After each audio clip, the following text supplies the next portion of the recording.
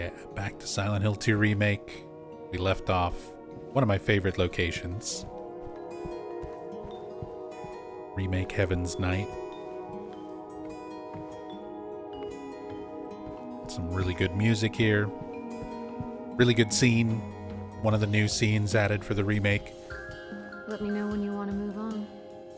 That little moment between James and Maria, with Maria offering him a drink and kind of sharing him a little brief respite.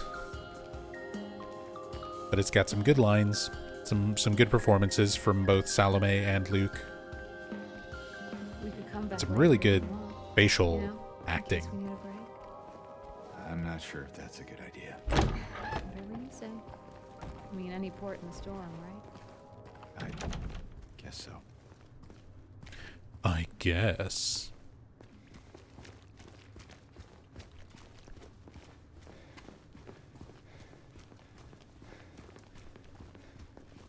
Okay, it's not far now.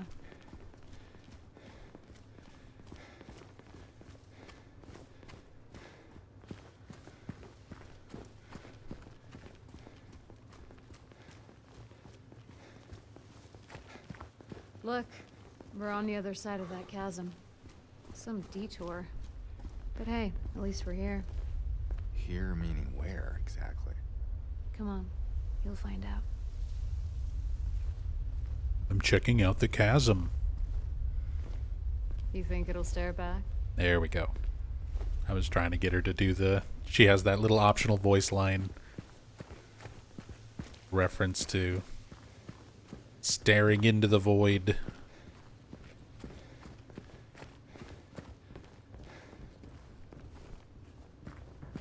Start seeing our first movie posters.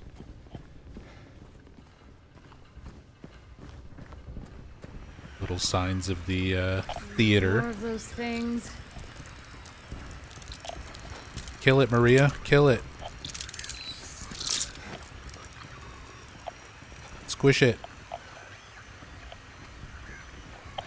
You have to practice for Born from a Wish DLC. It's definitely gonna happen, you guys. Maria, help.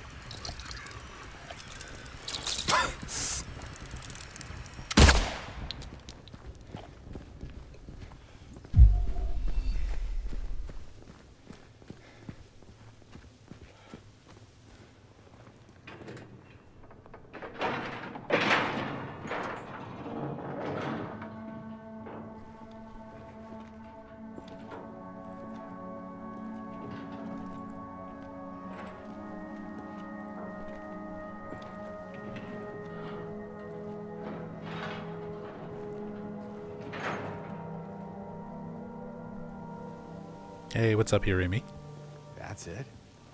A garden? There's a bit more to it than that. If you say so. I don't think I've been here before. Come on, she's just around the corner. She?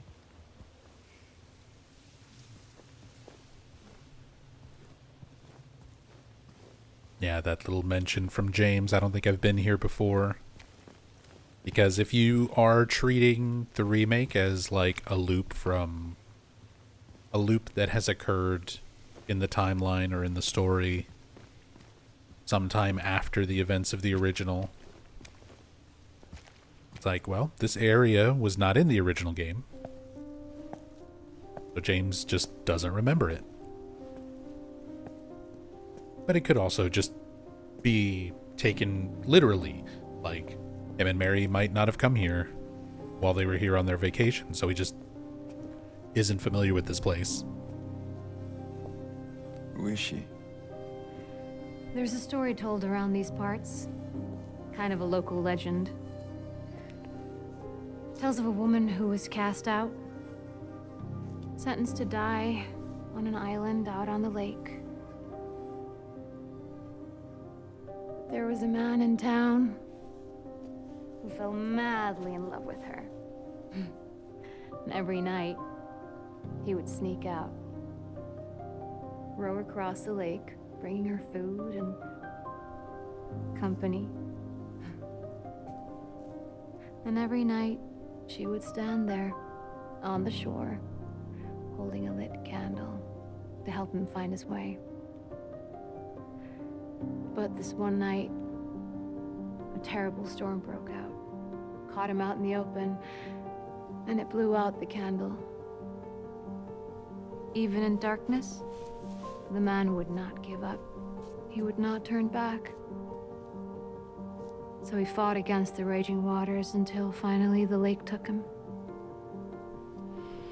They say even then, the woman never lost hope. She kept coming out at night, kept lighting the candle to bring her beloved home, to lead him to shore. Not sure how much truth there is to it. It's probably just a fairy tale. But she's become something of a local saint, patron of undying love. Hence this place. She's not here. What? She's not here. And why would she be? I don't even remember this place.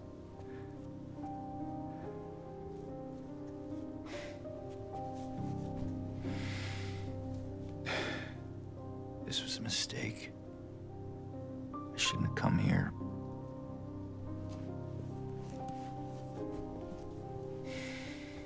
Hey.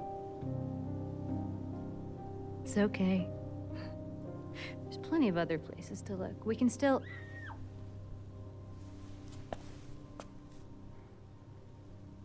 Come on.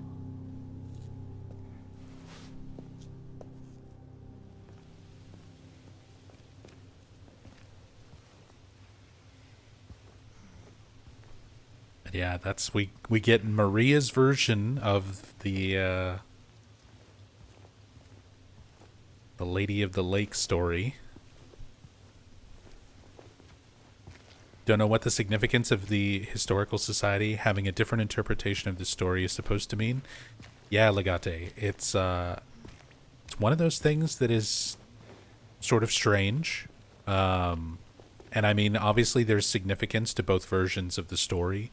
Kind of the idea of there being a true version of events of what happened with James and Mary and what they meant to each other, and then sort of like the fictionalized delusion. I feel like having two versions of that story is kind of supposed to be a parallel to James's reality, his delusion versus the actual reality of what's happened. Since the Lady of the Lake is kind of telling a parallel between him and Mary in a metaphoric sense.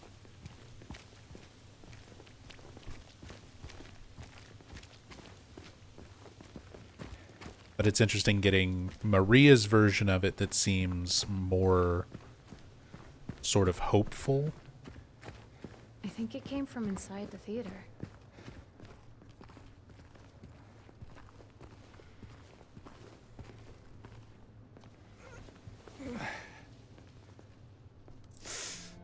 You okay? Yeah. Pricked myself. Maybe you better wait here. Okay. Not much of a movie fan anyway.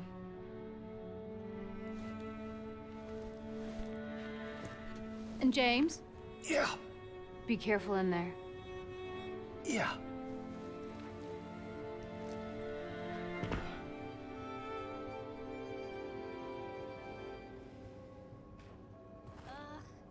This is boring. You didn't seem bored a minute ago. Screamed your head off, didn't you? You should have seen your face. I told you. It was this big rat. It jumped right at me from under the seat. You would have screamed too if you saw it. Gutless fatso. Hey, what do you have to say that for? Anyway. Gutless fatso. It even says it on your ice cream. Were after you. Nah, I don't think they follow me here. Besides, I blocked the door, so no one could get in. Not the cops, and not these other monsters. You're weird. Yeah, that's what everyone always says. Well, I guess people call Yeah, me Laura weird, just calls too. him weird when he brings up And the they yell at me, monsters. There's no monsters for especially when I her. do something bad. Did you do something bad? You know, so the cops are angry with you? I don't know. Maybe. So why don't you We just can say turn you're our flashlight sorry? on here. It always works for me. They goes wouldn't through. Listen. Nobody ever listens. Very similar to Laura and Eddie's moment in the original, in Pete's Bolorama. But I kind of like the little character dynamic between those two. It's also one of your reference points that Eddie's a real person. Someone interacting with Laura, unlike a manifestation like Maria.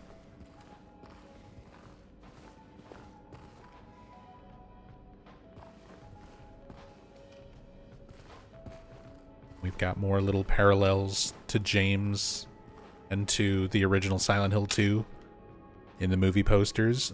The I Was Here movie poster. It's a silhouette of a person, James, in front of a silhouette of a creature, the lying figure, in front of a chain link fence at the end of an arched hallway. That's where you pick up the wooden plank and get the radio in the original Silent Hill 2. And you even get a cutscene when the first lying figure is introduced from this perspective on the other side of the chain link fence. It's not like exactly a screenshot, but it is a very close, faithful recreation.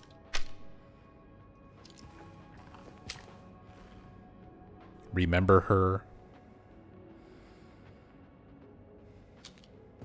James's subconscious kind of calling out these things that he's blocking out. Things that he's blocking out in his delusional state. His subconscious is manifesting these elements into the reality around him.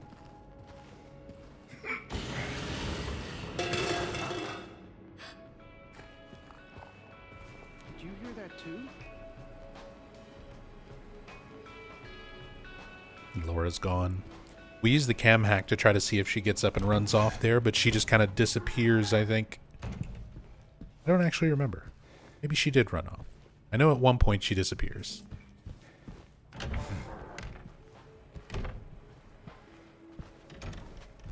Tyrambu, welcome back. Thank you so much for the 7 months. Thank you, thank you. I really like this scene.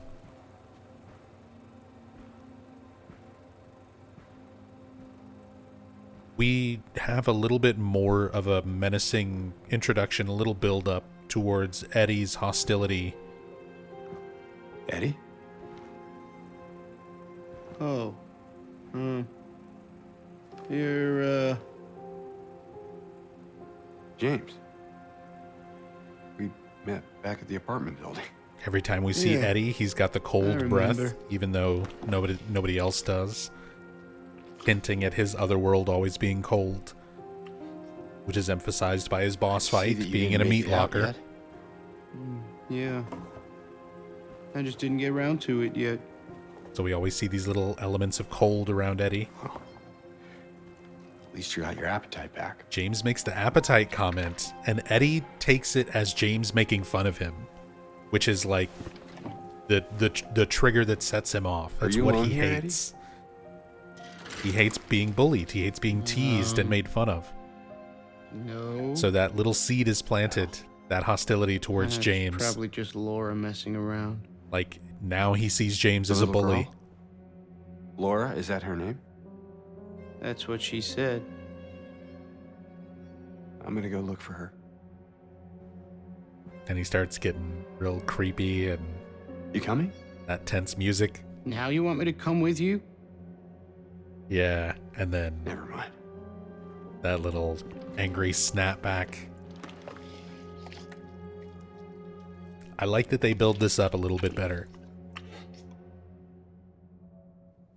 We start showing Eddie's personality a little bit more clearly in these early interactions compared to the original game. I like the way it's performed. Yeah, Eddie's acting is spot on. I agree, Skelination. Who is that girl, anyway? I don't know. All I know is her name. I swear.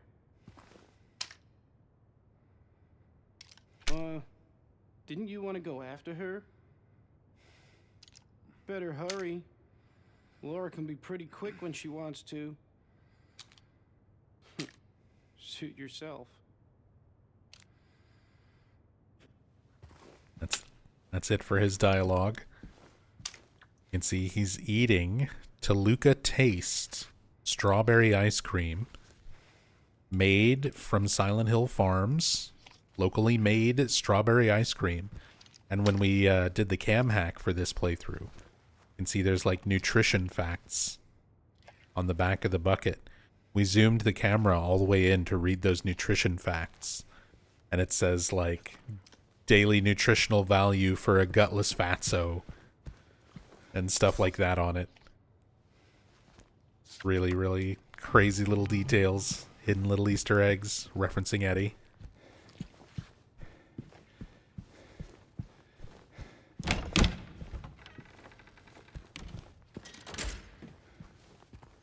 And here we get a little glimpse of James killing Mary, the final videotape scene.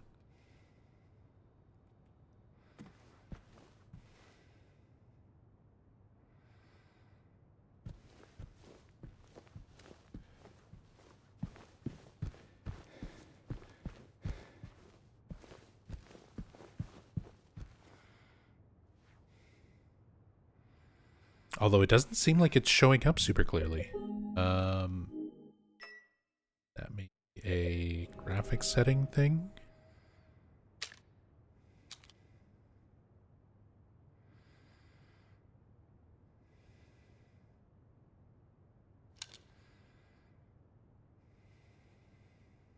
Oh, it is. Interesting. So this scene, if you're on PS5 and playing on performance mode, you don't actually get to see this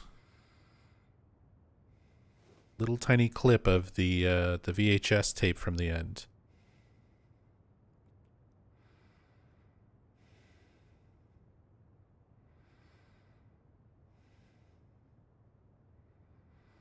Yeah, just that quick shot of James over the shoulder, like leaning down towards Mary on the bed.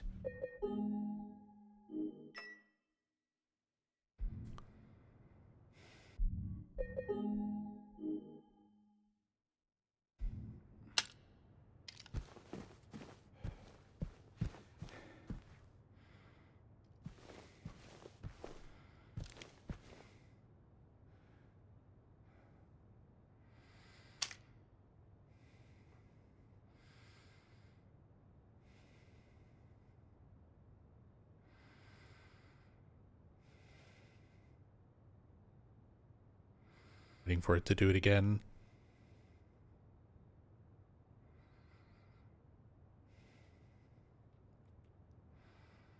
Yeah, it's much harder to see.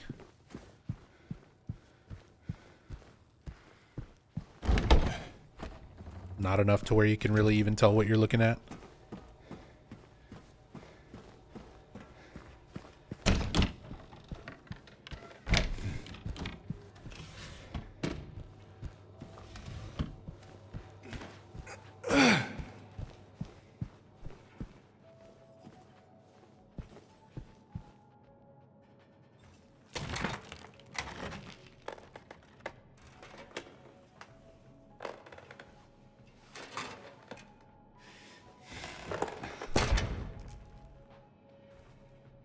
Hey!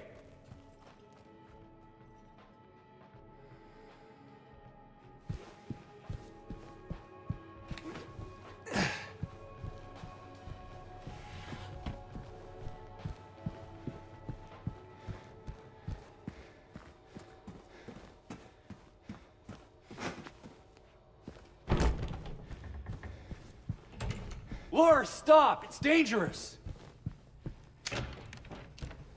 Well, there she goes. Eddie said she could be fast when she wants to. Non-existence. I was here. Artificial sky.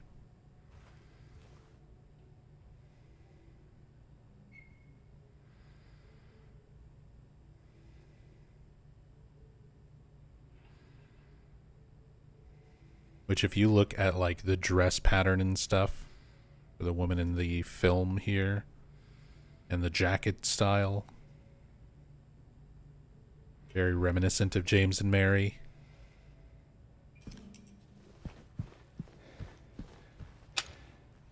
Return to Owl Creek Bridge, referencing a fictional non-existent sequel to a happening at Owl Creek Bridge. An occurrence at Owl Creek Bridge, I think it's called. Back for a happier ending.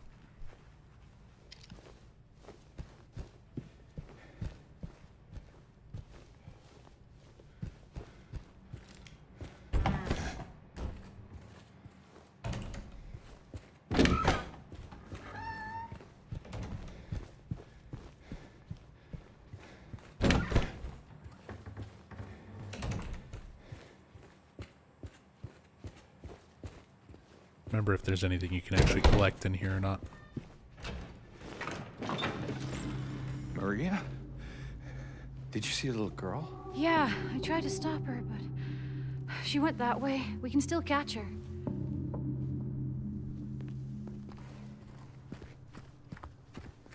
On to Brookhaven.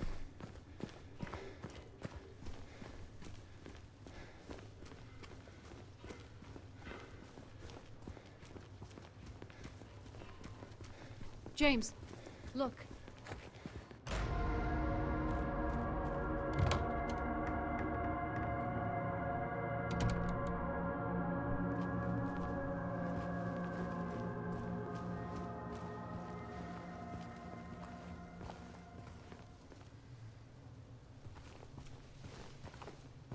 How do you guys feel about Remake Brookhaven?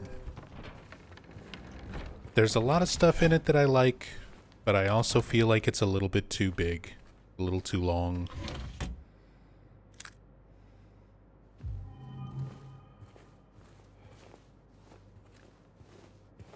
Is that a gun cabinet?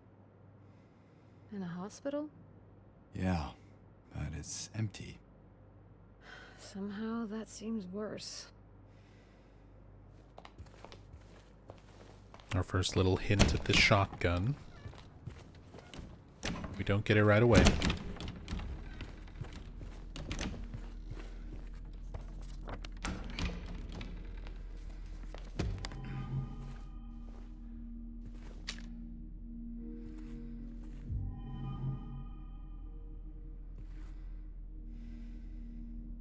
I think this is the Michael Kaufman book. Life in Reality.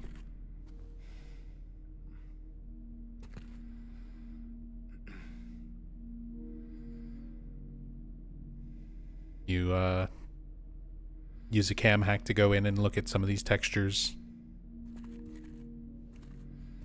There's some little Easter eggs. There's a book by Michael Kaufman. These are brochures for Alchemilla Hospital, the hospital in Silent Hill 1.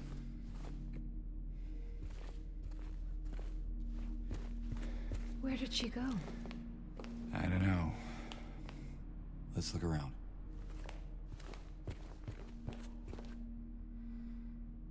Nurses in training. Feels like a foreshadow to the Bubblehead nurses as well.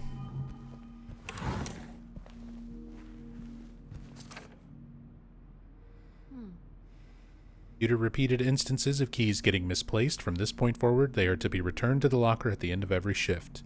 All staff are required to memorize the padlock combination and are not to disclose it to anyone but authorized personnel under any circumstances. In case of any problems, report to the head nurse in examination room 3.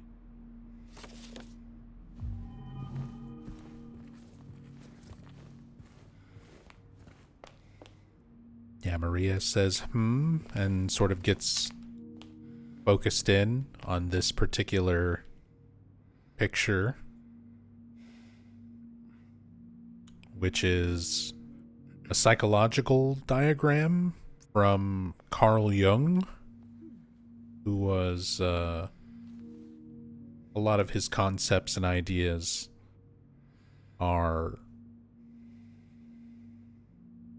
very heavily borrowed from in terms of Silent Hill, especially Silent Hill 2, sort of psychological concepts and ideas. And the actual head here, if you look at the jaw shape and the lip shape, the nose, cheekbone structure, it's actually James's model. So more than just being sort of a diagram of the unconscious mind, is James's unconscious mind, which is where everything is being projected from for this game. Cool detail. And they have Maria just sort of like looking at it like, huh, when she first sees it. The director requested the files of the 3 crucial patients. You know which ones. Could you please bring them to his office?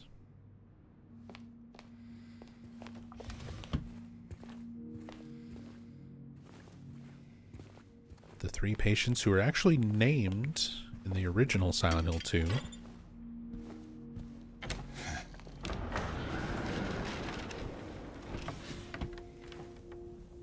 But they leave those patients nameless for the remake,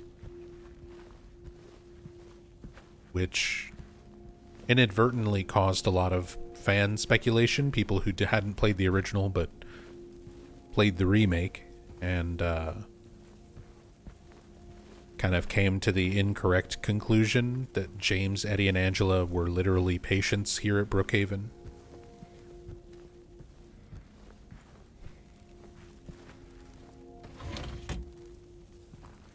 Which has also been a fan theory predating the remake, but not one that has very much to support it,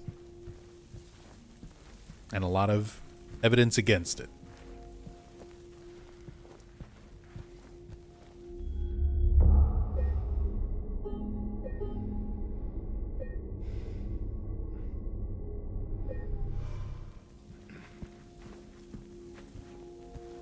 Hey, Laudable. It looks like there is a key in there. Hope you're doing well. No combination, though. We should look around. Might be written down somewhere.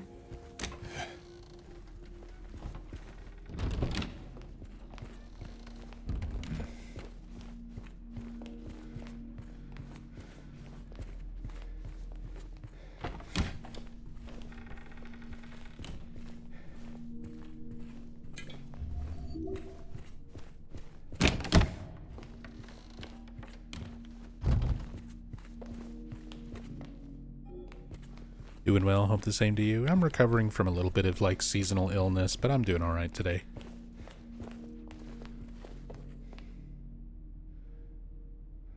Brookhaven Hospital, circa 1920.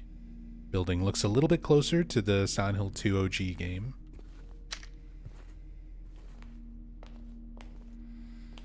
And the Brookhaven picture with all the nurses looking translucent gives them a very ghostly feel, just to kind of make it creepier. And really interesting detail with this picture. Up here by the entrance to Brookhaven, once you switch to the other world of Brookhaven, you come back into the lobby and look at this picture. You'll actually see Mary standing up here behind the nurses. Little subtle, slight alteration of the image.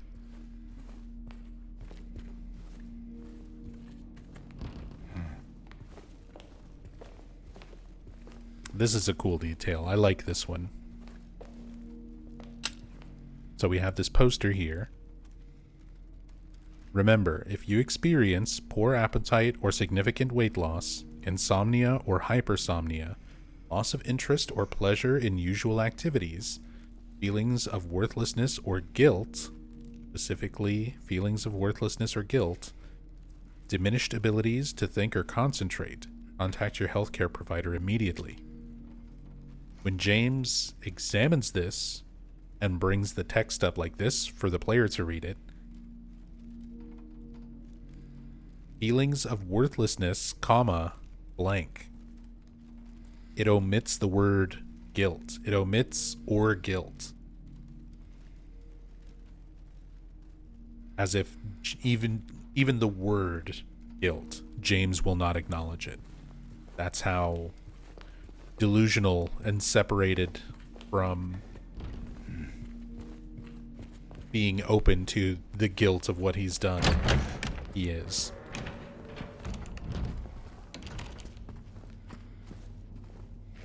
But it's also, I mean, it's a really cool way to do that detail. But it also kind of sucks for people who really rely on the on-screen text to read all of the notes. If you're not able to really read that poster otherwise. What was that? Not sure. Better stay on your guard.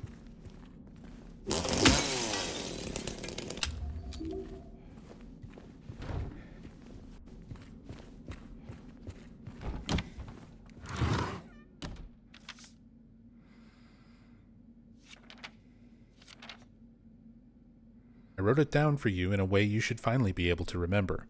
Once you're in the lobby, just look around. Now remember, nurses, doctors, trees.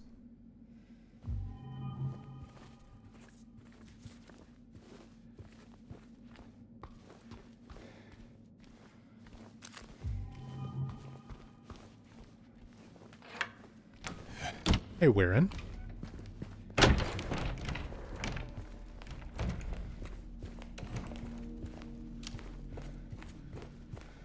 What's up, Mizzy?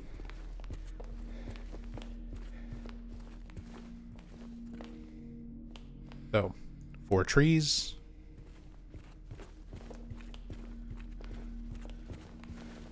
Two doctors. You looking for something in these photos?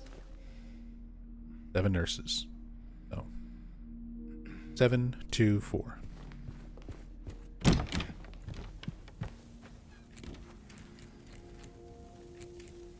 I like that Maria also gets that little extra dialogue. After you read the note. Basement. Ah, just when I thought things couldn't get any creepier. Where she asks if you're looking at anything specific in the pictures.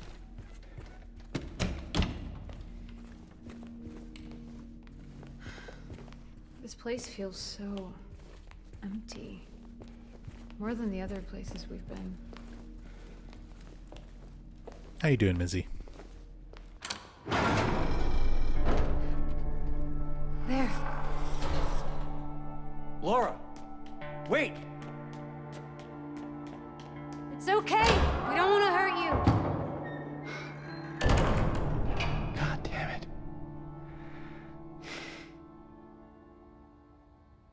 Why would she run from us? I don't think she likes me very much. But why? I don't know. We get another Laura drawing. She was drawing on the walls of some of the apartments in Woodside. Little depictions of bunnies that represented her and Mary. Now she's drawing another bunny with this wolf, which is how she's sort of depicting James. And at the end, in the hotel, when Laura has sort of warmed up to James, she starts drawing him as like a happy dog instead of a wolf.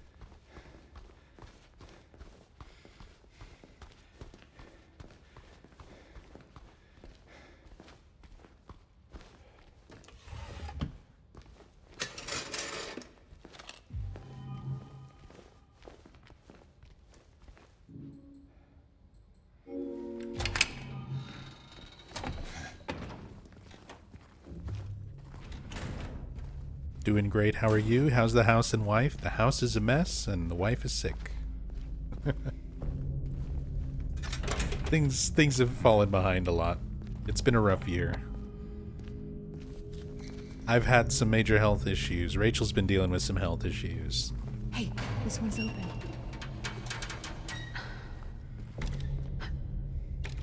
2025's been rough. Doesn't work.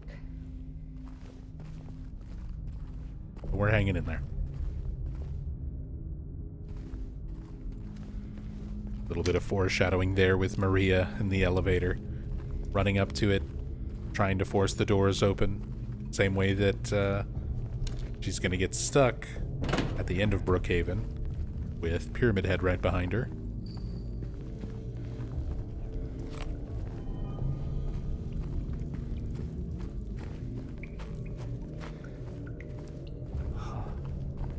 Generator.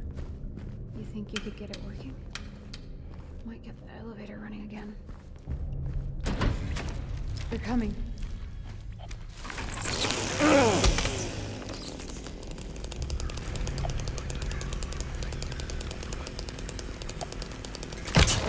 Ow.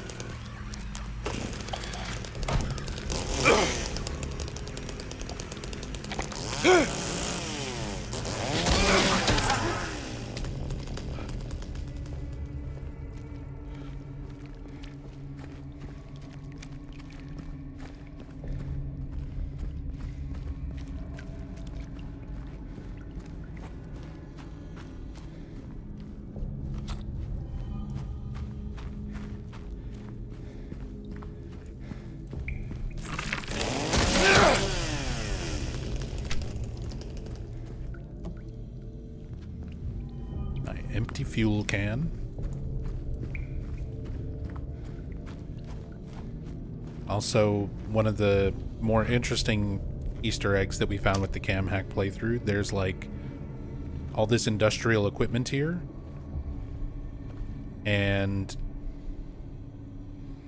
there's a list for like this serial number of this, forget what it is, like a boiler, heater, water heater. But that QR code actually scans and takes you to like a website.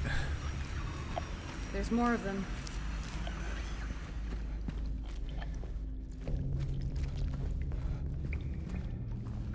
That goes into detail about all this like water heater equipment and stuff.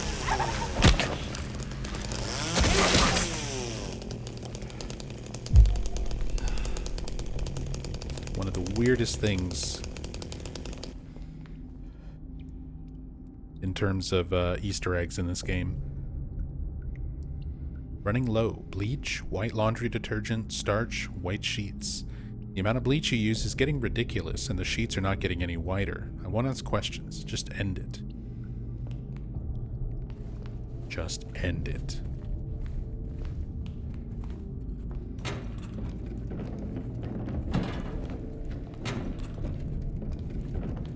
All of the phrasing being used. So deliberate.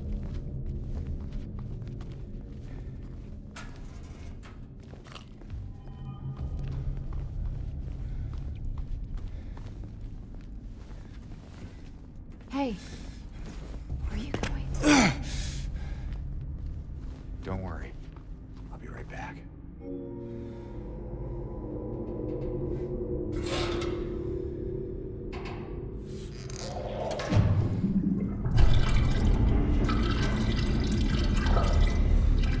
Give me fuel. Give me fire. Give me dabba jabba za.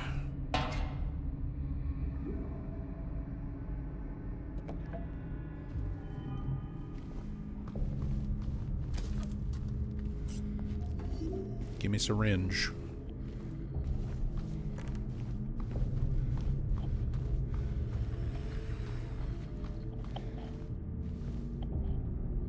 Brookhaven Hospital, 1932. Different layout.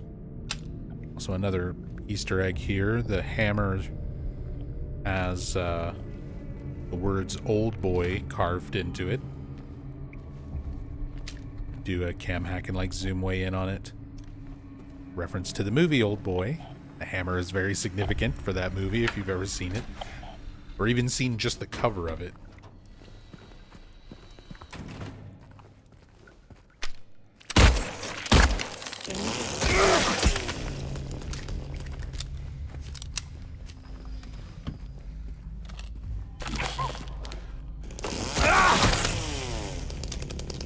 mannequin is scripted. I think it always gets back up if you kill it and then open that.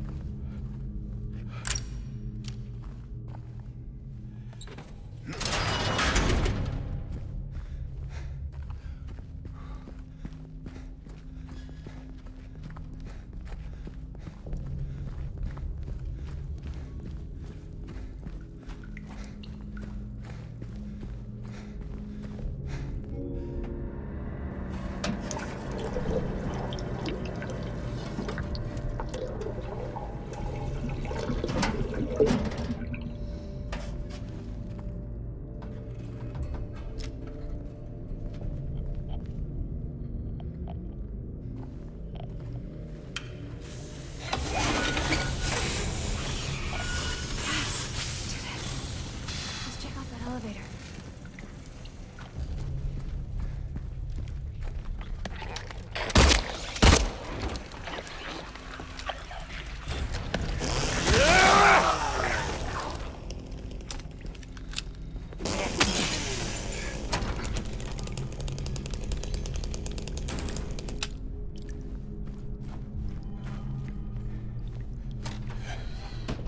All this ammo that I'm mostly not going to use because I have a chainsaw. But I need it.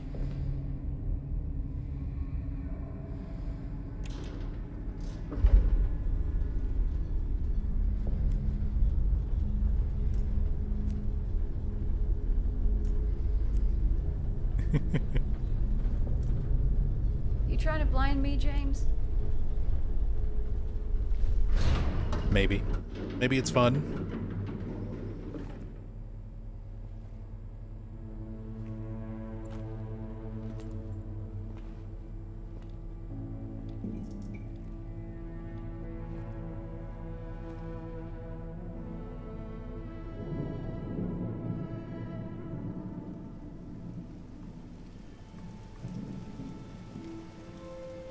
And suddenly it's dark and rainy outside. After having that nice, almost calming sunset lighting on the first floor. Maria? Maria starts showing first signs of illness, parallel to Mary. Even the medication bottle that she has, when we did the cam hack to look at her meds, Hey. it says Mary Sunderland on the label. I'm sorry. It's literally Mary's pills. That's fine. What's going on? Are you hurt? Are you hurt? Nothing. Probably just a hangover. Yeah, that pill bottle. It says Mary Maybe you should Sunderland. rest. Yeah. Okay.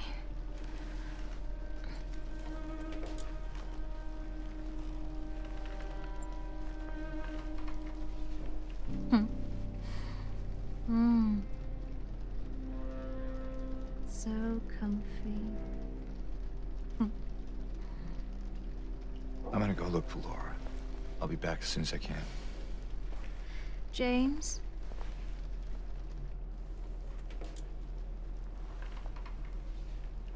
I wanted to ask you. What if you can't find Mary? What will you do?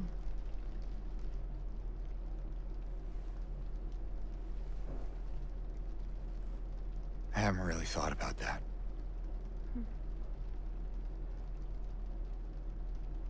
Get back soon, okay?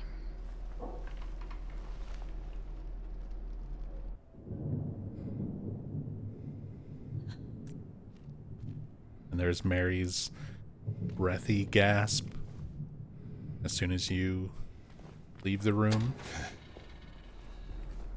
Some extra dialogue here.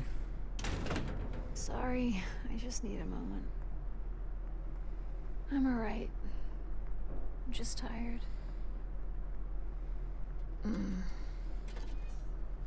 Then she gets tired of your shit and rolls over.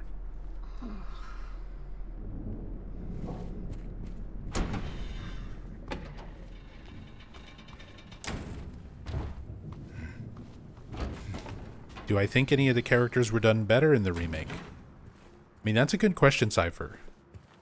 The remake,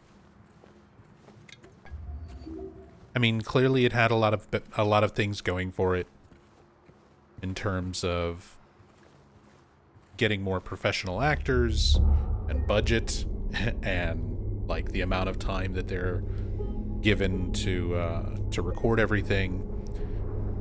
So I think in general, across the board, they were able to get better, more professional, more dramatic performances.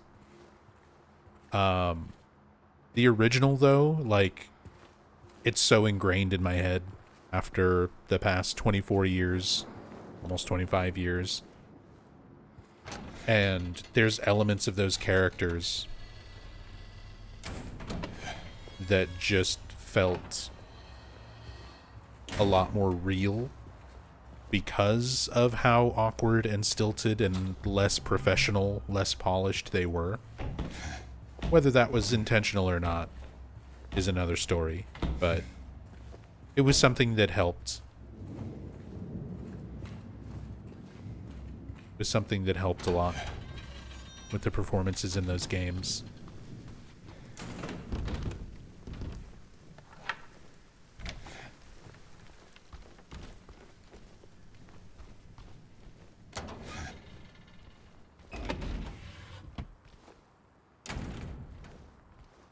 Hey, what's up, Adana?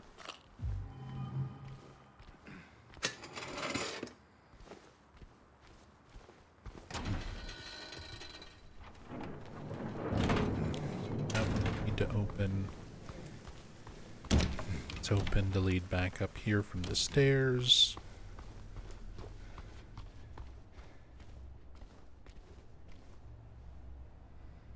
Take care of what matters most, leave the rest to us. Toluca Palliative Care Center.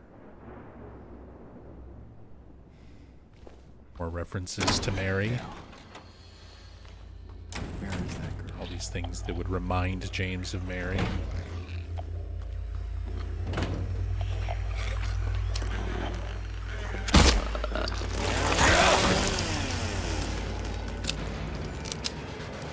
And then our introduction to the nurses. Introduce them to my chainsaw.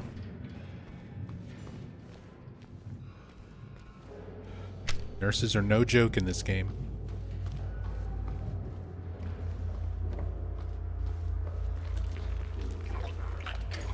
They're one of the more interesting enemies in terms of like melee.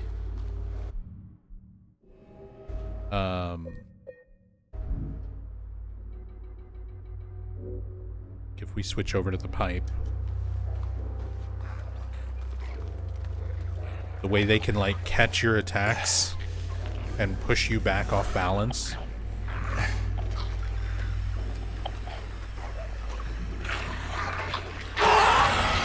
Yeah, these are lying figures, but I think there's a nurse in the office behind him.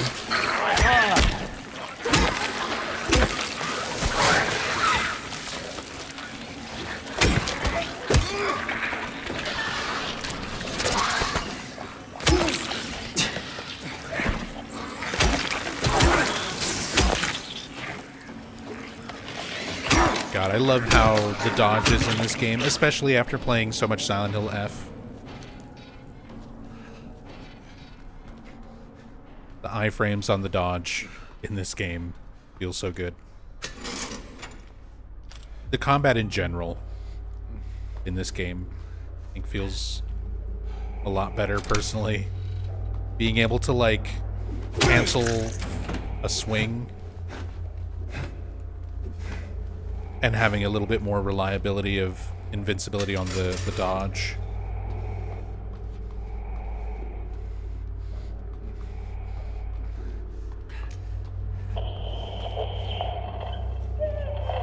How do we not have a nurse back here? I thought there was a nurse back here.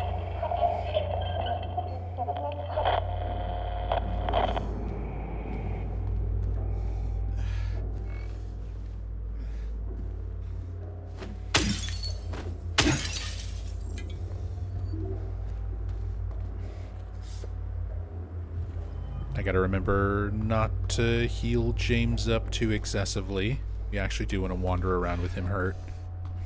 We're trying to get in water so that we can set up for future playthroughs to get stillness.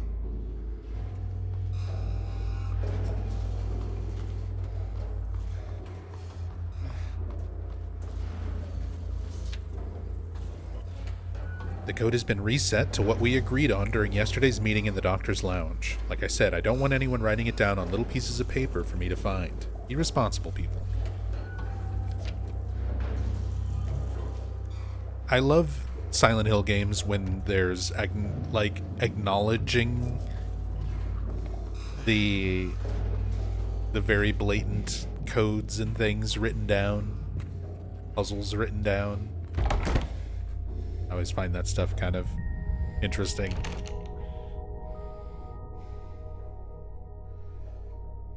Yeah, we've got the typewriter. Typewriter puzzle, where you got one of the numbers for the combination locks to Joseph Barkin, one of the Brookhaven patients in the OG. Presumably it's still Joseph in the remake. The files for the patients sound very, very similar to the ones that are described in the original game, so I assume it's the same patients. But the remake doesn't actually name them.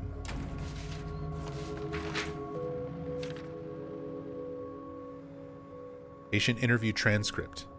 Annotation. The following interview was conducted with blank in response to Incident 71. I remember lying in water. In water. Empty, and then I felt him. Felt him stare. He was close. Very close. I had to get out. Had to get away. But he followed. He kept staring. So I made him stop. Now I'm empty again. Can we go back to the pool? Stuff like that kind of sounds like Eddie. Like, Eddie mentions being stared at, people bullying him with their eyes. And then, you know, made them stop. That Eddie resorts to, you know, violence to make people stop bullying him. Shoots a guy in the leg, shoots their dog.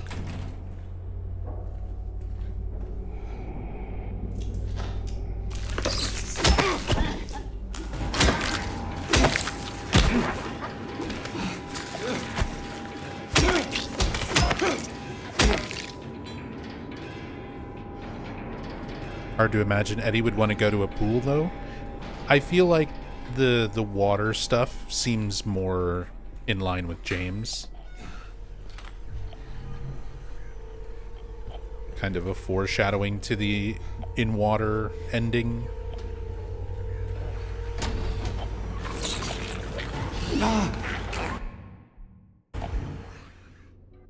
But then again, like, that's kind of what the patient files were like in the original game, where you had all these separate patients who all had attributes that were similar to James, Eddie, and Angela.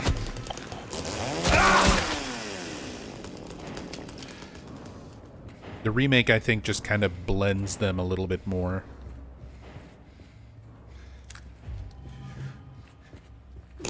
Which is probably why they wanted to leave the patient names off and leave it a little bit more vague.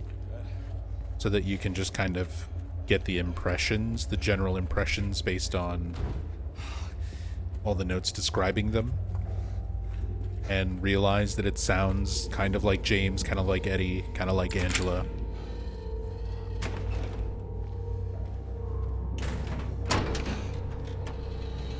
Not exactly, but enough to make you think of them.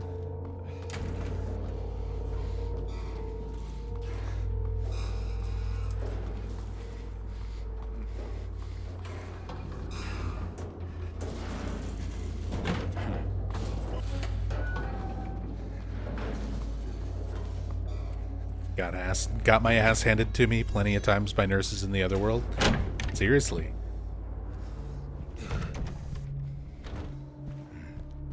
From, like, I feel like the combat and everything is fairly forgiving, even on harder difficulties up until Otherworld Brookhaven. And then Otherworld, Brookhaven, and onward. The nurses, especially the variation, like Otherworld variation nurses, the spider mannequins, they're tough to deal with. That's what they keep telling me. My 3 patients. My 3 hopeless cases. But I do not believe it to be a matter of hope. It is a matter of diligence, discipline, trial and error, of being as bold as one can be, to go as far as one needs to. I will find what it is that truly ails them, and I will cure them. Ominous message from the Brookhaven director. Voiced by Luke Roberts. James's actor. Just filtered and pitch shifted.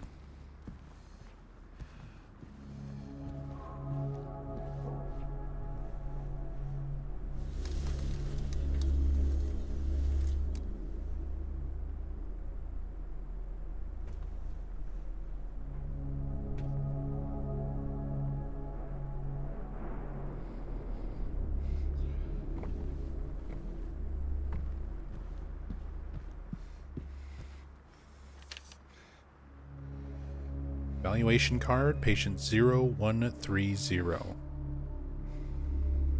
Moved to L1. Initial symptoms, intense and unrelenting anxiety. Current diagnosis, symptoms have intensified into full-blown paranoia. Visual hallucinations. Recommendations, increased medication, can't be left alone, move to L1 for closer monitoring.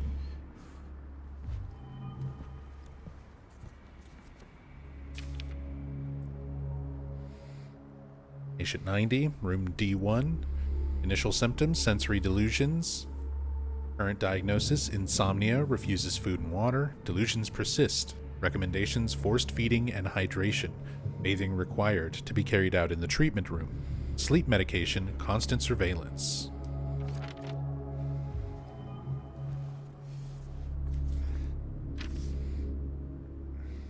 Patient 50. Patient room C1, initial symptoms, sudden outbursts of aggression, visual and auditory hallucinations, current diagnosis, current therapies considered effective, unprovoked outbursts, declined, social interactions improved, all crossed out. What did I miss? Recommendations, continue with current therapy, water has a calming effect, crossed out with it used to.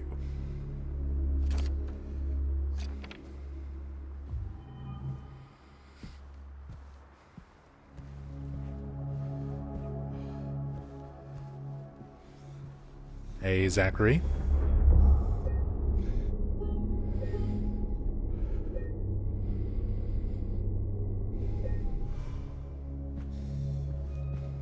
Boy, do I know unrelenting anxiety at the moment. Hey, that is no joke. Anxiety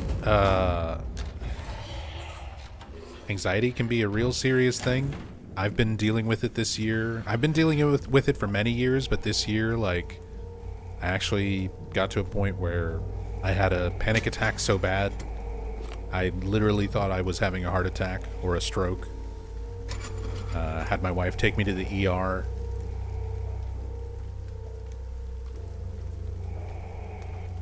This has been a year of recovery, and it was anxiety that sort of set that whole health issue ball rolling. Because once we started trying to see doctors and specialists and stuff for that, like, I was dealing with a lot of other health stuff that was coming up because of it, so numbness in my limbs, so I was having, like, nerve tests done, and seeing orthopedic specialists. Put on blood pressure and anxiety and all sorts of medications.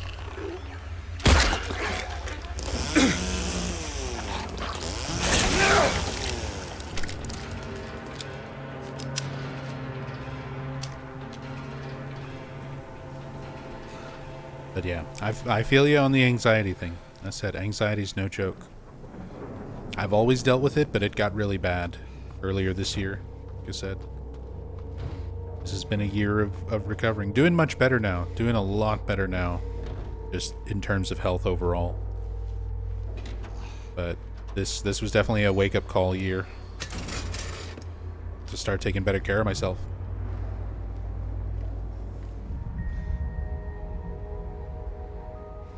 There's our flashback moment to the original Silent Hill 2. This would have been the location of Joseph Barkin's box with all of the 4 locks on it, where you would get the hair.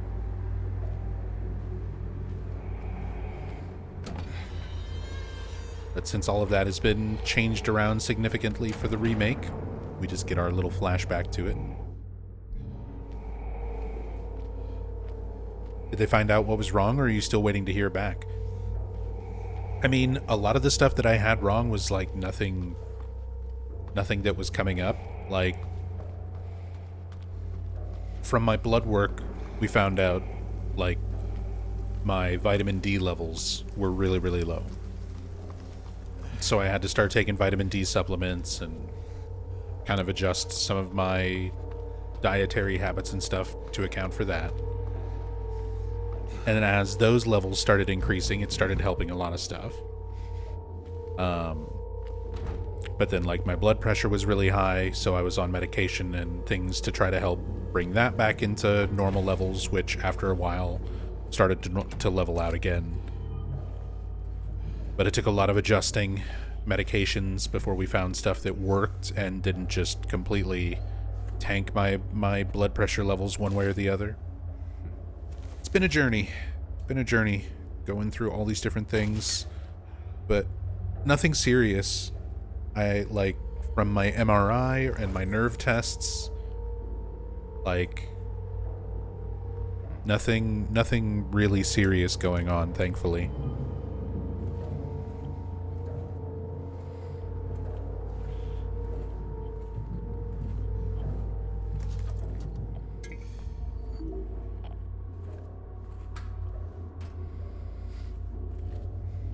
Have vitamin D issues too. You'd be surprised how much it can affect you. It's crazy. It is crazy. It affects so much that you don't even realize.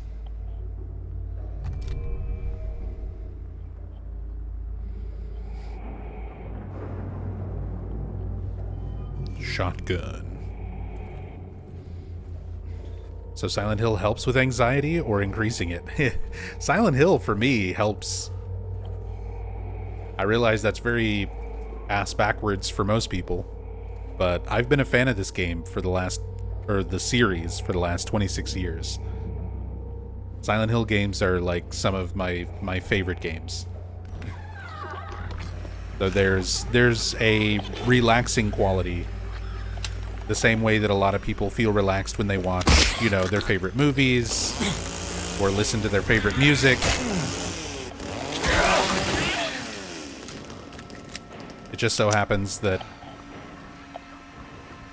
my favorite games are horror games.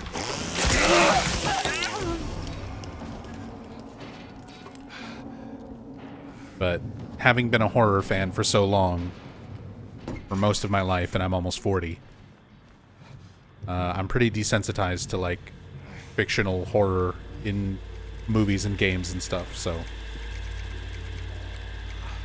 there's familiarity in the Silent Hill series that comforts me, that does not make me anxious.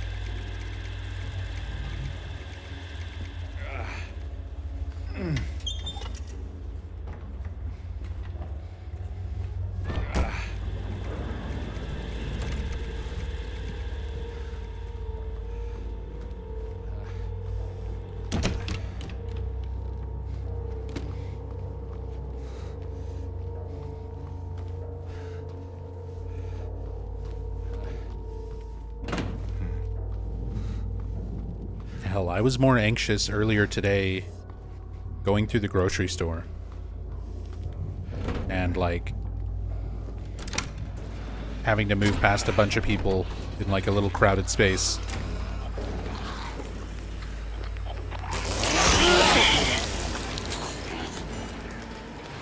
I'm like, please let me get out of here so I can go home and play horror games and be at peace.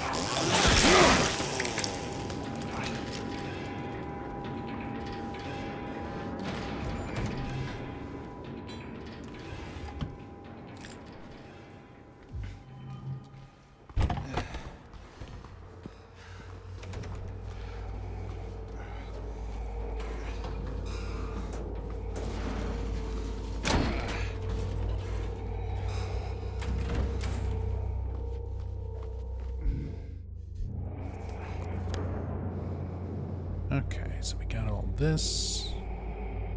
Getting better at checking stuff off. Playthroughs.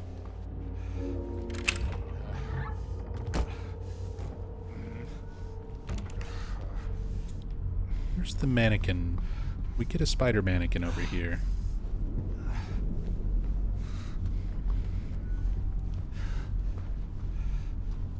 And I don't remember what actually triggers it. I think I have to touch this. Yep, there it goes.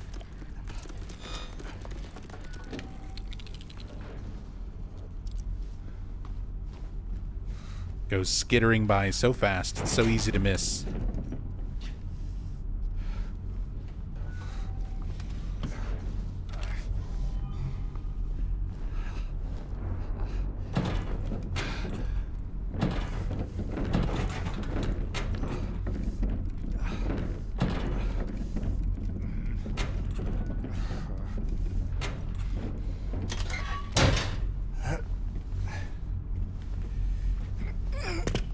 If Silent Hill 2 Remake mannequins have no haters, I'm dead. I love what they did with the mannequins. They're frustrating as hell to deal with at times. Like in the prison. Prison, I think, is held down by how much time you have to spend there. And just how much enemy density there is. But I love them changing the mannequins and giving them the wall crawl and pounce abilities. I thought that was a good addition to the enemy. Cool change to the design of them. I brought in the girl today. Poor thing hasn't said a word. She just sits there, head in her hands, sobbing and quivering. I moved her to the corner bed. Seems to have calmed her down a bit. She even smiled at me, I think.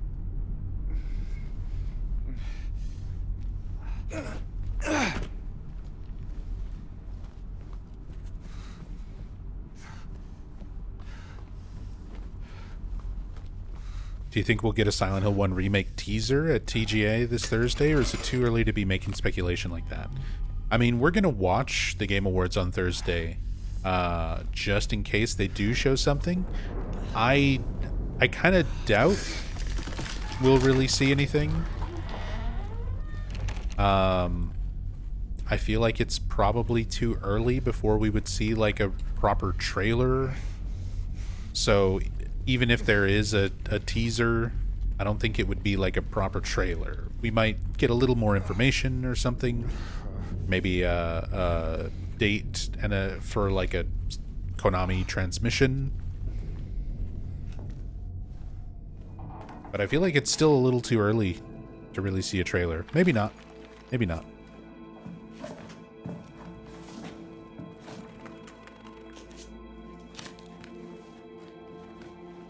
Maybe Townfall? I would like it to be Townfall. I would love to see some more info on Townfall.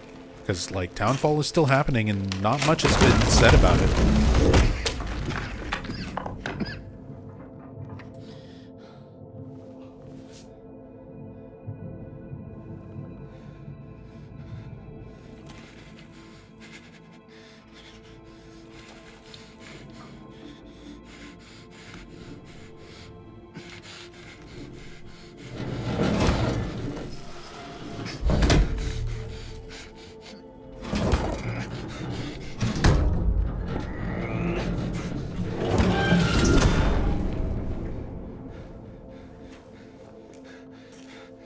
You're so strong, James.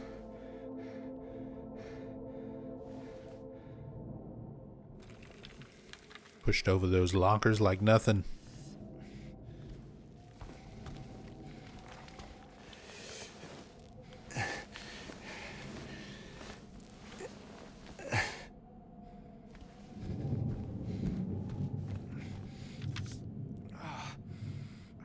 Why won't they help me? Why do they keep me in here with him? Let me out, let me out, let me out.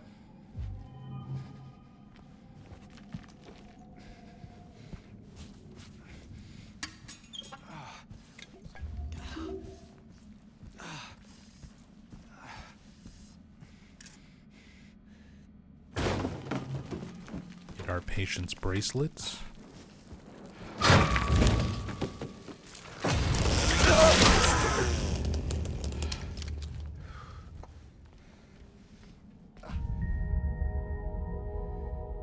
Another typewriter from the original Silent Hill 2. This one with the broken purple bowl key sitting next to it there.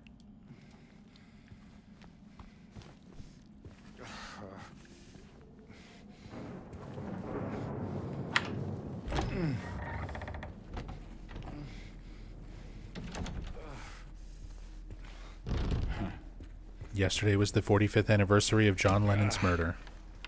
Peace. Yesterday was also the 16-year anniversary of Silent Hill Shattered Memories. On a slightly more related note, on a more Silent Hill themed date significance. Already been 16 years.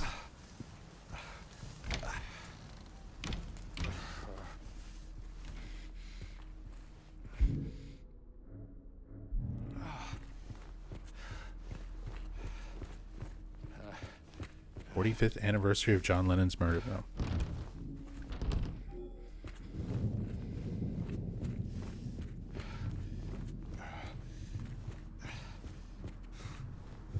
I was actually zombie John Lennon for Halloween one year.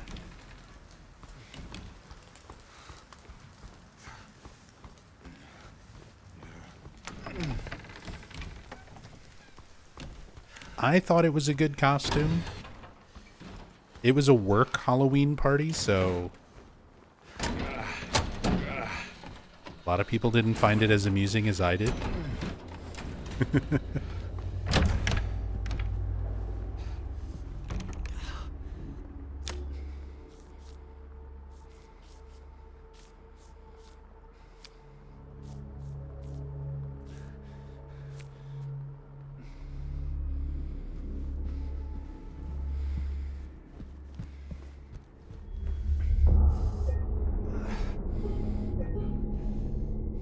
Would kill to see an HD version of Shattered Memories. Oh, what I wouldn't give for Silent Hill Shattered Memories on the Switch or the Switch 2.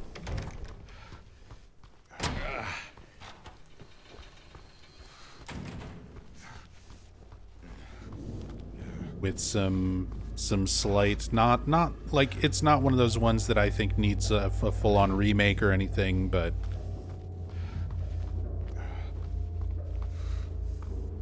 some slightly better internal resolution, you know.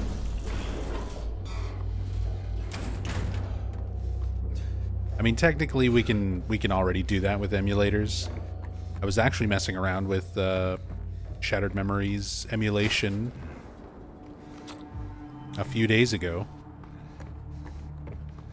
because I like to try to be prepared and have multiple options whenever I do these full series playthroughs, because sometimes stuff doesn't go as planned. Sometimes a copy of the game might not work, or might not play nice with how I'm trying to capture it and stream it. So I try to have multiple options for how I'm going to play each game.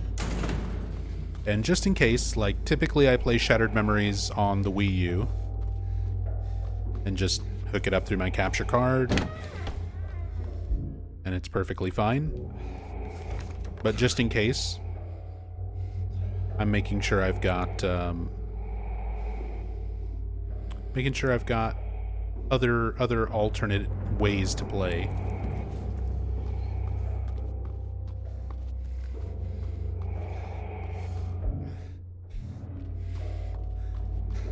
So I set up the Wii emulation and was messing around with that, which is actually, I can play the game somewhat decently with a PS5 controller using Wii emulation, and it can actually use the built-in motion controls on a PS5 controller as the motion controls for the Wii remote. So it works okay. It works surprisingly good. It's a little awkward to adjust to, but easily playable. And then you can make it look very nice with, you know, higher resolution and stuff. Bird chasing a rabbit. I'm not sure what the bird chasing the rabbit represents. We saw like the wolf stalking the bunny. We sort of get the idea that James parallels the wolf based on some of Laura's drawings, that the rabbits represent her and Mary. But the bird, not sure. Maybe Laura running from the nurse, from like the nurses who actually look after her and Mary. Nurse Rachel.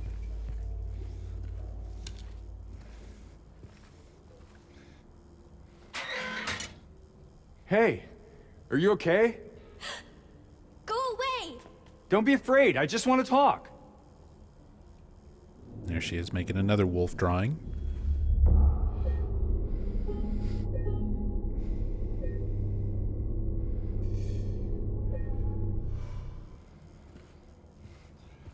Was watching Salome play Silent Hill 3 last night, and it impressed me so much how the faces deform and wrinkle when characters talk and make faces.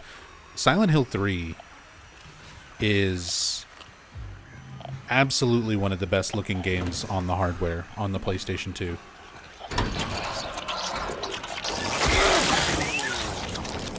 Like, Silent Hill 3 is incredibly impressive in terms of visuals. Moving, translucent textures used in the creatures and the walls, and so much detail in the facial animations, because some of it is motion captured, but a lot of the facial stuff is done by hand. It's the same way like Silent Hill 2 was done, where they mocapped out the body movements and they had facial expression like reference videos. But a lot of the actual animations themselves were done by hand, like done by animators, not just tracked from actors.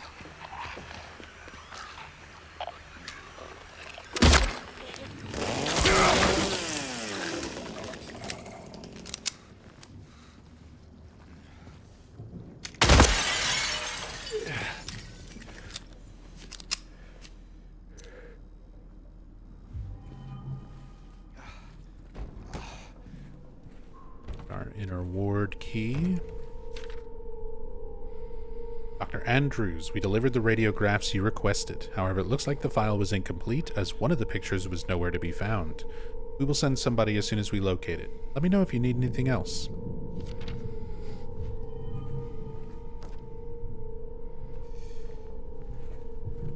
Nice pelvis radiograph.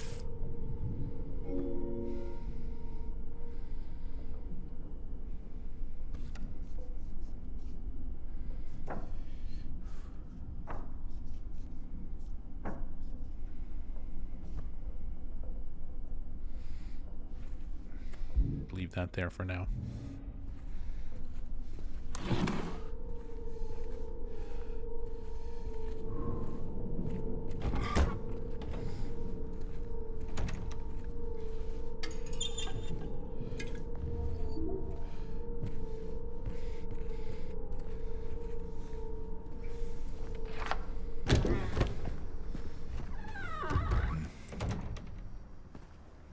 And we'll have to get all the radiographs to get the combination to that lock.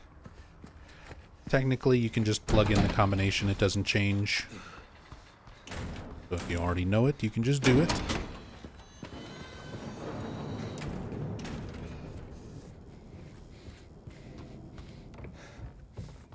But we'll go actually get the radiographs.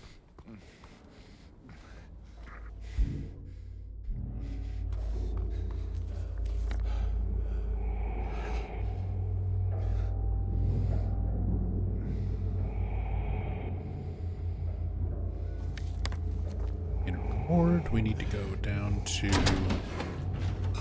first floor, actually. Let us get there. No, this is still locked. Why not healing in water ending?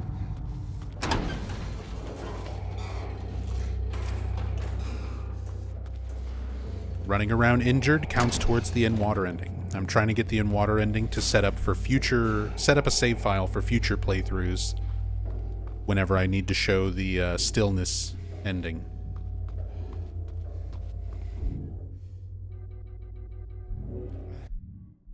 Speaking of which, also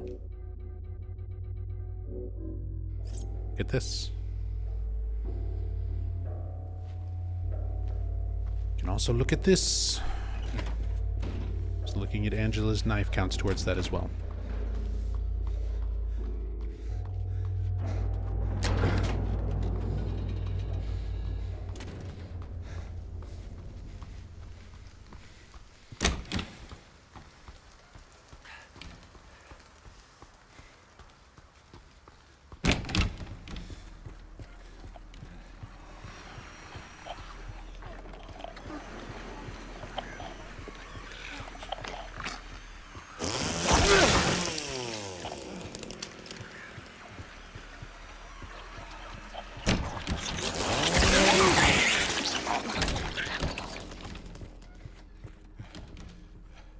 So now that we're in the other world, I pointed out this painting when we first got into Brookhaven.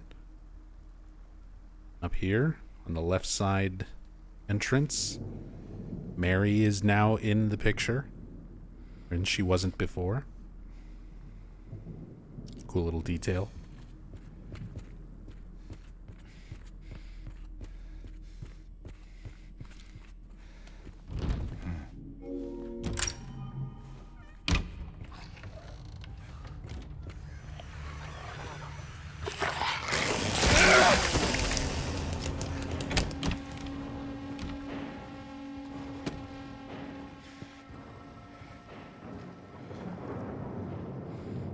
This case bears a disturbing similarity to a situation that took place in the facility a few years back. The patient was admitted on a court order, but with the consent of his remaining family. His condition appeared to be improving for the first few weeks. The administered medications paired with individual sessions with a psychologist and art therapy alleviated his avolition, anhedonia, and social withdrawal. There was no reason for concern. They didn't even know anything was wrong until the night guard reported one of his keys was missing. When they found him, it was already too late.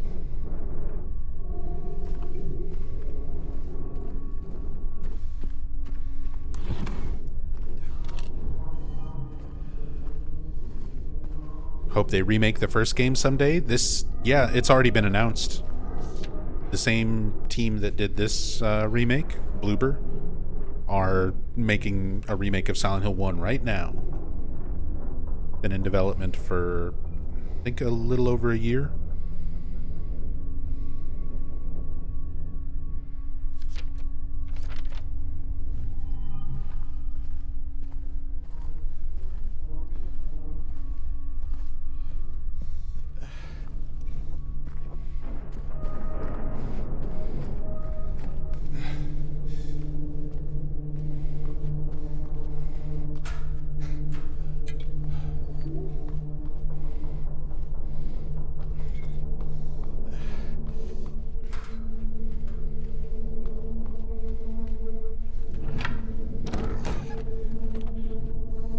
Never played the first game, only watched people play it. It's a really good game. I definitely recommend trying to play it before the remake if you can. But I also know it's a little more dated than the other games in the series. I know a lot of people who've gone back to Silent Hill 1 and struggled with it a lot. Mostly because of the tank controls.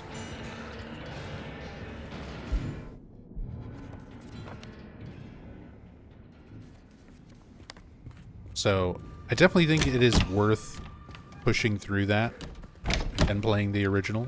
But for the people who just can't get over tank controls and stuff, we'll have a remake soon enough. Quote unquote soon. Probably still a couple years away, but it's in the works. We'll have it eventually.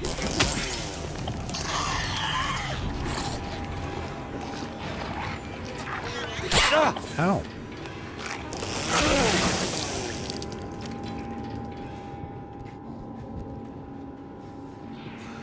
Ouch.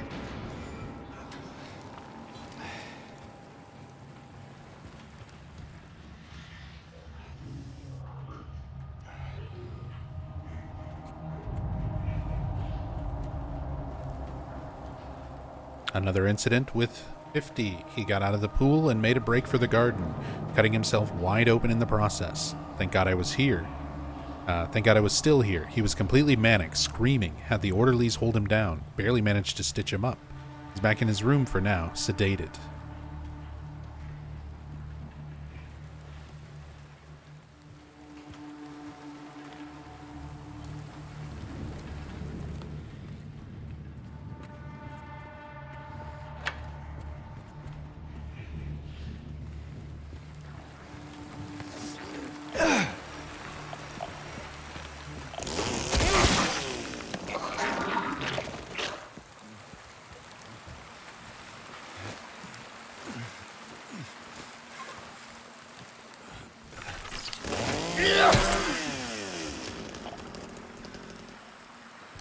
Chainsaw so good.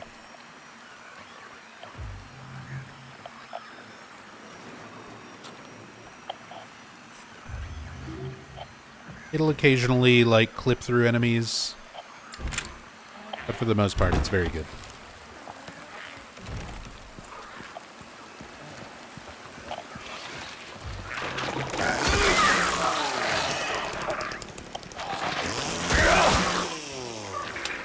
Especially for these more casual playthroughs.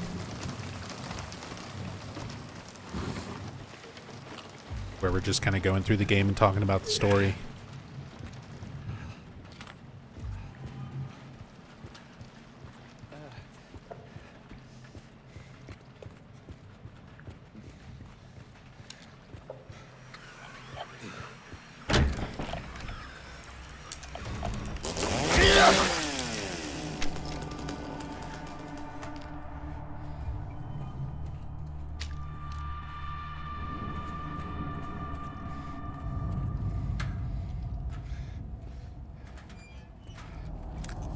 Got a phone call, so I missed if you answered my response earlier. That's okay, that's what VODs are for. That's what VODs are for. You can rewind time.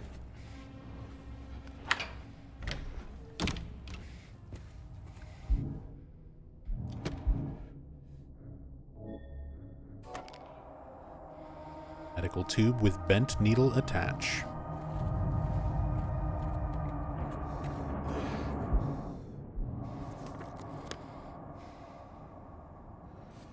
Back over to the pharmacy.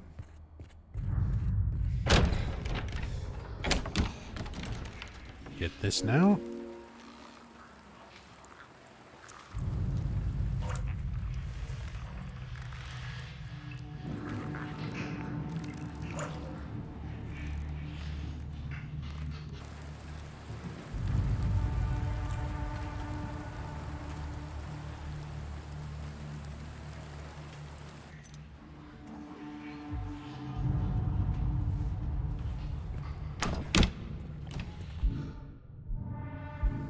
Maintenance key. Get back over to the pool. Swimming pool.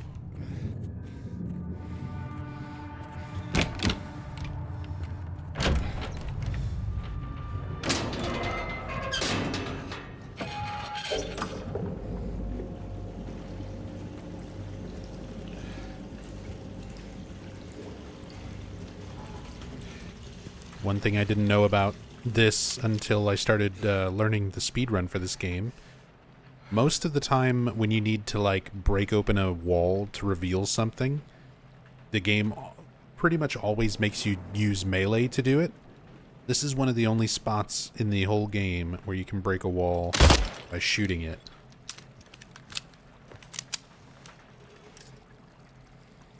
Getting the blood-stained bracelet.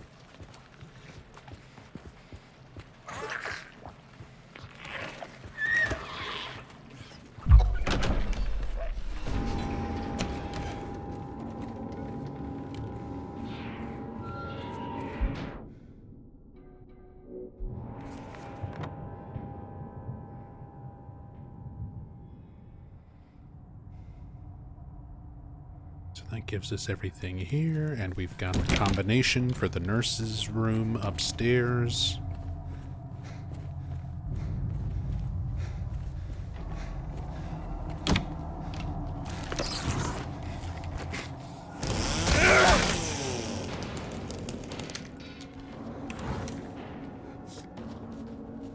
At least she was there.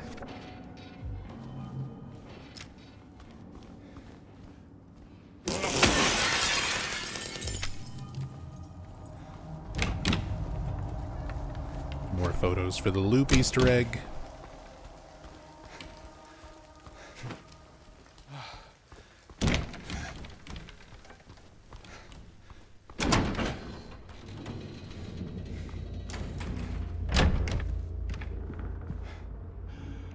And bracelet number 2.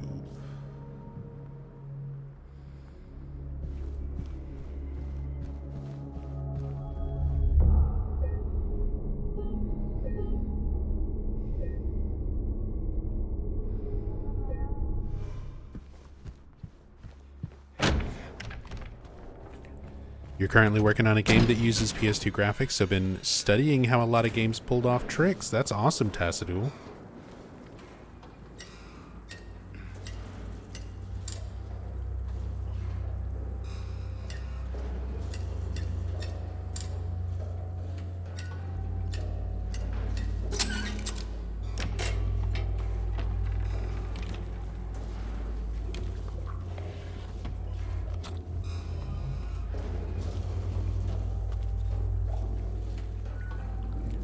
What are my thoughts on how Bloober approached the boss fights?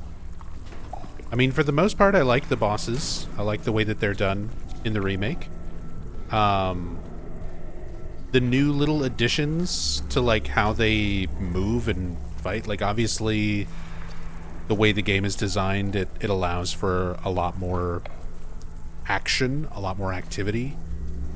So, like, Flesh Lips, for example, having the phase where it drops down from the ceiling and crawls around with the metal sort of spider bug legs. I like that the arenas change, that like the wall, it can break through the wall and stuff and opens up like a bigger arena to fight in. Pretty cool. I like the way they handle those boss fights. Some of them feel a little excessive, like all the different phases on Mary at the end feels like a little too much, but it still goes by quickly enough, and each phase and everything is like still pretty interesting. Just goes on a little longer than it feels it needs to. That's kind of my general complaint about this game. In terms of pacing, certain things just feel like they go on a little bit longer than they really have to.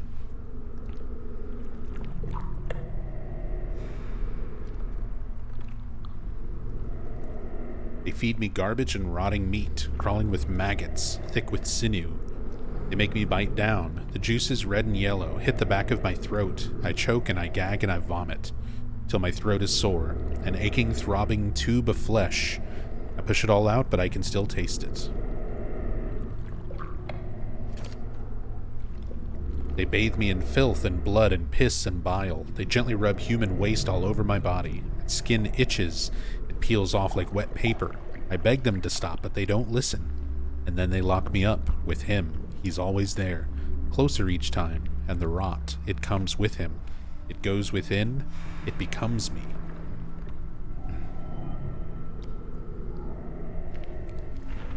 They sound like they're doing perfectly fine. Release them back out into the public. Treatment success.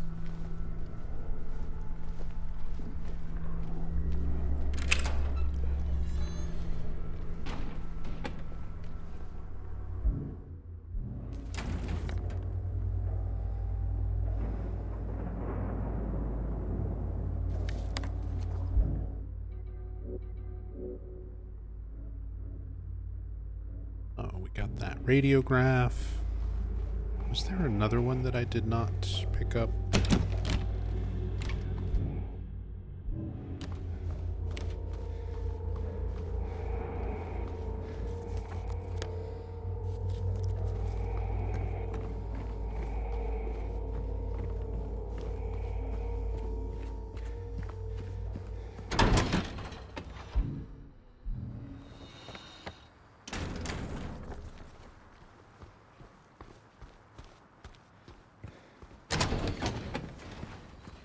think I should have 3.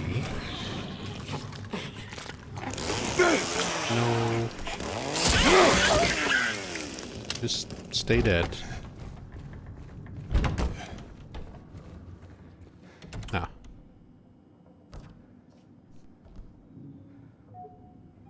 Oh, right. I need the, I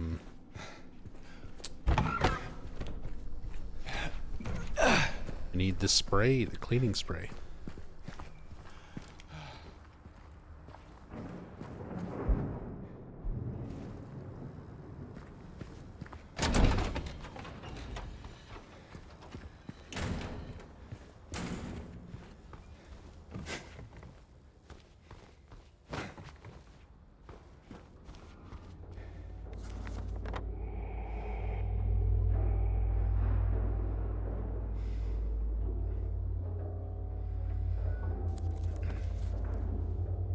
Although I thought I'd get to that.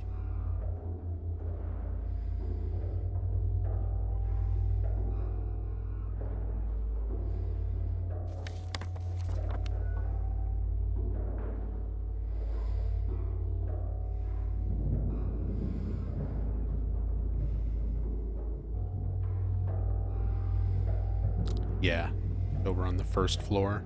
I didn't finish going around that hallway. Okay.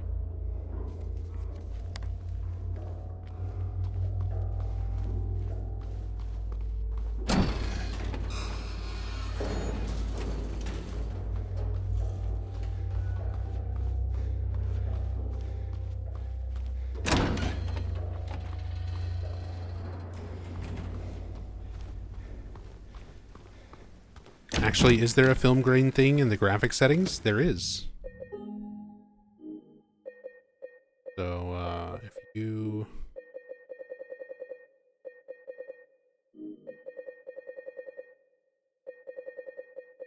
There it is, graphic mode. So you can do like 90s, which is sort of like grainy and washed out.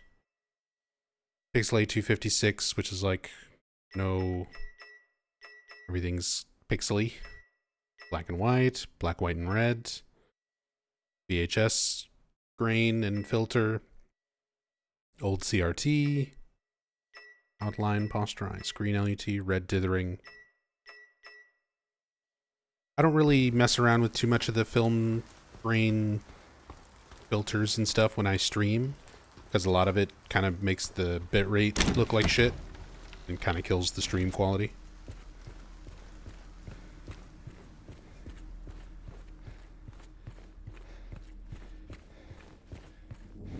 But if you're playing on your own and you want a little more graininess to your game, you can pop on the 90s filter.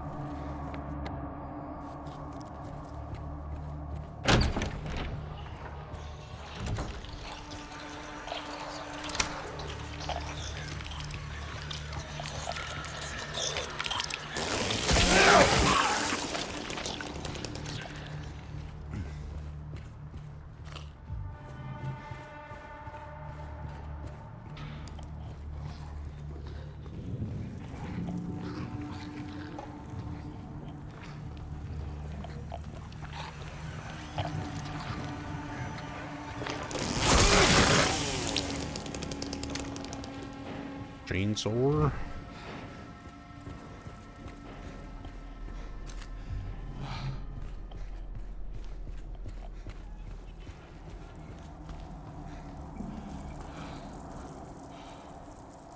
It's in the walls, deep inside. The mold remover gets rid of it for a while, but then the thing reappears in the exact same spots.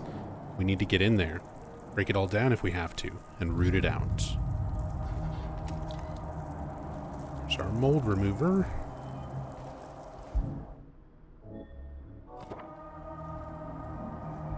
Cleaned up radiograph, cleans up very nicely.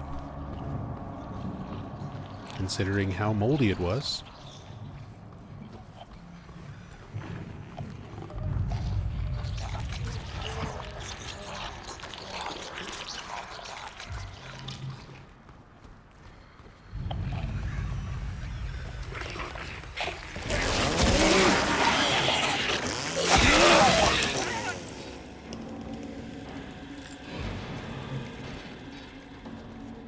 would love to get into actual film photography, but it's so damn expensive. Yeah, that can be a pricey hobby.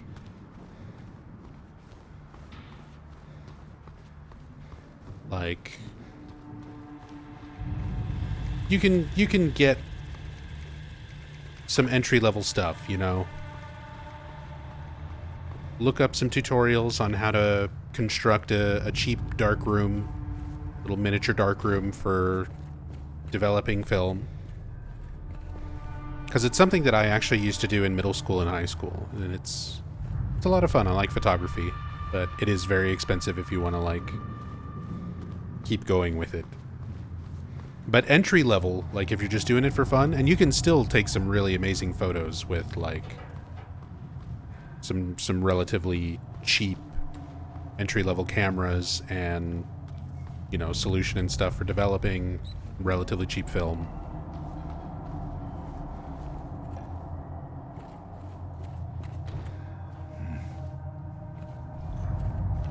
And then just sort of work your way up into like nicer films, nicer cameras, better lenses.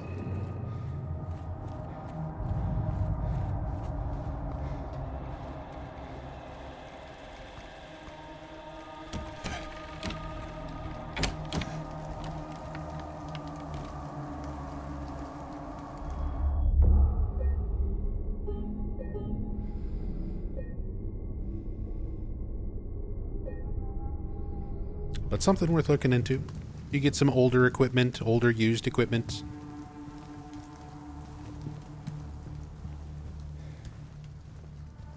Photography can be a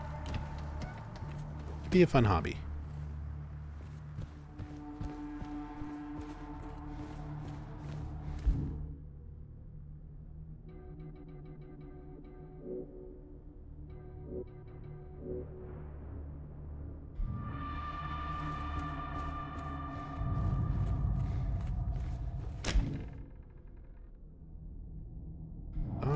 Miss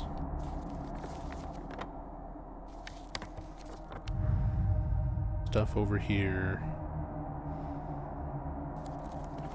Oh, actually, is the ladder, is that area open in the cafeteria?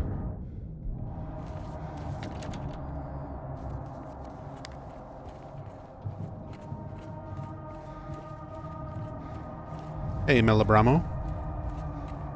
Says, I wonder if Silent Hill could be a viral thing that can happen all around the world. That's basically the mindset of the current, you know, new series of new games. Since they brought the series back. Oh, I'm thinking of the Otherworld version that has the ladder here. But that's what they've already done with Silent Hill Short Message, which takes place in Germany, Silent Hill Ascension, which takes place in Norway, Silent Hill F, which takes place in Japan. The new games in this series are introducing the idea that Silent Hill is just, yeah, the Silent Hill phenomenon. Basically fog and monsters and trauma that manifests itself into metaphorical elements of your environment. Can just happen wherever now.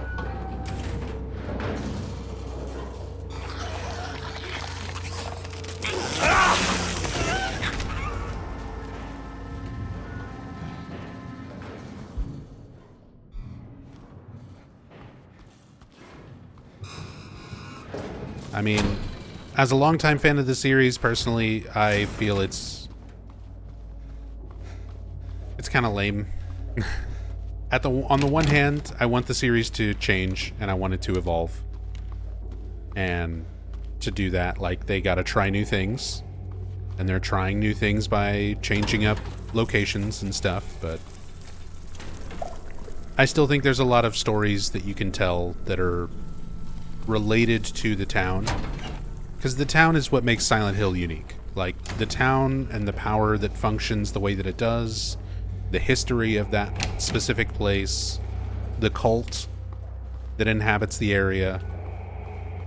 Those are a lot of elements that, to me, separated Silent Hill from just general psychological horror. Because all of the stuff that the new games are doing, like Silent Hill F and Short Message and Ascension, it's not doing anything that specifically ties into Silent Hill. It's just sort of psychological horror. Having characters with trauma that's represented by metaphorical creatures and subliminal nods in the environment, and all these sort of aspects like that people tend to associate with Silent Hill, I guess.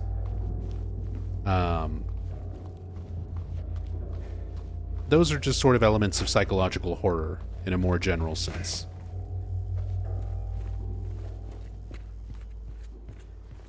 So, I will say it's something that I wish the new games and the series would go back to. I wish it would focus a little bit more again on the town. Hopefully that's what Townfall will be, considering town is in the name.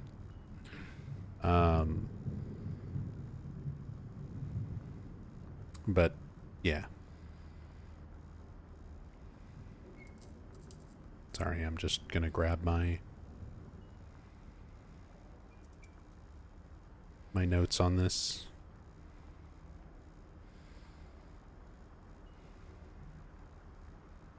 Uh, 4:37:12.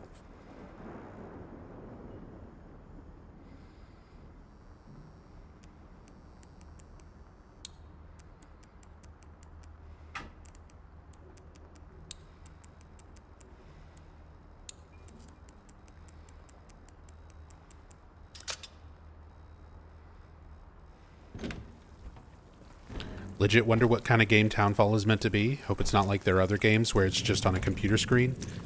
I mean, that is definitely what a lot of people are, you know, speculating based on No Code's previous games, which, for the record, I really like No Code's games.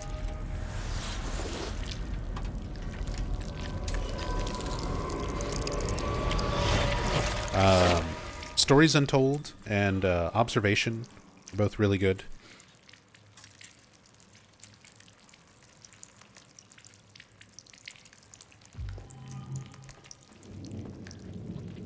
But they definitely have a particular style to their games. But here's the thing. We're playing Silent Hill 2 Remake right now. Before this game, Bloober Team had never really done, like, combat. They'd never really made a game like this. They mostly made, like, walking sim, you know, basically just walking, you know, no combat, no real interaction with stuff. Walking sim horror puzzle games.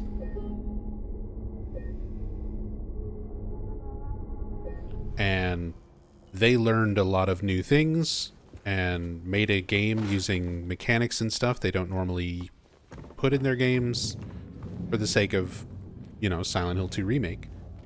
So a studio like No Code, who are called Screenburn now, they've grown a lot. They've added a lot to their staff. They've hired a bunch of new people on. It's entirely possible that they will practice new techniques, utilize new mechanics, and gameplay elements that they've never really used before for the sake of making something different for a Silent Hill game.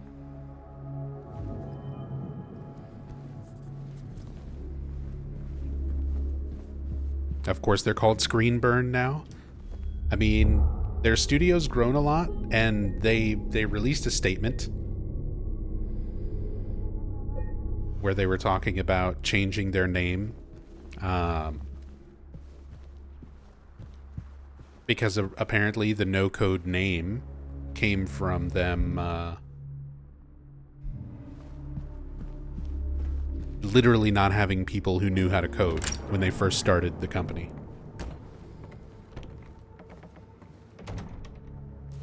They didn't know how to code.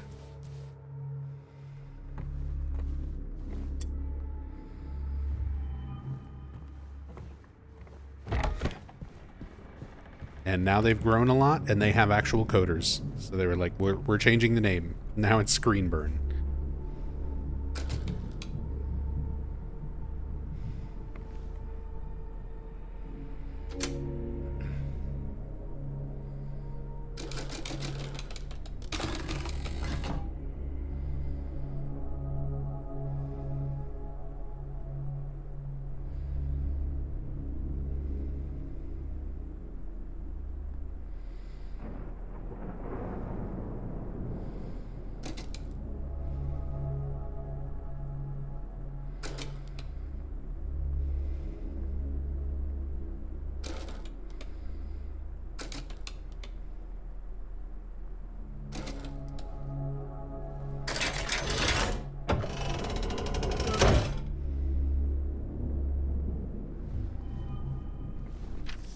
Rooftop key. Their images became blurry, melting together. I could no longer tell.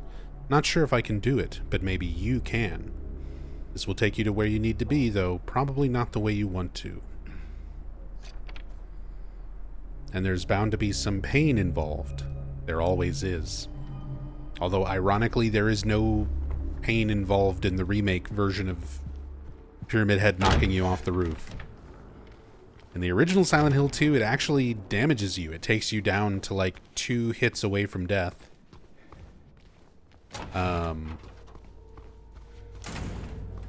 But then the remake changes that sequence where you don't actually take damage.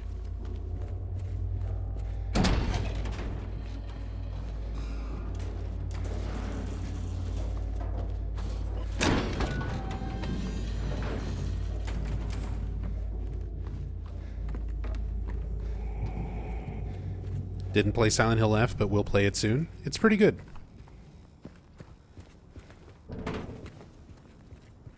It's pretty good.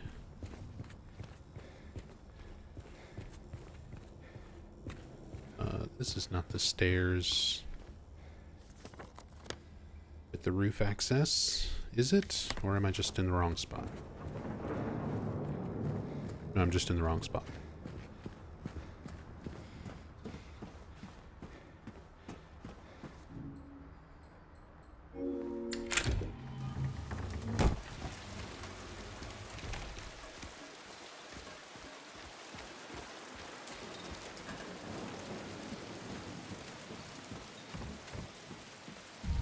There we go. Our little flashback to the OG broken fence where Pyramid Head knocks James through. Since they change up that sequence. Now he's a jump scare when you walk out of here.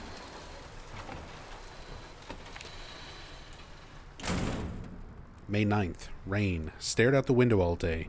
Peaceful here. Nothing to do. Still not allowed to go outside. May 10th. Still raining. Talk with the doctor a little. Would they have saved me if I didn't have a family to feed? I know I'm pathetic and weak. Not everyone can be strong. May 11th. Rain again. The meds made me feel sick today. If I'm only better when I'm drugged, then who am I anyway?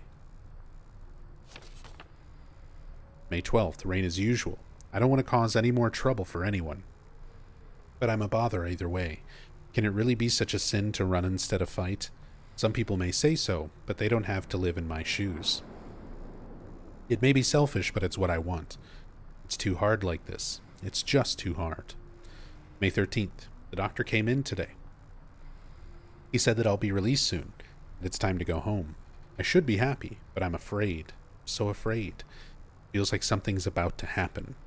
Like the last gasp of air before the plunge, but deep down, I know it's too late to turn back.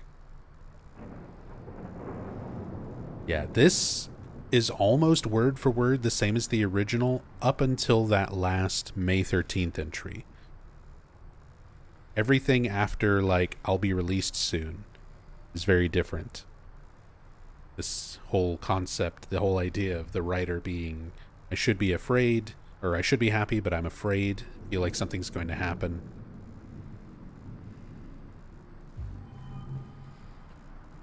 And something does happen.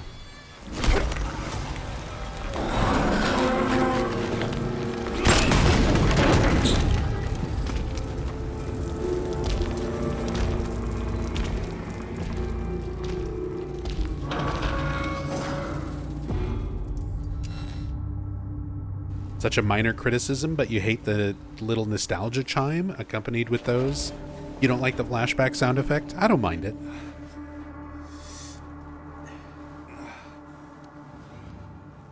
I don't mind it personally.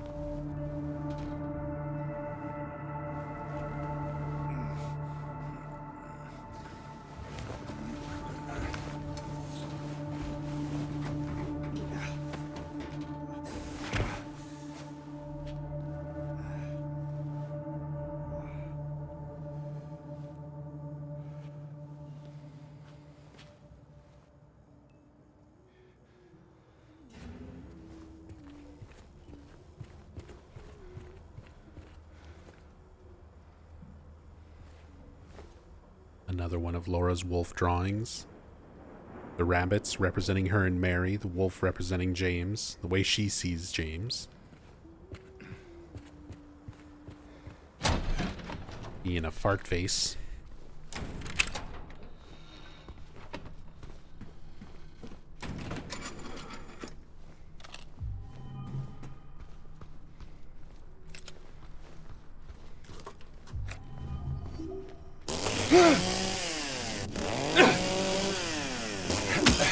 Eventually we'll break that glass cabinet. Keeps dodging.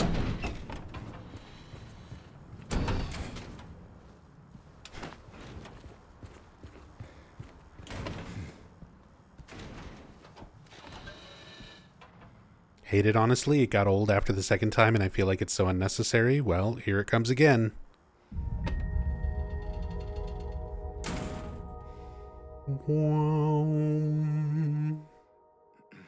Bloom, bloom, bloom.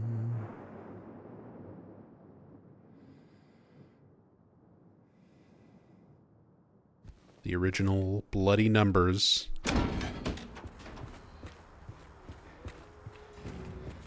Part of the Joseph Barkin puzzle box puzzle in the OG.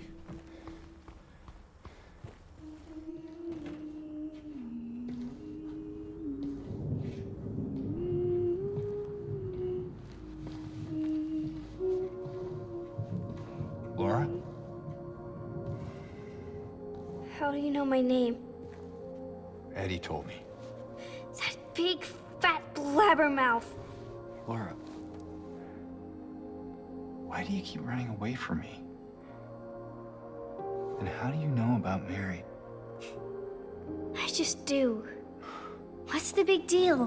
Why can't you just tell me? You gonna yell at me if I don't?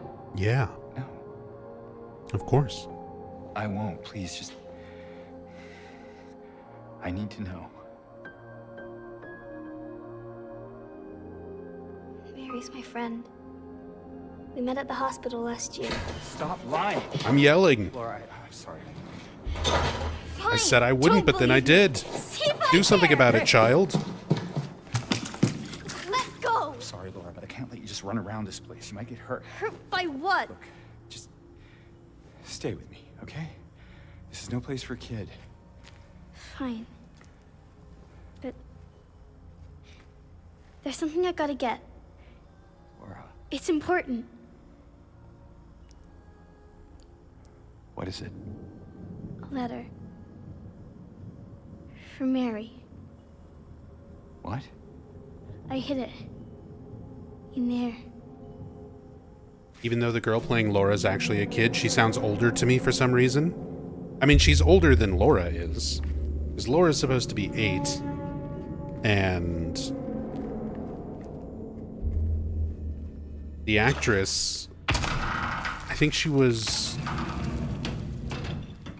13 or 14 Sure this is where you left it? It's in the back. when they recorded her lines. Behind an old pipe. Okay, wait here. Laura? Haha! Open the door, Laura. Why should I? I'm a liar, right? Want me to open it? Same actress Huh? is also Yeah? going to be playing Laura in the Return to Silent Hill movie coming out in January. Magic word. Nope, that's not it. I guess I won't open it. Get me out of here, you brat! In your dreams, fart face. She said the thing. please open the door. There's something in here. Sure there is. A big lying fart face. See ya, fart face! Laura! See you, fart face.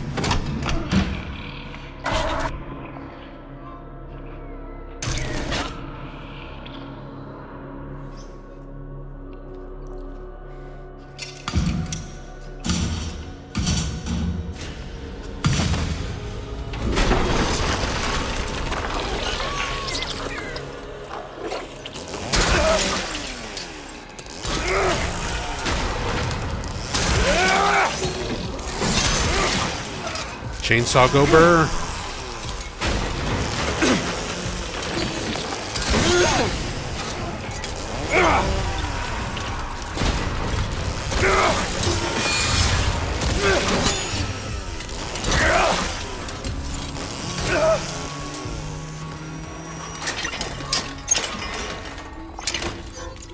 Chainsaw go burr.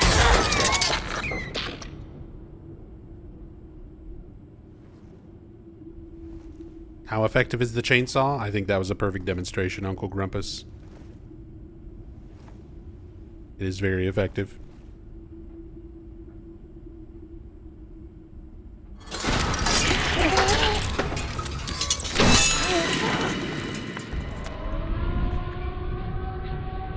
Jacob's Ladder.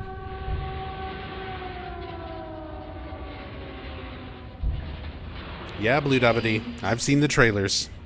I'm gonna go see the movie when it comes out in January. No, my wife and I are gonna go see it in theaters. I'm not expecting anything good. I'm just hoping it's at least fun. If it's like so bad it's funny. Or just a stupid, dumb, turn your brain off and be entertained kind of movie. I hope it's not just so bad that it's like cringe the whole time. But that's kind of what I'm leaning towards. At least from what we've seen so far.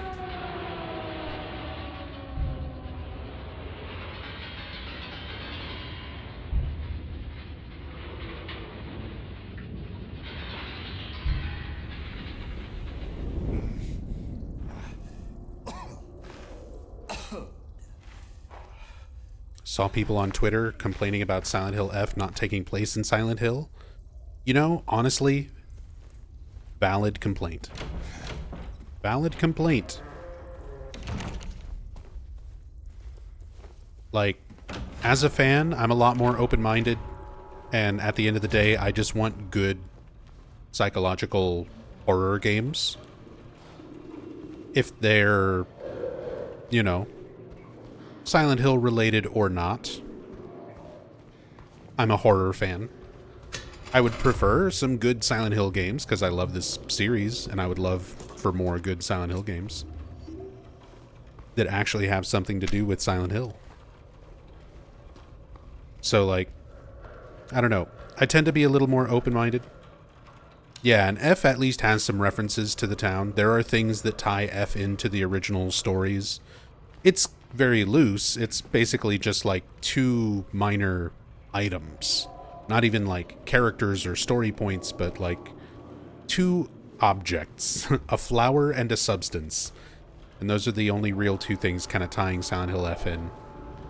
But even that said, like, I liked Silent Hill F for what it is. I definitely think it could have had some stronger connections to the original games without changing too much either. But I think it's a legitimate complaint for a lot of fans. Like, they want Silent Hill games to be about Silent Hill. That is not a fucking crazy thing. That should not be as hot of a take as it seems to have become. To want Silent Hill as a series to be about Silent Hill. It's in the name. It's in the title of the franchise.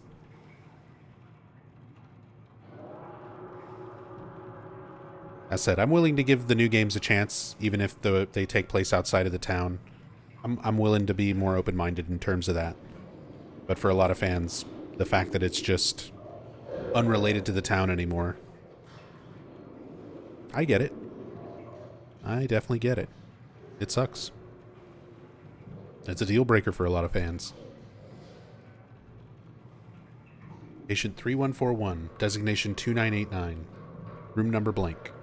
Initial symptoms, hyperfocus. current diagnosis, they can be fixed. Recommendations: stop at nothing. No turning back now. I'll say, as much as I love Silent Hill, the fandom is definitely one of the most passionate I've witnessed. I mean, you're watching a stream of somebody who has played these games like thousands of times. Like, with the original games, literally thousands of times, and put tens of thousands of hours into playing the series and researching it and reading every single interview and guide and absolutely everything for the last 26 years.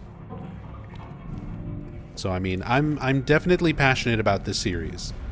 I will say, as a fan, I've learned to...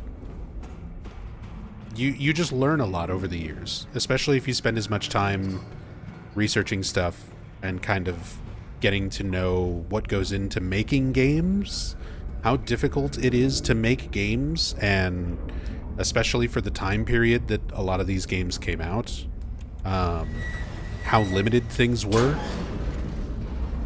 I think it's important to keep that in mind, and it's something that a lot of fans tend to detach themselves from. They get so focused on trying to find the meaning behind everything that they often overlook the fact that sometimes stuff is the way that it is because of budget or time constraints, or somebody just deciding, hey, this looks cool or creepy or weird, and they decide to put it in the game. And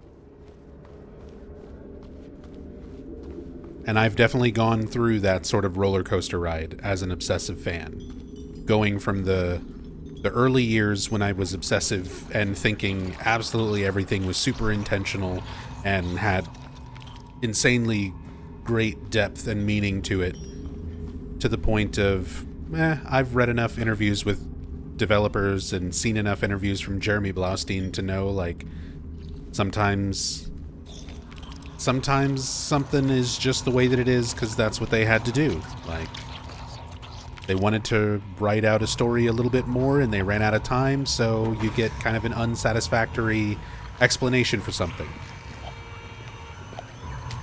They wanted to design something a certain way, but couldn't figure out how to do it on the hardware, so they used some random asset or texture or stock sound, you know?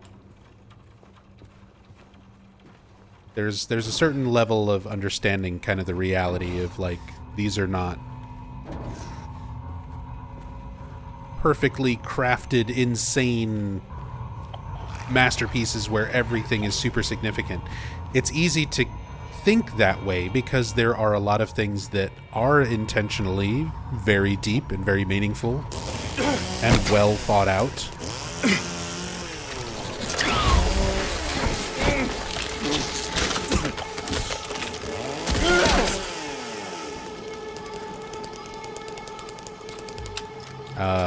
But just because some things are doesn't mean everything is.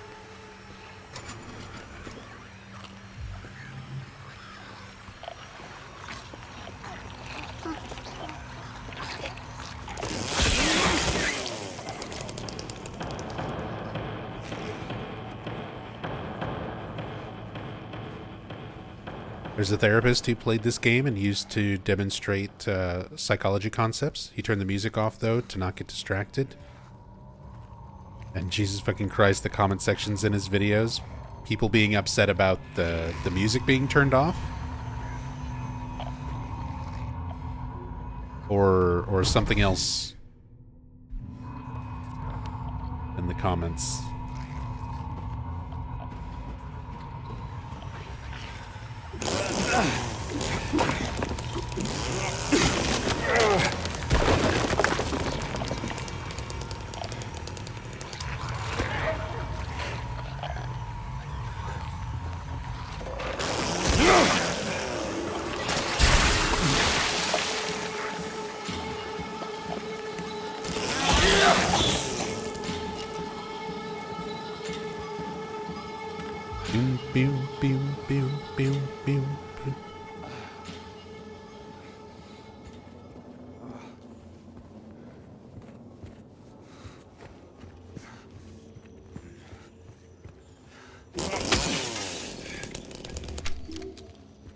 comments where people just upset he turned off the music. I mean, if he's... I mean, I get it. The music is such a big part of experiencing the games, but if he's playing the games strictly for the purpose of, like, psychological analysis, that's a little bit different than playing the games for, like, the full, you know, experience. If you're just kind of playing them casually on your own for the full experience, obviously you want to have the music on. The music and sound design of Silent Hill is a huge part of what makes it what it is.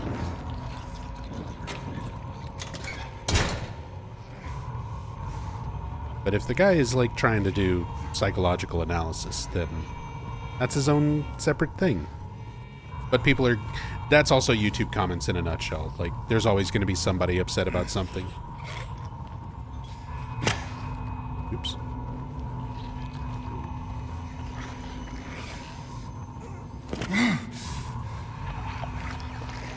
YouTube comments and just the internet in general. There's always somebody mad about something. Somebody mad about something, and they feel it's absolutely imperative that they let the world know their opinion.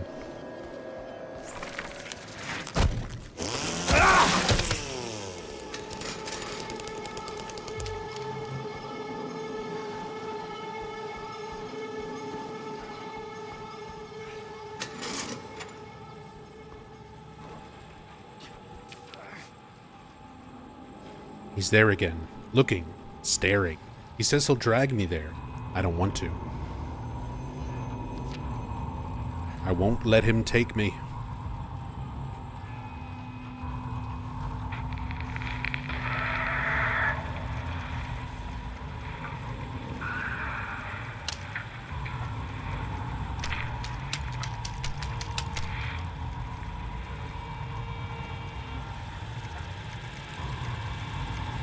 Director's office key. Yeah. Spooky roar. No one knows. The heavy labored breathing and heartbeat. Mary's vitals while she was in the hospital.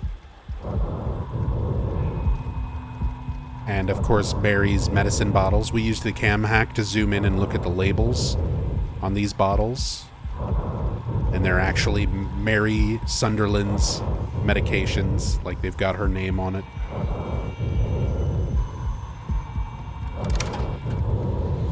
Same bottles that Maria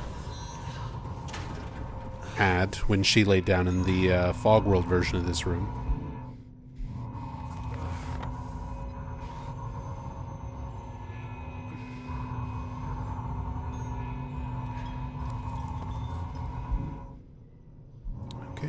Open the director's office.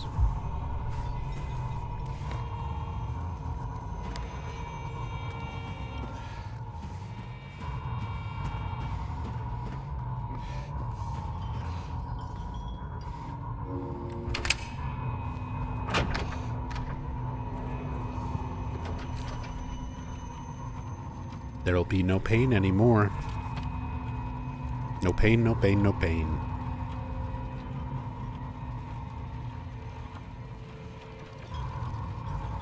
No pan. No bread.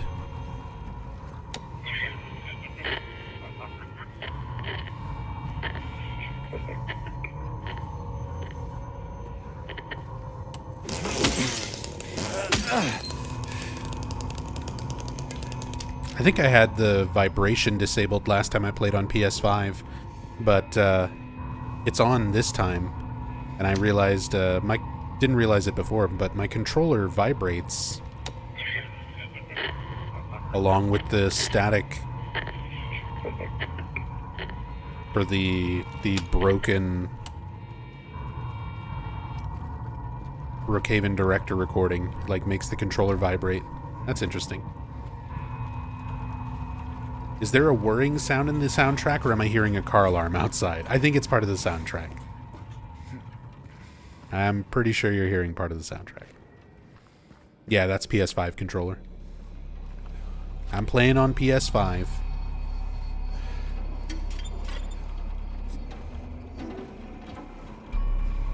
That controller's so sick. I really like the DualSense controller. I'm a big fan of the PS5 controller. And I was mentioning this earlier. I was setting up the Dolphin Wii emulator just to have a backup way to play Shattered Memories in case for some reason I can't get it working on my Wii U like I usually play it.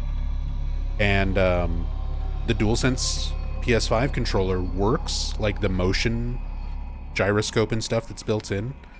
All the motion controls work for a Wii remote motion control. So it's actually pretty good for playing Wii games through emulation as well.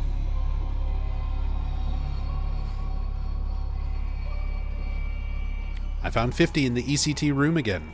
This time I checked, he was not appointed for the treatment.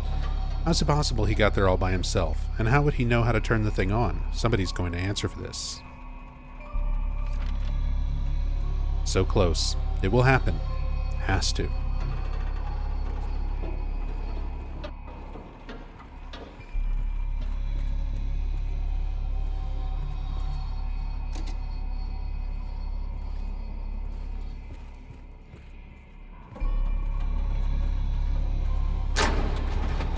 Gotta turn the power on.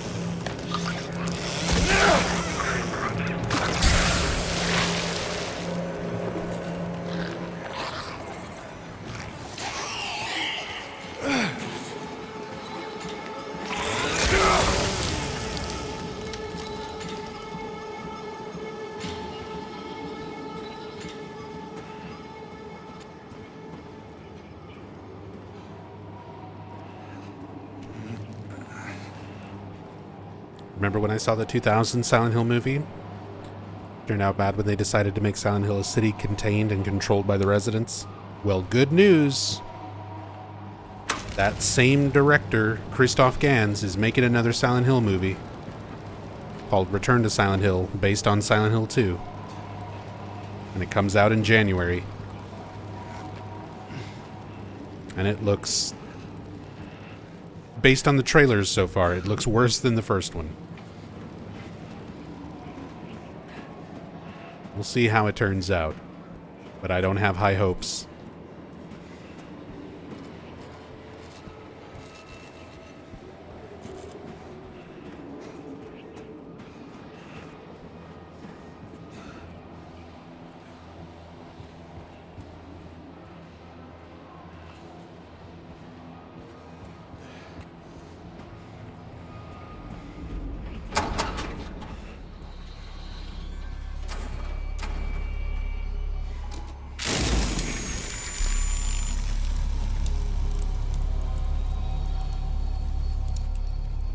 Nine 659. I love how James is like, write that down, write that down.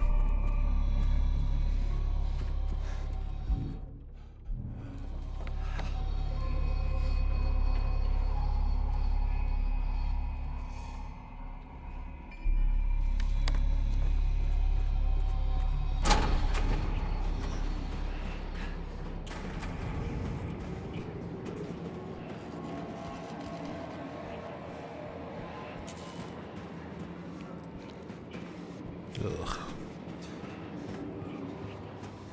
I don't know what it is with trying to get through Silent Hill 2. I was trying to stream this on Sunday, and I wasn't feeling very good, and I had to kind of cut it short. My stomach's not feeling great today either.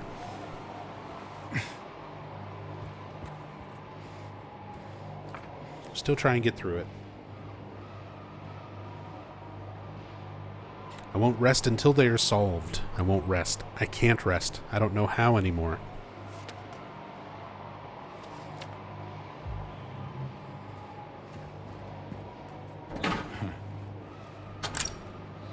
Hope you don't have the norovirus like me. I hope you feel better.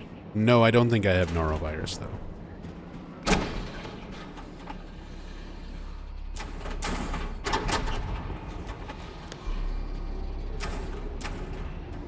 Okay, so that opens up. Back down.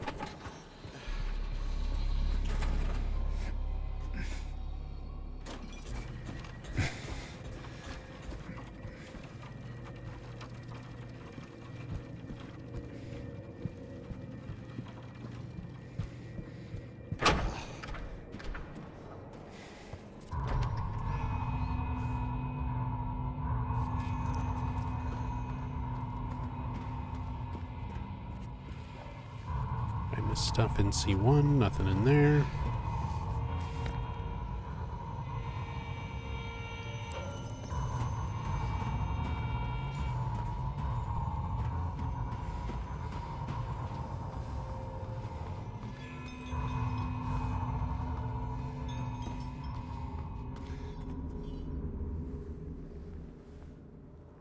Unveil the box.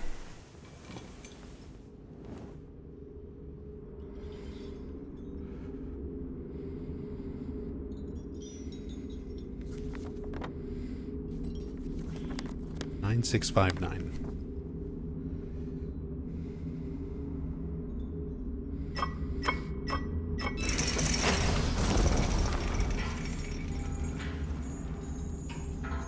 Now we just gotta go get the other code, but before that, let's save it.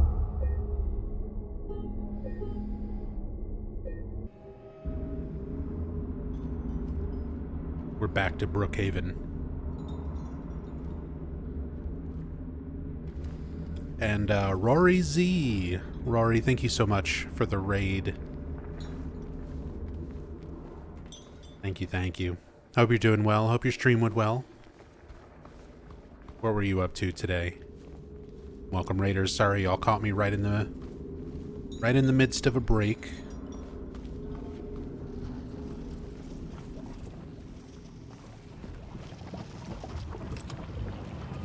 But we're back at it. We're going through Silent Hill 2 Remake. Gonna be spending December going back through all of the Silent Hill games in reverse release order. So this past weekend we did Silent Hill F. Now we're on Silent Hill 2 Remake, but we're going to be covering pretty much everything.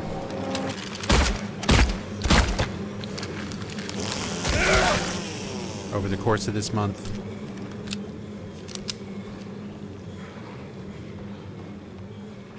Which means after Silent Hill 2 Remake, we're going to be getting into Short Message. Which, even with speedruns included, I think I've only played Short Message about 6, maybe 7 times through.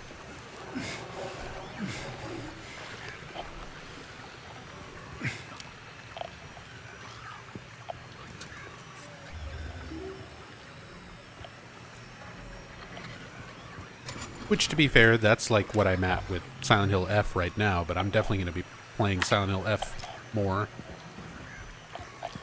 Whereas Short Message is just very underwhelming.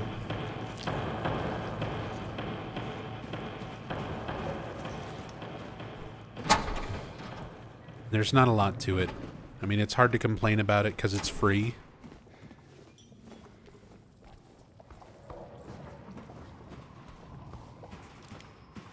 It's just kind of meh. It's not terrible. But it's not particularly, like, good or interesting. It has a good monster design. It's got a Masahiro Ito certified banger monster design with Sakura head.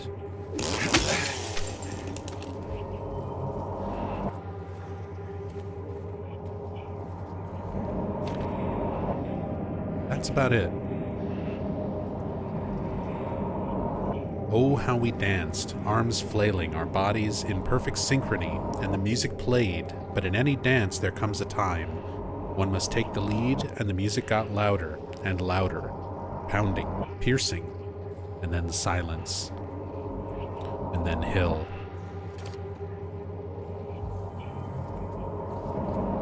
And then a cat jumping on my computer and walking across my monitor stand. So if the stream suddenly stops, it's because I'm getting kitty cat technical support right now.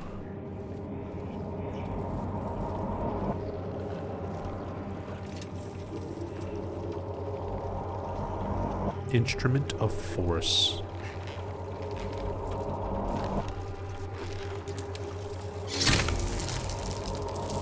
Smash that arm right off. We'll have to come back. We have the other medical device.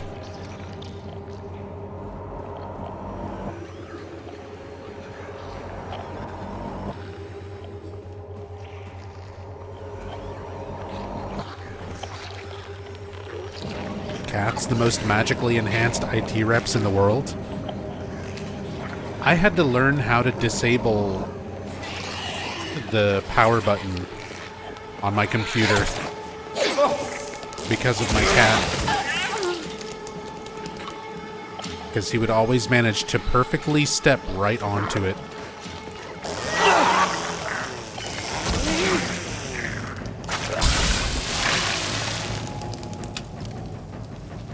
And it's such a good idea, I never thought of that. It took some time before I got to that idea. Because I spent probably 6 months with a little plastic container taped over the power button to just keep the cat from stepping on it.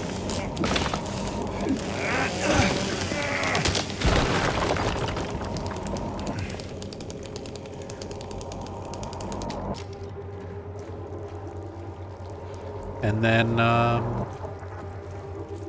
eventually I just kind of got the idea. I was like, why don't I just... I got tired of, like, having to replace it, and it would get knocked out of place, and eventually I had the idea to just look up how to disable the physical button.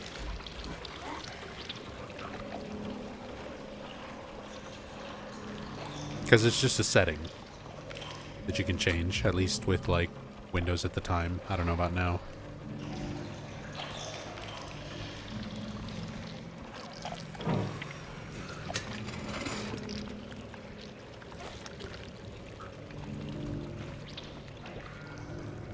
But that way, if the cat does jump on the computer, it usually isn't going to do anything. Which he did. And we're still here, so obviously it worked out.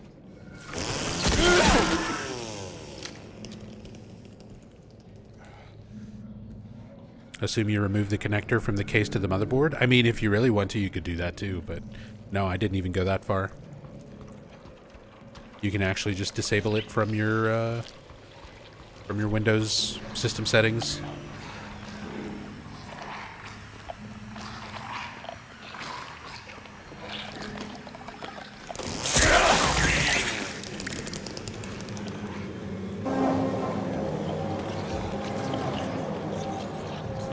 Hey, Mom Zombie. How's it going, Mom? Love you. Thank you so much for the 51 months.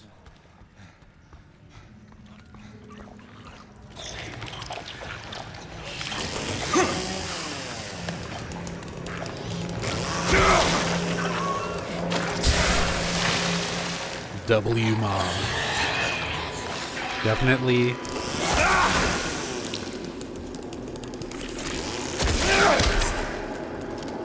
Definitely W Mom. Who got me into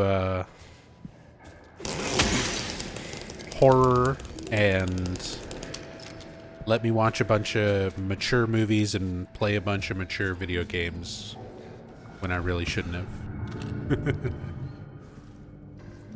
And thank you for sending me the picture of everybody on Thanksgiving.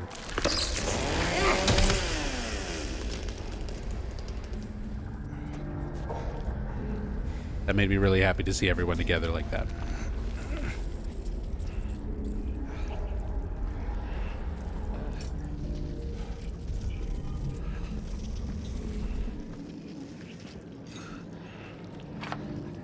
Was watching the Silent Hill 3 cam hack and your mom resubbed in the episode you were watching, having deja vu.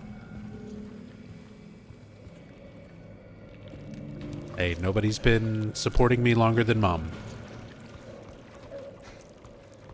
That's just a fact.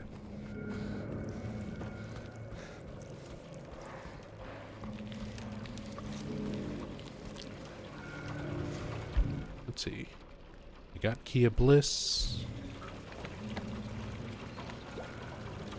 Trying to remember if there's anything important that I'm missing.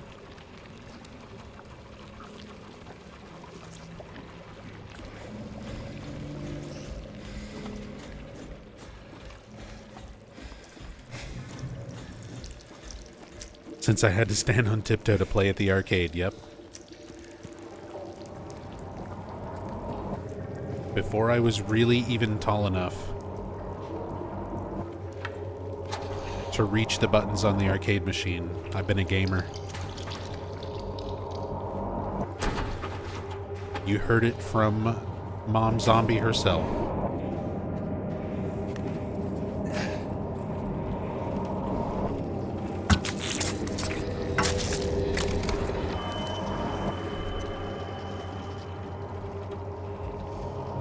Lapis Aiki.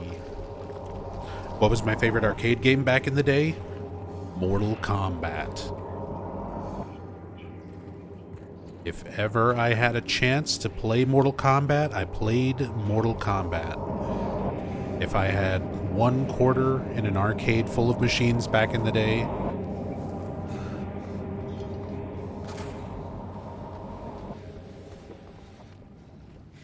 that was definitely one of those games that I would just go to.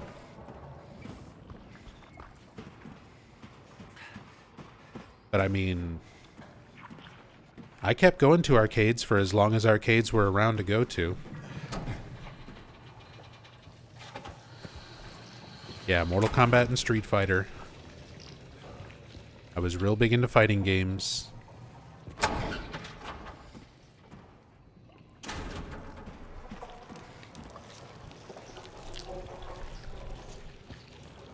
But then you also had plenty of the sort of like arcade regulars that I sank a lot of time into. I really liked the Teenage Mutant Ninja Turtles arcade game. I really liked the Simpsons arcade game, the beat 'em ups.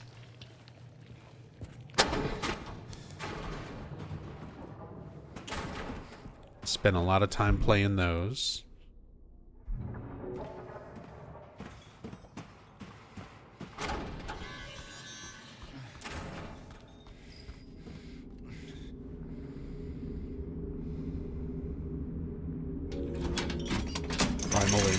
Primal Instinct was great.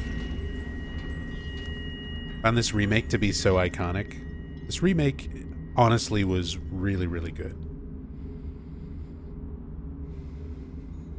Much, much better than I was even anticipating. And I'm like a huge, huge fan of the OG.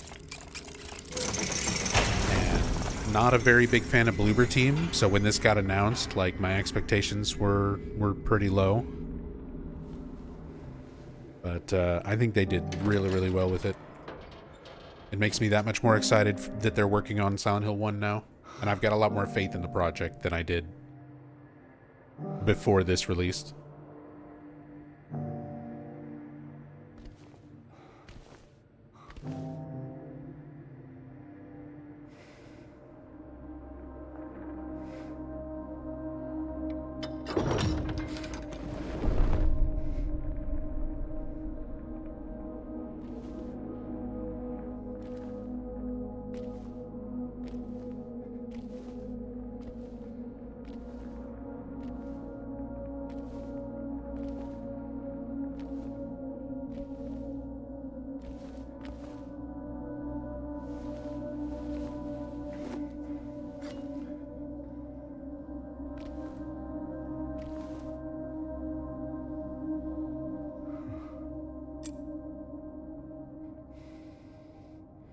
The -1 elevator button.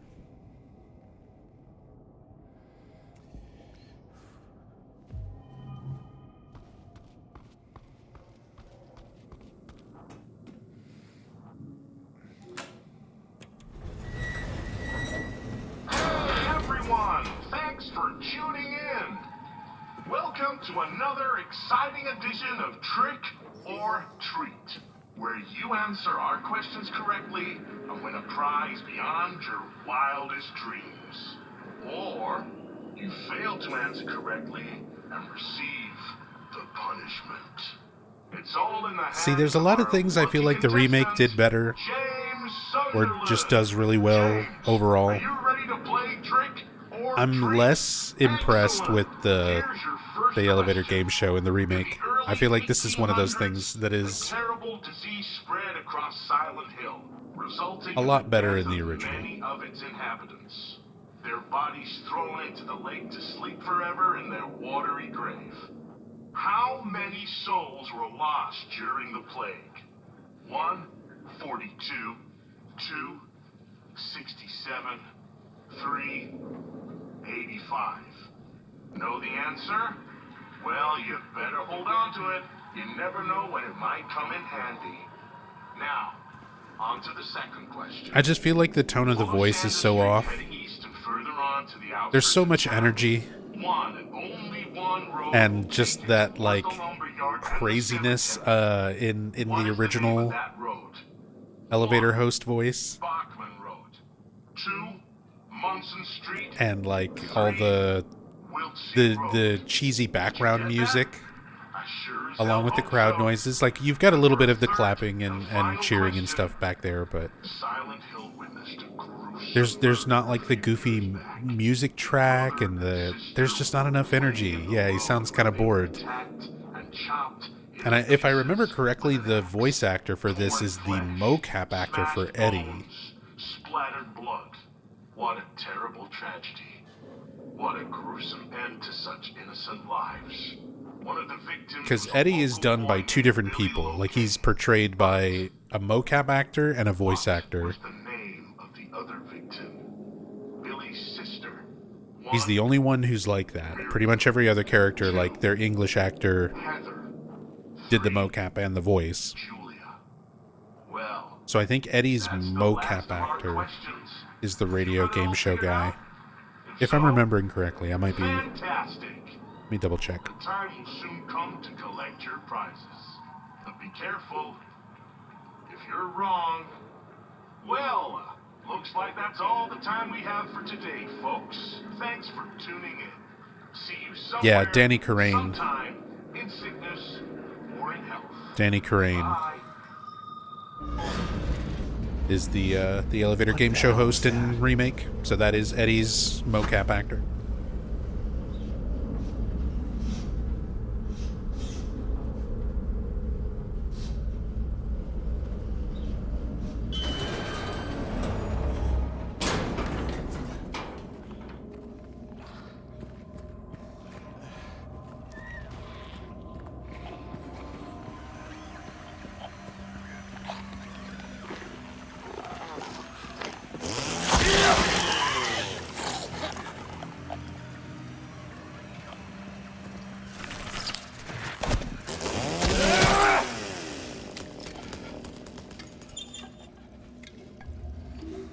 OG game host is legendary. Yeah.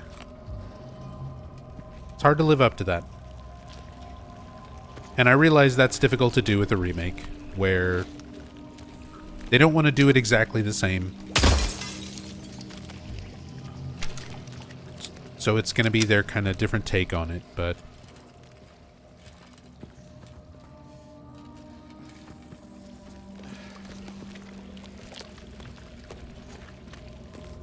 could have been better. Not terrible, but could have been better.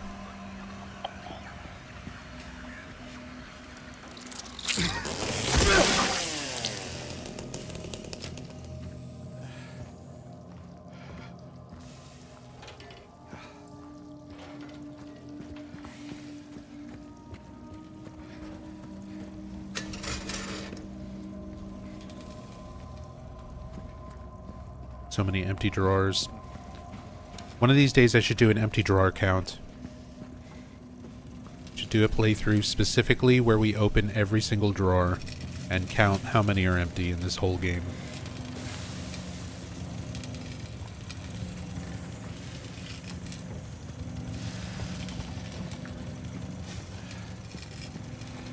At least 1 billion empty drawers. I don't know what Bloober has with what their fascination is with the empty drawers. They do it in a lot of their games. We could do that same playthrough in counting all the drawers, going through Layers of Fear 2.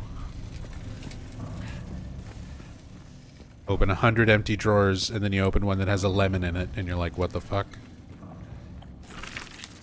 That was an actual experience I had.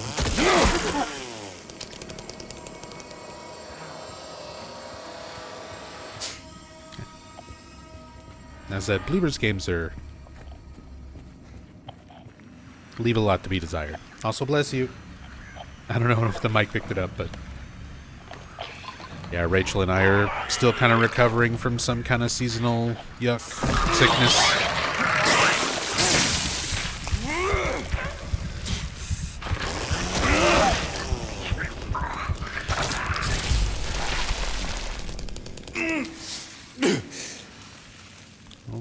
Calm down, James.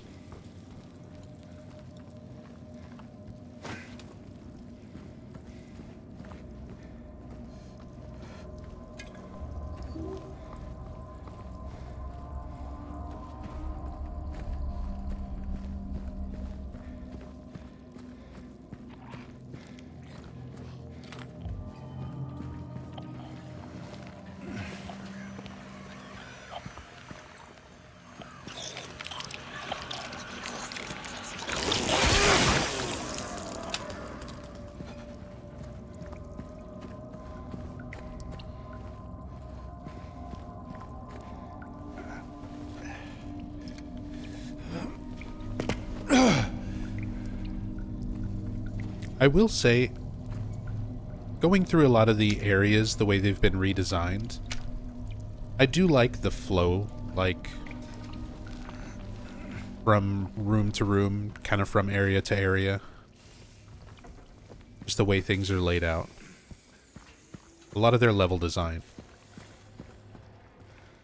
Other than being kind of too long in general.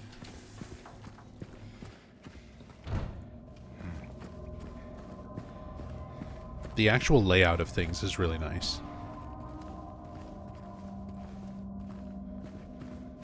And just kind of the routes you have to take to go back and forth to like the elevators and stairways.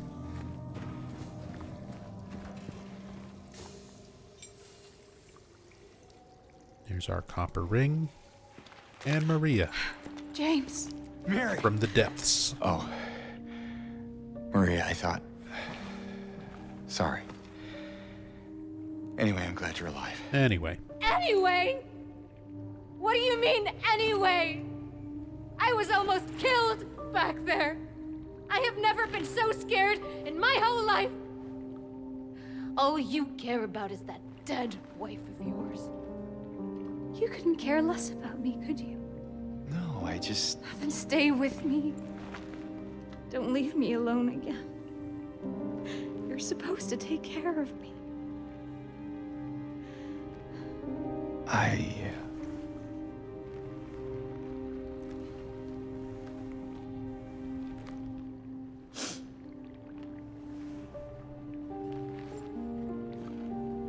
think Maria's original actress does a better job So here. what about I agree, Laura? Slick.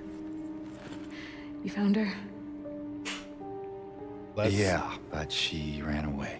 I agree, Slick. What? I don't think Salome does a terrible job. I think Well, all we the have to actors find for the her. remake Yeah, are doing a great performance. You really seem to care about that girl. But Monica Horgan's performance Do you for Mary and Maria in the original I'd never met her was before. just very Just feel sorry emotionally for her. raw. She's all alone. Even if not the most professional acting job. I don't know, for some reason I feel like it's up to me Her to protect performance her. was kind of the definition of like a character really Come on, sounding and feeling real. I think Salome and Luke are like, and all the actors who are in the remake are excellent performers.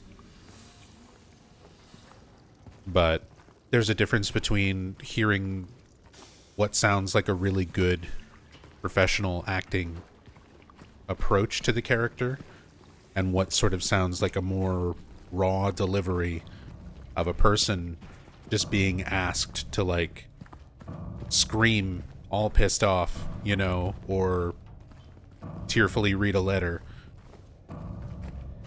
and getting a very raw, very authentic, emotional performance out of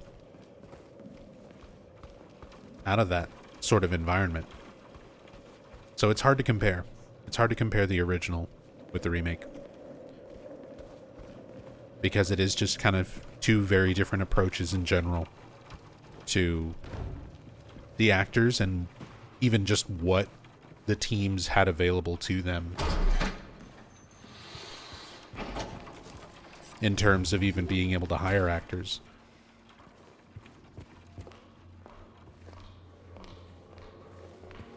Because they didn't have a whole lot of options back in 2000.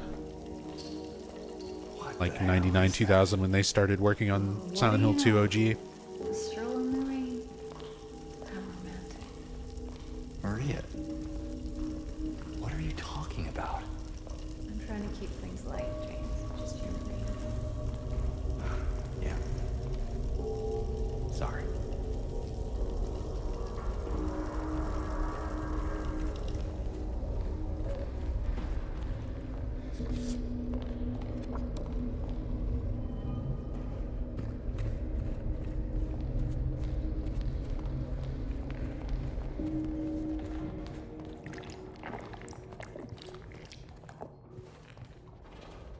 The old Silent Hill 2 was so dry with no emotion, G. Animations. Hey, maybe it's an age difference or a time difference, but if you're old enough to remember it when it was new, and nostalgia definitely plays like a big part of how I feel about it. It's gonna affect everybody's bias on like what their favorite things are and what performances they prefer, the little details like that, but Is that what I think it is? I think when you can remember what it was like at the time for those kind of games to be new versus looking at them in hindsight compared to like today's standards.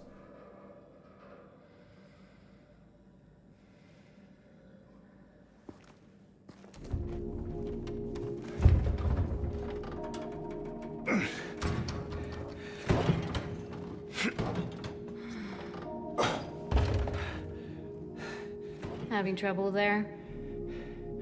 Yeah. You think you could give me a hand? Me? You're supposed to be the big man around here. How's a little girl like me supposed to help? Fine.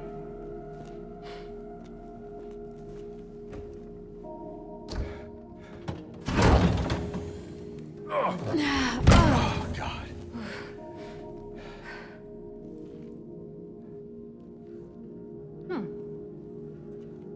What's this?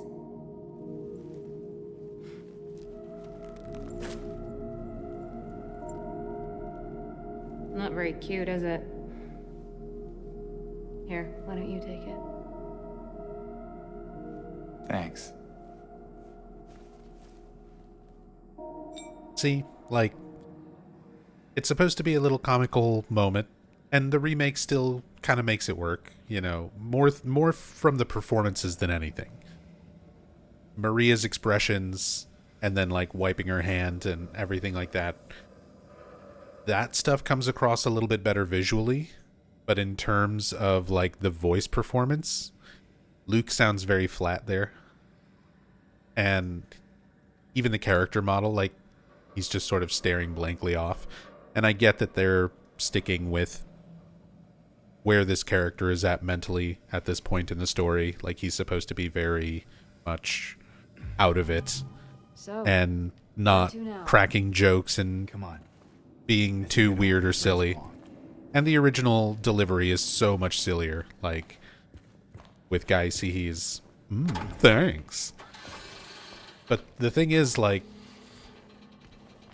I feel like those little moments of levity are kind of needed in horror. You need those little silly moments, and it's very realistic. A lot of people are like that in stressful situations in reality, where you will sort of try to get your brain to think about anything but the horrible situation that you're in. And, like, humor is a way that a lot of people will try to overcome that, even if it's just a little thing like that, a little sarcastic remark. So that tone in the voice, it's just kind of lacking from this moment.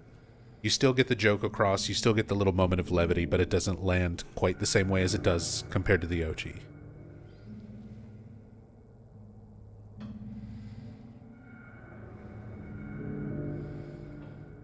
The patients will become the diagnosis scheduled for them when they'll make recovery, as my aim is always for the entire personnel, especially when their symptoms will become receding with effective treatment. Love how it's just like descending into nonsense. Job the Face! Thank you so much for the raid. Welcome, welcome. We're playing Silent Hill 2 Remake, and we're playing all the Silent Hill games in reverse release order this whole month. We've gone through Silent Hill F, we're going through Silent Hill 2 Remake, and then we will play all the rest. All the way back to the OG. But welcome, hope you were doing well, hope your stream went well.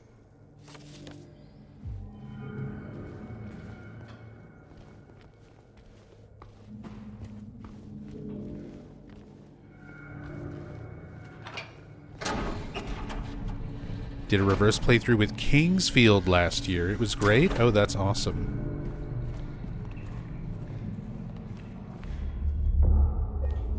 I used to play a lot of Kingsfield 2.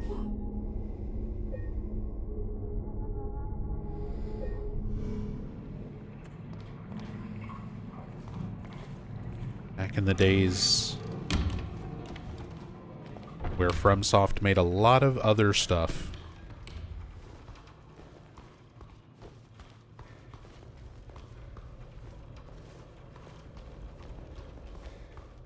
It's funny how FromSoft has made so many iconic games, and like obviously the Souls series is what most people know them for, but there's a lot of other really great stuff out there like Kingsfield and Eternal Ring and Tenchu Wrath of Heaven.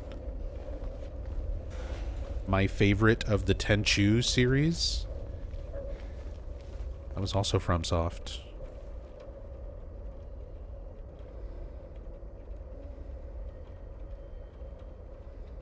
Let's get it wrong and get poison in the face, because I don't think I ever really do that too much in playthroughs. Most of the time we just get the supplies.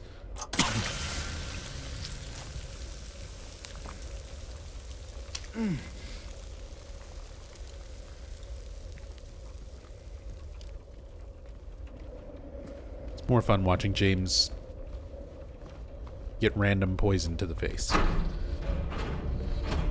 We just don't see that as often.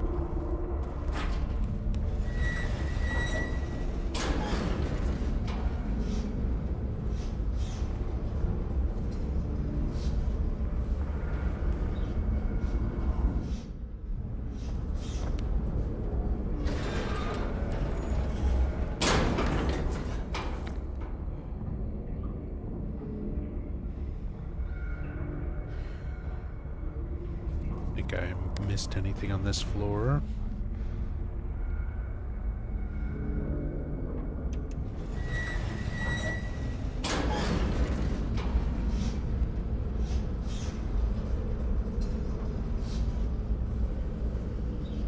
FromSoft on a game usually convinces me to get it. That's a decent rule of thumb to go by. Most of the time.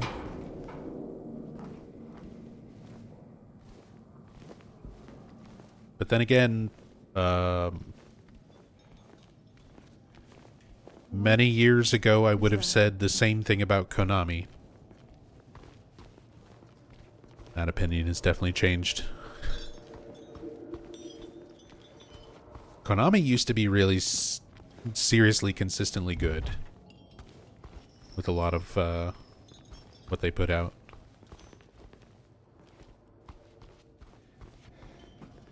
James, What's wrong? let's just get out of here, okay?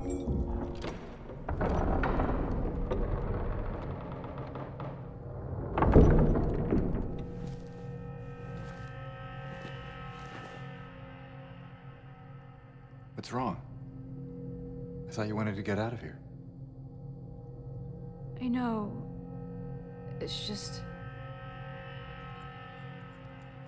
something doesn't feel right. Come on. It's gonna be fine.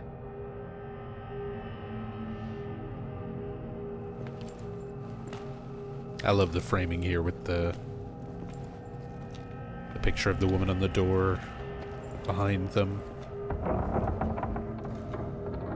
Maria getting the foreshadowing, tingling feeling that she's gonna get stabbed in an elevator.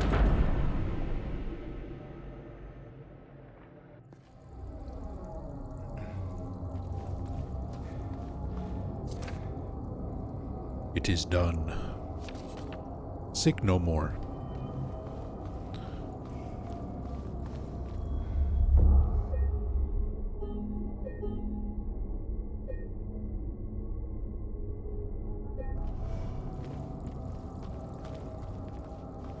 Yeah, I feel like the notes, it's just something being projected from James, but even if there is like an element of reality to it. The doctor with these patients playing a parallel where he tried everything he could to treat it and ultimately wound up killing the patients. Like, they can't be sick if they're not alive. Which is the same thing that happens with Mary. Run!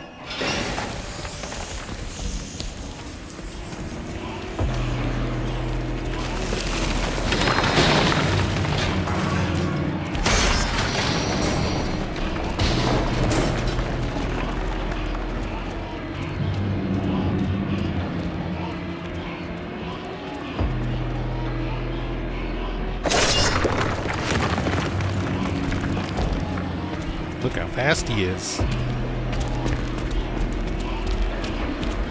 There! An elevator!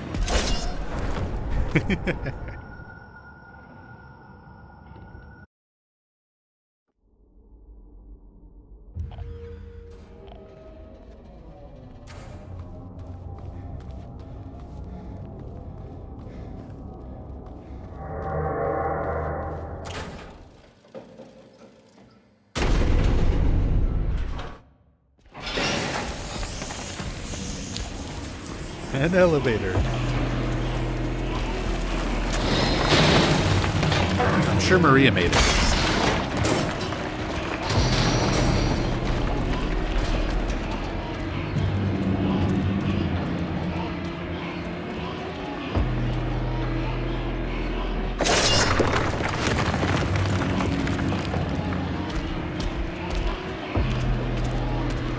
There! An elevator!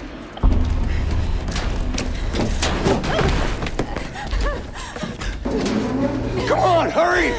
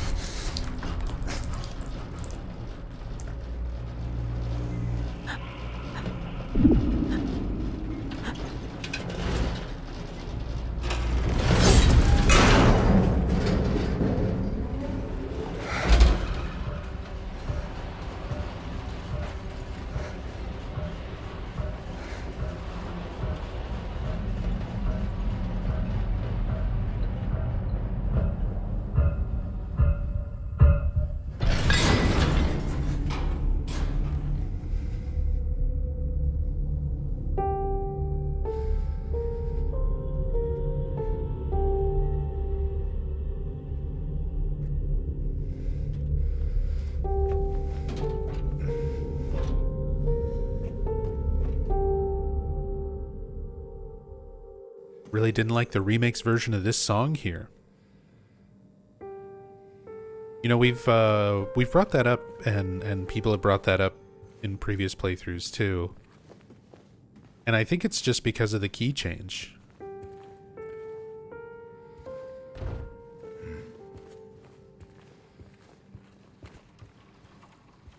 You get a different sort of emotional tone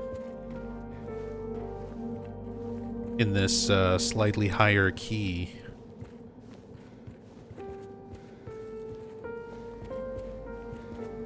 Which is weird because it's not that much of a change. Like it's relatively subtle, but it's enough of a difference that it changes the mood of the song. Yeah, it's also simplified. It doesn't really have the other phrase.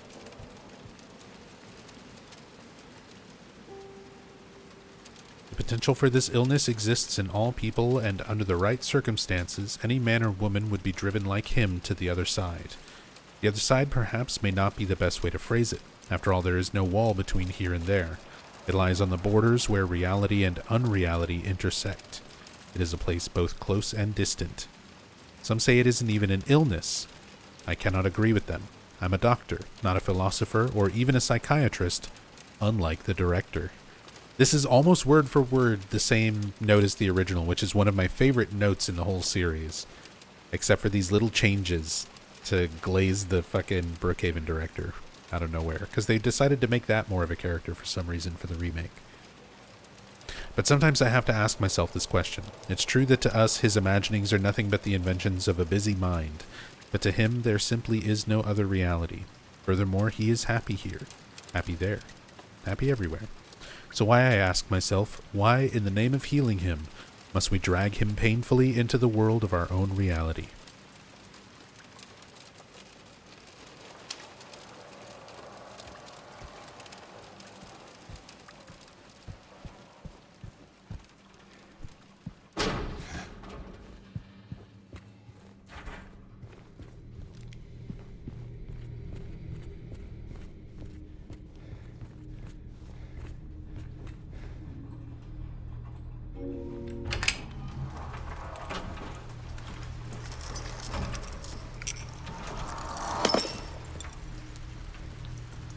I gotta say, I really do like this section of the game in the remake.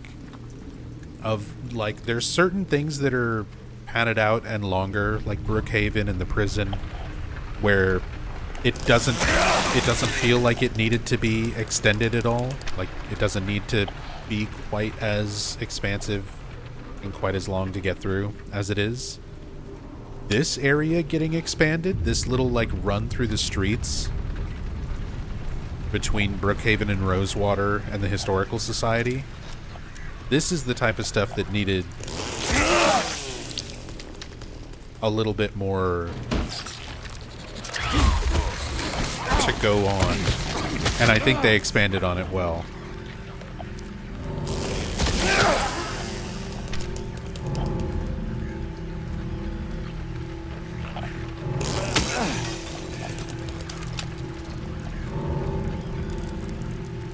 Even if it is a little bit enemy dense.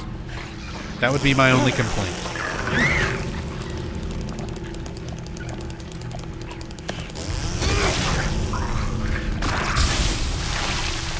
Is like a few too many enemies. But they wanted it to be dangerous otherworld streets. And there's a lot of enemies in this section of the game, even in the original. They're just easier to avoid.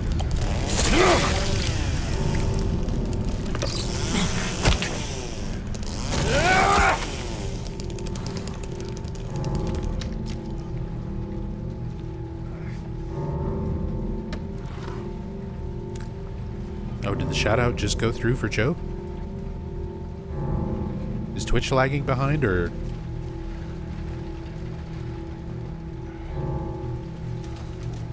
Either way, shout-outs to Joe. Thank you again for the raid.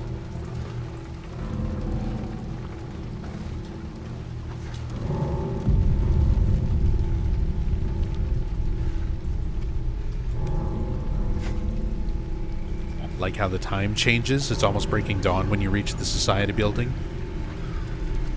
Yeah, they do a good job in general with the environments. Same thing with it going from day to sort of dusk. Whoops, I didn't realize I was that hurt.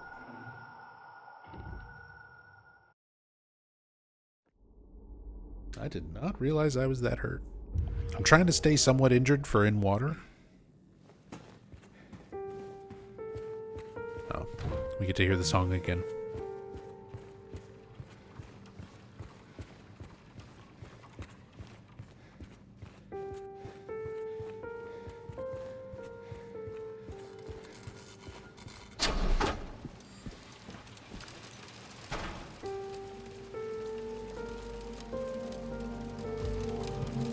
But yeah, they do a good job with the passage of time over the course of the game and kind of having that displayed in the environments. Which was also a thing in the original. But it tends to be a little more subtle.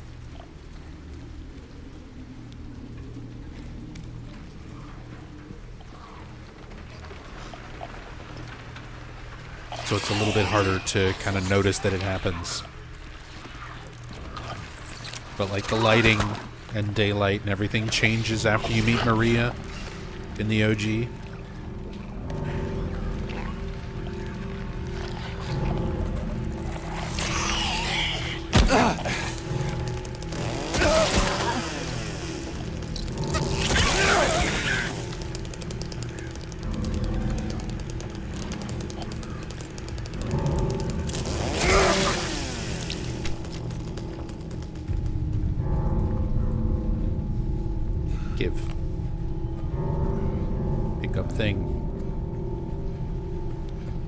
I really love how they maintained the same item interaction as the OG, where it's awkward just to pick up items. Did a perfect job maintaining the awkward feeling of lining up your character to pick up items.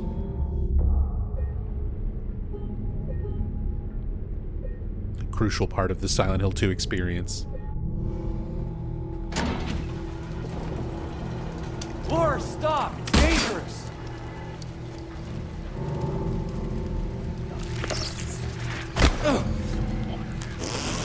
One day I'll shoot Laura.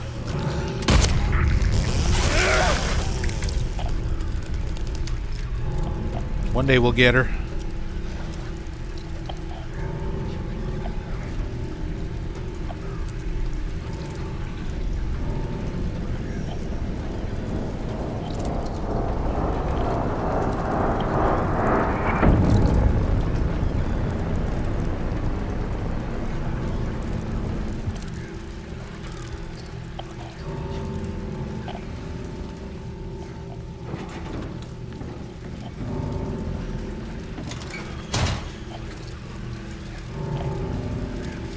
Was kind of the same in the original, I think. Whole story takes like 1.5 days or something like that. I think it's pretty much over the course of a day, although there's weird time reality warping delusions going on, so it's hard to really tell for sure.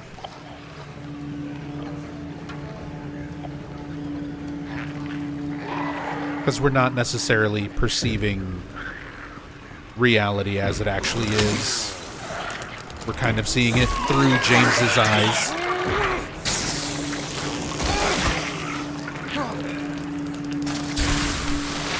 And James is not the most reliable narrator.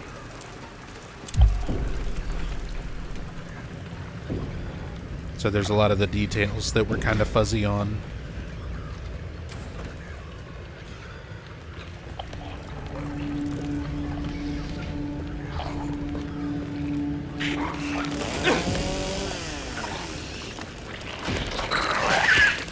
Oh, come on.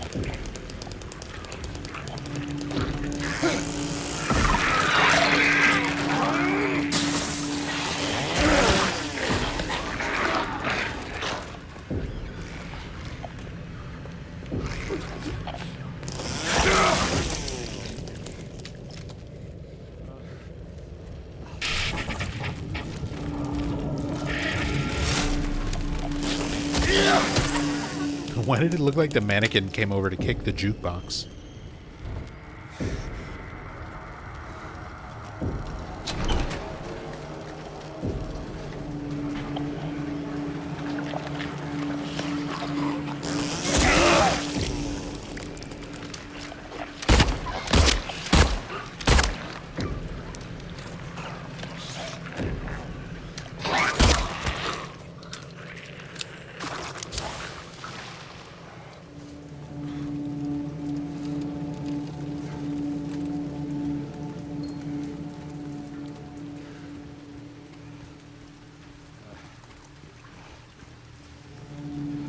But yeah, I definitely like this section with the other world, city streets. I like the music. Laura, please, wait! I like these little sequences with Laura.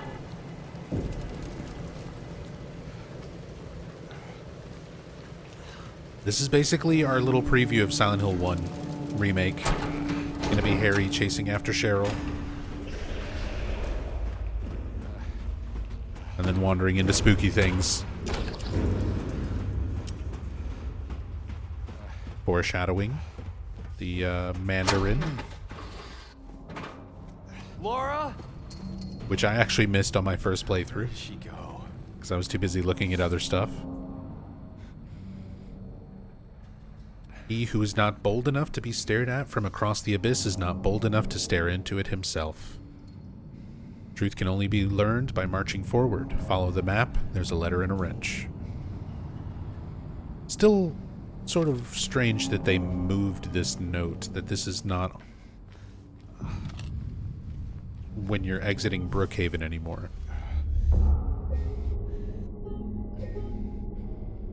Very similar to like the intro, the start of the game, changing it to where James doesn't really think about Rosewater Park until after you do the jukebox puzzle.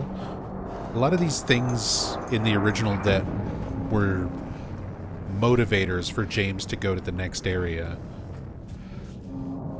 have been moved around so that James kind of wanders aimlessly until he finds it for a little while, and then he gets his direction. It's a little strange.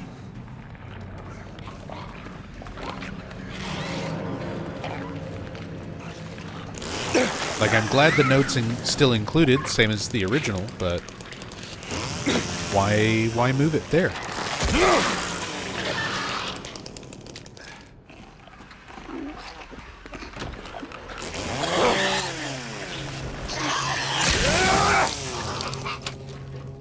Hey, what's up, Pixel?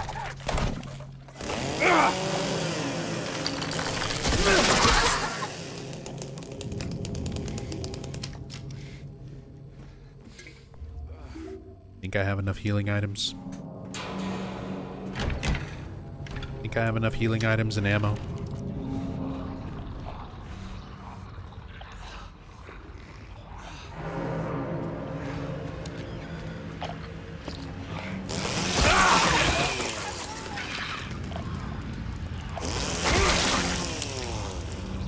As long as I got gasoline in the chainsaw, I'm good. That's all we need.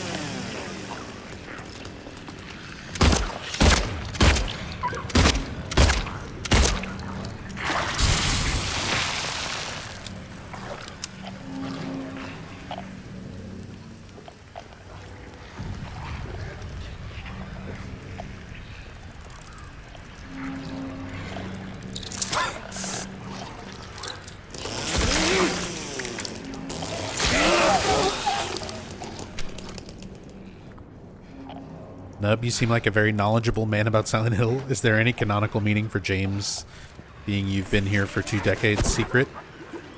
Or why has he been there for 2 years? So, we've already talked about the loop theory. a lot during today and when I was playing this on Sunday. So I made a whole video on it that's on YouTube called Let's Talk About Loop Theory, and I'm gonna link that instead. Give me a second.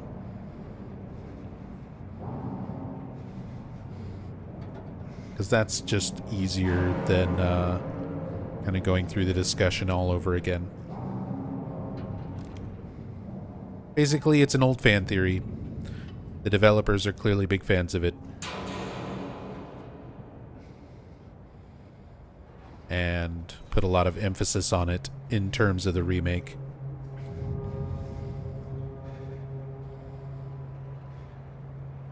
But they still leave it ambiguous. The way that you can interpret things being presented that way. Even when people directly asked the developers about the loop theory, the director didn't give like a outright answer.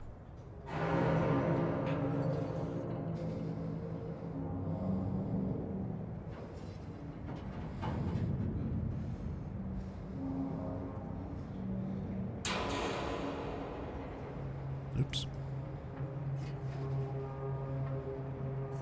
But here you go. Wasn't there the same theory back in the OG Silent Hill 2? Yep, I cover all of that in my video.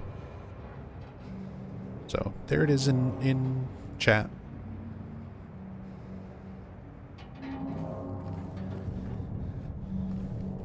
But it was a fan theory from the OG. It was debunked by a better understanding of the game through developer commentary, better understanding of their intentions. That it was not part of the original game's story.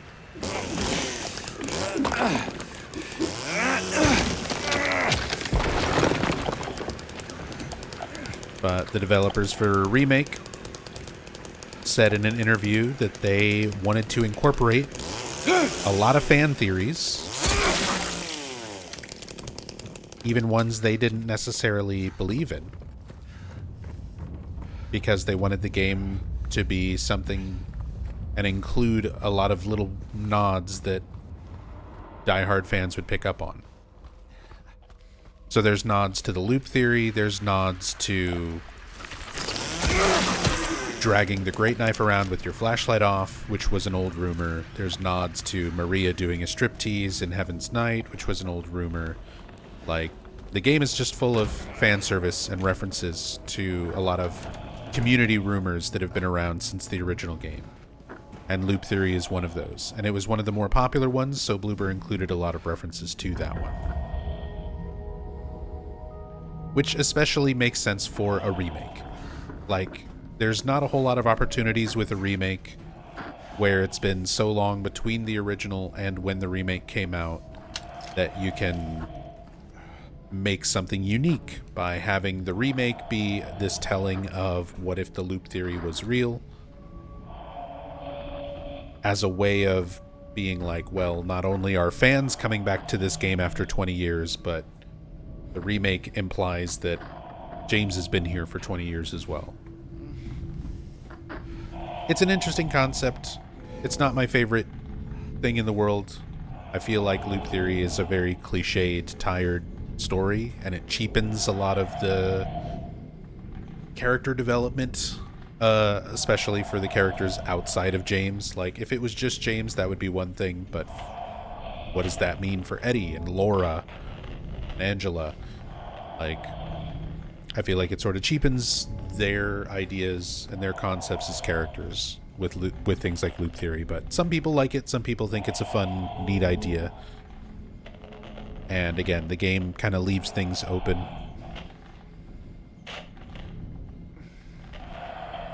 Also, the breathing, same labored breathing, kind of similar to what you hear in Brookhaven. Like being on some assisted breathing machine. Medical equipment Mary might have been on. If you really want to see Mary, you should just die, but you might be heading to a different place than Mary, James. And of course, the iconic, there was a hole here, it's gone now. Very well recreated. I love that they've redone a lot of these fonts and textures and things so close to the original.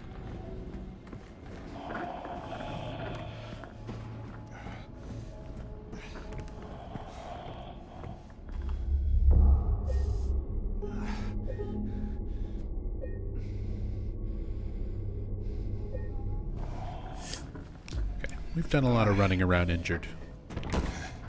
Saved up, we can afford a heal.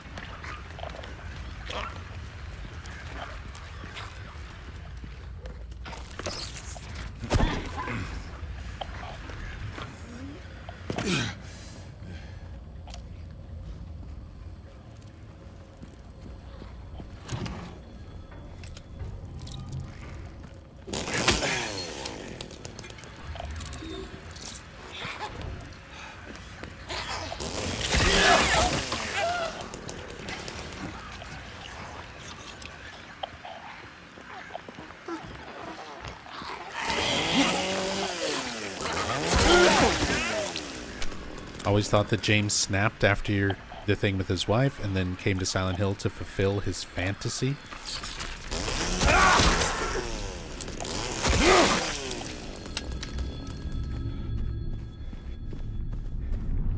So this is what I mean by, like, we got a more clear interpretation of the story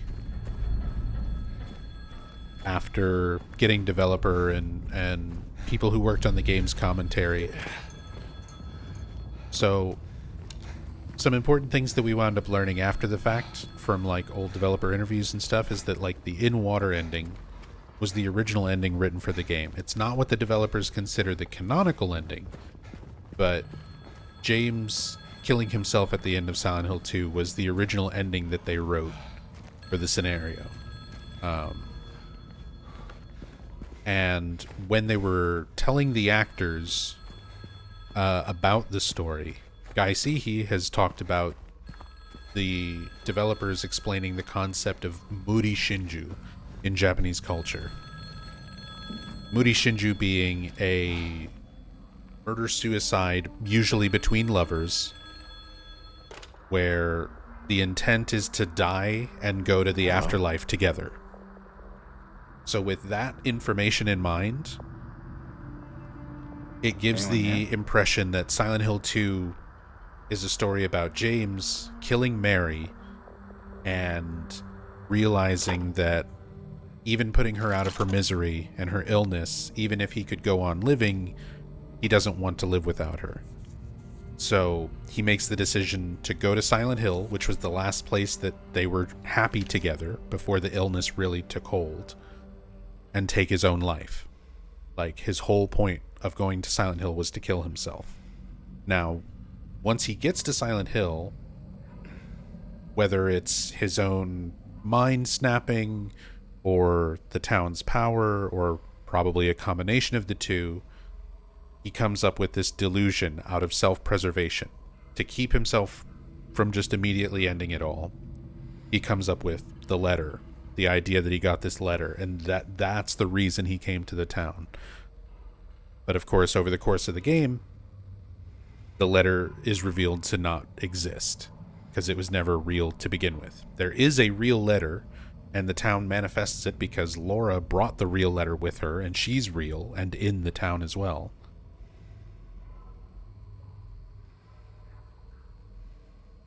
But that's like the general idea of what's going on with the character, why he's in Silent Hill, like what the events were leading up to the game beginning, based on that developer context.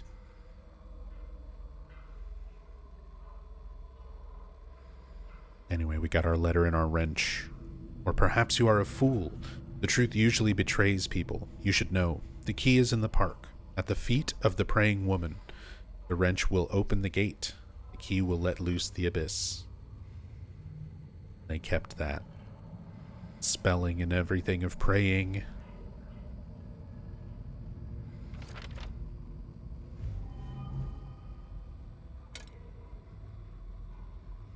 And the wrench, which I very often forget to pick up when running through this section. I'll read the letter and then not pick up the wrench.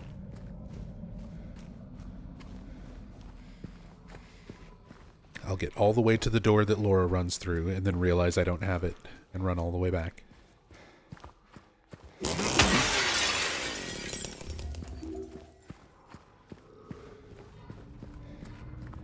Correct me if I'm wrong, but wasn't it like a week that's gone by since he's killed his wife, or was that never specified? It's not exactly specified.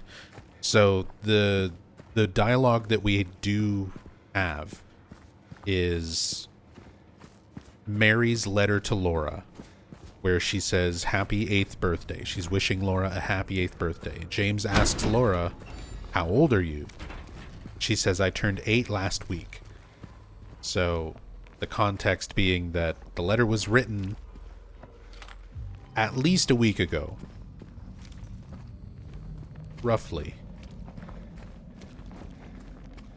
So that James would have killed Mary sometime within the week. It's not really specified beyond that. It's assumed that it's sort of like the same day or the day after.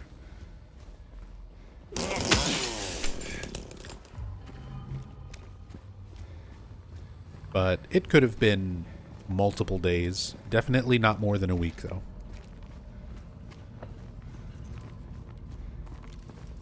The main thing is providing the context for the player that it's not 3 years, the way you've been led to believe.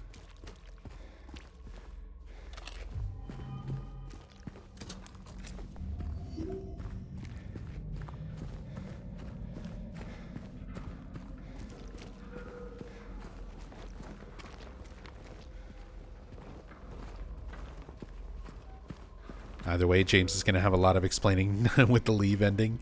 Oh, for sure. It's funny how often people talk about how much they enjoy the leave ending.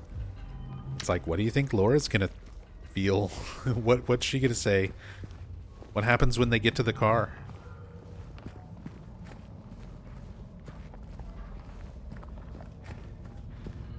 Because there's going to be an awkward conversation, or James is gonna like, what does he do? Does he lie? That's not my car. We gotta walk.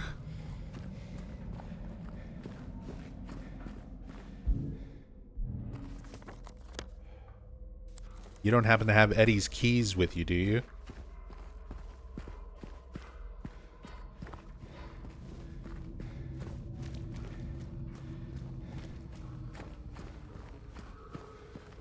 Was it me who found the bloober loop theory? Like, solved it? No, it was not me.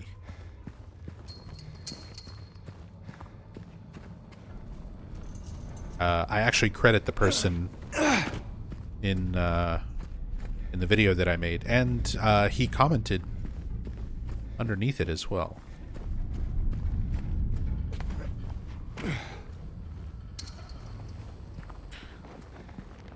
Popped by, and this is the first thing I hear. Hey, Salome. Yeah, we've been talking a lot of random stuff.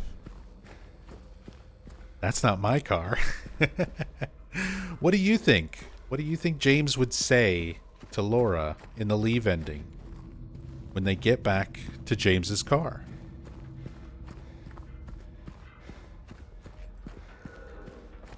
How would he try to play that off? What would he try to do?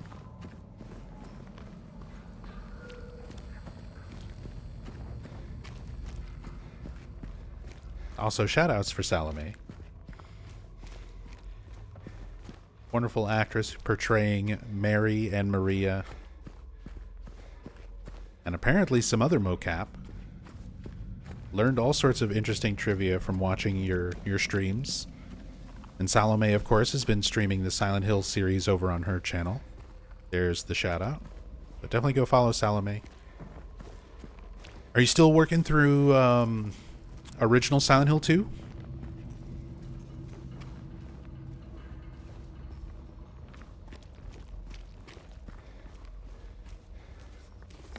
Trying to make sure I've got everything collected before we go through the door, waking in darkness that opens into the nightmares. Oh, there we hear that subtle gasp. Mary's gasp again. Salome's breath. You're here. We get that recurring gasp from Mary's final breath over and over the course of the game.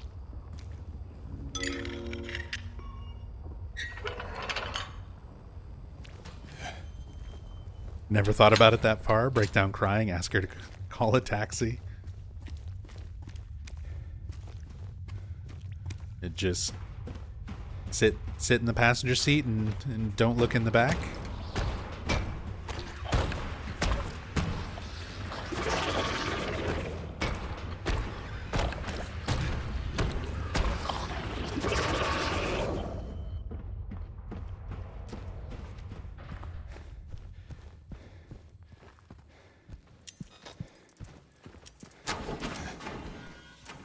In Watergal, I am also an in-water enjoyer. It's actually the ending that I'm going for on this playthrough. Normally I play on PC, where I've already got kind of save files and stuff set up for all the endings. But for this playthrough, I'm on my PS5, which I have not played this version quite as much. And I still need to set up a save file for the stillness ending, which requires getting in water first. So we're going for in water on this one to set up a save file for the stillness ending for future playthroughs.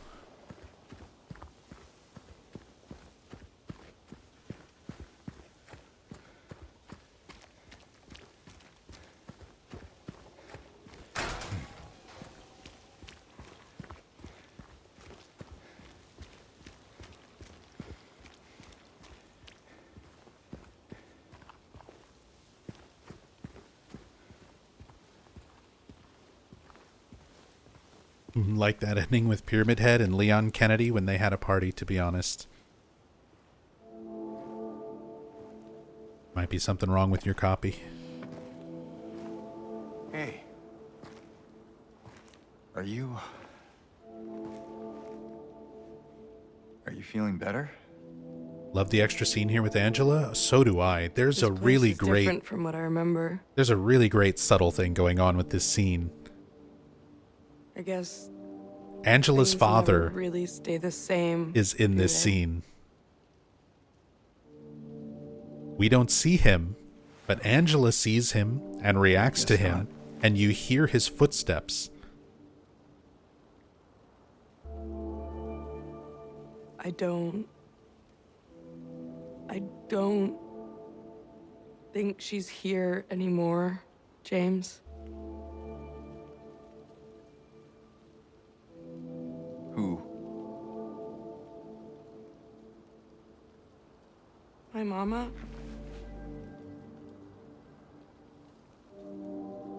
She doesn't want to see me anymore. Why would you think that?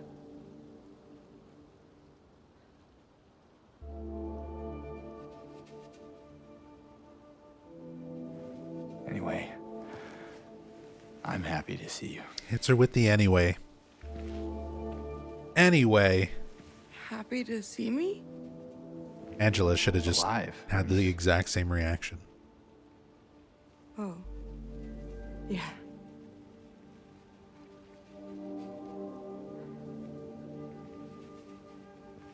I better get going. You still don't want me to go with you? If we stick together, we might just make it out of here. That's what Eddie said to James originally. Out of where? James is mimicking the other characters. This town. Silent Hill. He's like picking up things the other characters have done and starts sort of doing it It's himself. fine. Okay. Which is a really cool little detail. Oh, And then you didn't happen to see a little girl around here, did you? when he brings up little girl, that sets off Angela. A little girl? So basically, her other world starts Yeah. coming into play here, but we're not seeing it because we're seeing everything through James's perspective. Angela? Her head turns to the left. you all She right? sees her father right now. Angela? No. And if you listen to the audio, you can hear footsteps behind Please. James. You shouldn't be here. She's not talking to James. Angela, it's okay. No, don't touch me!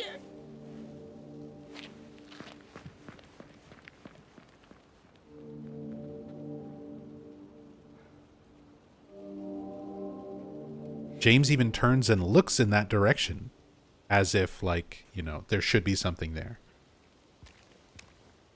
Such a great addition. Like, I love that they expand on some of these little moments. Extra scenes sort of interpreting the way the other world works and how it's perceived by different characters. I'm glad that we get more of that.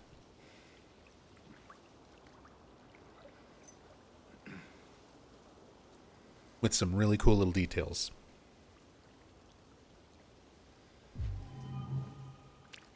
Here's our historical society key. My patient buried it here. Excuse me. I knew but did nothing. It made me uneasy to have such a thing near. I wasn't looking for the truth. I was looking for tranquility. I also saw that thing. I fled, but the old society was sealed. No one dares to approach that place. Sorry. Throat. Now I offer you the key. If you still do not wish to stop, James, I pray to the Lord to have mercy on your eternal soul.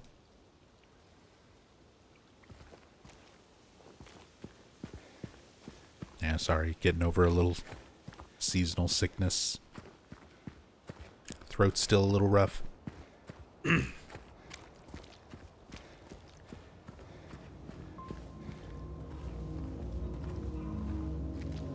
Born from a Wish is not confirmed, Pixel. Silent Hill 1 Remake is confirmed. That's in development.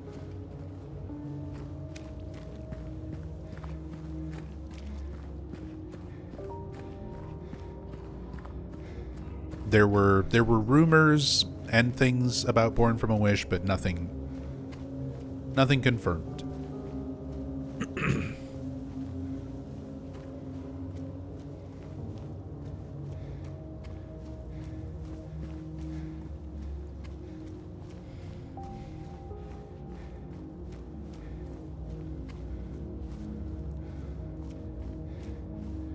If we're going to get Born from a Wish, I feel like Salome would know.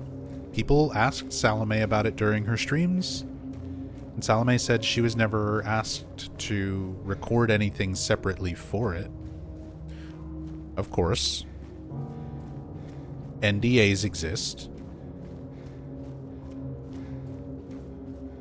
So if you want to keep your conspiracy theories on, your tinfoil hats can remain firmly in place.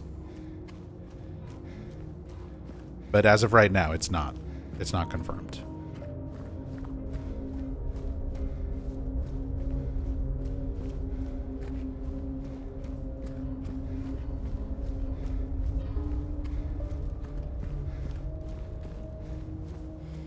Favorite track of the entire remake? I do like the music here.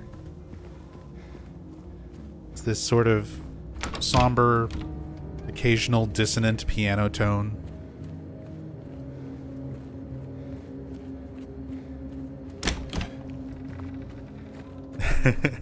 There you've got Salome in chat. My main conspiracy theory is that they're making it without me. That would be a terrible decision. If they decide to go ahead with it and not include you somehow. Silence TV.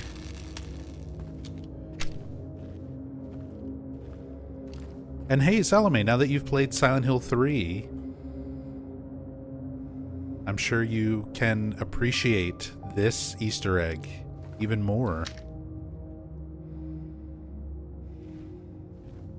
Douglas and Heather's hotel room with Douglas's hat sitting over here on the chair. And the halo of the sun revealed behind the peeled away wallpaper.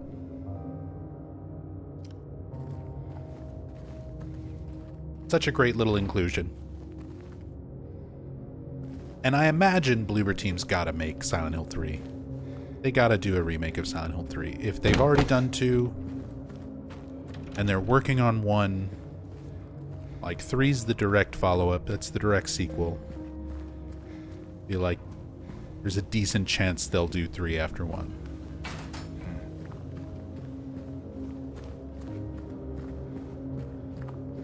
Especially with how successful these games have been.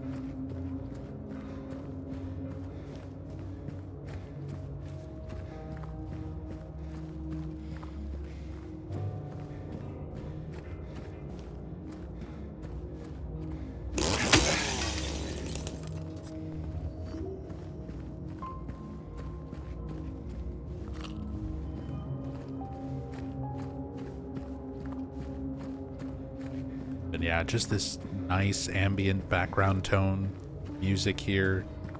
How thick the fog is.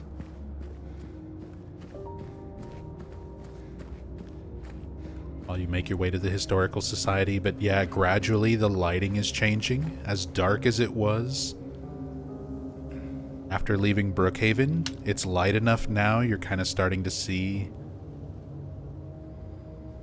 a little bit more, a little bit gray, some of the tree line. Just that, like, hint of brightness.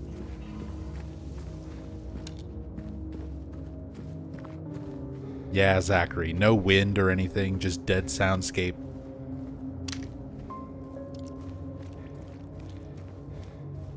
Just James' footsteps and breathing. It's very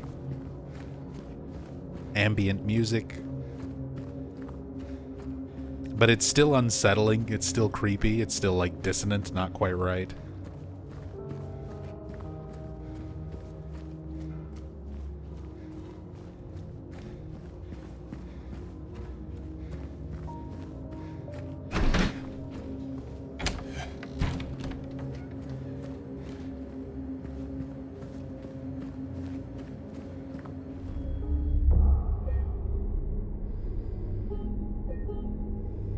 Did they do that in the OG with the sound too? Can't remember. It's just quiet in the original. And I will say there's something to be said of that. And it's something that even Akira Yamaoka has said in interviews, kind of talking about his philosophy when it comes to music composition, where he considers silence an important sound as well.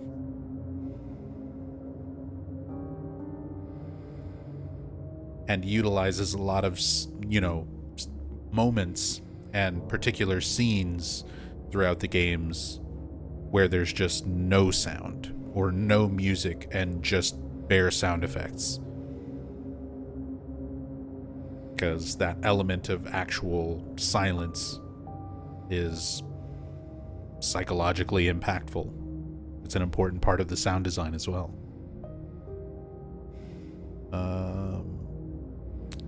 Since we're going to show off multiple endings, I can also grab this.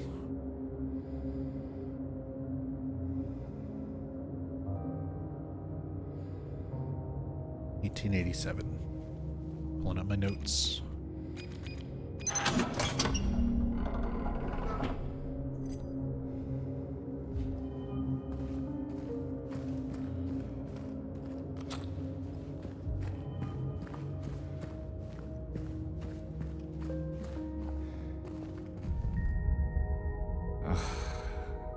This town's full of monsters. Who could just sit here and eat pizza? He kind of said the line. You could just sit here and eat ice cream.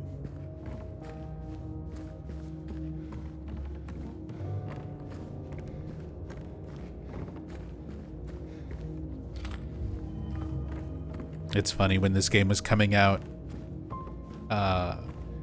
and people learned that you'd go to the theater instead of the bowling alley, and so many people were upset. They're like, the pizza line's gonna be gone. I like how they still kind of keep it in there. Their little flashback.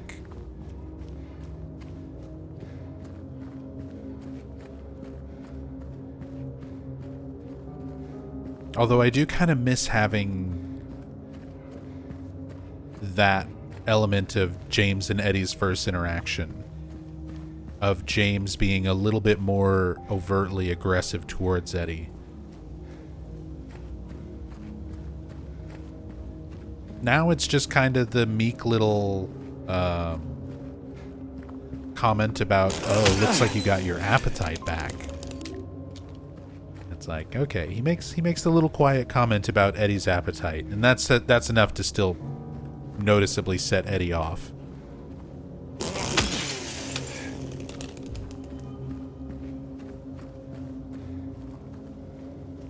But you don't really get him blowing up on Eddie.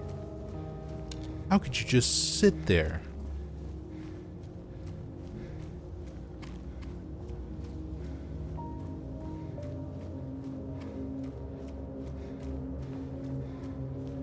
Like Eddie's build-up? I really like the build-up for Eddie in this game too. I feel like overall Eddie was handled much better in the remake, honestly.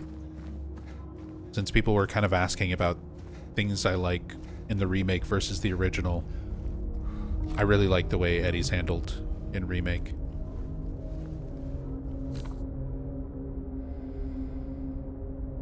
I can leave by not leaving. I can only leave by not leaving. The deal is done. He said he left it for me. Where they once were. 1887. So that was the code for the safe. And then we hear sound effects implying mannequins landing and splatting in the road, which was a thing in the original Silent Hill 2. When you ran down this road, they would actually come flying from off screen over the fence.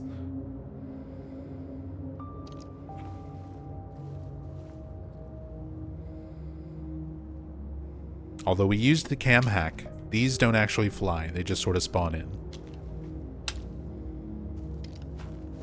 But I love that they at least tried to acknowledge it. The fact that they would acknowledge such a small detail anyway. But why not go all the way with it? Just let them leap out. They literally have a pounce attack in this game.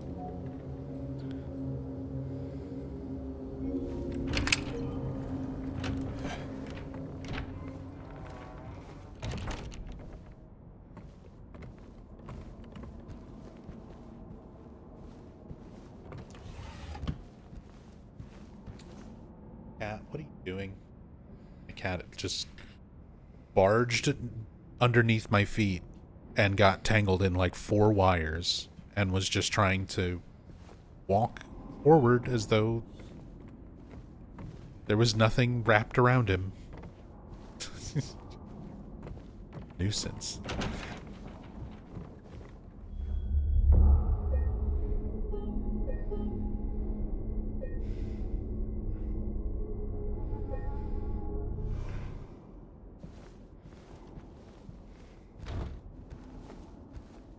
Cats do that, they just don't care. Especially our cat, Vinny. He's not exactly graceful. He just sort of bumbles his way around.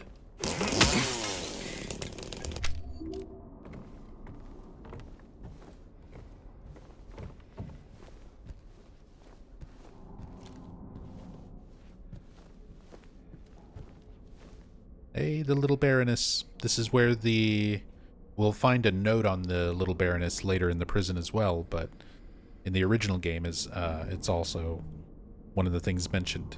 But this is what the Silent Hill arcade game story is spun off from. This little story about the little Baroness. Need to vanish for a while? Have a point where my work requires ears again. That's awesome, Salome. Good luck with your work. Thank you so much for popping by. Always appreciate it. Always a pleasure to see you.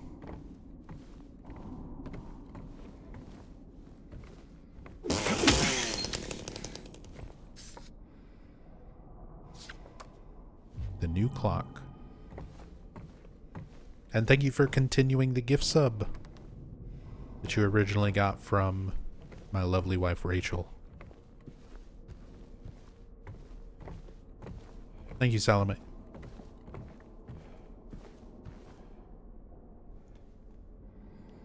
Lady of the Light. The unveiling of one of 2 statues commemorating the local folktale.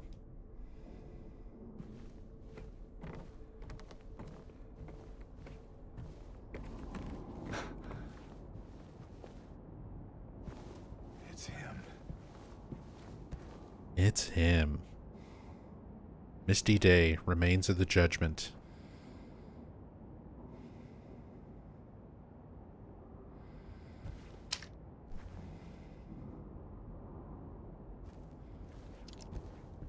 And this is the entire reasoning behind where Pyramid Head sort of comes from.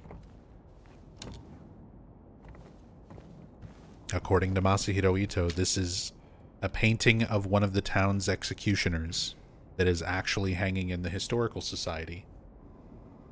So that when James and Mary were here for vacation, they came here, they saw the painting, and that's why James's guilt is able to manifest in this form.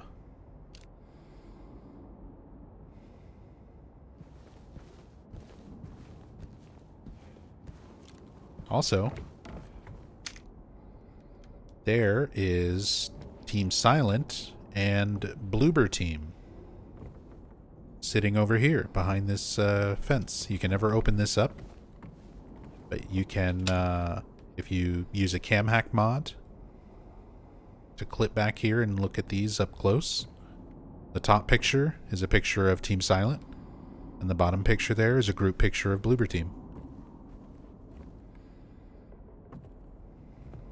So if you want to see that in more detail, you can check out my cam hack series on YouTube.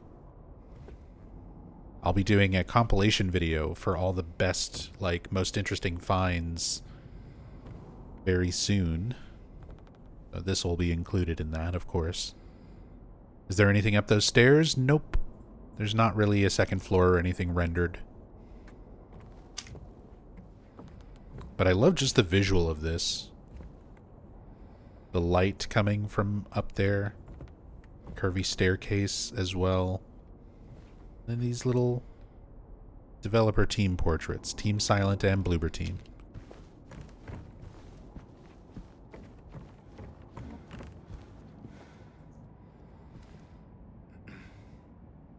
So now we've got a completely different version of the Lady of the Light story. So we heard Maria's version back at the statue. But here we've got, among the local legends is that of the Lady of the Light. Story tells of a woman who is accused and found guilty of witchcraft. As punishment, she was taken to a small island out on the lake, a minuscule stretch of rocky soil devoid of any food or shelter. There she was to suffer a slow, excruciating death as her body succumbed to cold and hunger. However, unbeknownst to the rest of the townsfolk, there was a young man among them who, having gazed into the woman's eyes, as bright and beautiful as a midsummer's moon, had vowed undying love for her. When she was convicted, wrongly, as he believed, he swore he would not let her suffer such cruel fate. While waiting for an opportunity to abscond with his beloved, every night he would sneak out and row across the lake, bringing her food and something to keep her warm. And every night the woman would stand there on the shore holding a lit candle to help him find his way. But then one night when the sky was exceptionally clear, devoid of even a wisp of cloud, the young man set out on his nightly escapade. As always, he would look out into the distance, looking for the light in the darkness that would lead him to his beloved. On that night, however, the moon shone so bright and so vibrant, stronger than any candle could. Seeing the light's reflection in the water, the young man was led astray.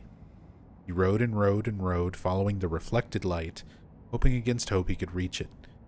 So we've got foreshadowing to the rowing lighthouse segment. He did not care for his aching arms or the shortness of his breath, utterly mesmerized by the illusory light. When his boat tipped over, the man was so exhausted from rowing, so weakened were his arms, he was not able to swim to shore. Thus he succumbed to a watery grave. Somewhat foreshadowing in water ending. Although left alone, the woman on the island never lost hope. She kept coming out at night and kept lighting the candle. The legend says those looking for true love can still see the lady's light out on the lake, shining to bring her beloved home. While the story is clearly meant as a metaphor and a cautionary tale, it is to a certain extent rooted in reality, as the area has indeed seen its share of religious persecution, such as that of, and then it trails off, but presumably it talks about local legend Jennifer Carroll, who was persecuted by the Christians. One of the cult members who was viewed as a martyr and made a saint. When you look at Silent Hill 3, you find paintings in the church at the end of the game for Saint Jennifer. That's Jennifer Carroll, who was first introduced by her statue in Rosewater Park in this game, well, the original Silent Hill 2.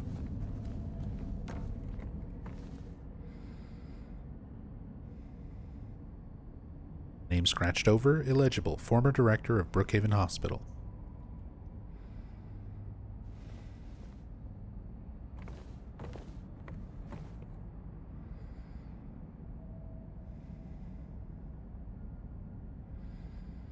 He looks like a combination of multiple different people.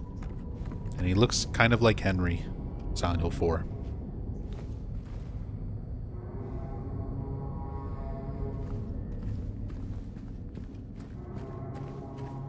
Yeah, the sound design. Just kind of a nice, quiet journey through the historical society, looking at all the little exhibits. And then these stairs with that boat whistle going. And the demon cows.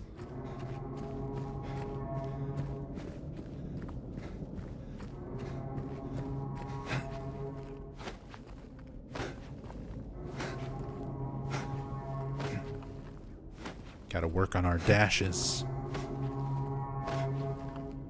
We're never gonna beat Hinako in that race.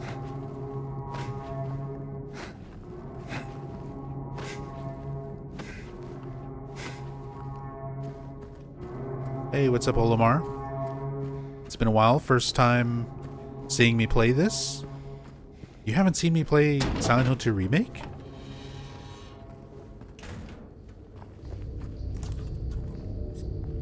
Did they do the remake justice on the original? It has a different take on the original. I think it is a really nice love letter to the original. I think it accompanies the original very well, but it does not set out to, like, if by do it justice you mean like copy it one for one, it does not do that. Things are similar, but it is a different experience. But not a bad one. Not a bad one. Again, it feels like a fan's love letter to the original game. It incorporates a lot of fan theories and a lot of little references and things to the way that it alters the story. So it's an interesting take on Silent Hill 2. But it's good. I really like it.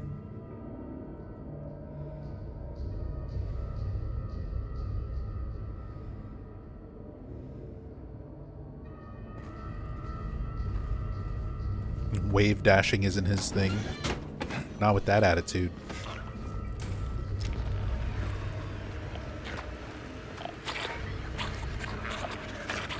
Oh, I was able to mute in time. You didn't get the sneeze.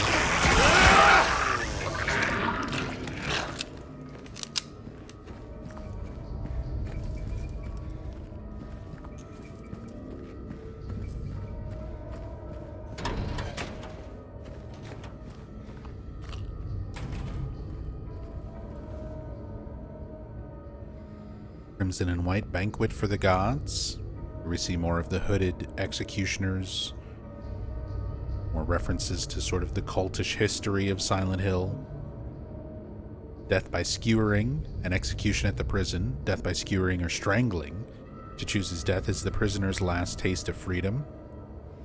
Kind of emphasizing the fact that James did not grant Mary that last freedom. She did not get to choose her death. James made that choice for her. And the fact that strangling is even one of the options there. While the picture emphasizes skewering. Also, lying figures on the actual skewers. This is all the same, like, artwork for these images from the original, too. Toluca Prison Camp, built in 1862, the camp was used to house prisoners during the American Civil War, converted into Toluca Prison in 1866.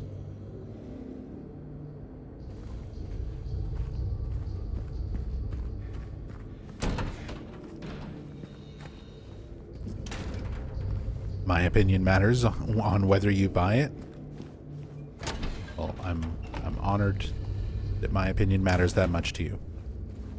But yes, as a diehard fan of the original, I really enjoy the remake. It is not made to be a replacement of the original. It is, in some ways, almost kind of a soft sequel. The way that it's presented, especially if you take like loop theory into consideration. It's almost kind of treated like a follow-up to Silent Hill 2. But it's good. Also, if you plan on getting it for PC, I'm going to go ahead and shameless plug for a moment.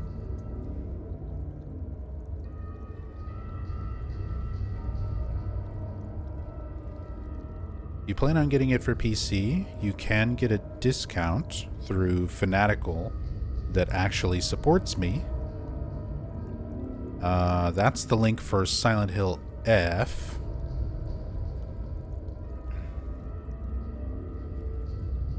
Which is 26% off right now. You can get it for like $51.68 if you're looking for Silent Hill F. And then Silent Hill 2...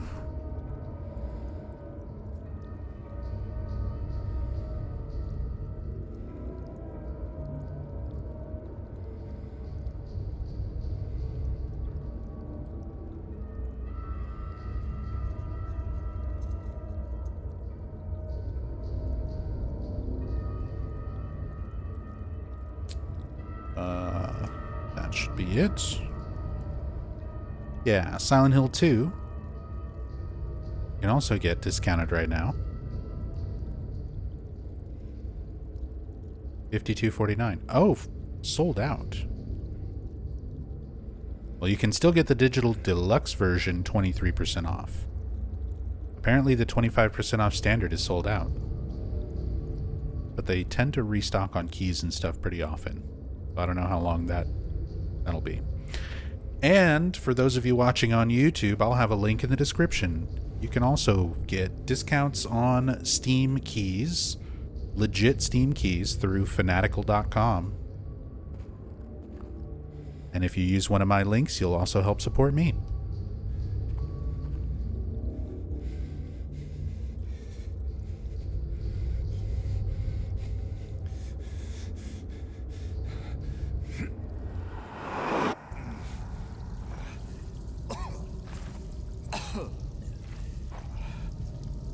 Just curious, Nub, how far off you are from completing the Silent Hill 1 iceberg video. I'm about 3/4 of the way through my first pass through everything. And then I'm going to need to do like a second pass of touch-up editing and adding all the music tracks, which usually goes by a lot faster because all the pieces are sort of already in place.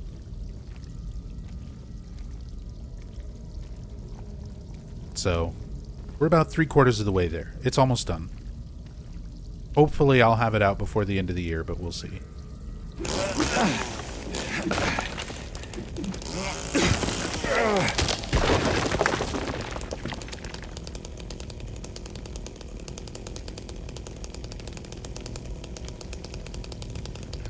They changed the well.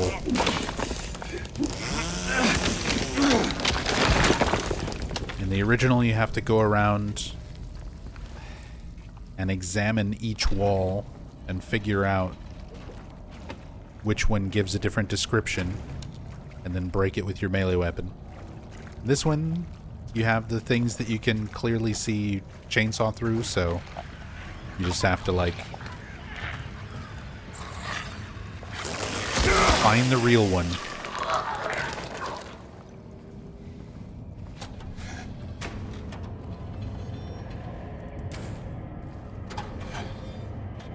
Ever find out what the engine was used for? Oh, the Silent Hill 1 engine in the garage? No. Still have yet to find the significance of that. Why it's mentioned.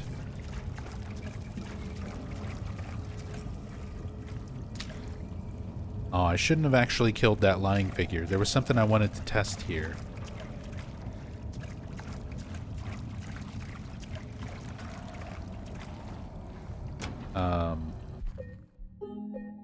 My autosave.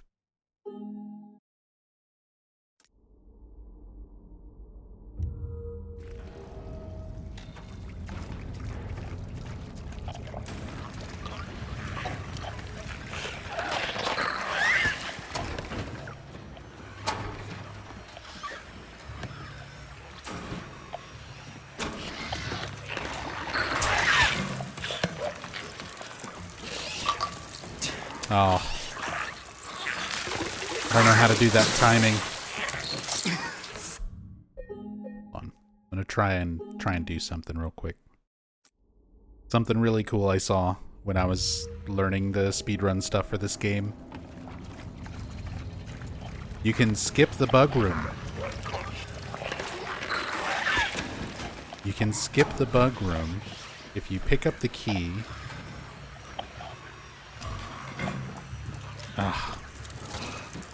And basically, at the very moment where you pick up the key and the door is supposed to lock, if the lying figure is crawling in here after you and basically holding the door open, it won't lock right away.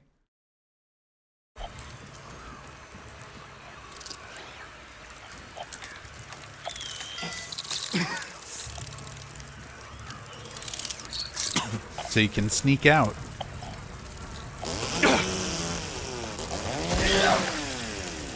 You can just sneak right back out the door.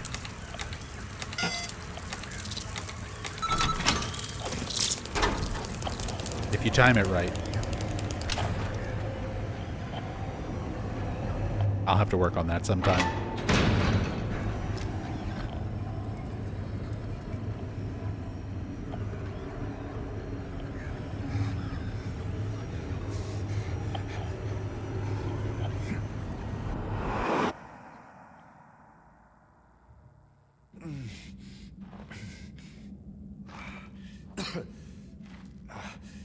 Does this have that 300 people at a recital thing? I've always wondered what that meant. Yeah, that is still in the prison section.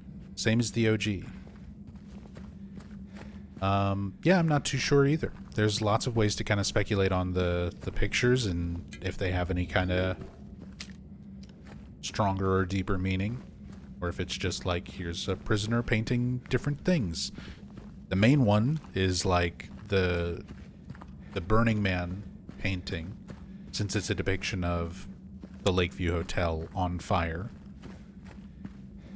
We're getting references to the actual state of the hotel before we arrive at it. But for like Woman in Flight and people at a recital, not sure what the exact meaning or significance, if any, is behind those. But it is still in the remake.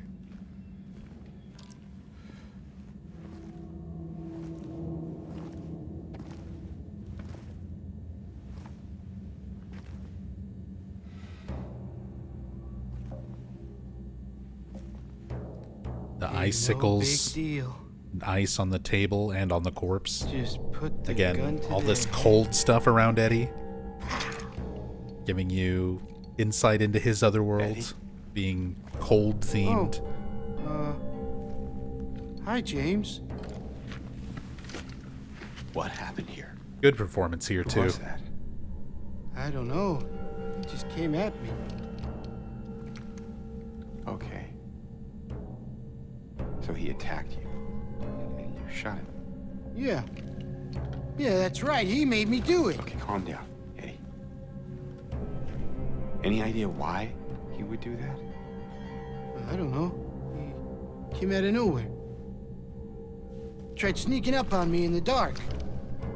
I heard footsteps, so I turned back and he was right there. And you could tell that he wanted to hurt you. Well, yeah, I mean, the way he looked at me, I just had to do it. He looked at you? I thought you said he came at you. Yeah, I mean, I could see it in his eyes. His eyes. He kept looking at me, making fun of me. I told him not to, but he didn't listen.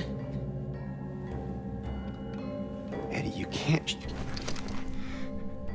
just kill someone because of the way they looked at you.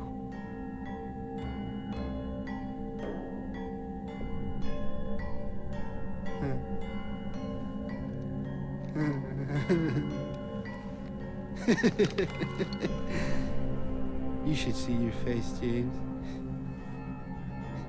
I was just joking. The guy was dead when I got here. I got you, didn't I? Well, anyway, I better get going. Wait. You're gonna go out there alone? Yeah.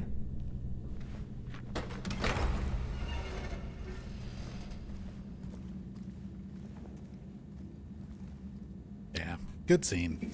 I really like what they did with Eddie. Eddie is absolutely one of my favorite character redos in terms of the remake.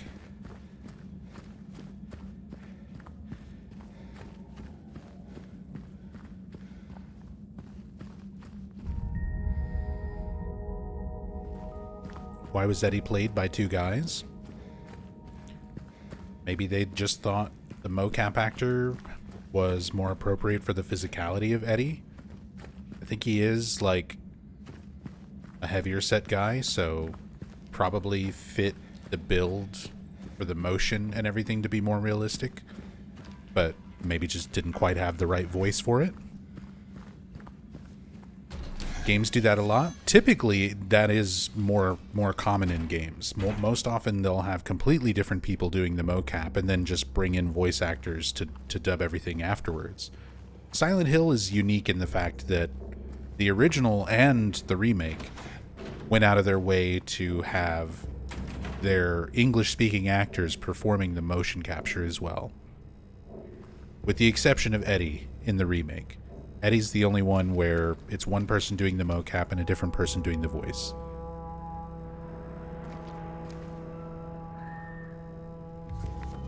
But yeah, most games, that's not the case. It's becoming a lot more common now, simply because a lot of games are utilizing body scans and facial scans of recognizable actors. So when you recognize the actor, it would be weird, you know, if you played Death Stranding and you're like, that's Norman Reedus. and then some other guy's voice comes out of that mouth, and you're like, that's not Norman Reedus. Like, it would be really weird, and I don't know, it wouldn't make a lot of sense. So it's becoming more and more common with games. But Silent Hill was one of the ones to kind of innovate that. There was a lot of innovation with the original Silent Hill 2, with the motion capture, having the actors who were doing the voices also performing the mocap. Wasn't really done a whole lot back in that time. And the way they did the mocap, first off, not a lot of games around 2001, early 2000s, late 90s were even really doing mocap. Not only was Silent Hill 2 doing mocap at that time, they were doing mocap with multiple actors on stage at the same time. Because even when games would do mocap back then, they would usually just have a single actor at it, one at a time, recording all of their animations off of a set list. Whereas Silent Hill 2, they actually had, if James and Laura are in a scene, Guy Seehee and Jacqueline Breckenridge are both wearing their magnetic bodysuits, acting that scene out with each other in real time, like when they recorded it. They go back and record the audio dub afterwards, based on the performance that they gave during like the live interaction. But they still did that initial scene together. And like practically no games back then did that in terms of production.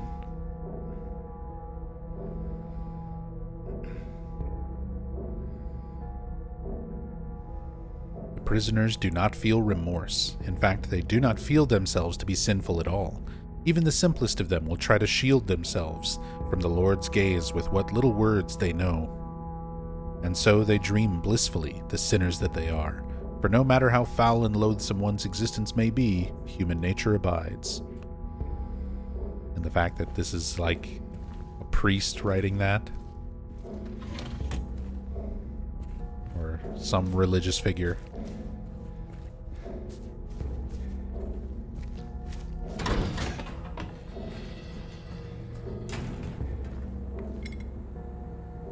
The heaviest weight.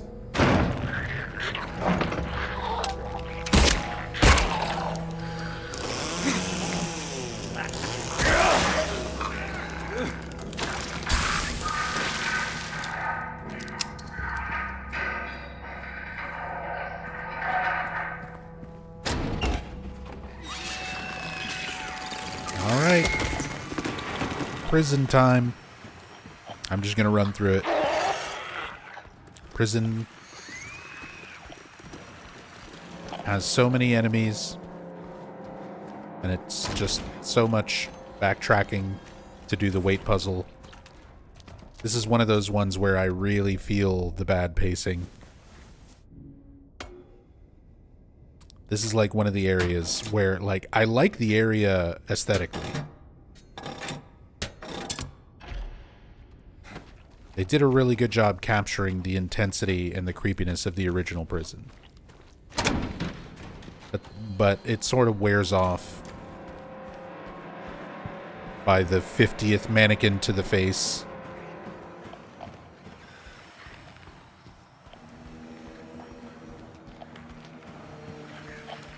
I went to the wrong door.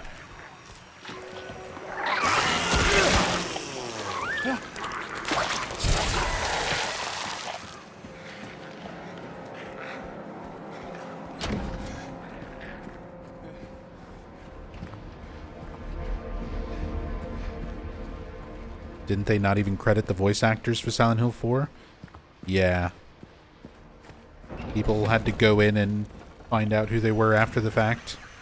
Some of them I think we still don't even know for sure. Because a lot of people thought that Clifford Ripple, who voices Vincent in Silent Hill 3, was Jasper Gain. For a long time, fans thought that he was Jasper in Silent Hill 4. And they do sound very similar. But they interviewed Clifford Ripple, and he said that it wasn't him.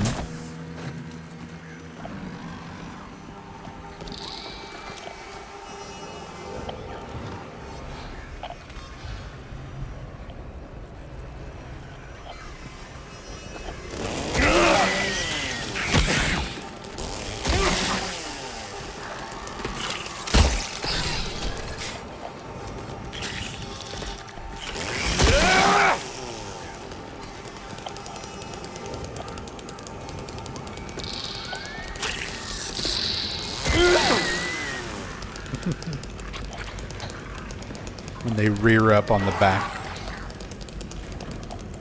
Like flail the front legs around.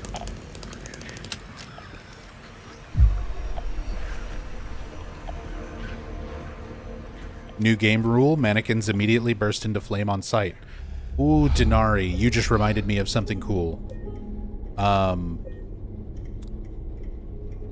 Hunter Stanton, who brought us the wonderful Silent Hill 4 randomizer mod, and has been working on a lot of other video game mods and stuff like that, is working on a new update for the Silent Hill 4 randomizer.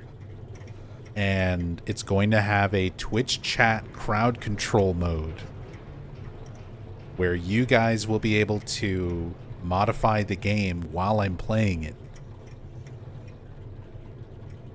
And I can't wait to try it out. We'll be able to do some crazy Silent Hill 4 chat crowd control runs. I'm looking forward to it.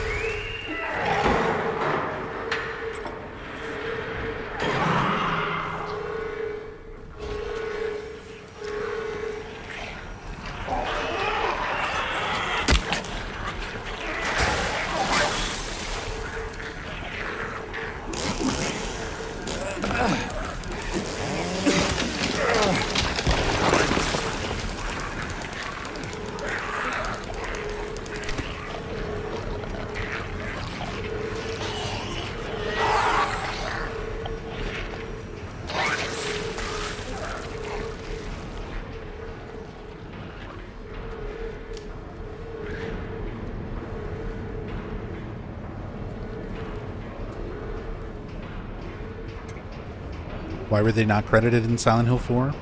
Japanese idea of not getting talent stolen? Could be one of any number of things. We don't know for sure. But that was a lot more common back in those days. Voice actors, a lot of times, would not get credit at all. A lot of developers wouldn't get credit at all. Or if they would get credit, it would be under like a false name. Sometimes it had to do with other talent agencies trying to scalp actors and workers. Sometimes it had to do with unions. Some actors being parts of certain unions where they're supposed to not take contracts with other people, but they do anyway, and they just kind of do it under a different name. There's a lot of things that can lead to weird situations like that. But what I do know for certain is that the voice actor for Cynthia does a voice of a rat in a knockoff Ratatouille dollar store movie called Ratatouille. And now you have to live with that information in your brains because I have it in mine.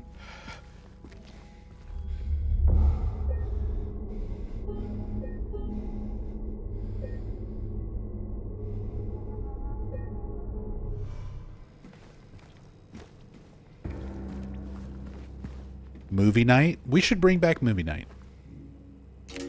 I used to do movie nights a long, long time ago. Because there was like easier ways to do it.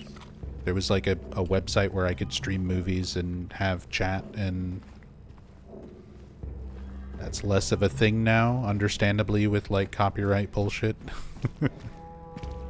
But I think we can have, like, what, up to 25 people in a Discord thing?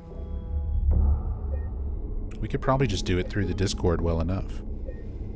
Oh, is there one the dog uses? I mean, if there's still some way something I could use, or even just doing it through Discord, I would be down for doing movie nights again. It's a shame Twitch is such, like, and all streaming sites, YouTube, everything, have to be so, like, strict about that.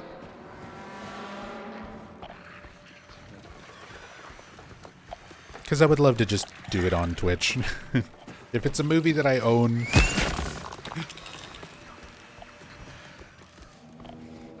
that I could just, you know... I won't save a VOD or anything. Won't re-upload it. Have to be here for it live. Kind of thing. That'd be fun.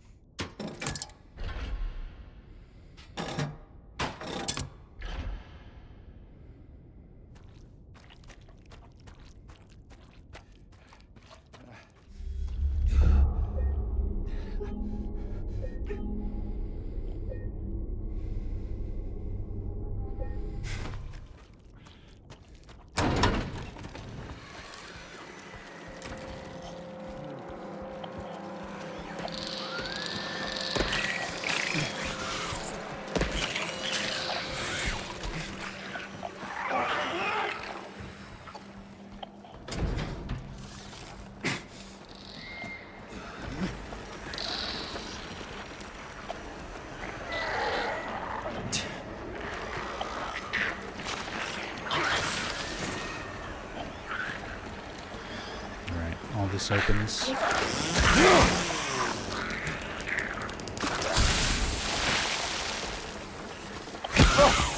Ouch.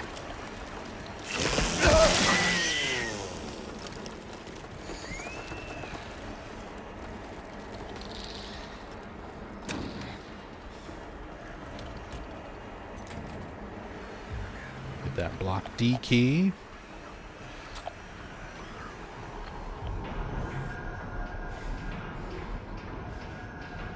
Morning route. Disruption reported. C-140 yelling about C-777 haunting him. Claims bars can't hold him. Administered sedative to C-140. Noon lockup. Perform precautionary search of C-7 cell. D-5. No traces found of prisoner leaving his cell unsupervised. Recommend further psychiatric evaluation of C-140. Afternoon route. C-140 and C-7 missing from their cells. Alarms raised. Search in effect. Update. Bathroom door barred from inside. Efforts made to get them open. We don't hear anything from the other side.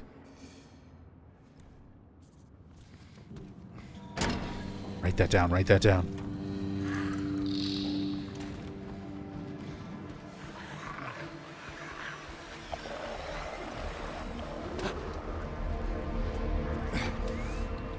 I love James scribbling things into his map and his notes. That's probably one of my favorite additions as far as like little animation details. I like James taking the notes as we go.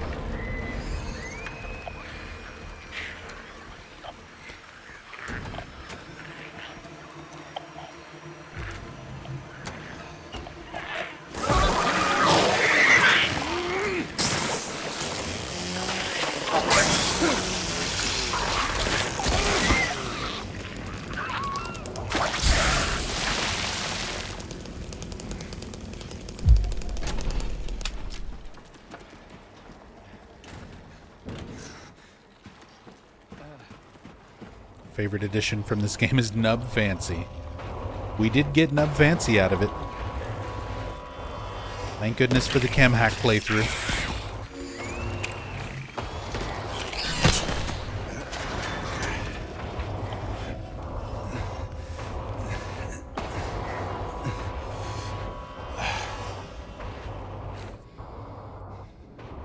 He's coming. I know he is. The bars, the walls, they can't hold him. He'll get in. He'll get in.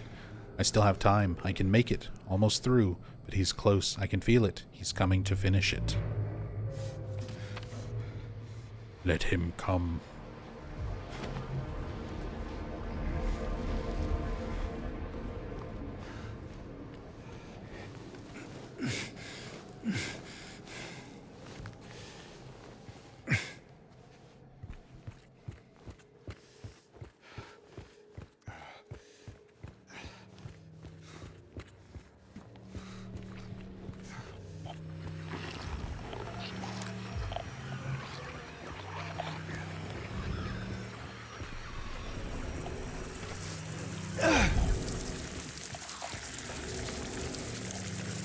Come on, James. Stick your hand in the buggy hole. It'll be funny, do it. All the way.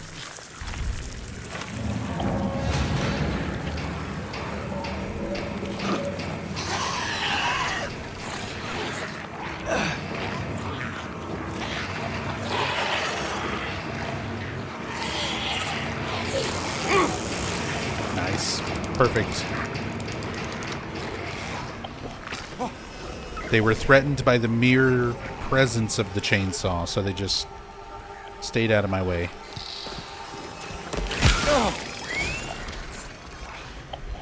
Mannequins don't care. Spider mannequin don't care.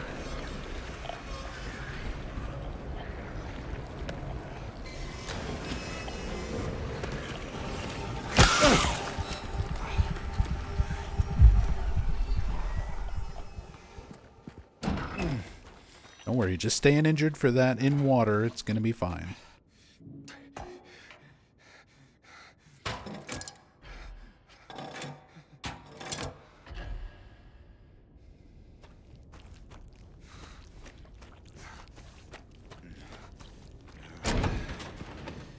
Take it easy, Mela.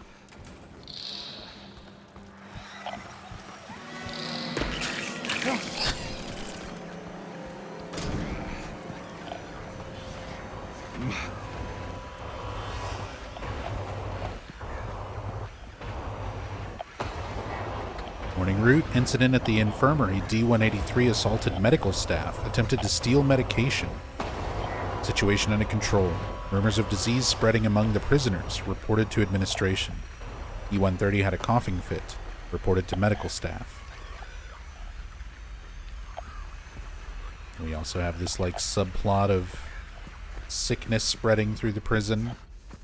Potentially that plague that came through the town, which we find other historical notes on.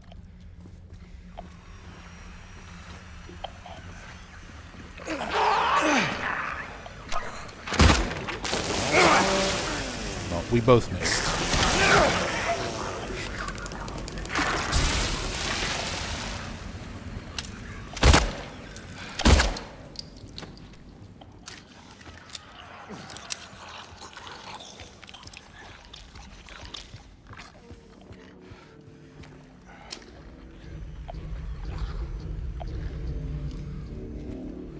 Portraits of all of our previous prison wardens.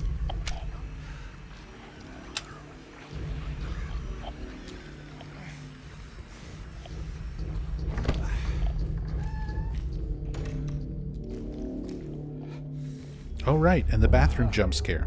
Can't forget about bathroom jump scare. They kept this from the original.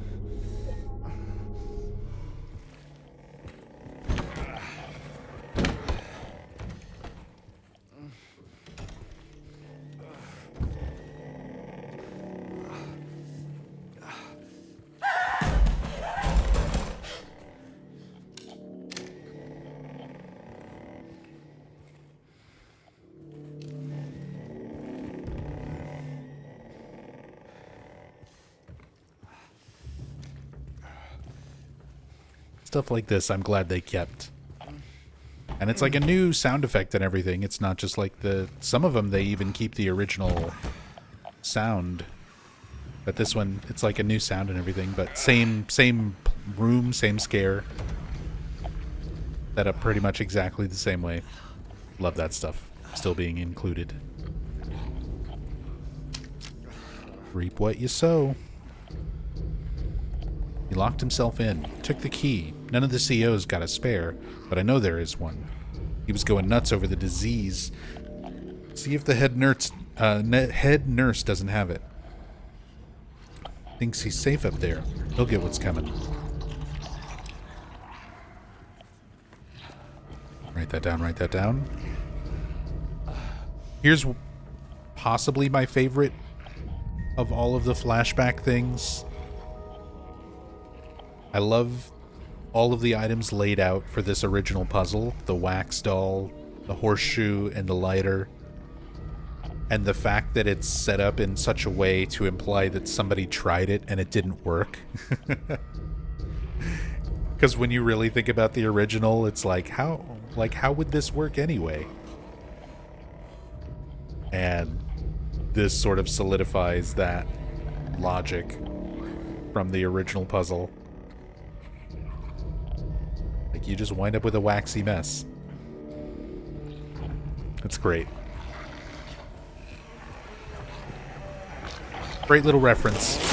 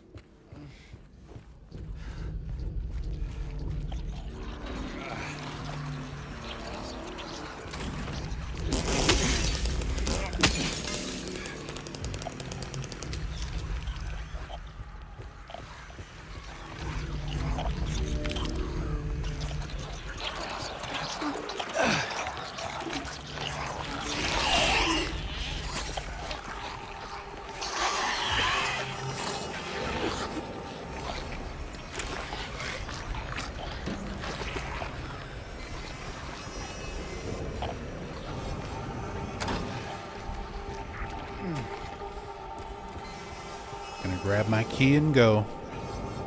Don't mind the nurses.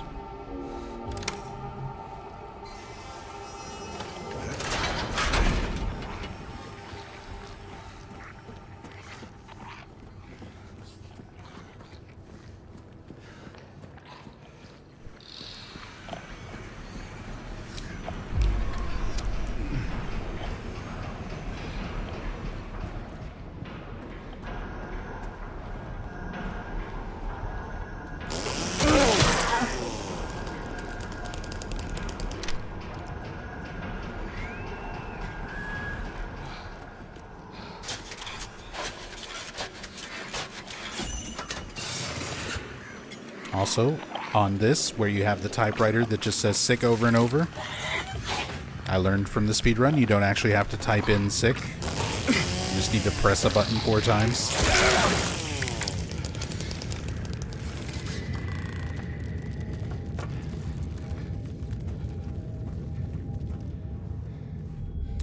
Theo Lofo, welcome back. Thank you so much for the 14 months. Thank you, thank you. A year already? Where has time gone? I mean, a year plus 2 months. You're going for extra credit. Welcome back. Thank you so much for the big 14 months. 14 years. Where has the time gone? It's been 14 years. Just like that. That's how it happens.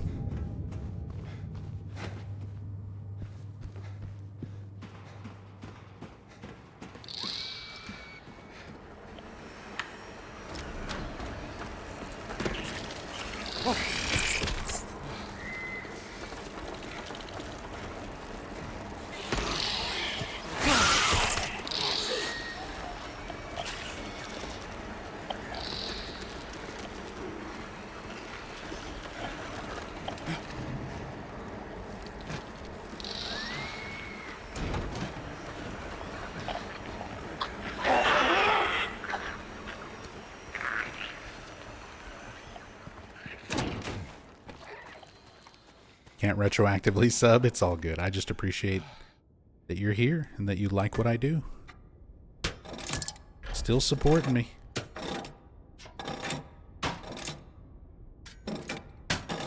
Thank you very, very much.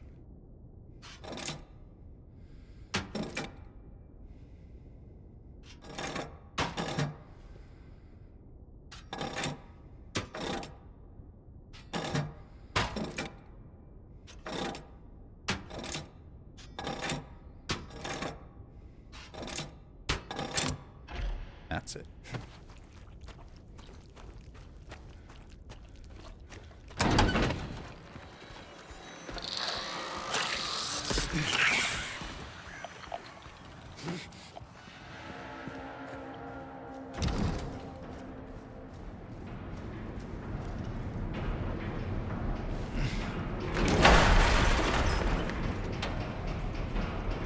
Oh yeah, so here's like the sort of underground prisoner cells section. But here's where you can find those paintings, since that came up in chat earlier. So here's Woman in Flight, and they're all pretty much exactly the same as they are in the original. Very faithfully recreated for the remake.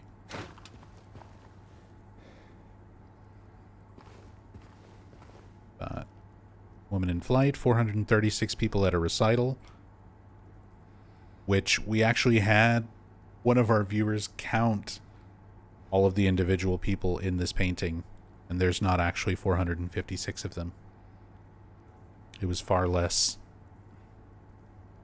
I have to... It's in my Discord channel somewhere. I'll have to pull that up sometime. Get that exact count.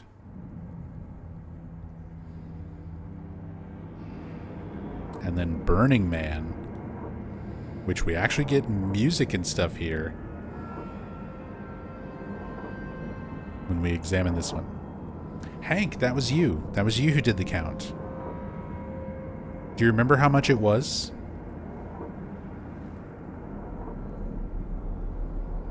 How many people were actually at the recital? Because I think you put it in Silent Hill info, but it was a while back. And I'm not good at searching for things.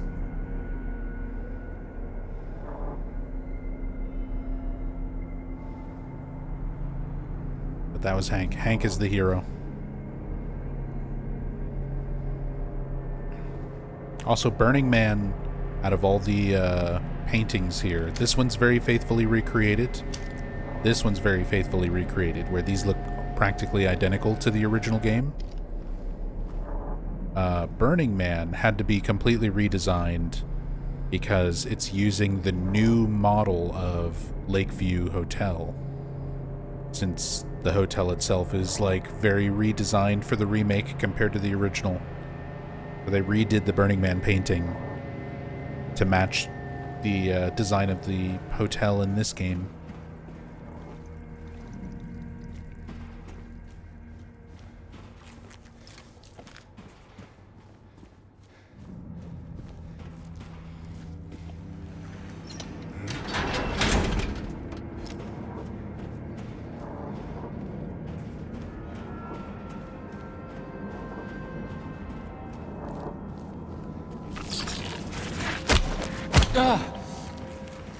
Not the double whammy.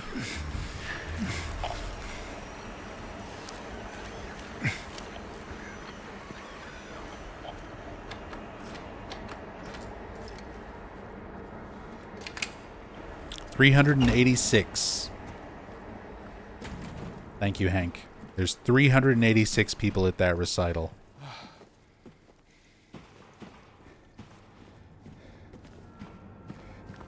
Instead of 436. They shortchanged us.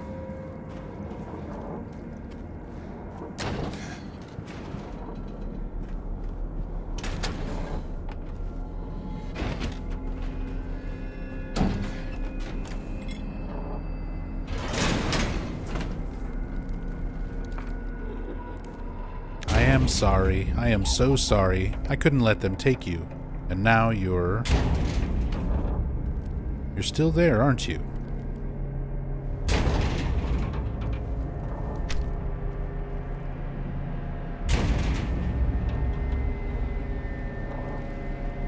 It's exactly 50 short. Okay.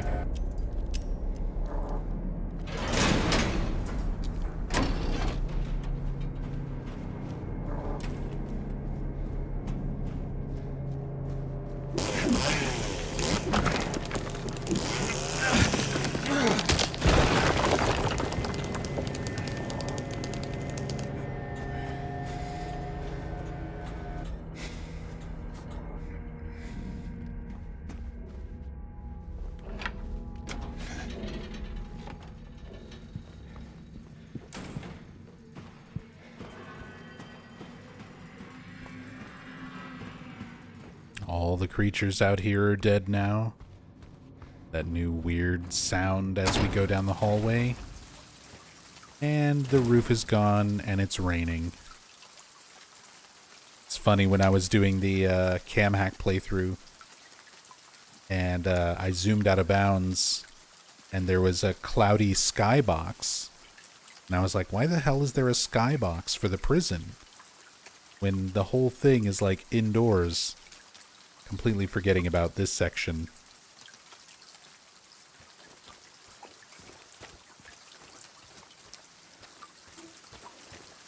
So the skybox is actually there the entire time.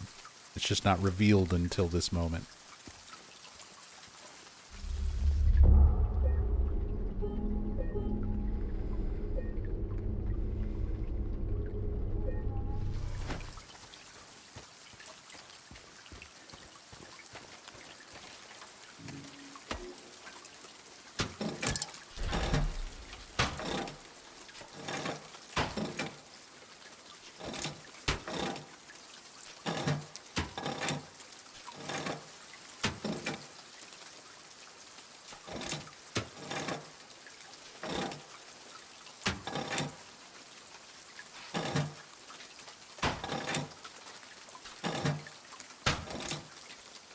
Now to remember the weight puzzle.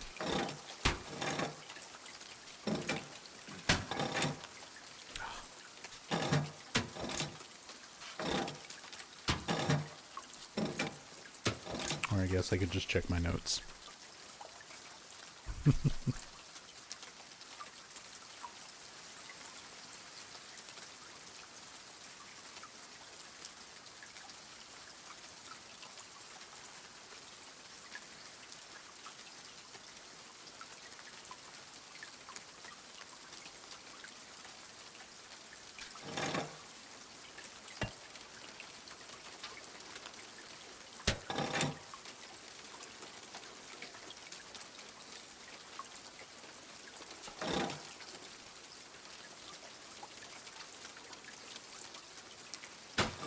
Of course, the way these notes are written,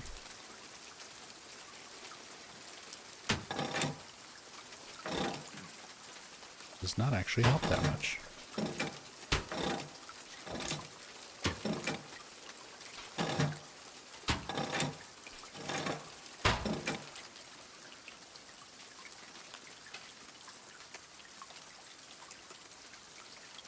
Embarrassed how long this took you, Nick? I mean, I was practicing speedruns for this and had it, like, vaguely memorized for a little while, and I'm still struggling with it, so don't worry. My brain no good. My brain no good. And of course, the way, like, the notes are down for it, I have, like, prison snake door, L on the left side, H on the right side. Light on one side, heavy on the other. And then LH for Tauros, light and heavy on the left side, medium on the right side. For the boar, it's like light on the left side, everything else on the right side. For the eagle, all on the left side and the bloody one on the right side. Prison final, it just, I have like L, M, S, L, L, bloody H. Which makes sense, kind of.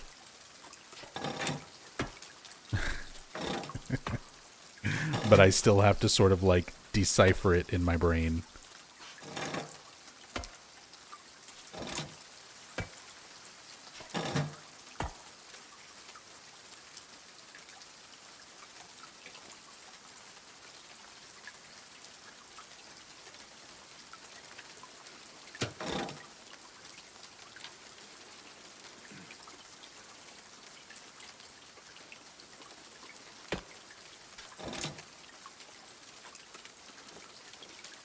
First one right.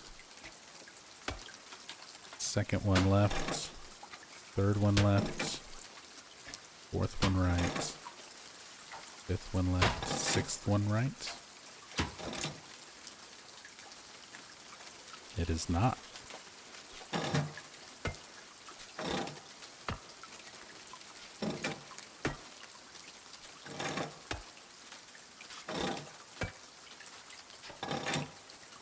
I reversed the last two, did I? 1 right.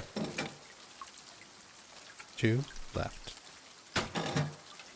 3 left. 4 right. 5 left. 6 right. Oh. I did. See, even when you tell me. Even when you tell me, I mess it up. So don't even feel bad about how long it took you.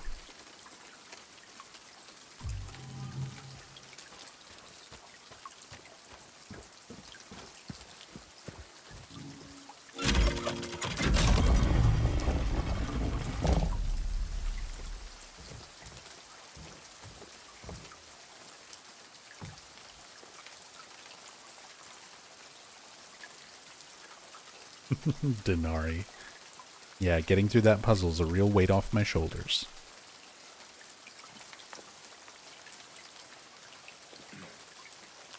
For your grace I do not plead, for the flames I did set free. Sisters shrieked and children cried, no one made it out alive. The wealth of others I did take, the seventh statute I did break, and yet my deeds I don't regret. I had my reasons, that is that. I took the child, you are quite right, carried her off into the night. She did not scream, she did not bawl. I was her father, after all. Once the sun has ceased its reign, I cut through the rusty chain, pushed the door and snuck within, filled my pockets to the brim. Mommy dearest, mommy sweet, your love for me was so deep. Why, oh why, you shouted out, when my knife pierced through your heart. I waited long, I bid my time, I waited to commit my crime. The man appeared, he saw me not, a bloody end is what he got. So for this level, you always find yourself guessing this puzzle? I mean, interestingly, it's pretty consistent. You're just like speedrunning through it.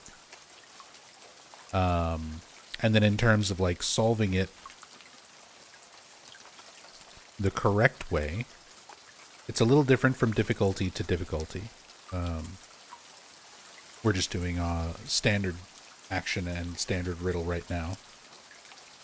Yeah, there can be multiple answers as well. My only daughter, joy of days, they wanted to take you away. Hush, little baby, and be still. If I can't have you, no one will. So, like, that one matches with taking the daughter, carrying her off into the night. So you kind of match it based on the story and on the rhyme scheme.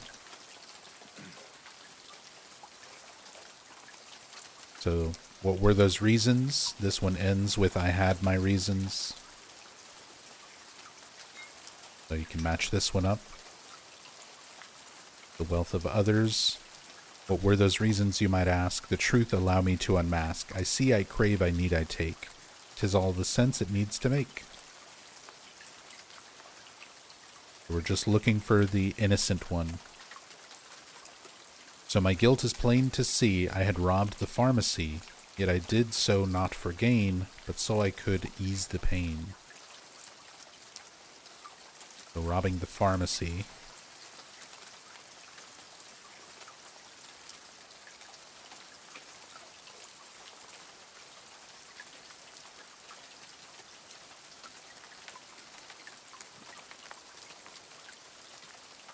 In truth, I did not hesitate, as my blade sealed the poor man's fate. You knew the rules, they are quite clear. Go against me, your end is near. I watched them burn, I heard them cry. I felt a soothing warmth inside. It felt so good, I cannot lie, and for my bliss they had to die. That was the first one. Talking about setting free the flames. So these are clearly not innocent.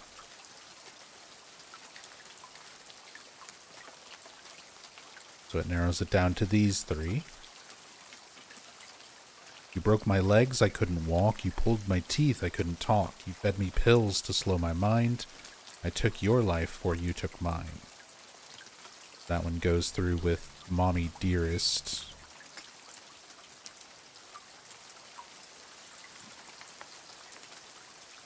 This one was sealing the poor man's fate, which leaves us with the one who was in pain and robbed the pharmacy, which is like, you're not really finding an innocent one, but you're trying to find the most justified for committing their crime, which is an interesting way, sort of spin on it, considering that is a big theme of this game.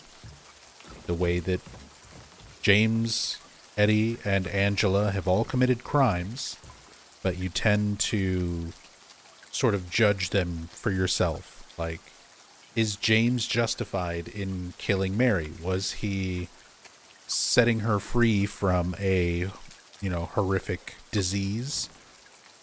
Or was it selfish? How justified was he in what he did? Was Angela justified in killing her father in self-defense when he was trying to assault her? Was Eddie justified in killing the dog when shooting the football player that he perceived as bullying him? So you're kind of already dealing with these themes of judging the characters and how justified they are or not for the crimes that they've committed. And then getting that reflected right here in this puzzle.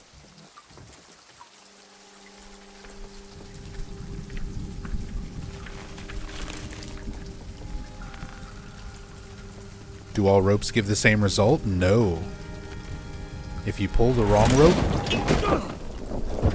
you actually go to a little chamber where you have to kill some mannequins and then climb back up and try again.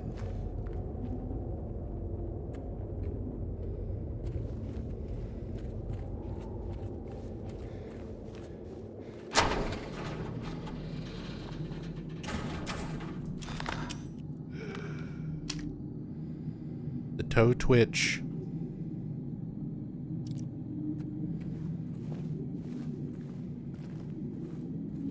In the original Silent Hill 2, when you walk through this room, James will he'll comment if you examine these and say, did that thing just move or was it my imagination? And then Bloober added in a little moment there where the toes actually do move for the remake, as a little nod to that dialogue.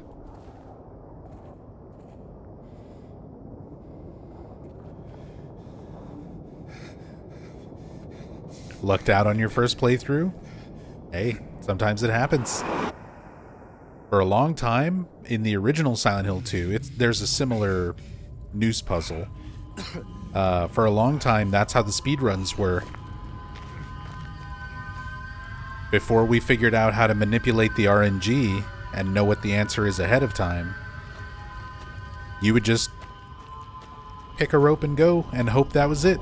And if that was it, you did well on your speedrun and kept going. And if you pulled the wrong one, you lose time and you reset.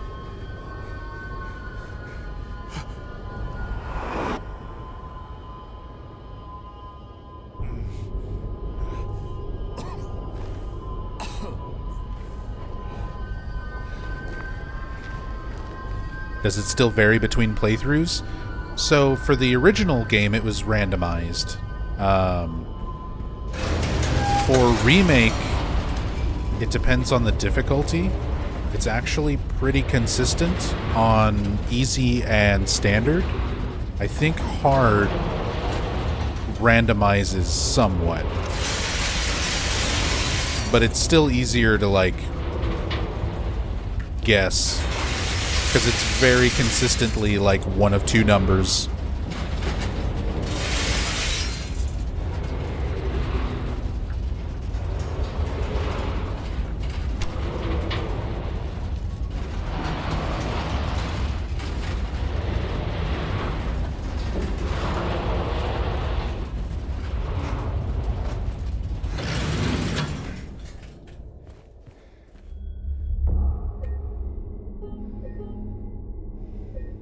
The old 1 in 6. Yep. And in those days, like when I was doing speedruns of the original Silent Hill 2, I would just pull the rope that's closest to the door, because that's the one that took the least amount of time, and just hope that was it. Got some creepy stuff here building up towards Angela and Abstract Daddy. You hear the voices muttering and whispering, and then going quiet whenever James tries to open the door.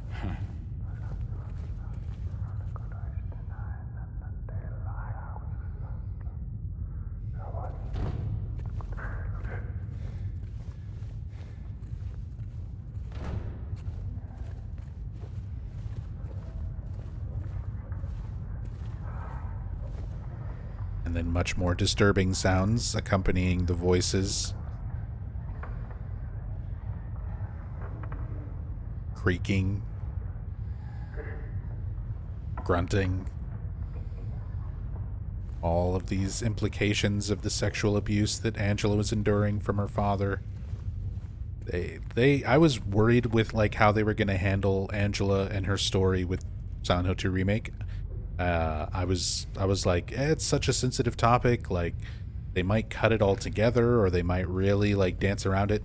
No, they emphasized the hell out of it. They made it much more front and center and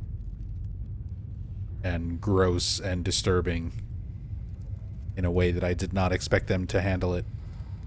In a good way. I think it deserves to be like very brutal and visceral and obvious, I guess.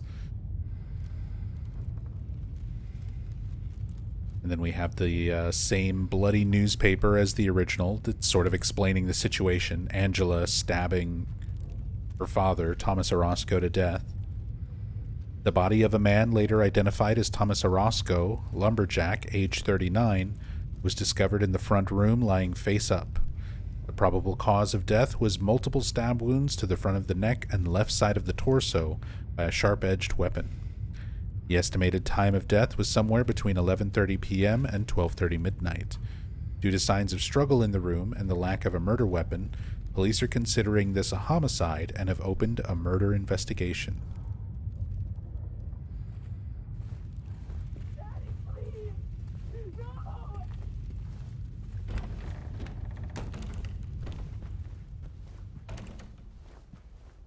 Hey, what's up, Slick? What did I think of Silent Hill F? It was pretty good. It's my 7th favorite Silent Hill game currently. Right behind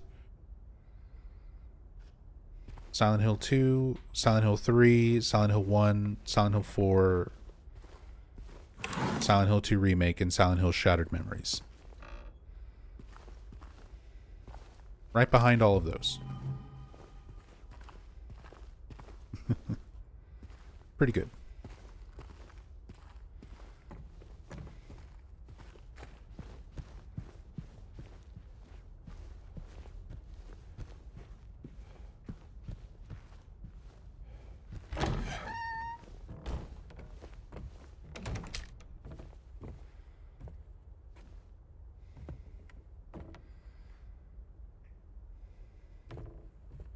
The ghoul sticker. I think this is supposed to be Angela's brother's room, like the door to his room. Some of the stickers and things on here are little references. Obsidian is a reference to the obsidian goblet.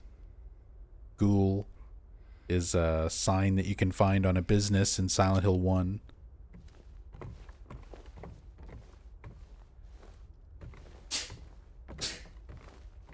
Less. A lot of Rachel sneezes in this playthrough. I'll be good, I promise. I've been Tell sneezing him too. I'll I've just be managed good, to mute the please. mic. Angela? Angela, it's me. No, please.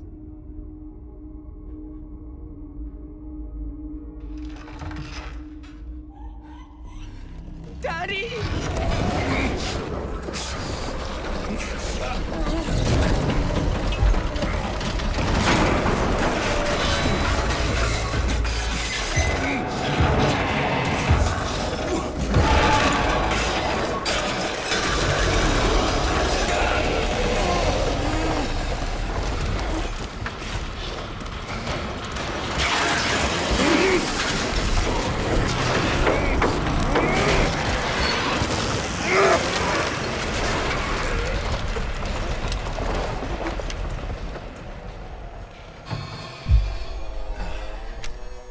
Didn't think you'd rank it below Shattered Memories. Don't like Shattered Memories, but maybe because I played it on PS2. I mean, the game was definitely made for Wii, and I think benefits a lot from having the motion controls and everything sort of play a part in it. Using your Wii remote as like your cell phone, essentially.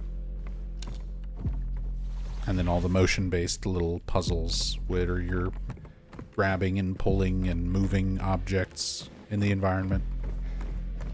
But I really like Shattered Memories. It's my favorite out of all the like Western developed Silent Hill games.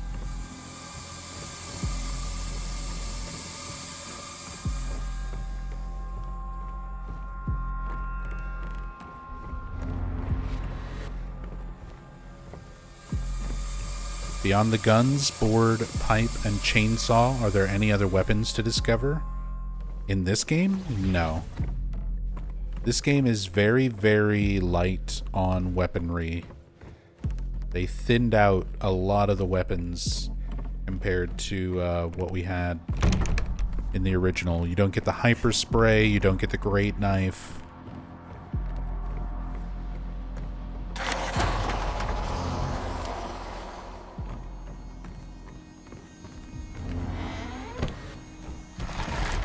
It's one of the things I'm really hoping that they don't do with Silent Hill 1 Remake. Ooh, I almost got stuck on that couch. You can actually get stuck on that. If you can see how I started walking up it. If you walk too far up that, you can get stuck where James can't actually get back down. You have to reload a save. There's a few spots in the game where that can happen.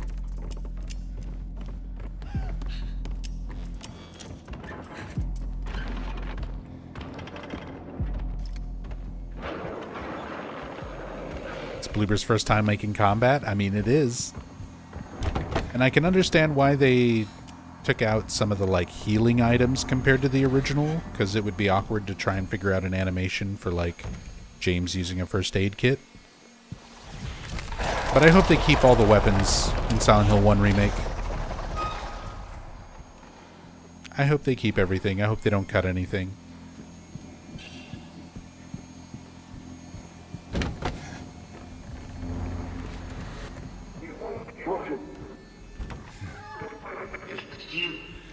Makes you sick. Care of you all these years. What's Bloober working on now? Silent Hill 1 Remake. What I did? What you mean?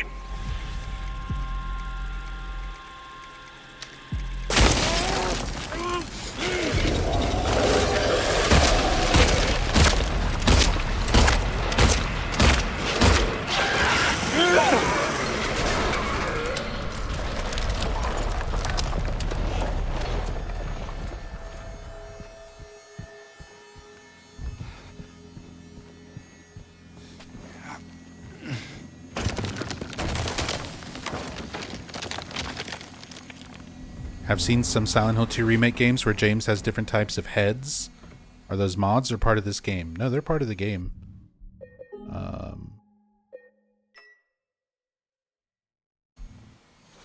Like, I'm playing on PS5 right now.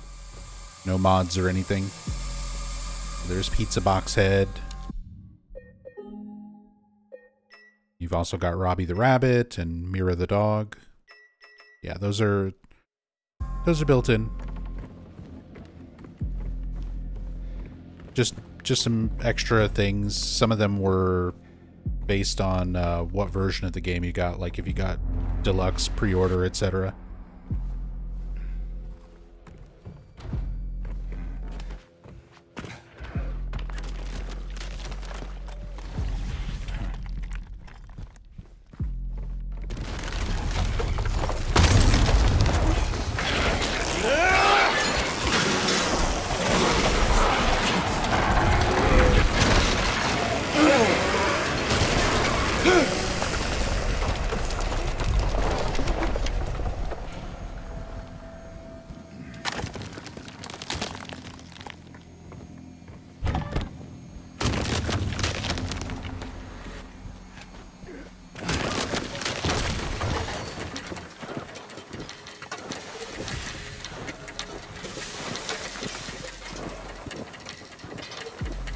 this is another one of the areas where it's been extended compared to the original. Like, the abstract daddy fight and everything with Angela is so brief. It's such a small part of the labyrinth at the original. This is one of the parts that I'm glad they expanded on it and added more to it. It's like so disturbing. That's for you. What you want.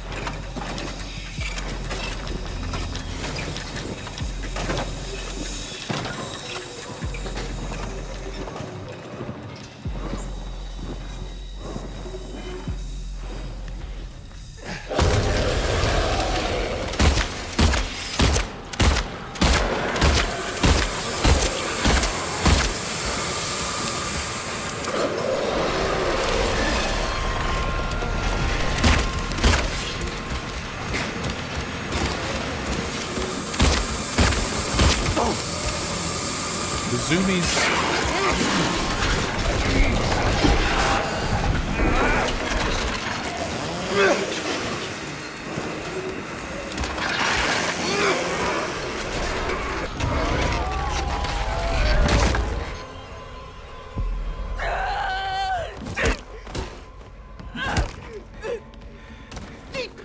Okay, Angela.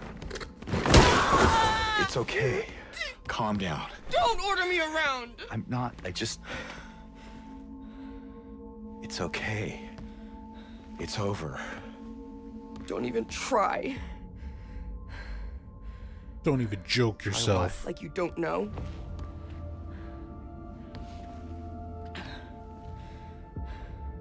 I see what you're doing. It's always the same with you. You're only after one thing. Angela, please. You don't have to lie. Go ahead. Say it. Or you could just force me. Like he always did.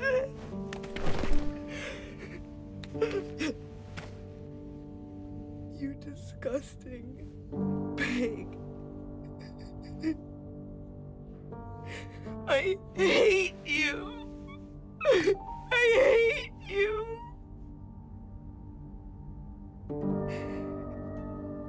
Angela. I don't know who you think I am, but I don't want to hurt you. I just want to get my Mary back.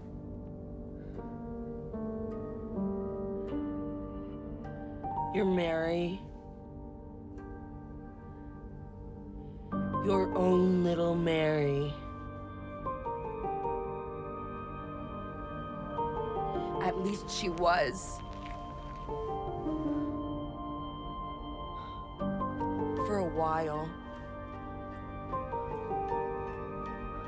What? Admit it. You didn't want her around anymore.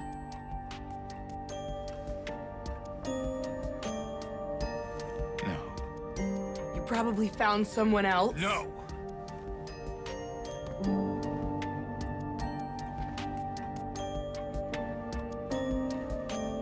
I need to find my mama.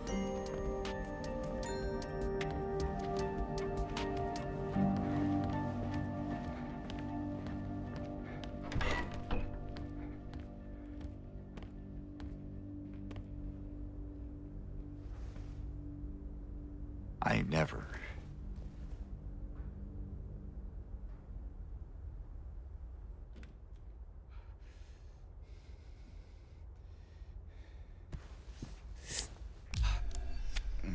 Heartbreaking scene, but a great scene.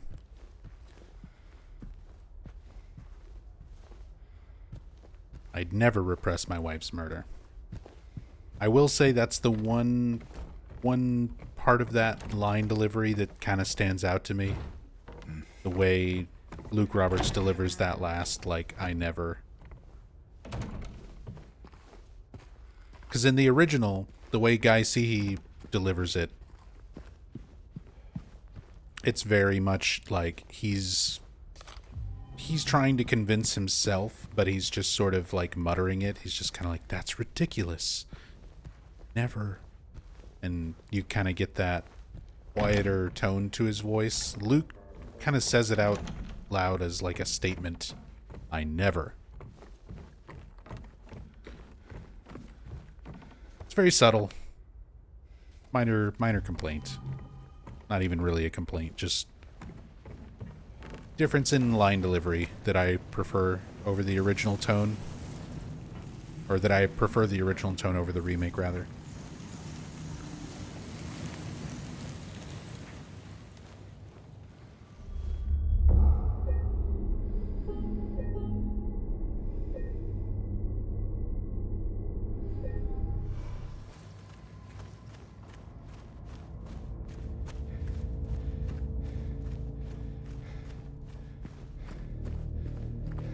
Another great scene here, both in the original and in the remake. Another one that I tend to prefer the original over the remake, but they both have their moments. In general, though, Monica Horgan's performance on this scene is another one that Salome's amazing, but Maria? that's a difficult performance to live up to. Maria! I thought that thing killed you. Are you hurt? Not at all, silly. But the thing... It stabbed you. There was blood everywhere. Stabbed me? What do you mean? It chased us to the elevator and then... James, what are you talking about? Just before. Don't you remember? James? Honey? Did something happen to you? After we got separated in that long hallway? Are you confusing me with someone else? You were always so forgetful. Remember that time in the hotel? Maria? You said you took everything. But you forgot that videotape we made. I wonder if it's still there. How do you know about that? Aren't you Maria? I'm not your Mary. So you are Maria. I am. If you want me to be. All I want from you is an answer. Doesn't matter who I am.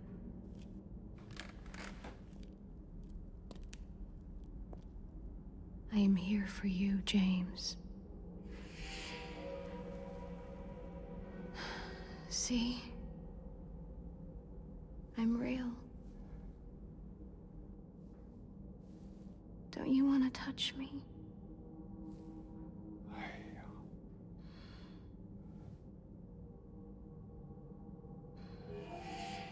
I don't know. Well. If you happen to make up your mind.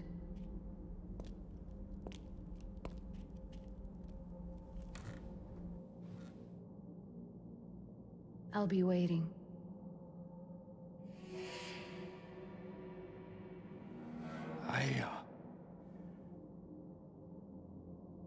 I'll find some way to... I'll come back, I promise.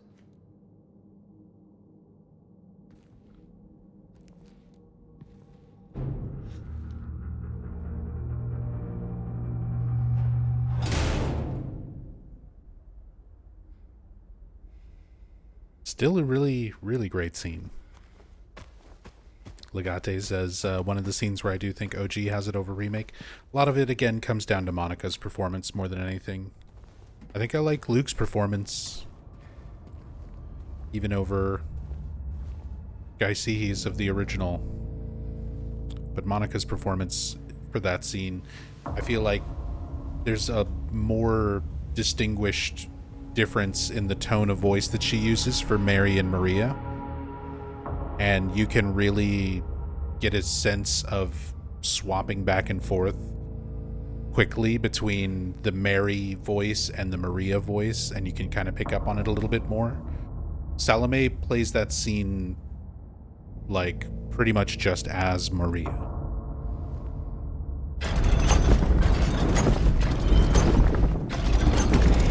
Which might have just been, I don't know, difference in direction, difference in the tone that they were going for, not wanting to mimic the original, you know, too closely and still have their own take on it. So there's a lot of things I'm sure factor into it.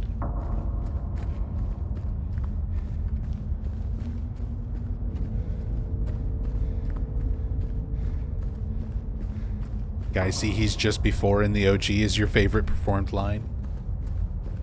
Just before.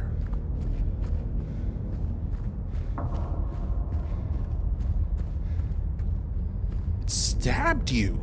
There was blood everywhere.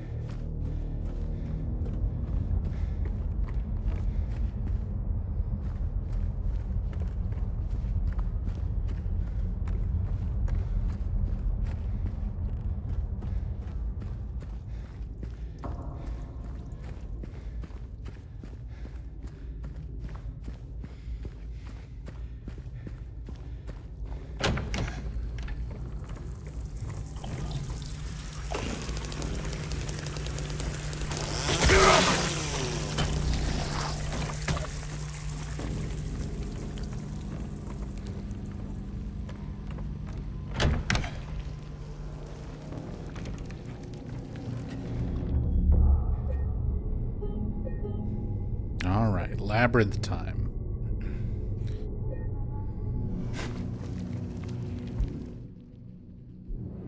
Rotten area. Drawing in our maps. I love drawing in maps. In Silent Hill and in horror games in general. I don't know what it is, but I like the very simple idea of protagonists just like drawing a map as they explore.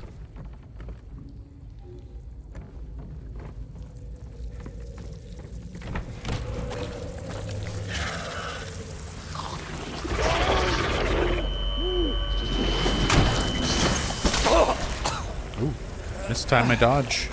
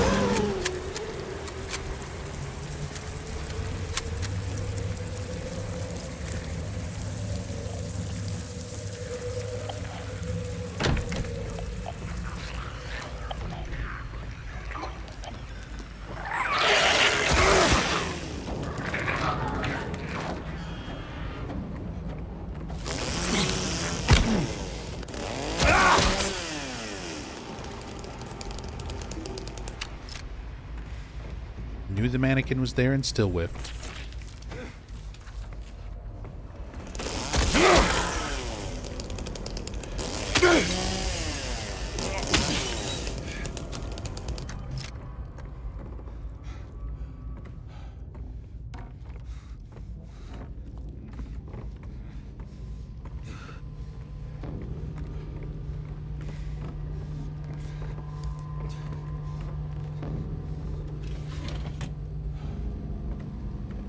Two more empty drawers for the empty drawer counter.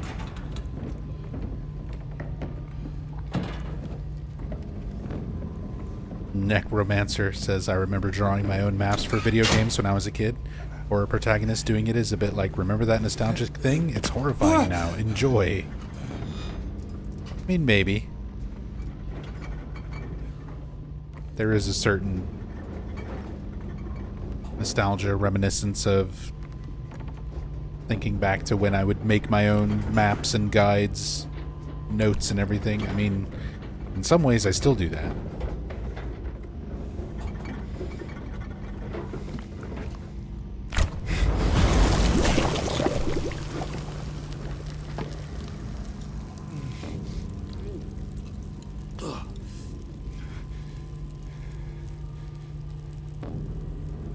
I think the chicken's gone bad.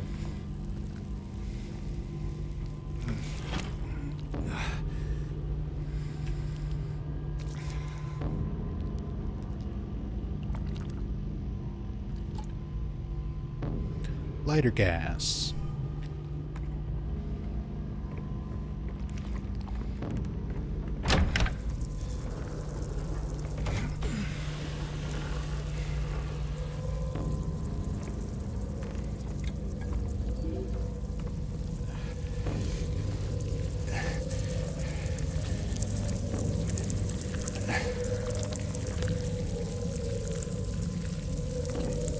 There's that one.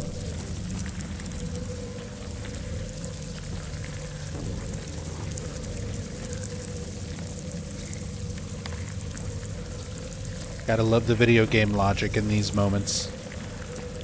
We need to go... It's absolutely necessary for us to go through all these areas so that we can find all of the parts to make a working lighter, so that we can burn a sheet that we could very easily just like cut with our chainsaw or shoot with our gun.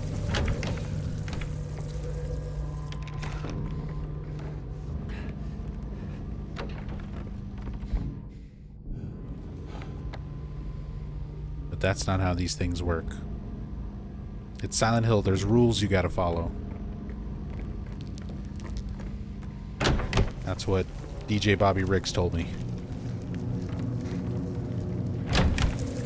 That's the voice that pops into my head every time I think about logic in terms of Silent Hill puzzles. Anytime you have to think about the video game logic, just think about DJ Bobby Riggs telling you there's rules you gotta follow.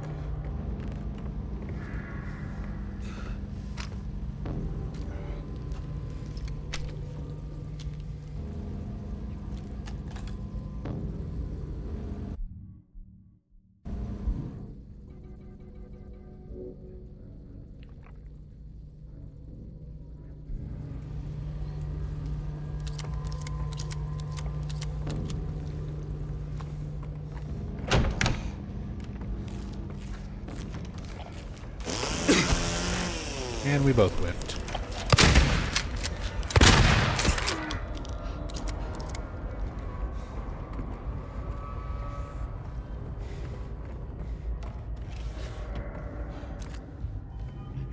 Hey, welcome back, Tassadul. Thank you for the raid.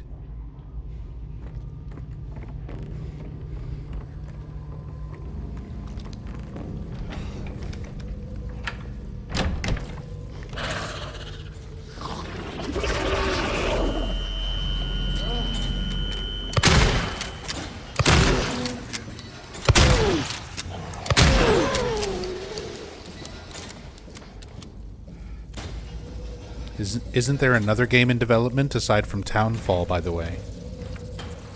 As far as, like, what's announced right now, Townfall and Silent Hill 1 Remake.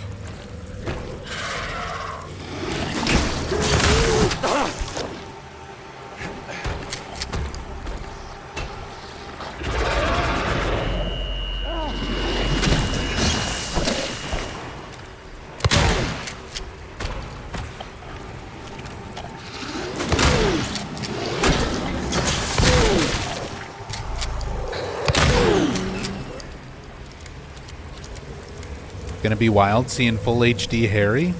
It's gonna take some getting used to. I mean, I said the same thing about Silent Hill 2 Remake, and I'm at a point now where, like, I've gotten used to these characters, these, you know, iconic characters being performed by different people and looking different and sounding different.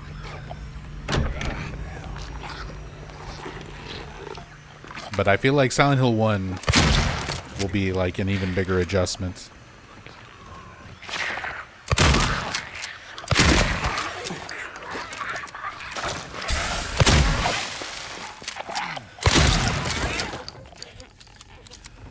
You know, OG Blocky Harry's gonna be an unlockable. They didn't even put the classic costumes as unlockables in this game.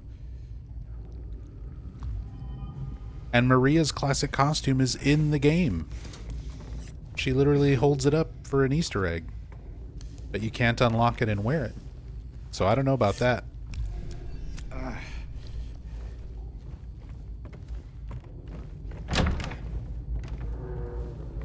Can the hanging, swinging monsters be killed? The mandarins. Yes, absolutely. I've been killing them as we've been going along. You just have to shoot their hand mouths.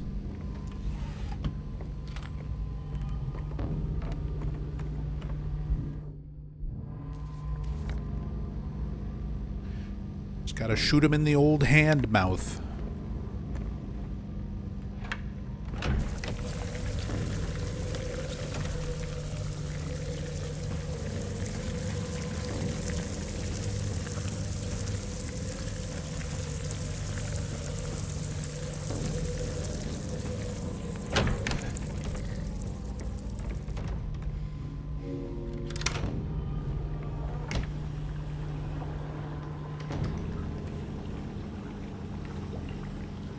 Do it, James.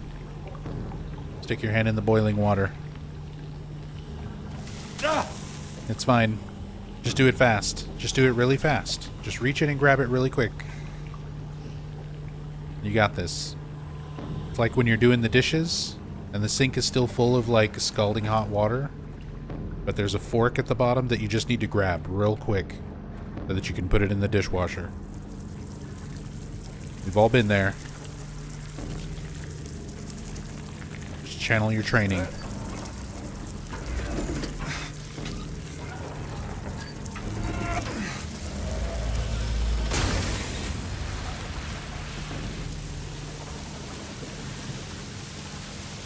Just ran really fast? I mean, running really fast is the ideal move. Running and dodging and not fighting anything is like the way to go.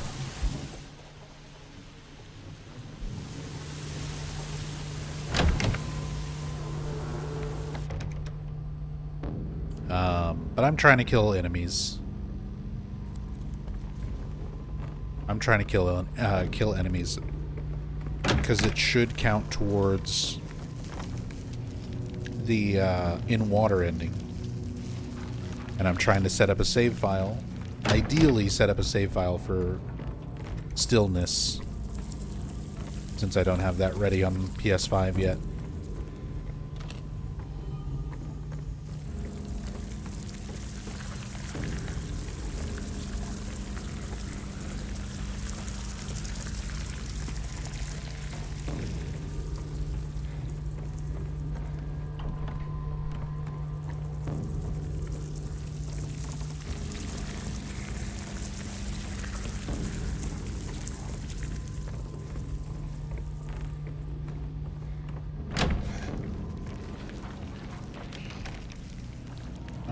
So we've gone up there.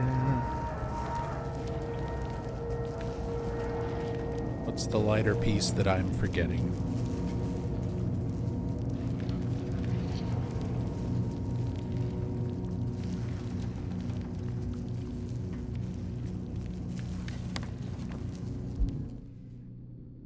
I don't already have it, right? No, just the broken lighter and the fuel. Need the third.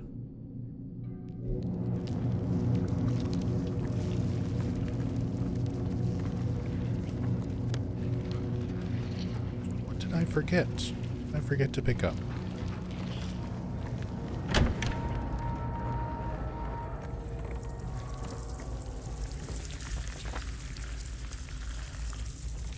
It's not up here.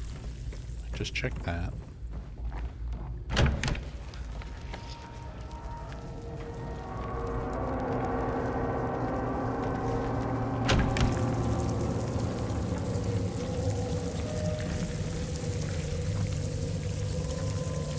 That way just loops around.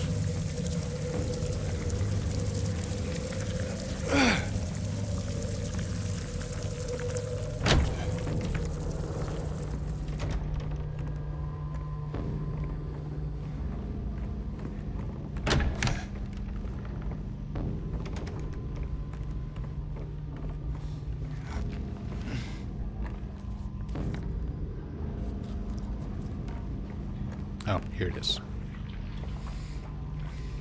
The hole I forgot to shove my arm into.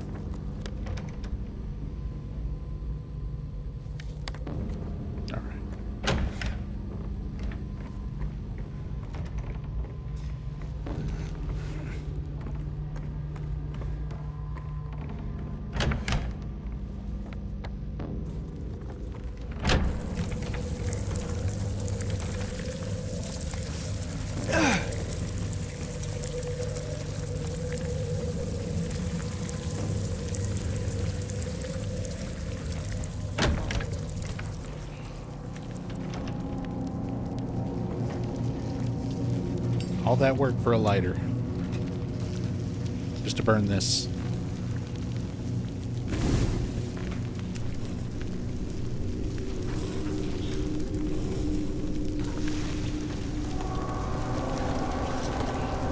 Just so that this reference to Silent Hill's PT swinging fridge can fall through the floor.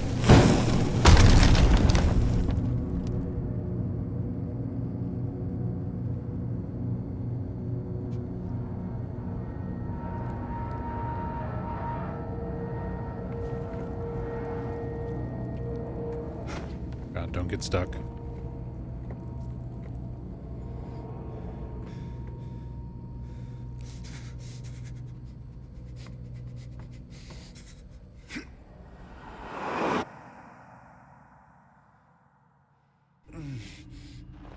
Symbolizes him burning away the, I don't know, the, yeah, it's dumb. I mean, again, it's video game logic, but talking about, like, the expansion of certain areas, certain scenes and events, I feel like Labyrinth is a little overdone. This one didn't need to be extended by this much. Go check on Maria.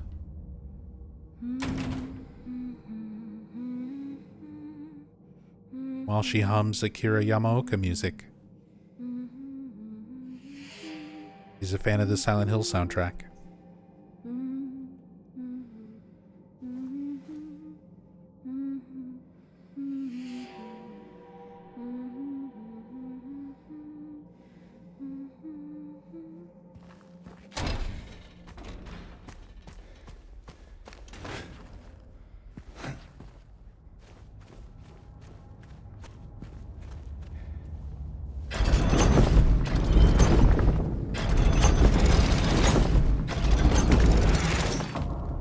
Maybe she has it for her ringtone, too. We'll have to ask Salome next time we see her.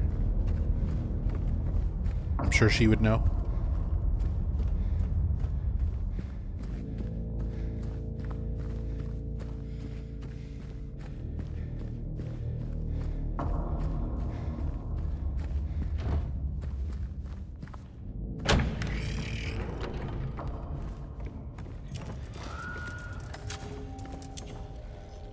And this right here, out of everything in the labyrinth being extended one way or the other, this is my least favorite section. This right here is probably my least favorite section of the whole game. The desolate corridor. This section with all the ladders and the way the map is laid out.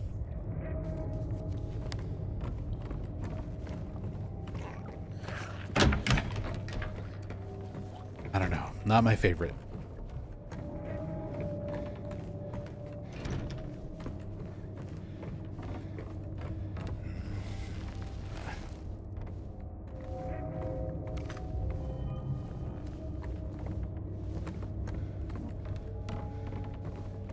Like, it serves its purpose. It's supposed to be labyrinthian. It is the labyrinth after all. So having a bunch of confusing corridors and long hallways leading to ladders that only give you access to other specific ladders that then lead to like one-way drop-offs into particular rooms. I don't know, just the way this area kind of flows from room to room doesn't sit well with me.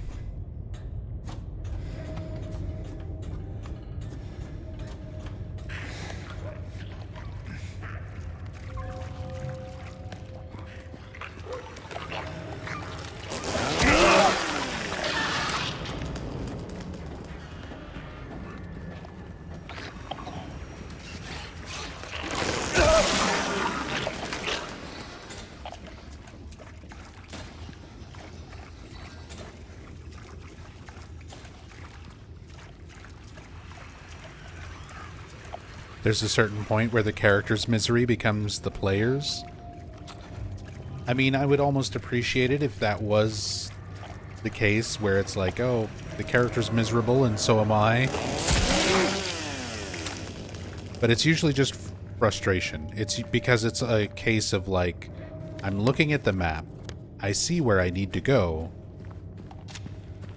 and I recognize it's going to be a pain in the ass to get there. Because of the way the layout is, where it's like you just have to keep track of so much. Alright, ladder 2 goes underground and connects over here to get up to ladder 1. And there's 8 ladders. And it's all split up between multiple floors, which means multiple maps that you have to keep toggling between. Again, I'm complaining about the labyrinth being too labyrinthy.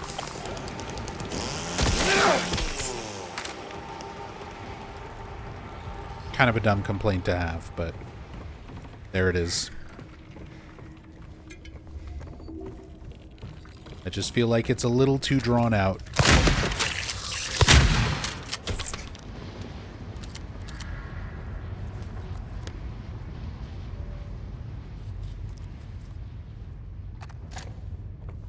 A little too drawn out. Messes with the overall pacing of the game a bit.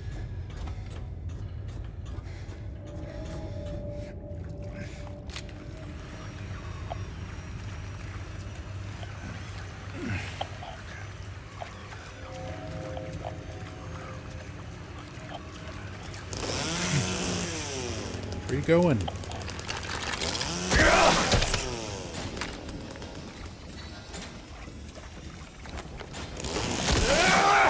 Why are you running?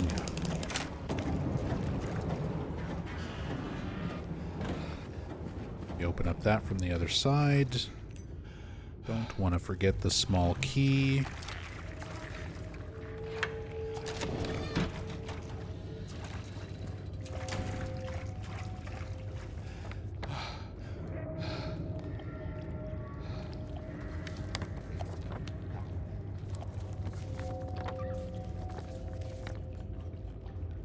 I need to go back to the handcuff gate, which is in front of ladder number 1.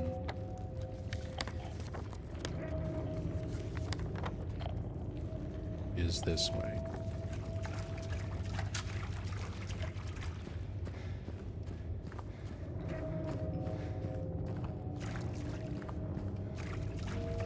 Not sure if it's just me, but in the OG, the aspect of the labyrinth was that it didn't make sense, either from a location standpoint or just in general, versus the literal meaning of a straight-up maze. True. Labyrinth in the original Silent Hill 2 was kind of that game's version of Nowhere, where, like, Nowhere at the end of Silent Hill 1, you know, is this nonsensical mashup of everywhere you've kind of already seen.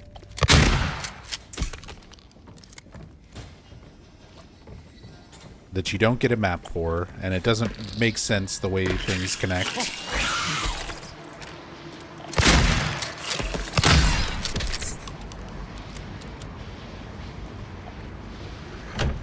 But yeah, this one really does play it like a straight out just maze.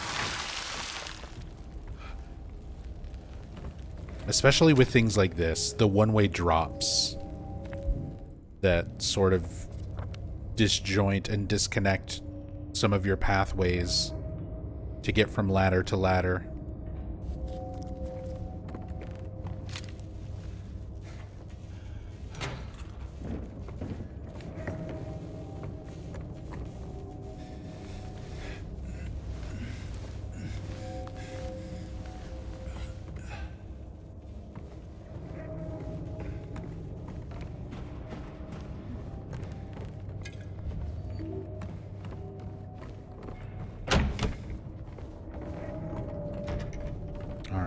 This loops back here.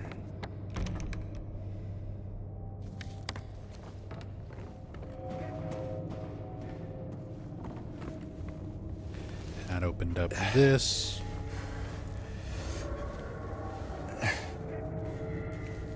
Now we can move this.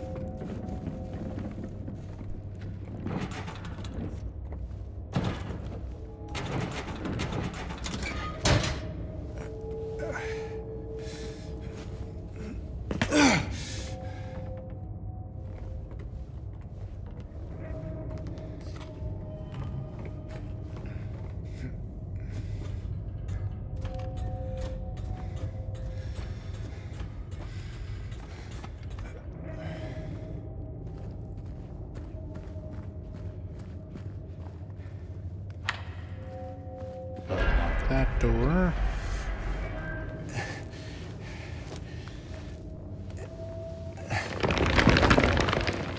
And then you have this crawl through spot to get to this section of the map that then collapses. All these like one-way things that then become closed off. When you've already got all these ladders and backtracking to get between everything.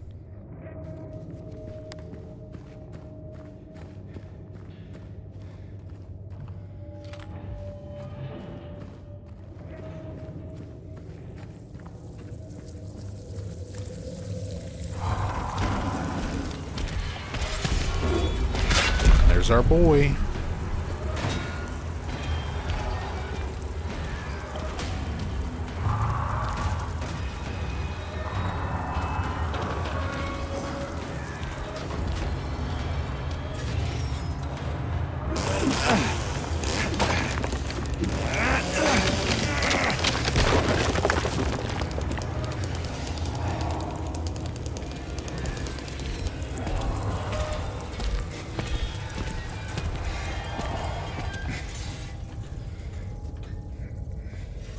Old PP head himself.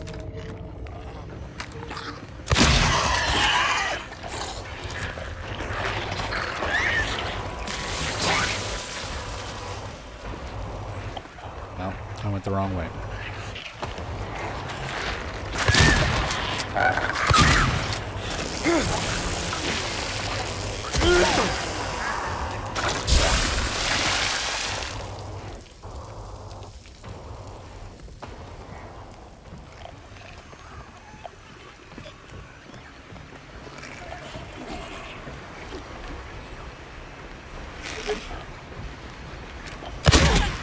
Stop it. Stop it. Get some help.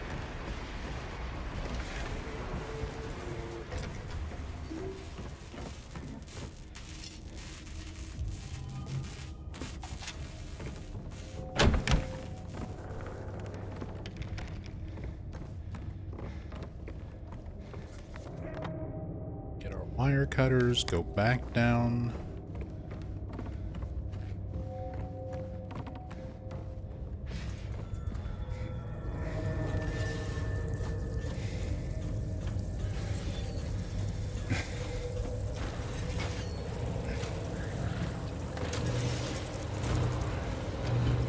Back through Pyramid Head's room.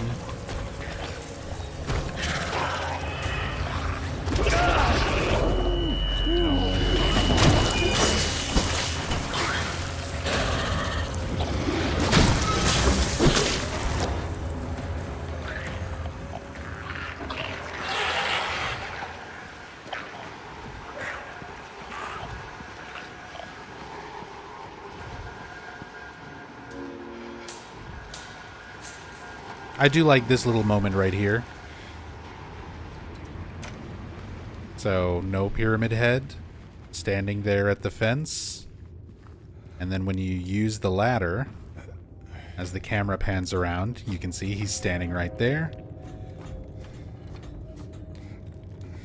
Oh, there he goes. Bye, Pyramid Head.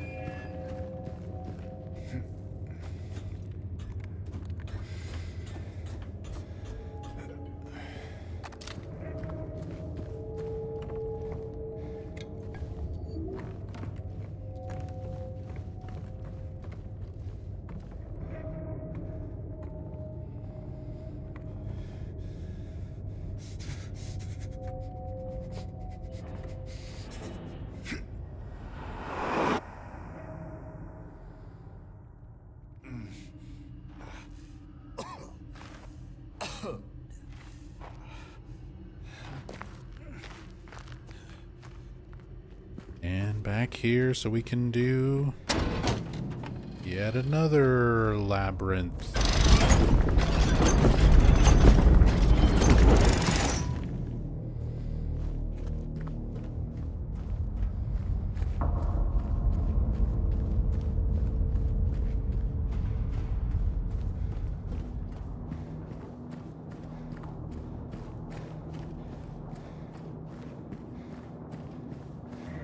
Yeah, this part just feels like it goes on a bit too long.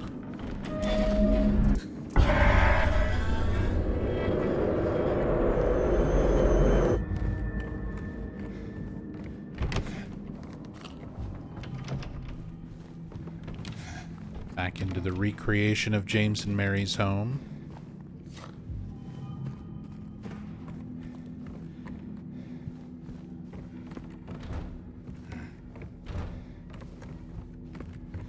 First, we see it in Woodside.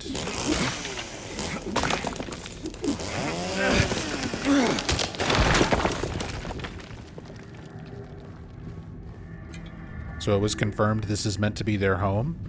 I mean, it's got photos of them on the walls. Not in this version of it, but when you see it in Woodside, they're like blotted out with ink. But if you cam hack up to them, you can see them.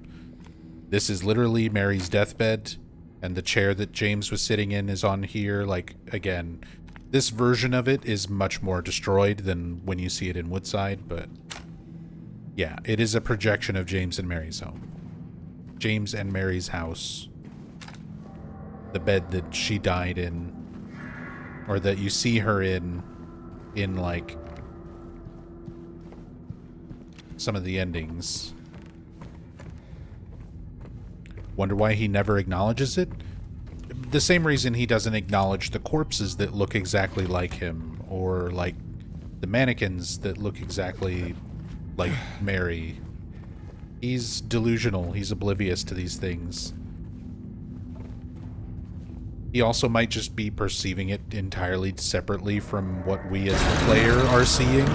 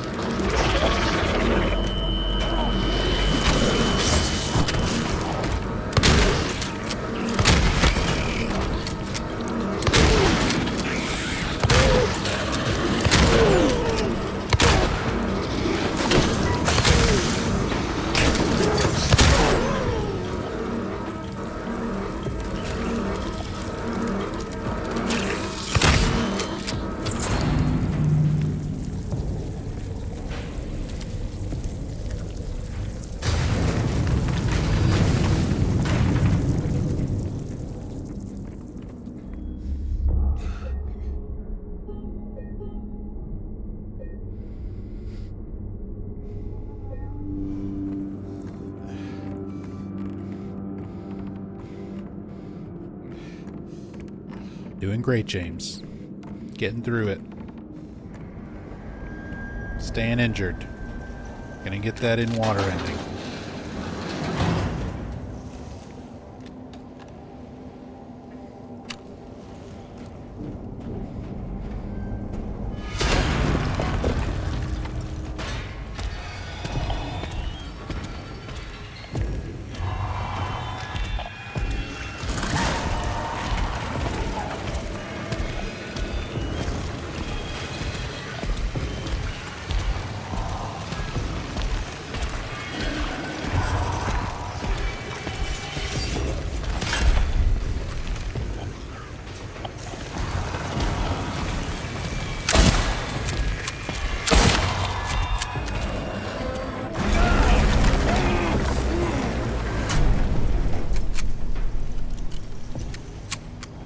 Do love the hallways of arms. So do I. And this is a callback to the intro of Silent Hill 2 OG. It wasn't anything that was actually used in-game, but during the intro, the little like title screen catch video from the original Silent Hill 2, there's like the hallways with mannequin legs, mannequin parts all through them.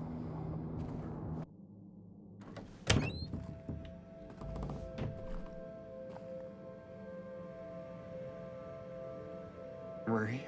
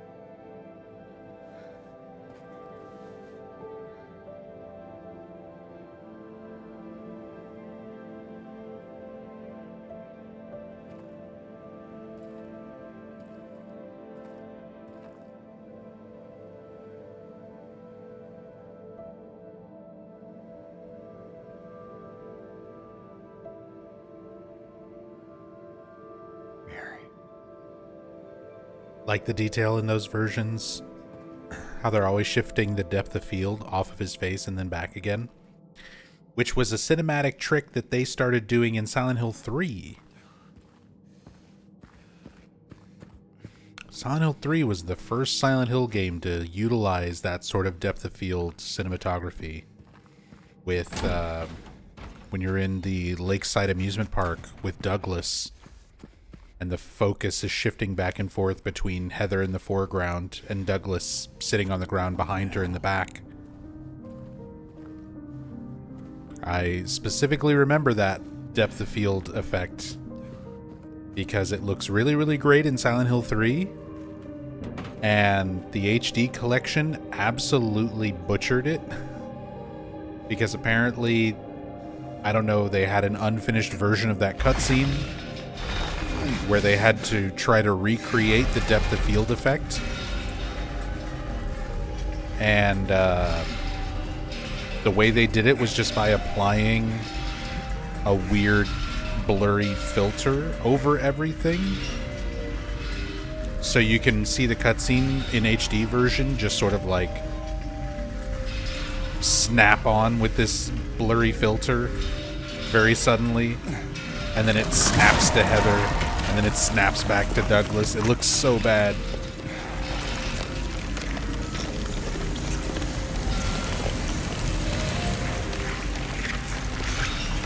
This little sequence here is a reference to an old fan rumor.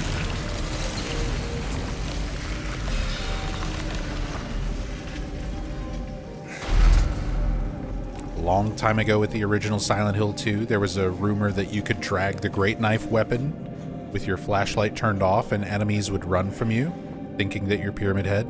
You can test it. It's very easily debunked and disproven. But it was a fan rumor that was around the community back then.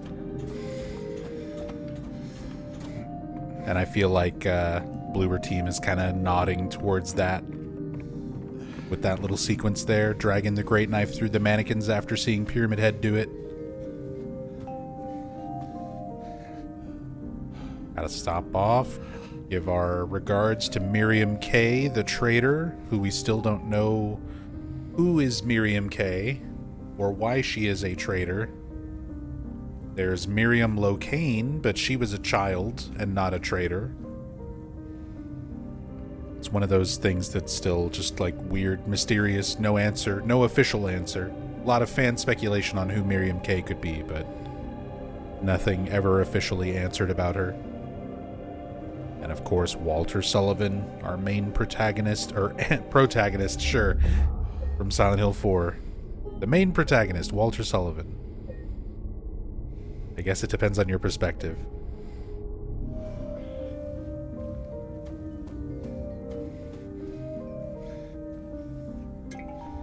I mean, personally, I'm Team Walter. I'm team let Walter have the room. It's one shitty apartment room in an entire building. It's the only thing that will make him happy in his horrible, horrible life and afterlife. Let him have it.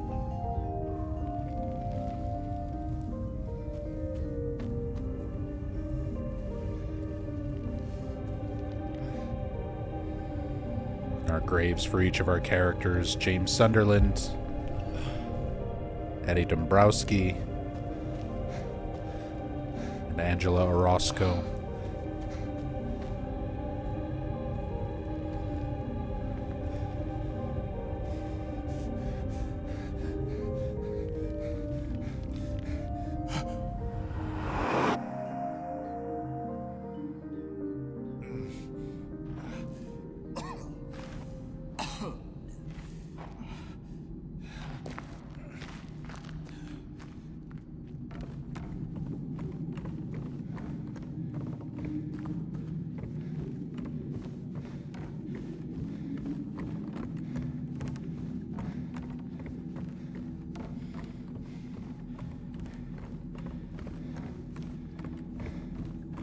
I like the lead up to the new Eddie fight for the remake as well, although I still find it kind of funny seeing James punch Eddie in the face. I'm still not used to seeing that.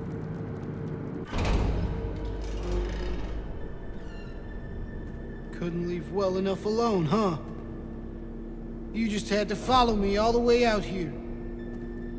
How many times do I have to kill you? Eddie?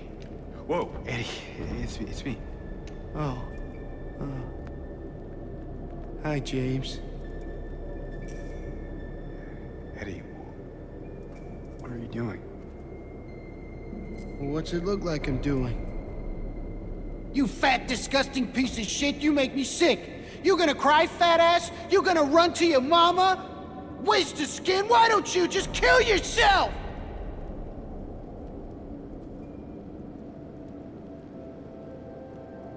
Well, maybe he was right. Maybe I am nothing but a fat, disgusting piece of shit. But you know what? It doesn't matter if you're smart, dumb, ugly, pretty. It's all the same once you're dead. And a corpse can't laugh!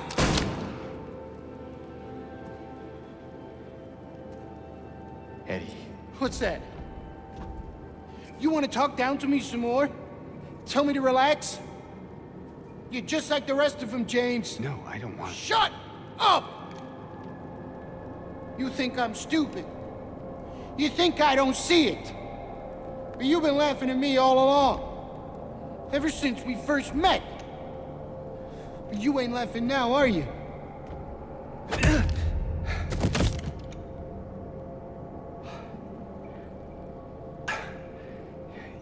need help, Eddie. Don't get all holy on me, James. This town called you too. You and me are the same. We're not like other people, don't you know that? Well,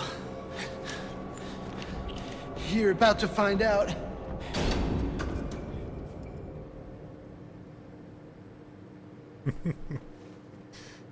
That punch. But this is one of my favorite rooms in the original Silent Hill 2. Because it's a really good metaphor for kind of explaining, and a good example for kind of explaining the other world. There's a few good scenarios throughout the original Silent Hill 2 and in the remake that kind of give some clues as to how the other world works for each individual character. Where, like, James is perceiving his own reality. Like, all of these characters are real, but they are all perceiving reality differently. So, for example, when James was around Angela and Abstract Daddy, James is seeing a monster, whereas Angela is seeing her father. There's a manifestation that is physically there, but the two of them are both perceiving it in different ways based on their own respective other worlds that they are experiencing. And the same is true for Eddie.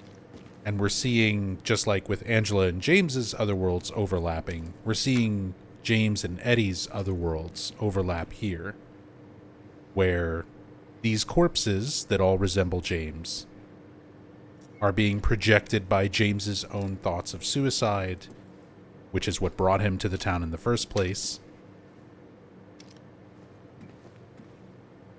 So he's seeing sort of his death as an outcome and is projecting that fear of death, that hesitance to go through with it and take his own life, which is part of his delusion. So that's all being projected by the James corpses. But then for Eddie, he's perceiving the corpses as somebody else. Eddie's seeing them as his bully. And the way that he's talking about it when you first walk in on the scene in the remake, where he's like, how many times do I have to kill you? Giving the impression that all these corpses that we keep seeing sort of left behind where we meet Eddie have all been Eddie's bully being manifested by the town to torment him over and over.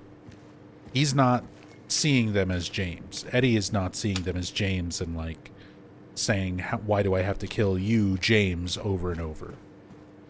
He's seeing his bully, but James is seeing his corpses. And Masahiro Ito has confirmed that, like, Eddie never killed anybody real. They're not intended to be real people. They're meant to be manifestations.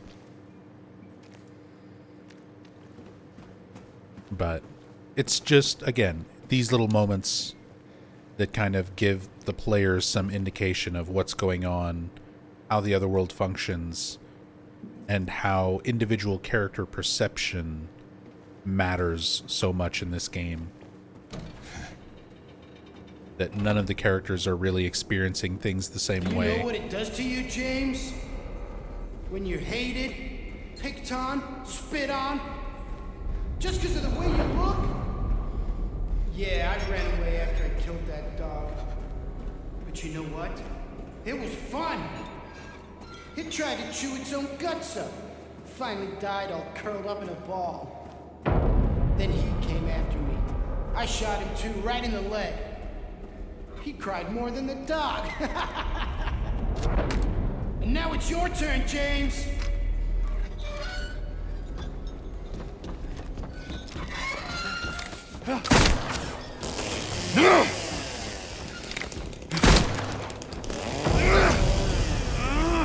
Do your best, Eddie. I have a chainsaw. You brought a gun to a chainsaw fight.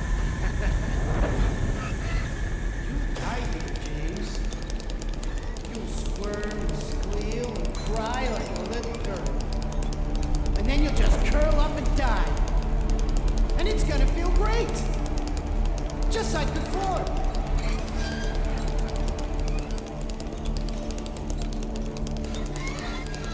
You know I'll find you.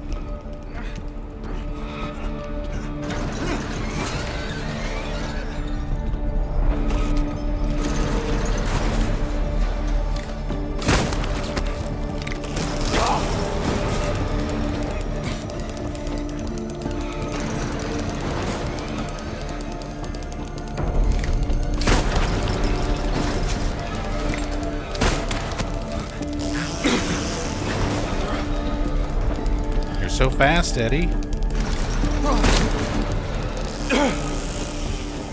You should try out for the football team. Maybe not.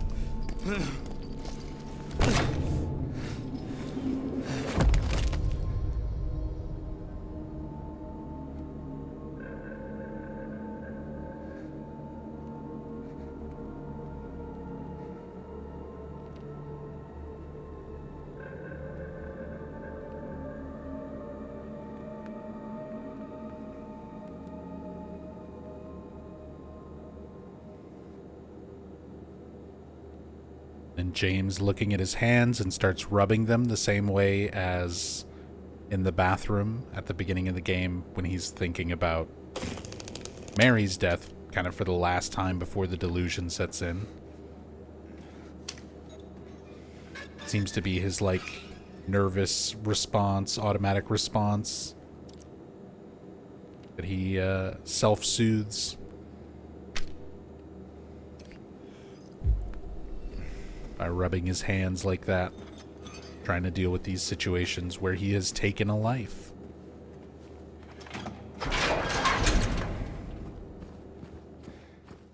I miss the human being line, though. I miss the human being OG line.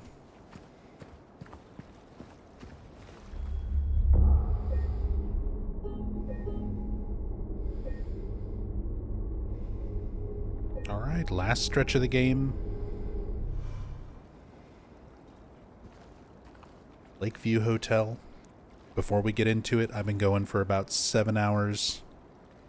So I do want to take a short break here. I have returned.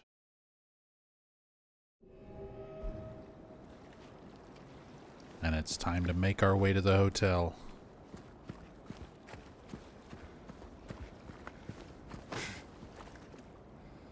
Did I grab a drink before I came back? Yep, I refreshed my cup of water. Actually, I was drinking lemonade at the start of the stream. Now I've just got regular water. Well, the, like, Crystal Light, 0-calorie lemonade drink mix stuff.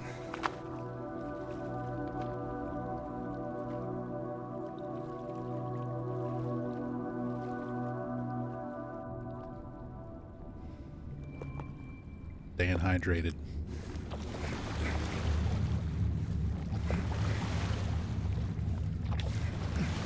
Staying hydrated.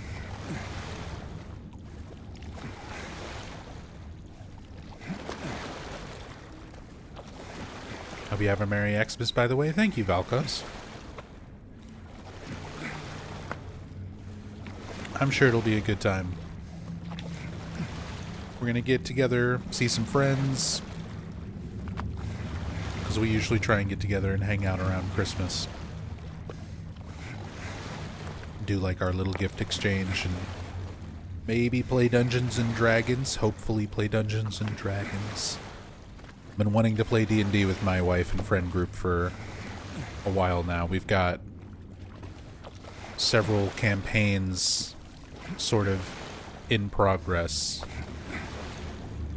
including one major homebrew campaign that I wrote that's like a level 1 through 20, like, long-ass adventure.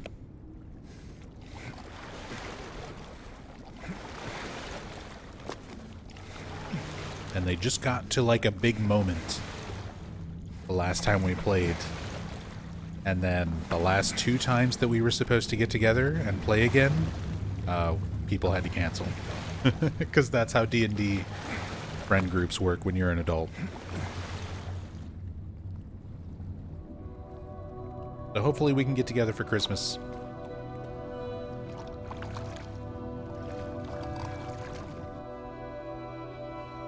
And then we'll probably go over to Rachel's parents for actual, like, Christmas morning.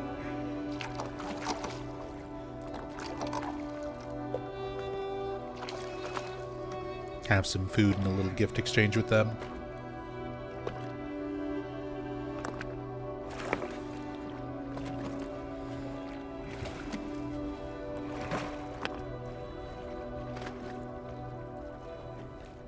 I actually still need to work on my Christmas gifts for people. Because this year has been an extremely difficult year. With all the medical stuff that's come up. And just, like, we've fallen so behind on bills and, all, you know, trying to keep up with everything.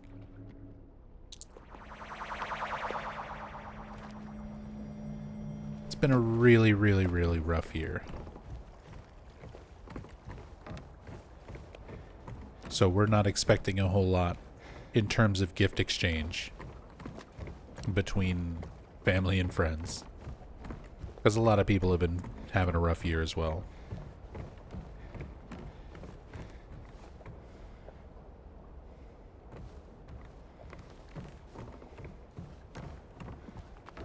Rough year, what happened? Back in March, I went to the emergency room. Like, January, February, at the start of this year, I was having, like, very frequent anxiety attacks. I've dealt with, like, anxiety and stuff for most of my life. But panic attacks and anxiety attacks were something that were still not very frequent for me. Like, in certain situations, things could set it off, but it would be like I'd have maybe 2 or 3 an entire year. I was kind of used to that. I started getting really, especially severe panic attacks that were accompanied with, like, full body shaking to the point where I wasn't sure if it was potentially a seizure or something else worse going on. And I started having them much, much more frequently, to the point where by the time March came around, I was having them every day. And I had one so bad that I literally thought I was having a heart attack or a stroke, because I couldn't feel the left side of my body. I was shaking uncontrollably. I could barely speak. This place hasn't changed at all in 3 years. So I was scared. I didn't know what was going on. And I had Rachel take me to the emergency room. And they just kind of did some basic checks, basic tests. Our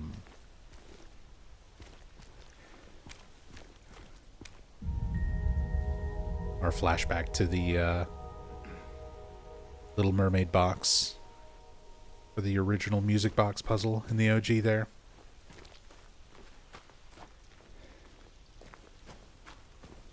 But yeah, essentially the ER treated me for anxiety. But then from there, it was just like, it's been a medical journey this whole year. Because I had to set up with a primary care doctor so I could start getting blood work done, to start checking all of that. Started getting appointments with specialists made to investigate, like, I was having recurring chest pains and heart palpitations and numbness on the left side of my body. So I had to have, like, nerve conductivity tests done for the upper and lower body, which were 2 separate tests, to see if there was anything going on as far as, like, nerve damage on the left side of my body. I had to have an MRI done. Basically a lot of stuff. I've been in and out of doctors and specialists and stuff this whole year. And even with insurance, we've racked up a lot of medical debt that has just, like, set us way behind on all of our regular bills, on top of all of the time when I was adjusting to new medications and, you know, kind of getting to a point where I could stream again. There was, like, months there where I couldn't work, and Rachel had to take a lot of time off of work, my wife, because she was taking care of me, making sure I wasn't, like, having reactions to my medications and suddenly having heart failure or anything like that. So everything just kind of piled up for a few months while I was trying to recover and Rachel was trying to take care of me. Our room. Mary. Mary's waiting for us in 312. But yeah, this has been a year of recovery. Since then, I've been on medications that have helped immensely. I've changed up my diet, cut out a lot of things like caffeine. I used to drink a lot of sodas and stuff. Now I pretty much just drink water. Just eating healthier, exercising more.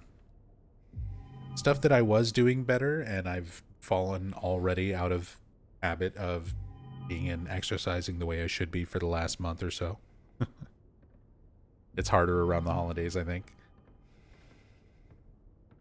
But things are definitely better. It's just been a difficult year. So, like, yeah. I'm ready to be past it. Mr. James Sunderland. Jimmy, as his friends know him. I'm so glad they call him Jimmy in the trailer for the upcoming movie. Eddie actually calls James Jimmy. Like, you woke him up, Jimmy. Regarding the videotape you left in your room during your last stay, I'm glad to inform you that we have recovered the item and moved it to the employee section on the first floor.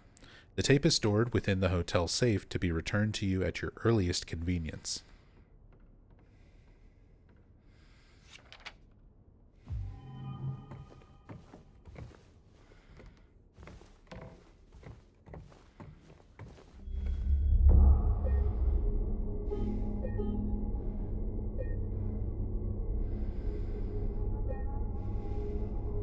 Sorry you've been dealing with that, Nub, but appreciate your openness about it. Panic attacks and stuff are often stigmatized. A lot of times they are.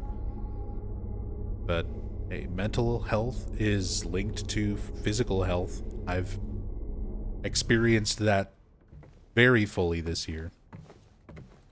And if you have other physical issues, they can be extremely worsened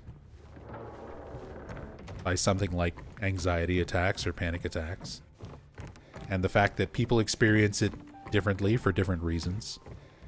There's a lot of people who would be under a lot of stress playing a game and streaming to a bunch of random people on the internet, but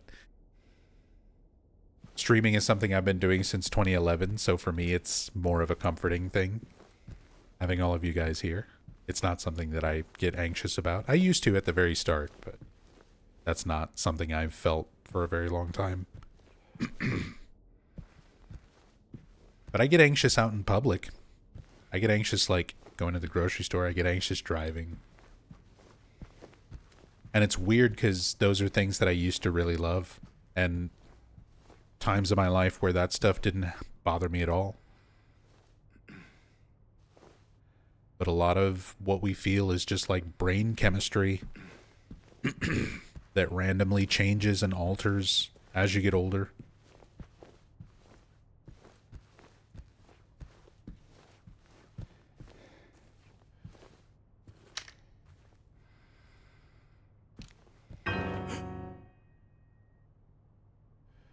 Did I scare you? Yeah, you did. I guess I deserved it, huh? The fart face that I am. He said the Maybe. thing. The fart Then face. again, maybe you're not so bad. Just annoying. Uh-huh. So, you got any other things planned? I think I saw a dark room back there you could lock me up in. No. I think you've had enough. For now. Well, that's reassuring. Besides, I need your help finding Mary. She's here. Isn't she? Come on, tell me. I wish I knew. But she said it in her letter. Wait. So there really is a letter? Oh. Yeah. Want to read it? Just don't tell Rachel, okay? Who's Rachel? She's our nurse. I, took it from her locker.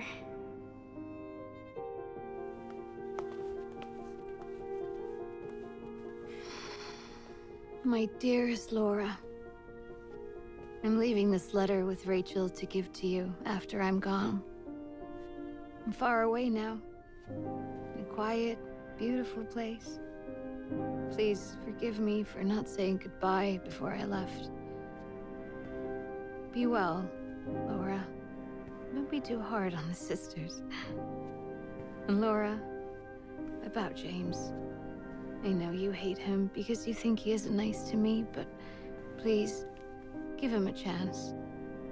It's true, he can be a little surly sometimes, and he doesn't laugh much. But underneath, he's a really sweet person. I love you, Laura. I love you like my very own daughter. I wish things were different.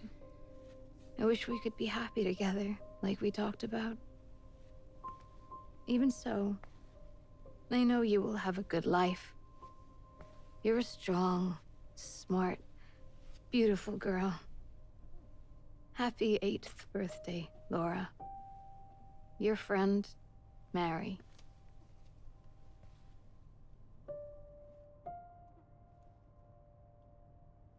Laura. How old are you? I turned 8 last week. That means Mary couldn't have died 3 years ago.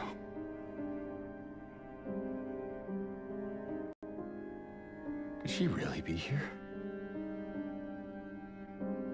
Is this the quiet, beautiful place she was talking about? Me and Mary talked a lot about Silent Hill. She even showed me all her pictures. She really wanted to come back.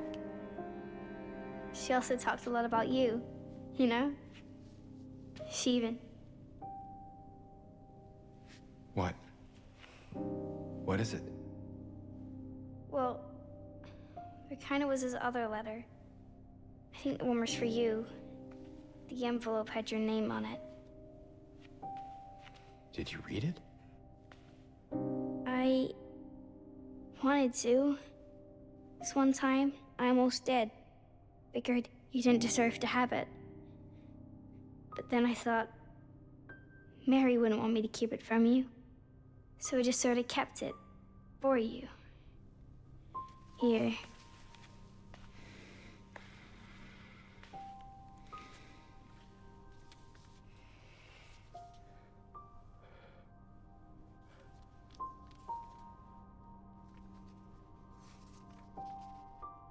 It's empty. Laura, there's nothing in it. What? But I didn't take it. I swear. Well, where is it then? I must have lost it. I gotta find it. Laura!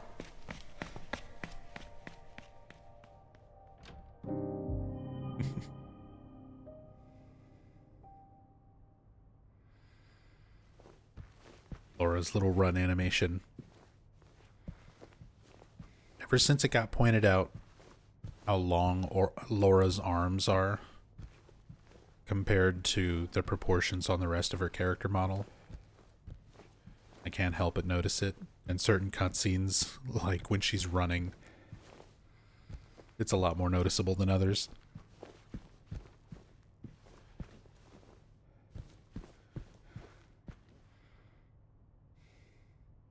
The drawing of a little bunny and a happy dog. No longer a scary wolf, the way that she views James. Oh yeah, and if you, excuse me, if you interact with the piano,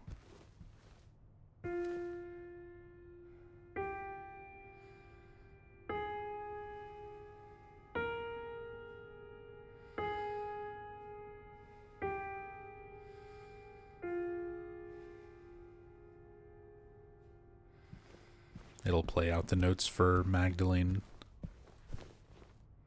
Oh God. That's another area, I think, where you can get stuck. I don't know when this auto-saved.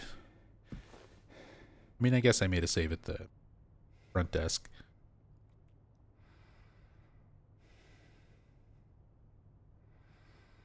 Intermezzo OP 118 number 2 by Johannes Brahms.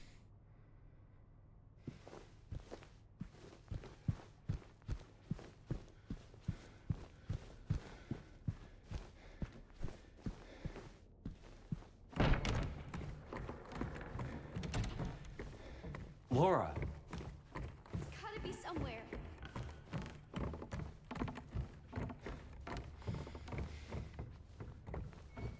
Literally just got a notification for a podcast about Ghosts of the Stanley Hotel. Perfect timing. Because, for those who don't know, the Lakeview in Silent Hill 2 Remake is very, very heavily based on the Stanley Hotel, the real-life Stanley Hotel, which was the inspiration behind, like, the Overlook Hotel in The Shining, Stephen King's The Shining, which, shout outs again to Mom Zombie, who was here earlier. who actually just got back from a trip. She's gone and stayed at the Stanley Hotel twice now.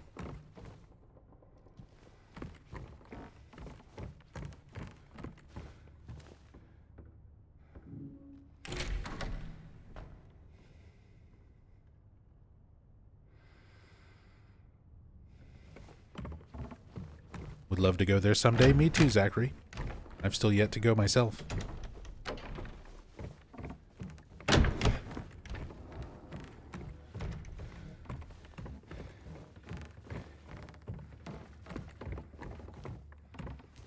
I always feel like there's a bunch of stuff that I miss in the hotel.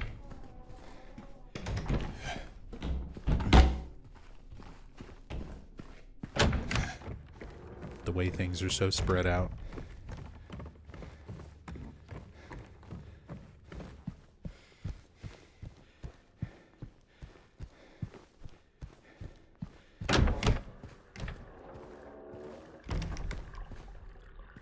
Very similar bathrooms to the Shining movie as well. Yeah, there's lots of parallels and stuff that's like, it's not exact, but it still kind of gives the same feeling, the same vibe. It invokes the image. Note to staff: be sure to clean up the fireplace in the conference room.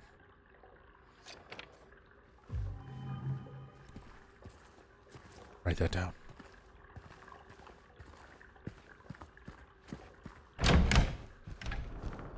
James taking notes. Surely this note about cleaning the fireplace will be important. Somehow he knows.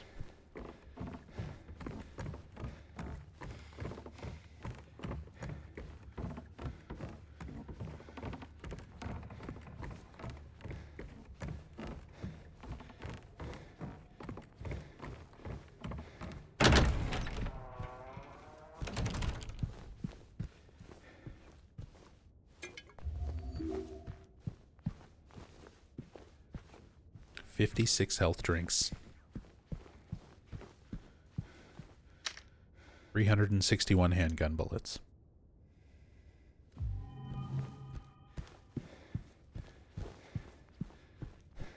We're doing good. Healthy as fuck.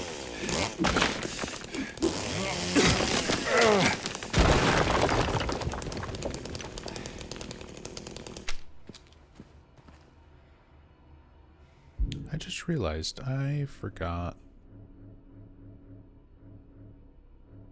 Oh well.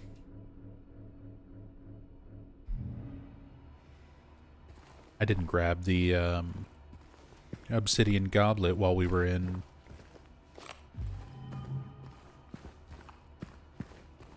the Historical Society.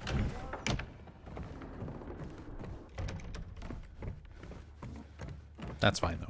We've got dog key. We can at the very least show dog ending plus one other ending.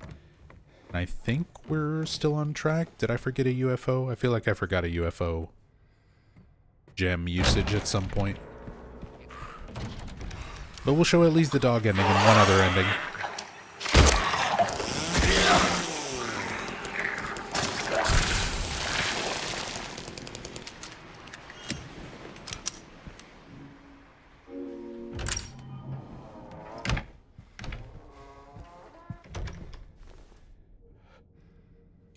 Yeah, Zachary, I'm gonna finish this tonight.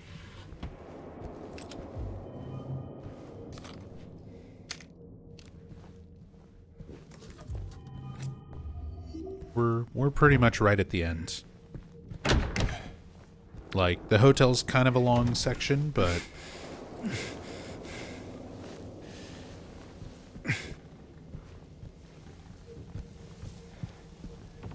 we're pretty much there.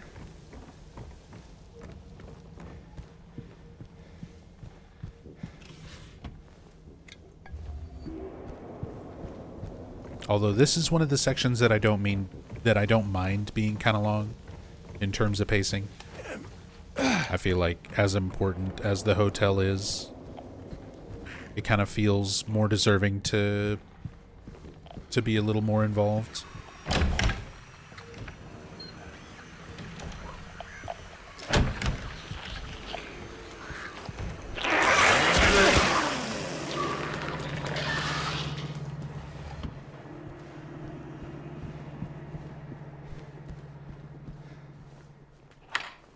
Sure to open up all these little shortcuts while I run around.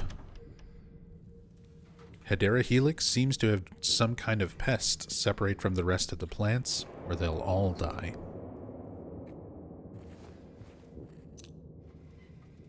Sunrise wing key. Just kind of need to get all of these first keys we have access to.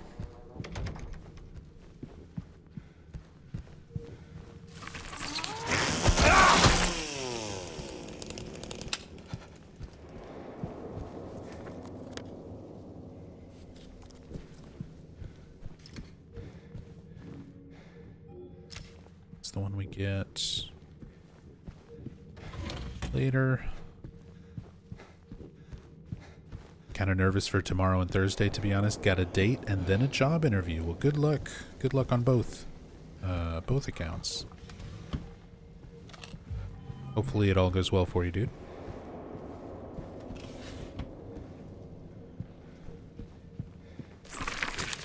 Oh, I dodged too early.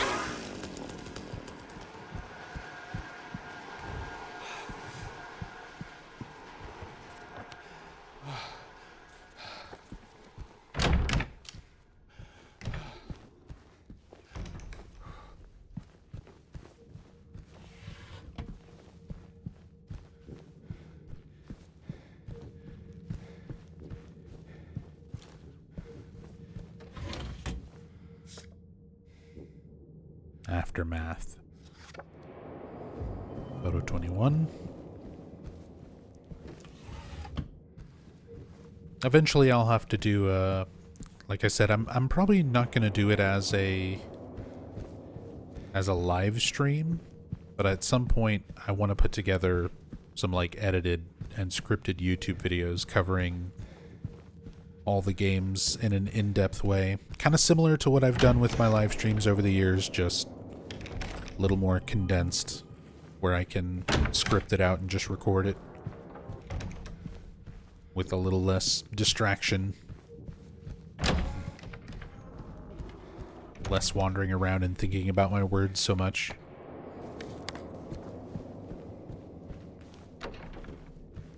But I'll need to include, like,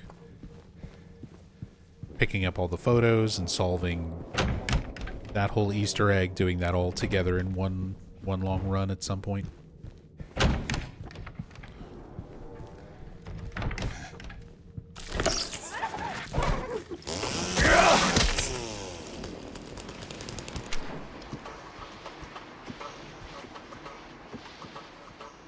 In loving memory of Sean Mitchell. This is most likely a little nod to the first Silent Hill movie. The lead two actors are Sean Bean and Rhoda Mitchell. Family regret to inform you of his passing. Funeral service will be held at the St. Stella Church in South Vale at 11 a.m. Following the service, we will hold a small reception at Sean's family home.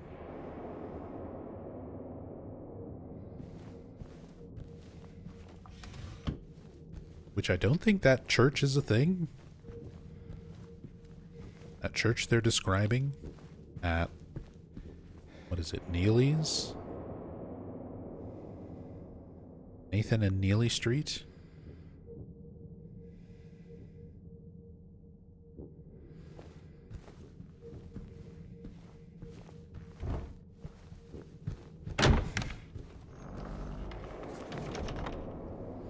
I don't remember there being a church there.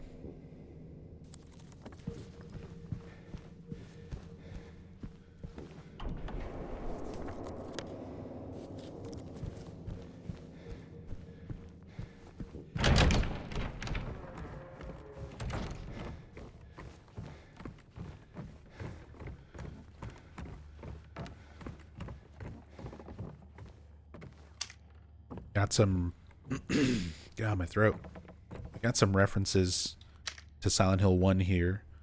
Painting of the Olsen house in Cushing, Maine, which is what the Gillespie house in Silent Hill 1 is based on.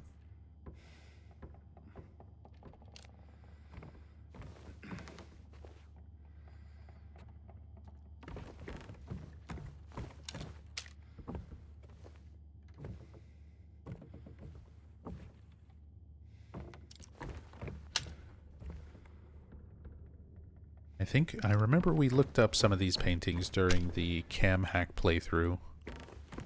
Or I was trying to look them up, and I couldn't find sources on a bunch of them. Like, this was the main one that stood out to me, just because I recognized the Olsen house. And that connection with Silent Hill 1. But not sure about the others. Some of them we were able to identify, but not all of them.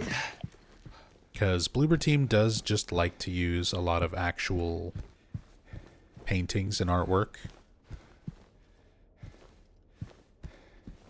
I mean, considering the Layers of Fear series is kind of where they got their start, it makes sense that they have a lot of appreciation for paintings and art.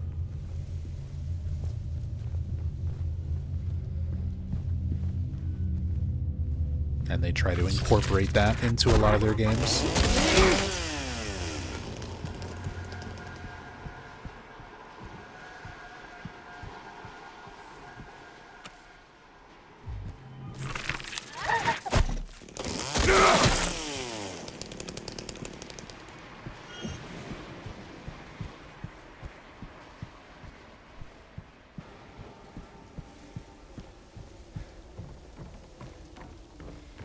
You hate that room every time. Some good mannequin setups. And that room definitely got me plenty of times.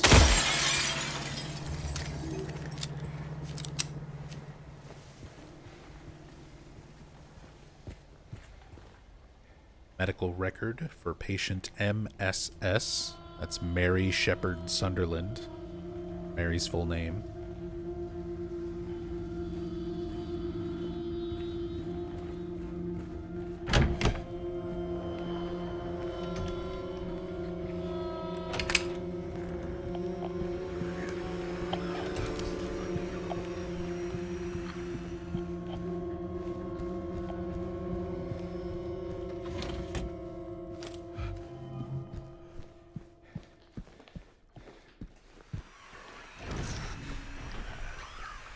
We've got 312 and 202.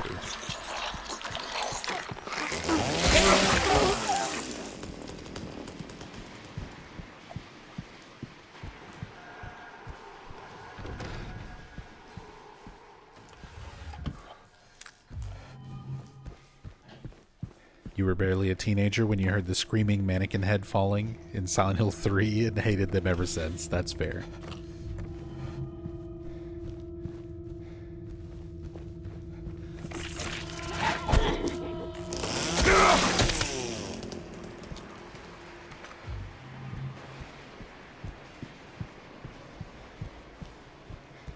That's totally fair.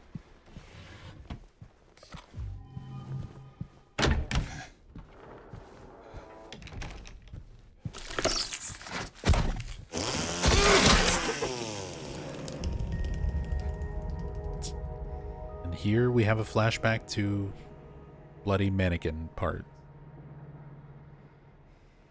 The music box in the briefcase.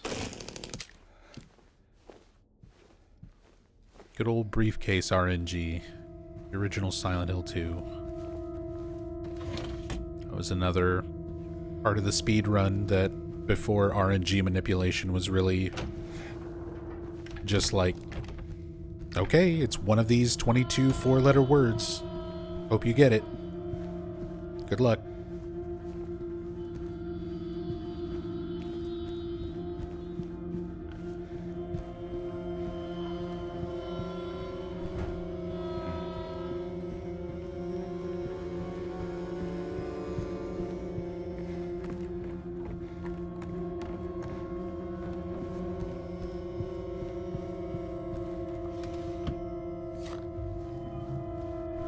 rifle rounds. Even though at this point I'm pretty much chainsaw only throughout the rest of the game.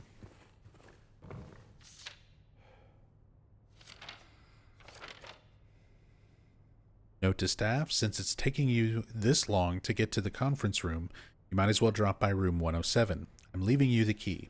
One of the guests has made quite a mess.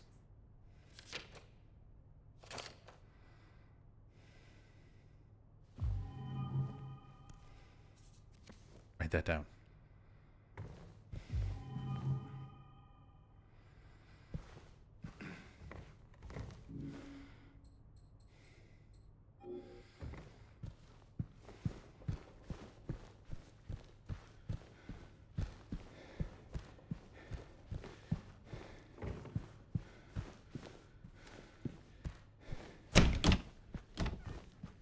The addition of the new, like, Mandarin boss is kind of interesting.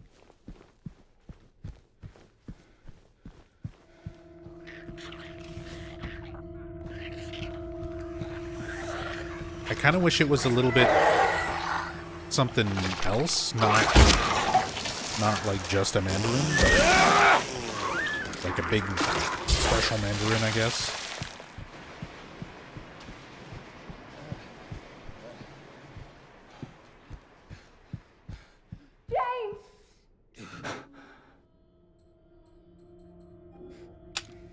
Yeah, and I've already talked about this on previous playthroughs and stuff, but I'm not a fan of the way they do the James yell here. Because this is a thing in the OG when you're going up the stairs to the 3rd floor to try to get to the room that James and Mary stayed in. As you, in the original, you like go up the stairs and you reach the gate and you see that it's locked. So you turn around to leave, and then as you're leaving, you hear Mary's voice call out to James. But it's like very sad, like she's calling back to him. You know, James. Here, she sounds like scared, screaming it loudly, like right as you approach. It's kind of a minor thing, again. Nitpicky on these little details, but those little details matter a lot.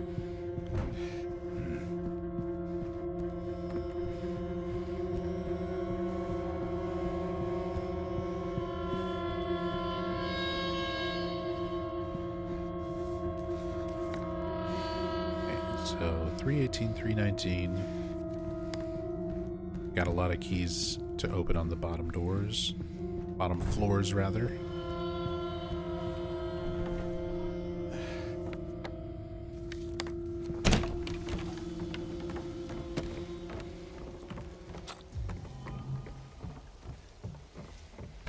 Try to keep James injured throughout here. Since we're getting close to the end. Keep our in-water score up.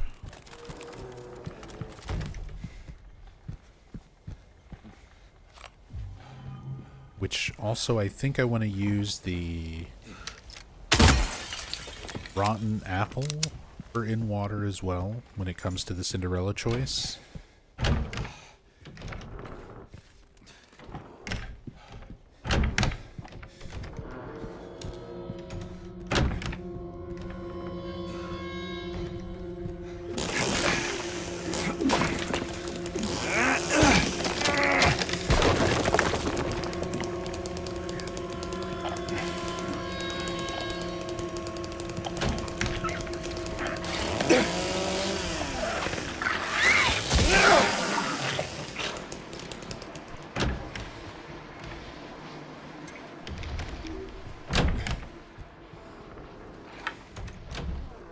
A lot of these details pile up, which really detract points in the long run. Definitely to some degree. It's not enough to where... It's not enough to where I don't enjoy the experience of playing the remake. Not even close.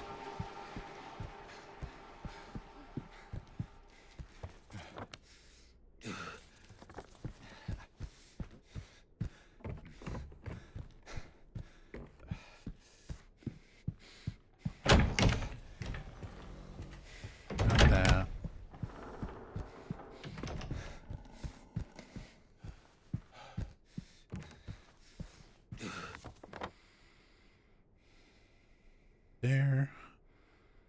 After I clear all this out, get down and start opening up.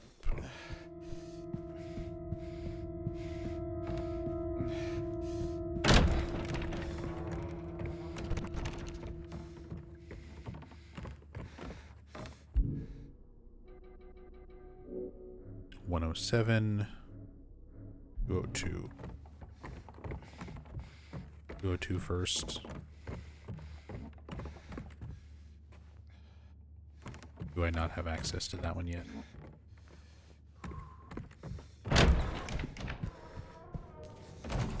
Nope, I just haven't been over on this side at all yet.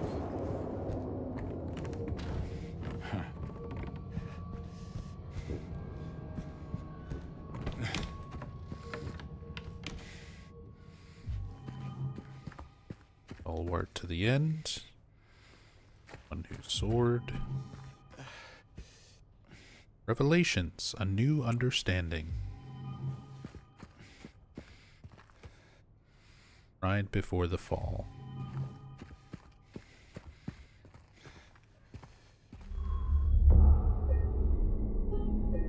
Kind of a simple puzzle, but I like this one.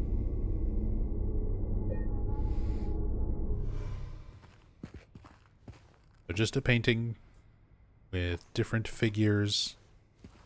Man with the 2 spears, lion, eagle, bull, and angel. All in these 4 corners. We have our 4 books. Each book has a symbol on the back representing each of the figures in the paintings, and then your clue is just the 2 spears pointed up. So you're just flipping the painting upside down. So if you were to reverse it, which figure would be in which corner? Kind of simple, but I like these kinds of puzzles.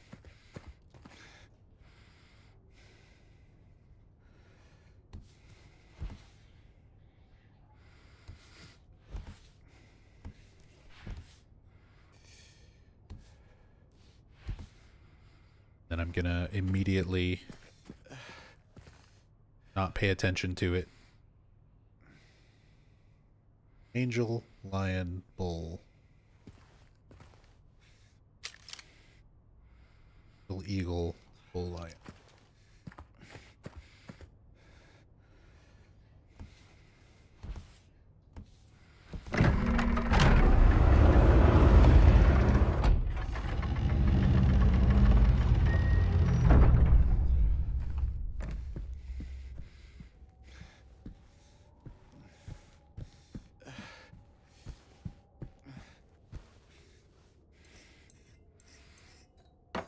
Then the damn light bulb.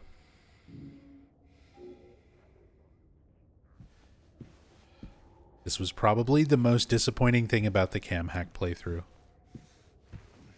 With all of the other Easter eggs and references and things that there were, I can't believe there was never a memory flashback moment or cam hack like out of bounds or hidden in the environment detail or Easter egg regarding the canned light bulbs from the original Silent Hill 2.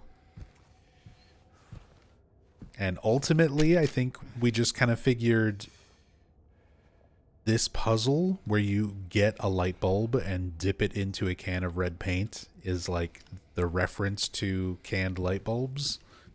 It's a light bulb and a can, but I was really hoping to find some reference to the original Silent Hill 2 canned light bulb, because it's such a goofy, such a weird, specific thing with that game that a lot of people tend to remember. And Bloober references like just about everything else.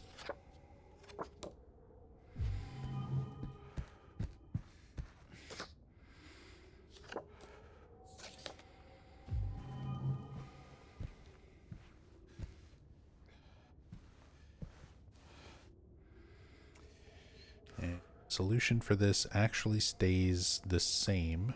playthrough to playthrough, depending on your difficulty. So, deed done.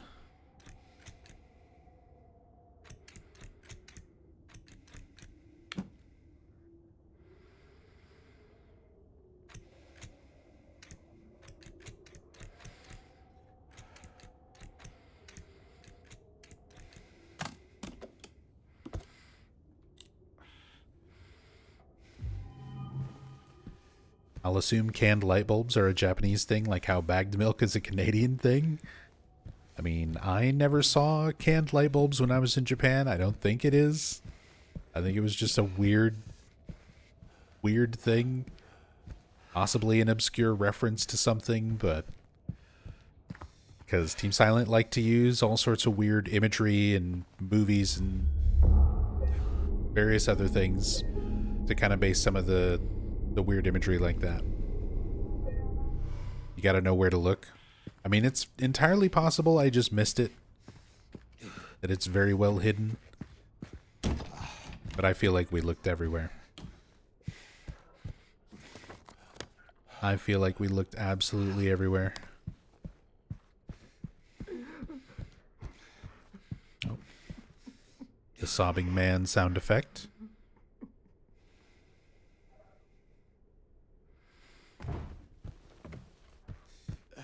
Another one of those sort of creepy details. The original.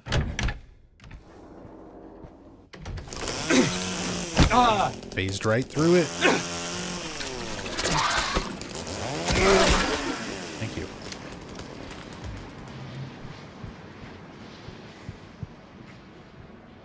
I should probably go ahead and heal. At least a little bit. Don't want to die from phasing through an enemy and getting instant pounced.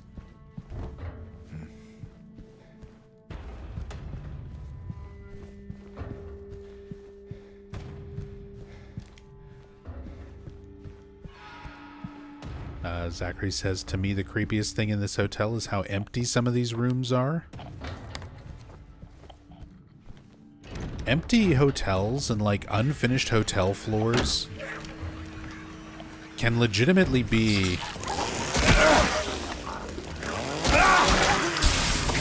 weirdly unnerving, like creepy. I guess any kind of place that you usually kind of associate with being, you know, more populated when there's not a lot of people around or when it's doesn't look quite right.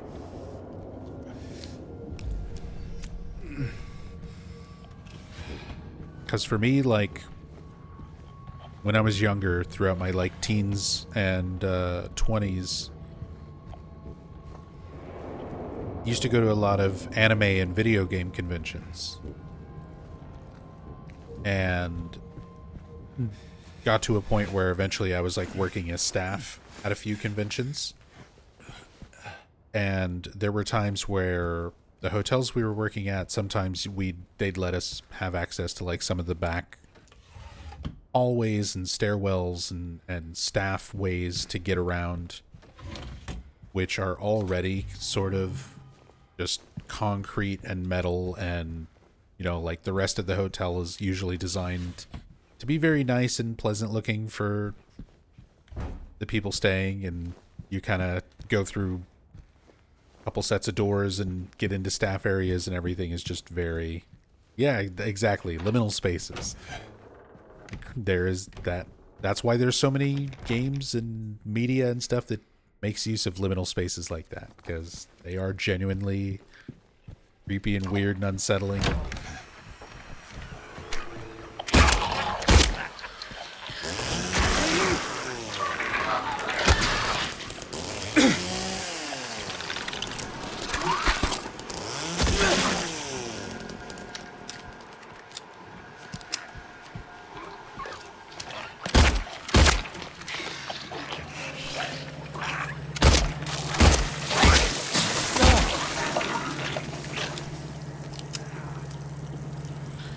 Covered in goo.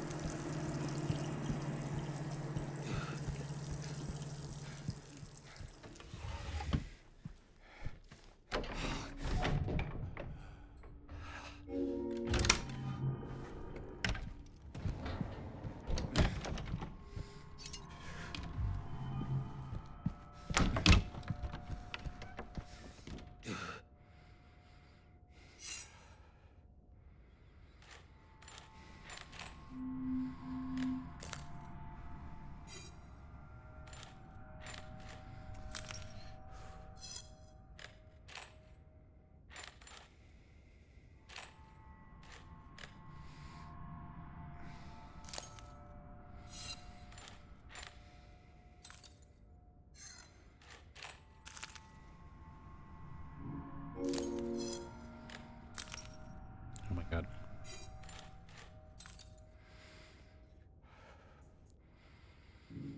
Okay. Rotten apple is what we do here.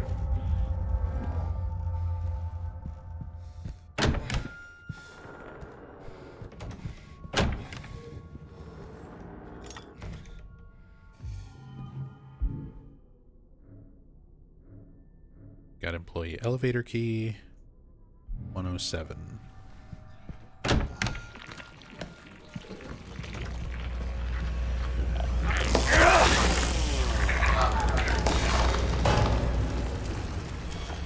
Hi, spooters. Just spider mannequins everywhere suddenly.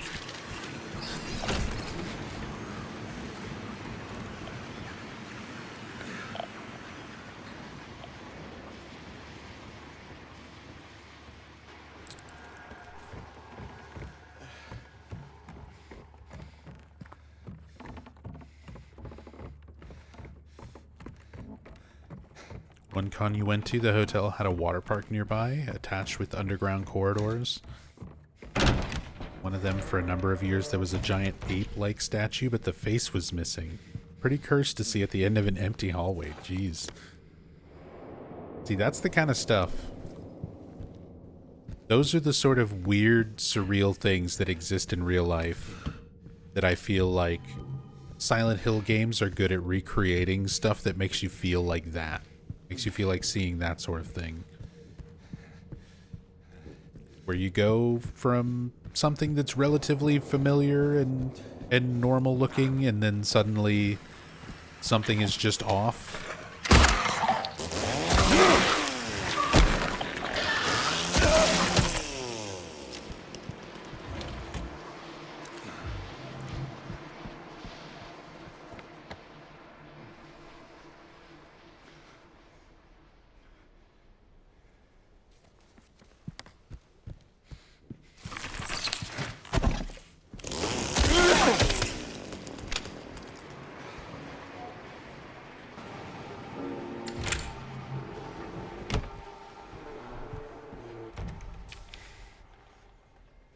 Note to staff, while you're at it, be sure to sweep up the leaves out in the garden. Then you can get back to the fireplace.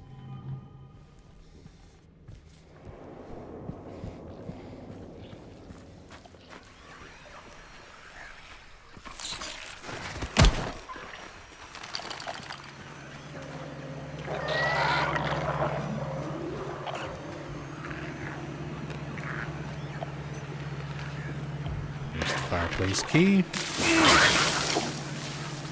Mistime my dodge.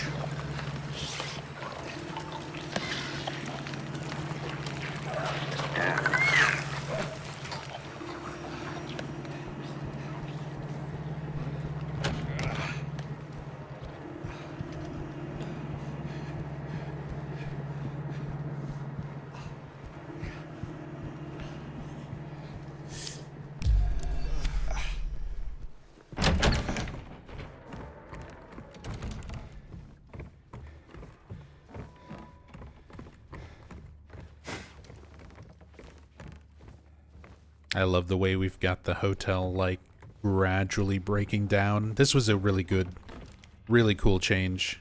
Really good detail to do this for the hotel as you progress through it, like, slowly deteriorates to its actual state.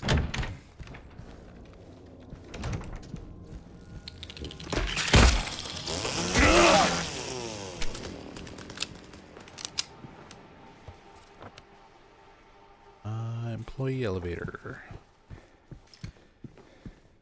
Do I want to do that?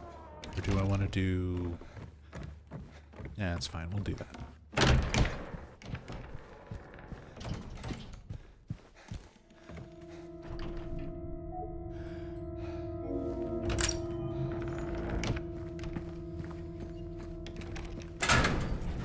Time to put all of our things away. But... notice we've got like a specific shelf for the letter and photo of Mary. Very similar to the original Silent Hill 2 at this point. You are allowed to keep those with you.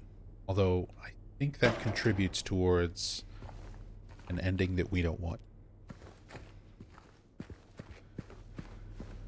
I'm going to leave him there.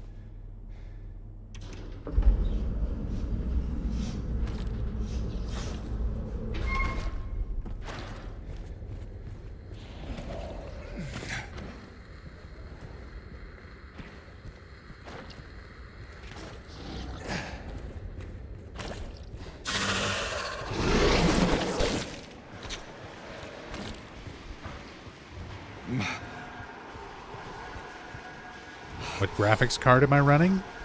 I mean, I'm playing this on PS5. My PC's got a 3060 Ti, though.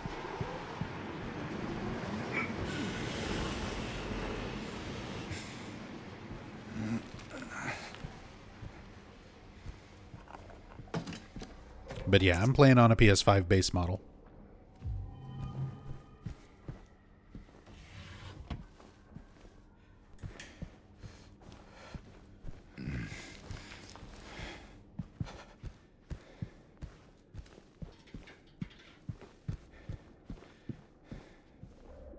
We've got our Sigil of Paimon. Our Paimon puzzle.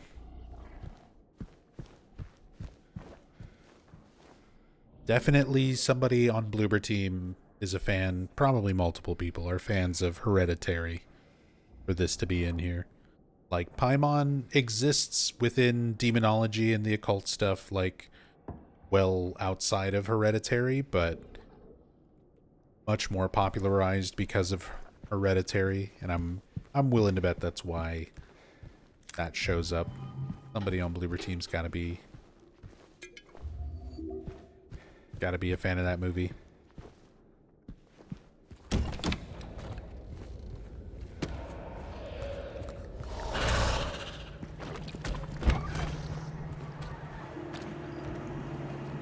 Very good movie as well. Nothing works. It just won't wash off. Order new sheets. I give up washing. Just get new ones.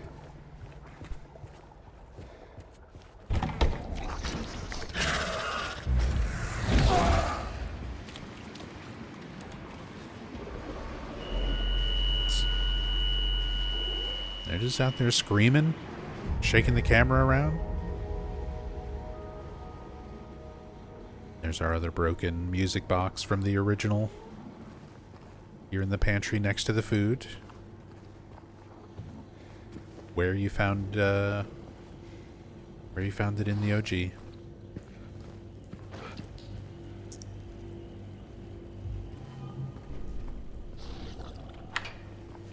Have I seen the new show Pluribus? I have not. I don't really watch a lot of, like, running series stuff anymore. I'm usually watching movies or Twitch or YouTube.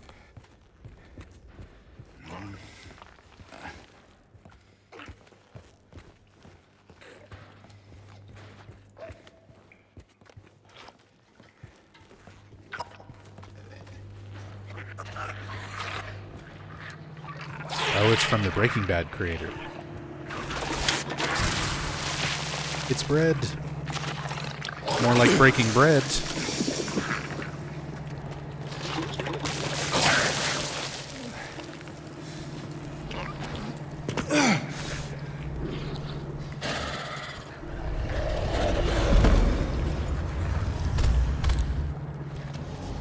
Yeah, I'll have to check it out.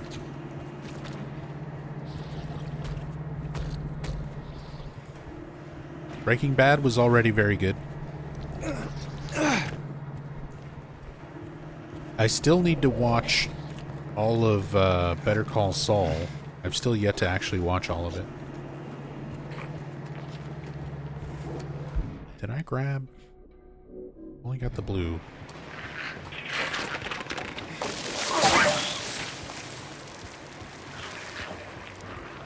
There it is.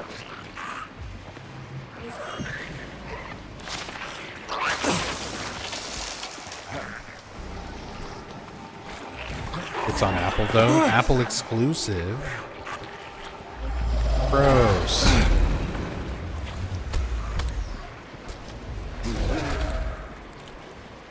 I don't care how good a new show is. If I have to sign up for a new service, I don't think I'm going to watch it. Especially considering I'm already at a point where I'm like canceling most of my services because, yeah, I need to keep my bills down every month.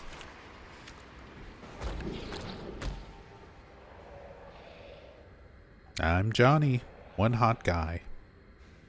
This is actually something in the original Silent Hill 2.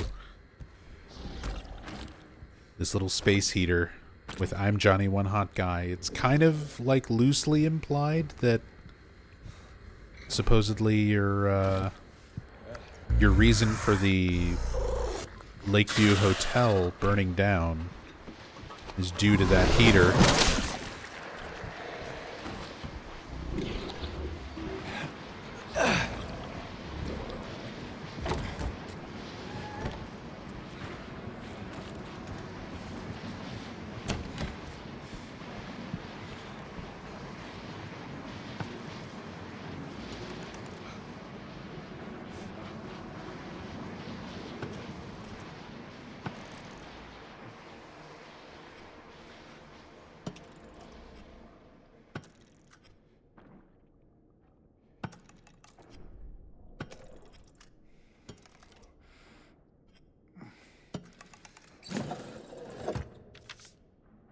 Go 7414.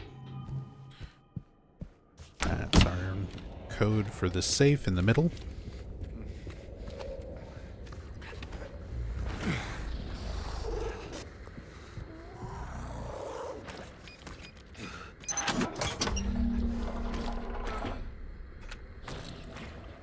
There it is. Our basement key. And our VHS recording of Silent Hill by Christoph Gans.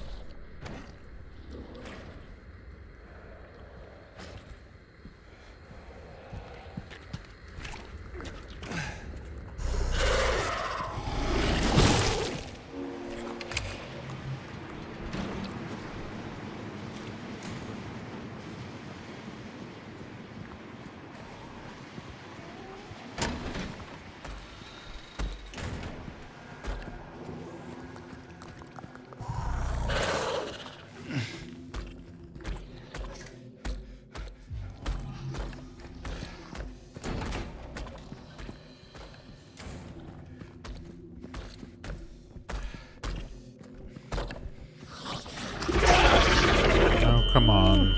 No screamies. Don't smack the shit out of me either. Please.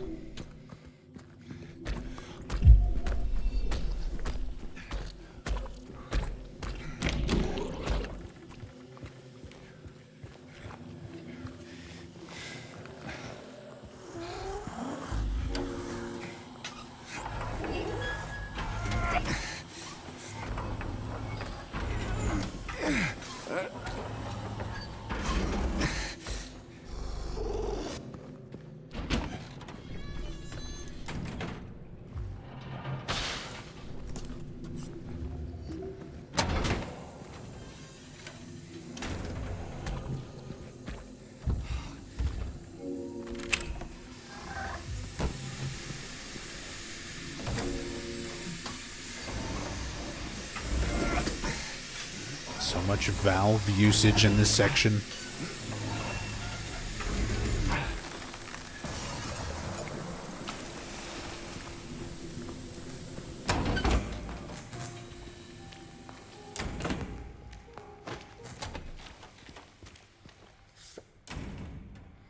Better leave. Last few photos to pick up. Although I haven't gotten all of them, not even close.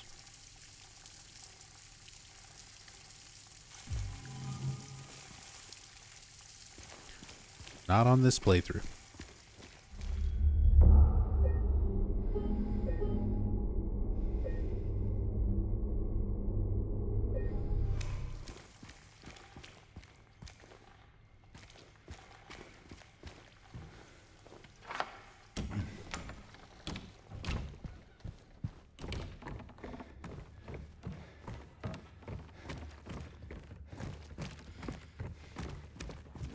Alright, back up to the employee elevator, grab all the things.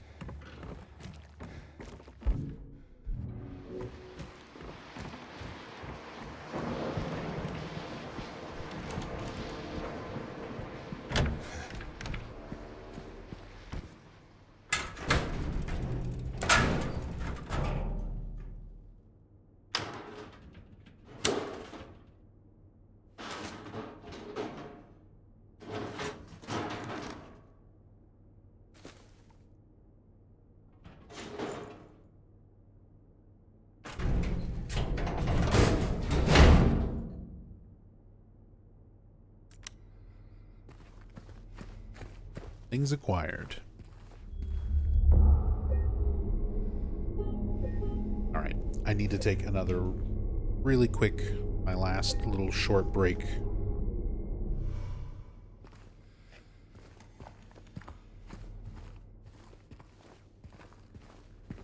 Final stretch of the game.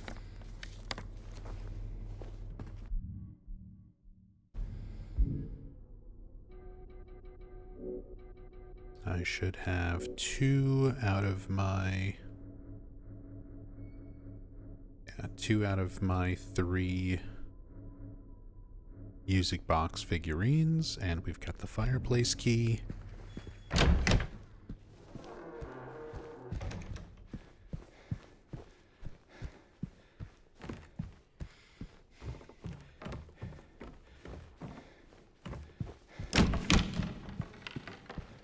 For the Mandarin boss fight, which technically you don't even have to fight. We'll see if I can successfully just run.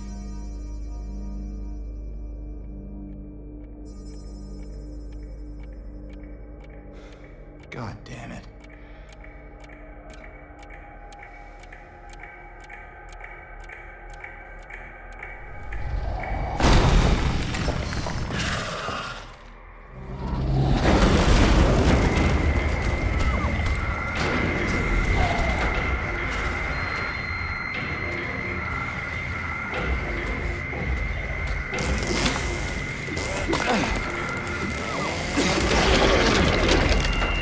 Come on.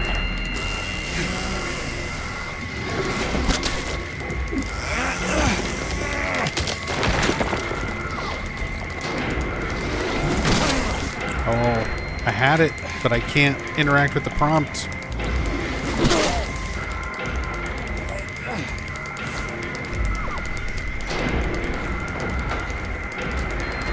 I think this needs to push a little further.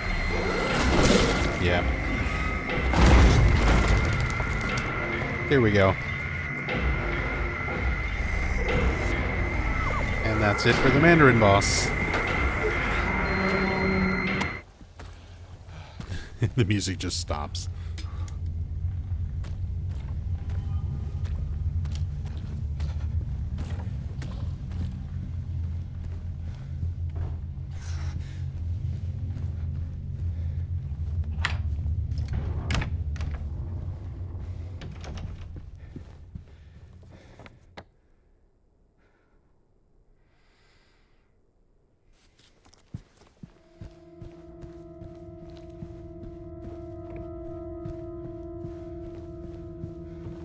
Picked up a can of paint we don't need. It's fine. Normally that would be how you find out the solution for the briefcase double word puzzle. Now...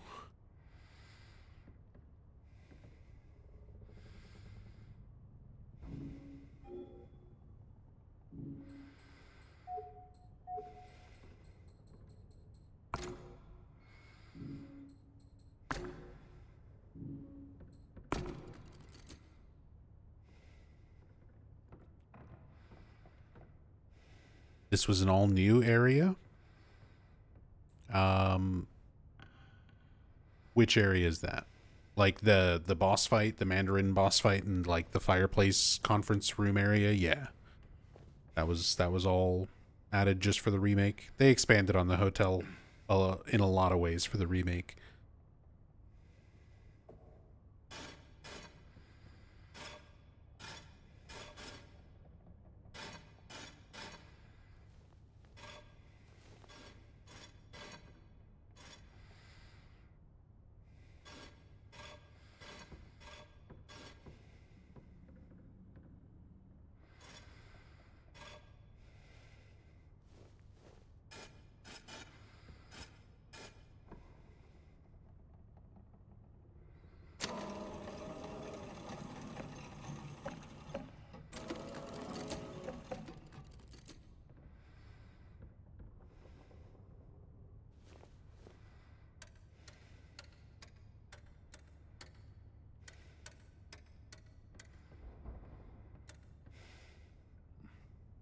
began with 3. One would soon deplore. 7 kindly souls opened up the door. So you turn this one 7 times. Trading 1 for 2, away she would roam. But the love of 5 would bring her back home. Turn that one 5 times. Haunted by the 2, she would toil away, leaving 1 behind. She has found a way. Turn that one 1 time.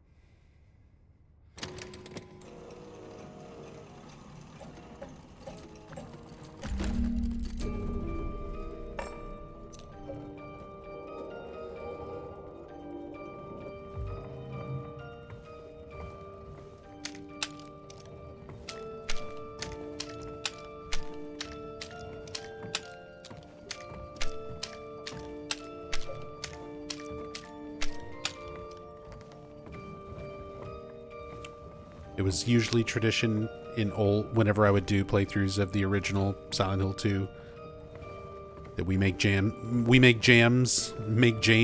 dance. But he doesn't really have access to the same dance moves in the remake.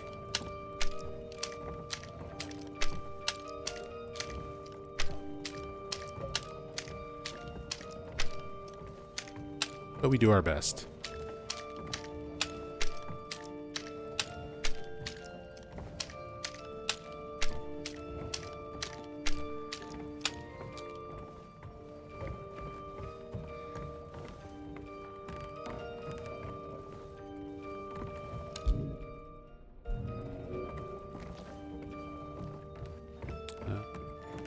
We want to make a save here.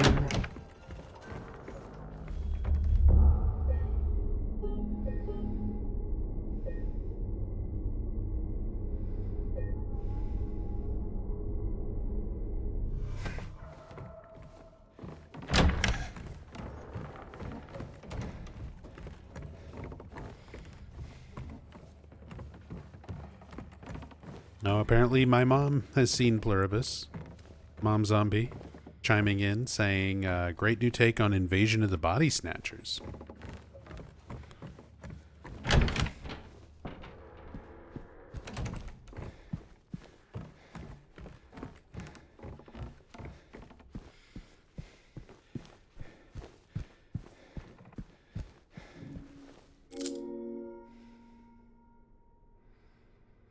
All right.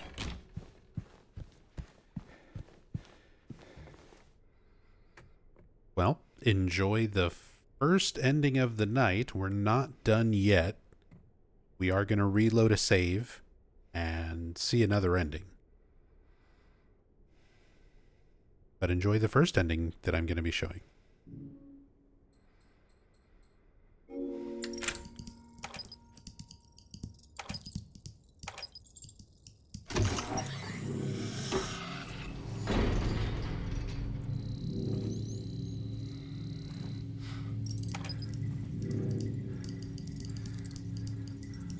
Fuck ass shit.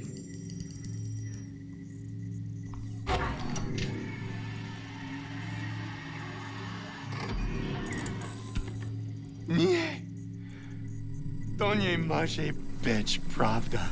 And that is James speaking Polish, as opposed to James speaking Japanese, which was the joke in the original.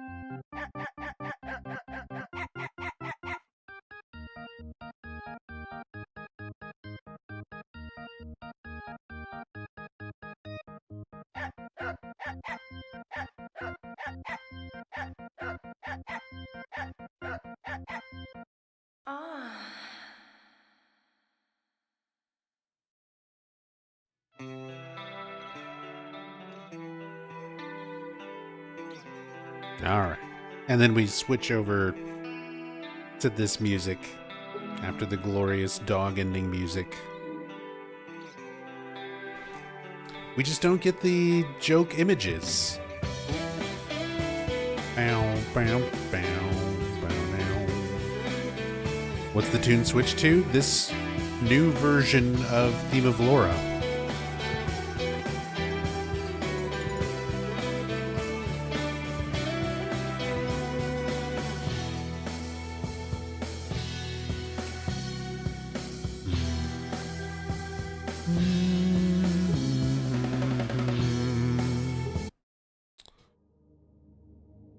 Yo, Black Sun Gaming presents 5,000 bits. That's a lot of bits. Hey man, just want to tell you how much I appreciate what you do here. Silent Hill is special to me, and your playthroughs are not only enlightening, but so very well thought out. New big fan. Thank you. Thank you so much, Black Sun Gaming. Glad you enjoy. I've been very passionate about this series for a very long time, pretty much since it's been around. And I just like being able to share that with other fans of the series, spread some knowledge, and just kind of share my love of these games with other passionate fans. That's what it's all about. But thank you so much for the love and support. Really, really appreciate that. All right, we're not done yet. We've got the dog ending going, but I'm going to go ahead and get one more regular ending, finish out the last bit of the game, because the dog ending cuts off a decent little chunk of the game here at the end.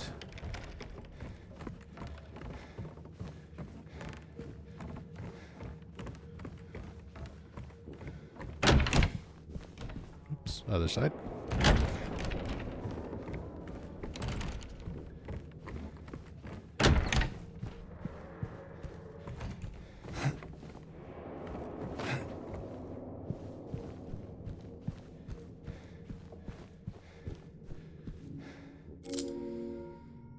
I'm pretty sure I missed a UFO thing.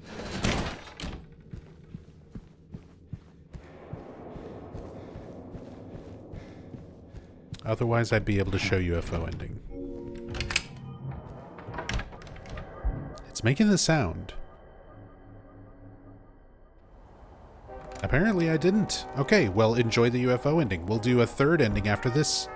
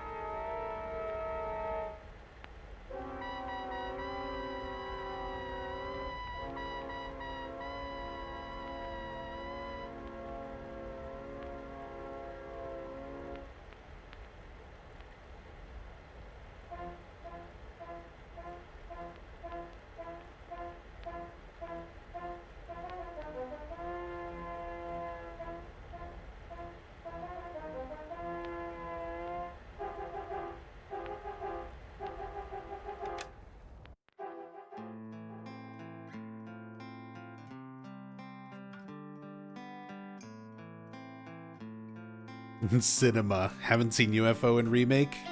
Well, there you go. There it is. The original James from the OG version of Silent Hill 2 shows up instead of Harry Mason, who shows up in the OG UFO ending. We get Space James, aka Classic James, working with the aliens to abduct Remake James, who was a clone the entire time. That's the real canon. That's the real canon ending. That's the actual explanation for the remake.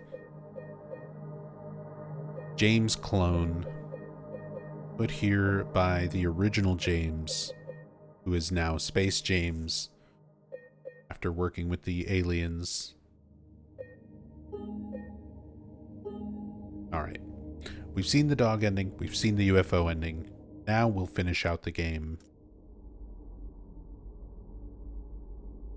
for a more proper third ending. Hopefully the in-water ending, if I did things correctly. I probably messed something up. I probably didn't stay injured enough or kill enough enemies or something. But we'll get an ending. In-water would be mainly what I'm hoping to get, but we'll see.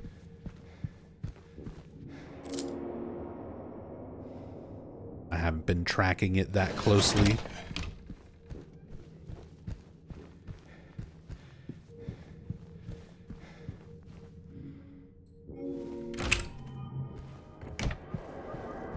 All right.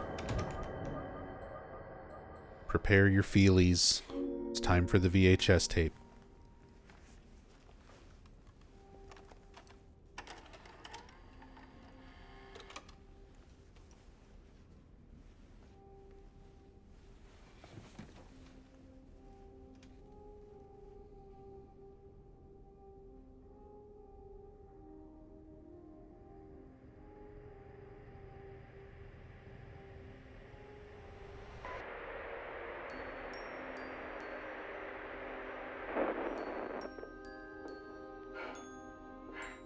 Are you taping again?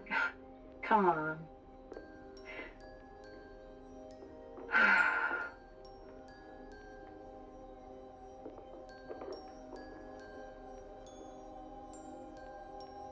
don't know why, but I just love it here. It's so peaceful. You know what I heard? This whole area used to be a sacred place. I think I can see why.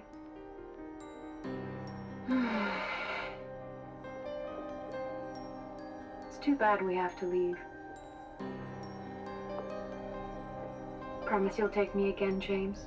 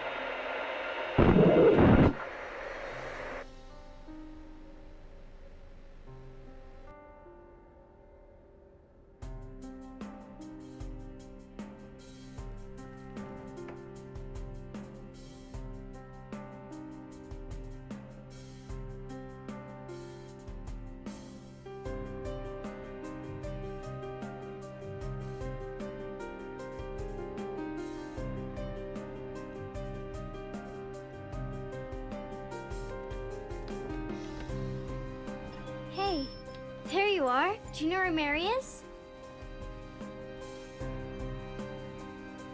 Come on, talk to me. Mary's gone. She's dead.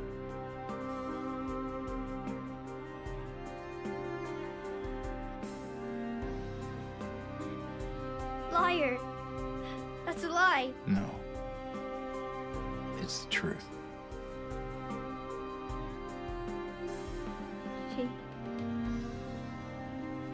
She She died because she was sick.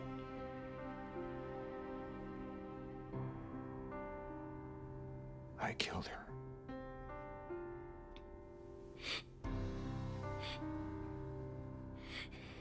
Killer! Why'd you do it? I hate you! I want her back. Give her back to me. I knew it. You didn't care about her. I hate you, James! I hate you! I hate you! I hate you!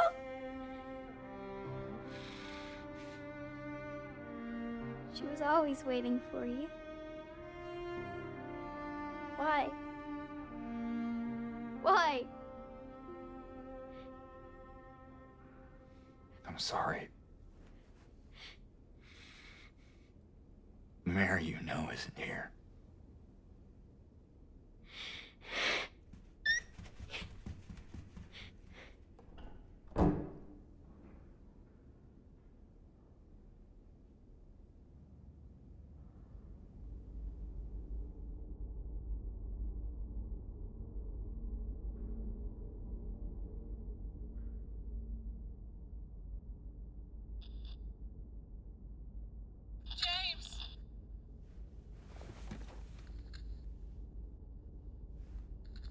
Mary? James! Where are you? I'm waiting. I'm waiting for you. Please, come to me. Do you hear me? Please, why won't you come? But where? Where are you? You're so close now. Please, don't give up. Don't leave me out here, James! James!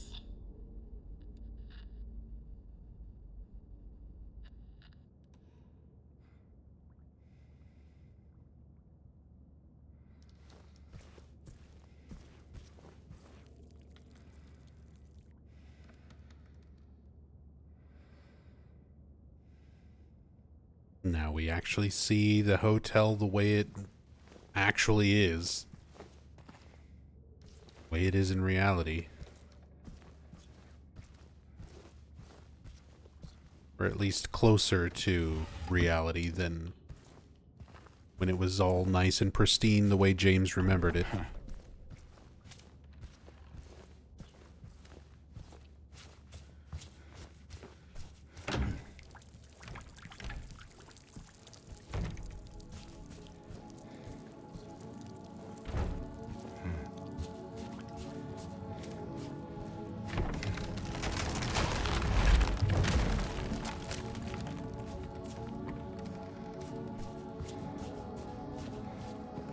It certainly does look like it was set on fire. Doesn't it just?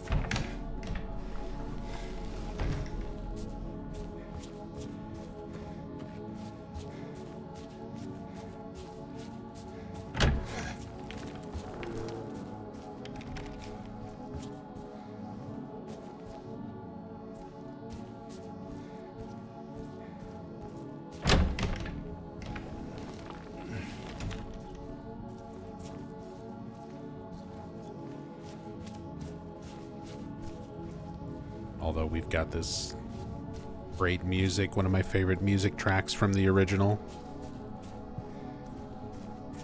Something so weirdly unsettling about such a simple, just wavering, dissonant tone.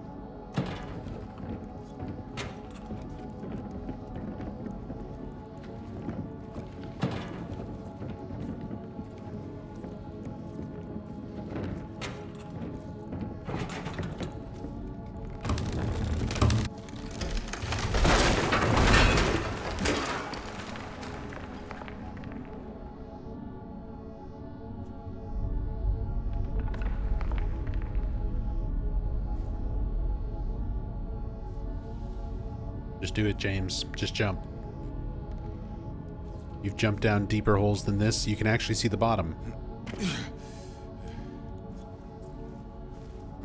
At this point, you're an expert.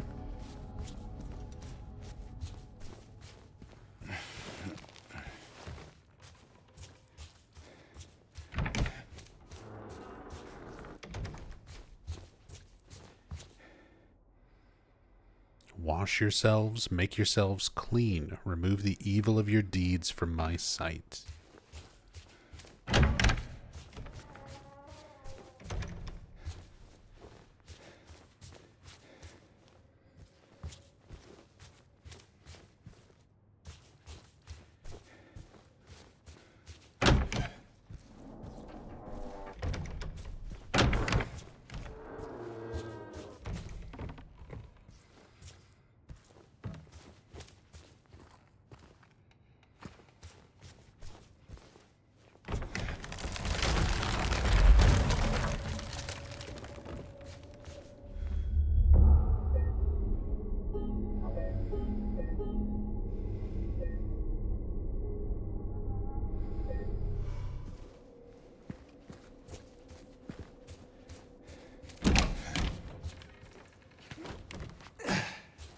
Up and over.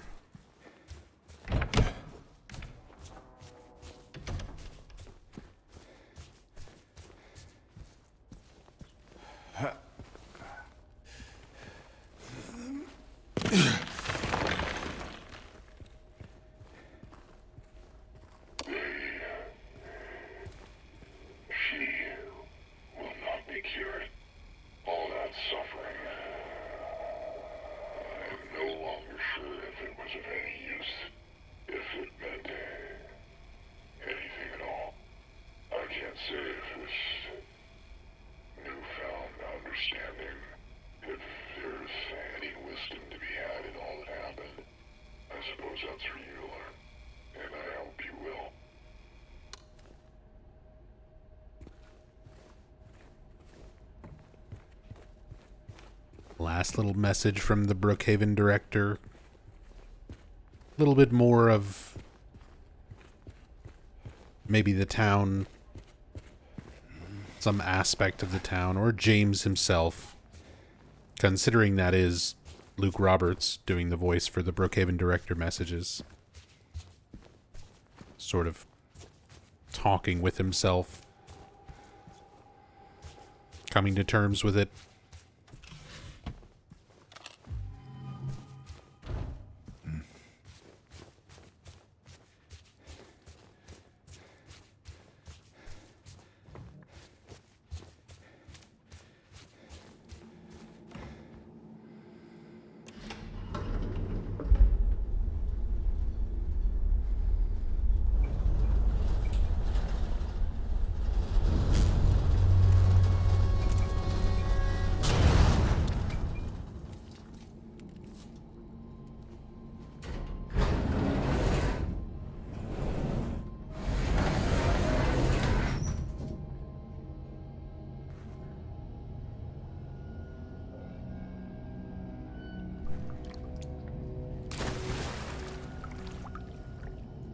And then the lower, like, flooded... all the lower flooded floors and rooms of the hotel. Did a good job making this water look really gross.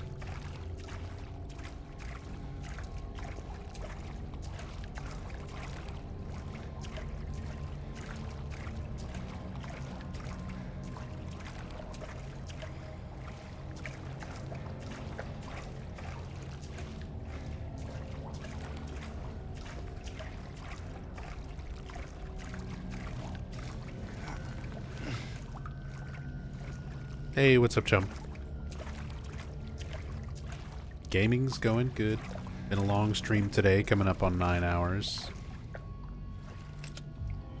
But we're going to be doing a lot of longer streams this month. Going through the Silent Hill series in reverse release order. We've gone through Silent Hill F. We're about to finish up Silent Hill 2 Remake.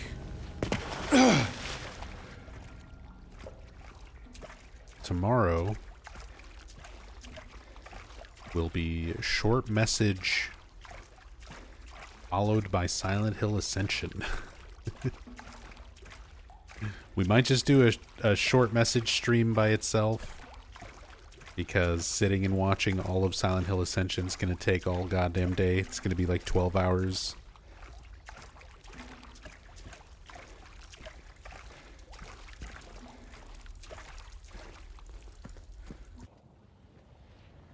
We might give ourselves a nice easy stream with short message before dedicating a day to Ascension. We'll see what Angela thinks. Mama? Mama! I was looking for you.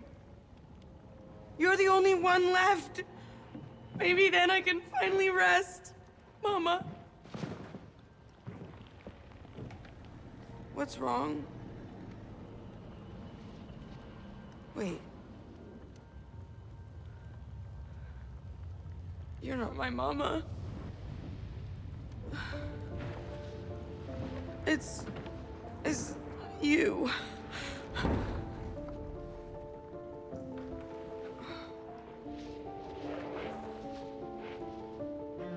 sorry, Angela.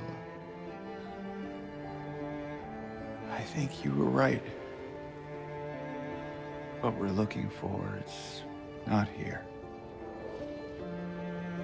Not anymore.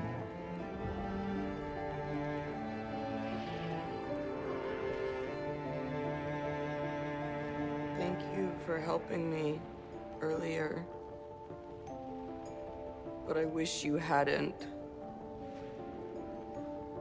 Even Mama said it. I deserve what happened. No, Angela, that is not true. Don't pity me. I'm not worth it.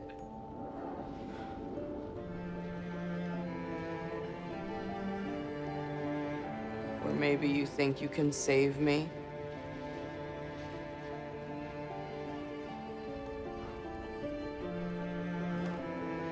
Will you love me? Care for me? Heal all my pain?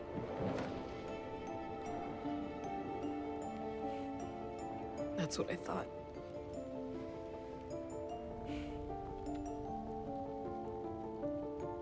James.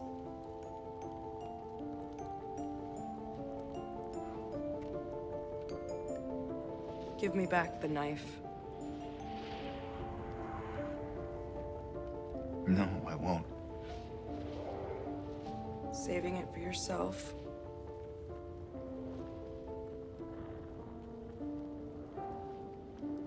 Have it your way. It doesn't change anything.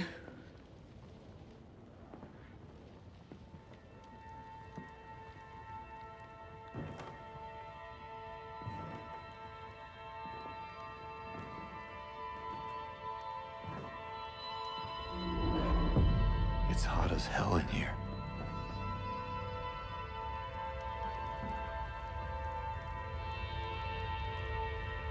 You see it too?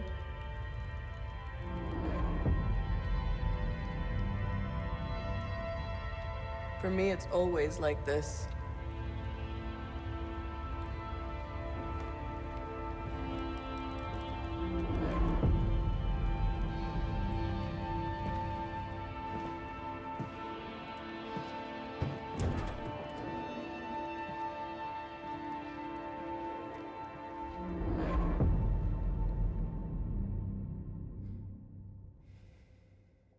Yeah, still such a powerful scene.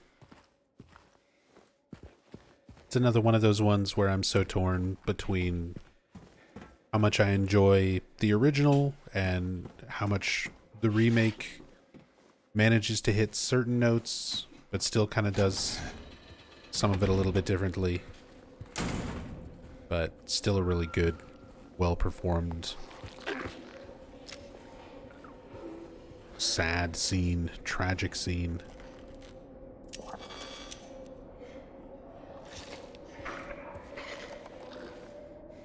And now we have this last little stretch of the hotel here where the enemies just kind of curl up and die on their own.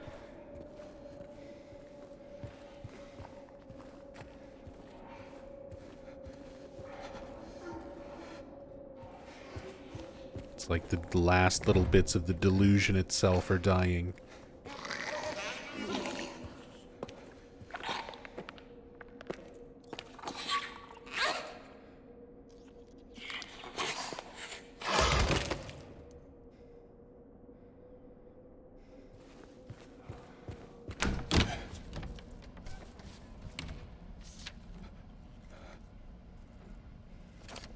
Two to be cleared out. No one's returning.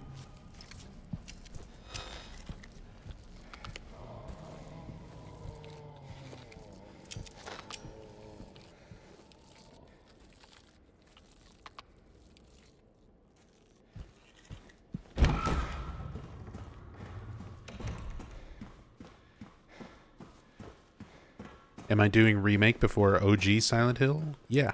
It's a reverse release order. So from newest game, most recent game, to oldest game. So we started with Silent Hill F, the newest release. Now we're doing Silent Hill 2 Remake. Next will be a short message. An Ascension, then PT, Book of Memories, Downpour, so on and so forth.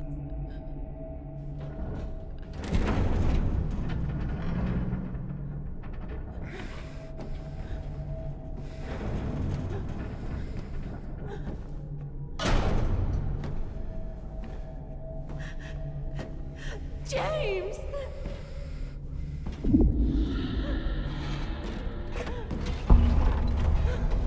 Leave her alone! Leave us both the hell alone!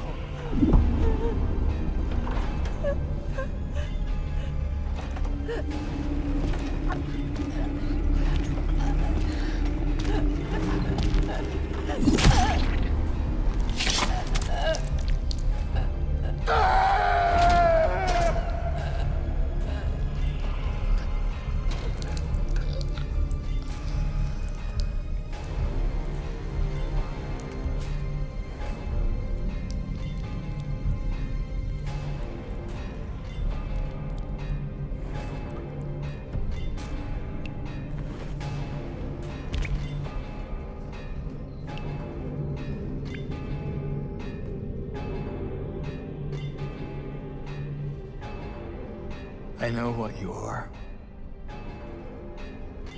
I know why I needed you. But it's all over now. I don't need you anymore.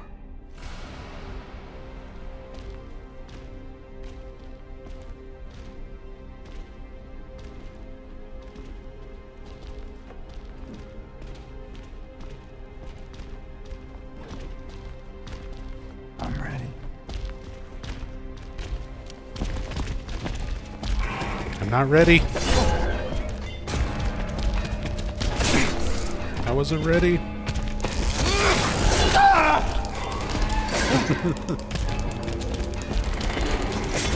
Ugh, dodge one right into the other one.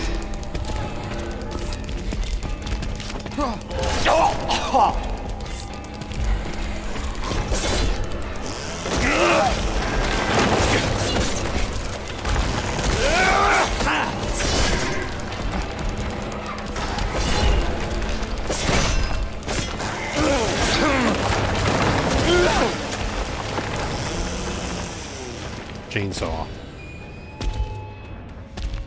And then the Silent Hill 3 game over noise there for some reason. It always catches me off guard every time I get to this part.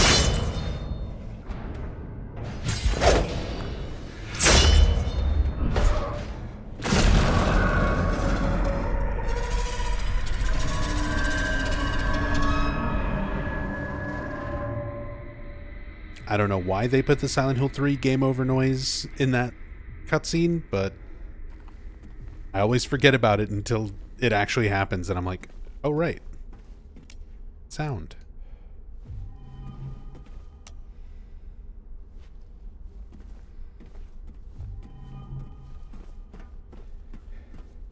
Nub, you are keeping all these vids in your library, at least for a bit, right? Everything is archived on 2 YouTube channels now. The raw stream VOD will go up on my Nub Zombie Archives YouTube channel. And I'll have an edited version with like all the breaks cut out and things like that. That'll be up on the main YouTube channel. What do you want, James? And then the VODs will be here on Twitch for like 90 days, I think. I don't want any damn flowers. Just go home already. Just catacomb already. Look at me. No subtitle glitch in the remake. I'm disgusting.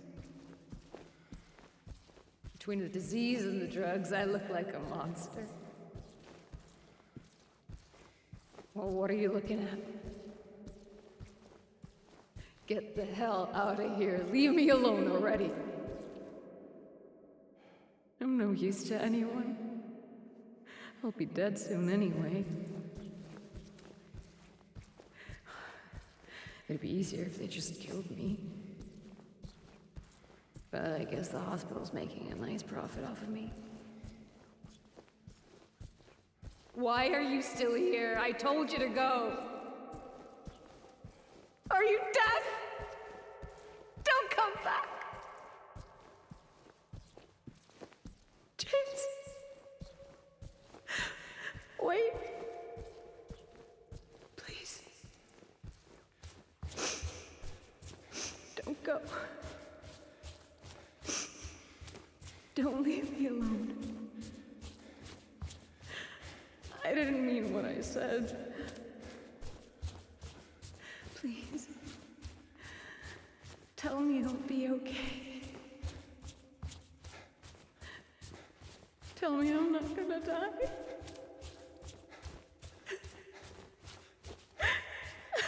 Help me.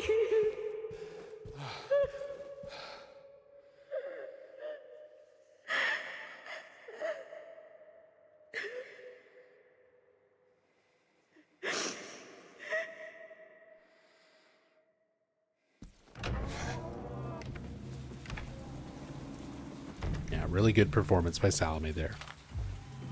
Some of the lines I feel like I really prefer Monica Horgan's performance in the original, but I think Salome did a really great reading on that hallway line, all those lines.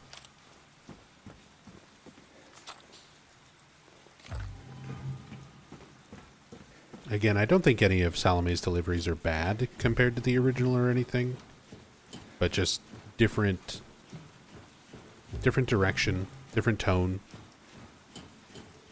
Remake goes for some different approaches to some of the same scenes, same dialogue.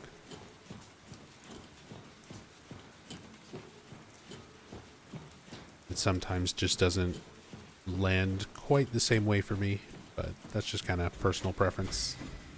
And a lot of that is also, admittedly, nostalgia.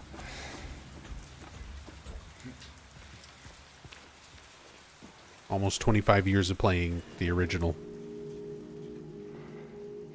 A lot of it's going to really have etched its place into my brain.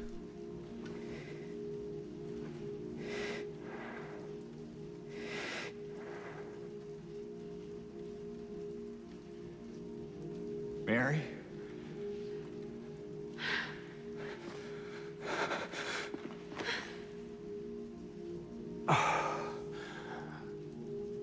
I have missed you so much.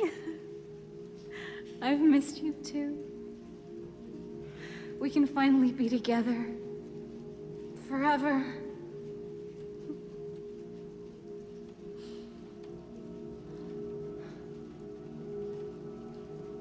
No.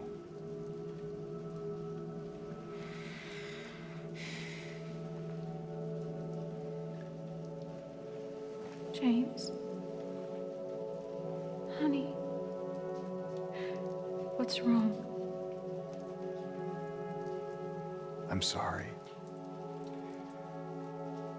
I know you tried, James, please. but she's gone. I know that now. Stop it. And I can't just keep pretending. Shut up! I like the name switch in the Do you subtitles. even know anymore? It's Mary right up yours. until she says shut up. And I'm then it here switches for to you. Maria. So what if I'm not her? I can give you what she never could. I can be better than her. And you can see like her eye color, What else do you like want me little to be? subtle changes happening to the character model. What else can I be? I am so sorry, Maria. I really am. But this has to stop. It's time to let it go.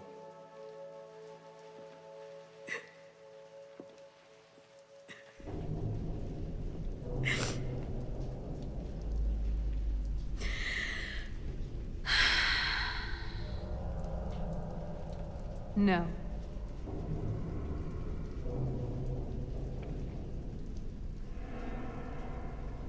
What? I won't let you do this to me. I won't let you go. I can't!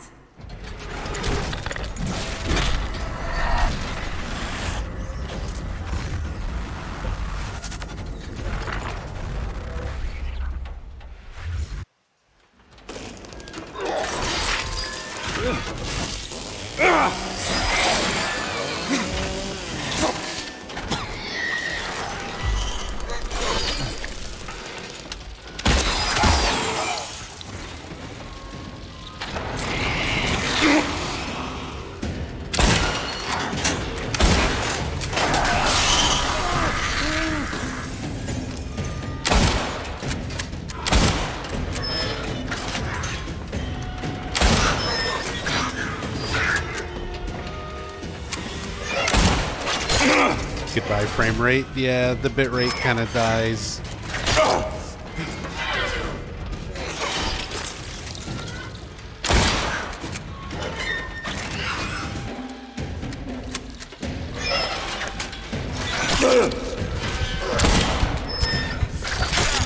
Oh, caught me mid-heal. I thought I was out of range. The tentacle strike is always deceptive.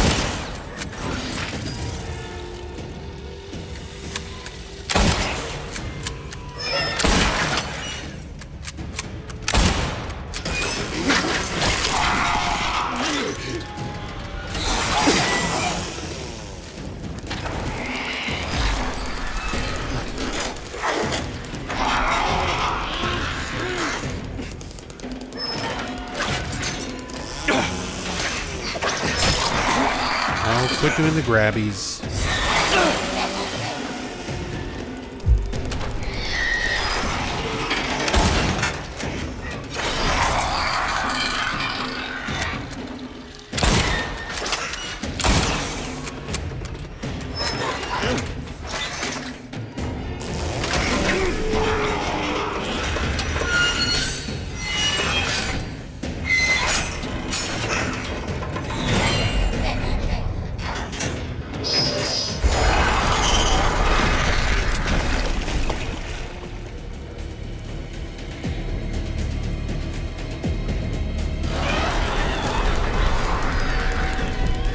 Can you handle me when I go goblin mode, James?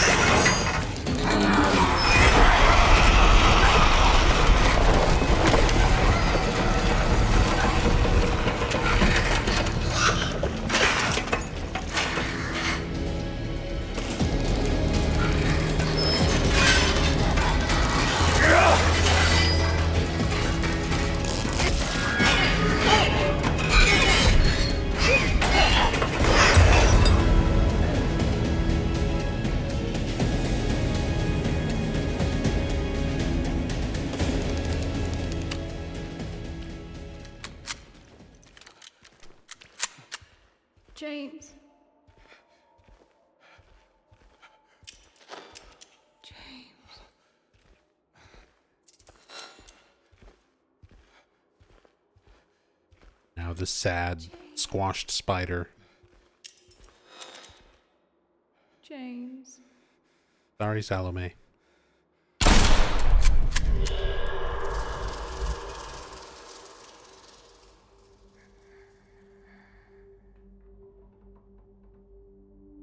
Mary. Hey, handsome.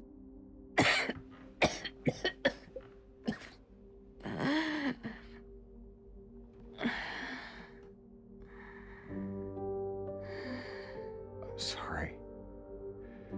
Don't be. I told you. I wanted the pain to end.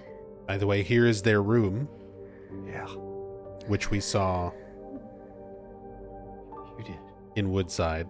Yeah, apparently I messed up the in water thing. Oh That's yeah, not you why I can did you it. can kind of see her rings here, which are actually modeled after Salome's The truth is, actual wedding rings.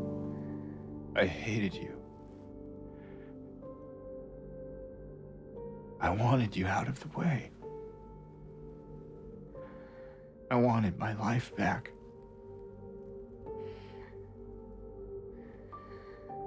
If that's true,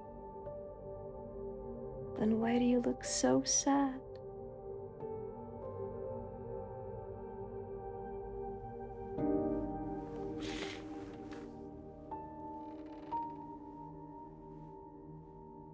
Mary. It's okay, James. Here.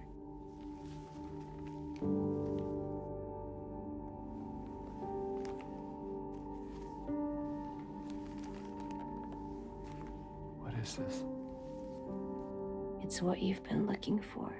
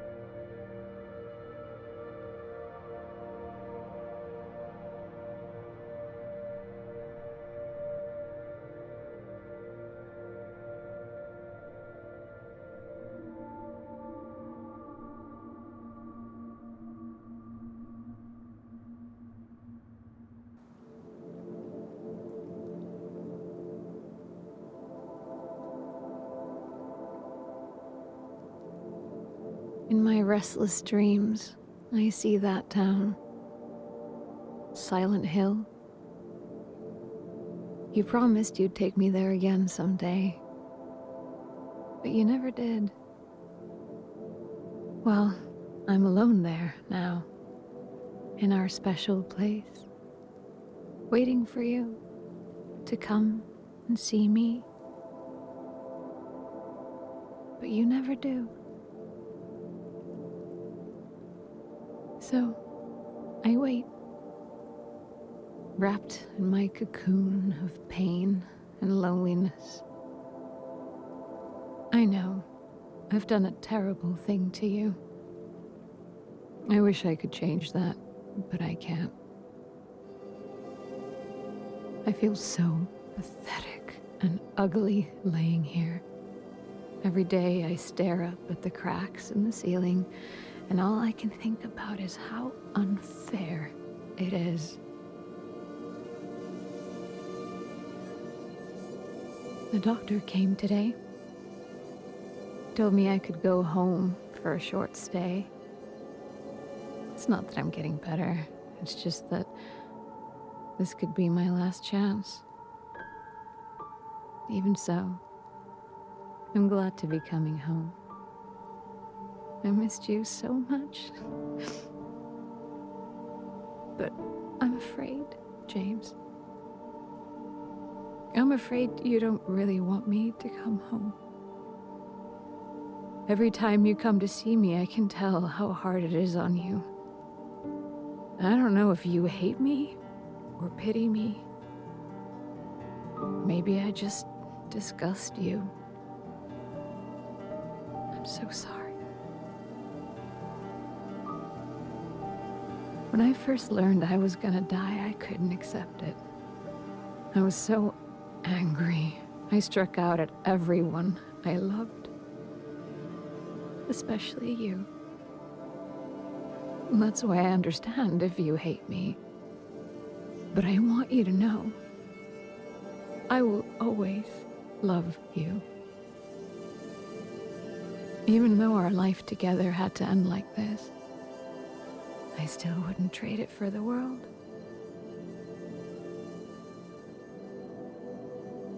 Well, this letter has gone on too long, so I'll say goodbye. I told the nurse to give this to you after I'm gone.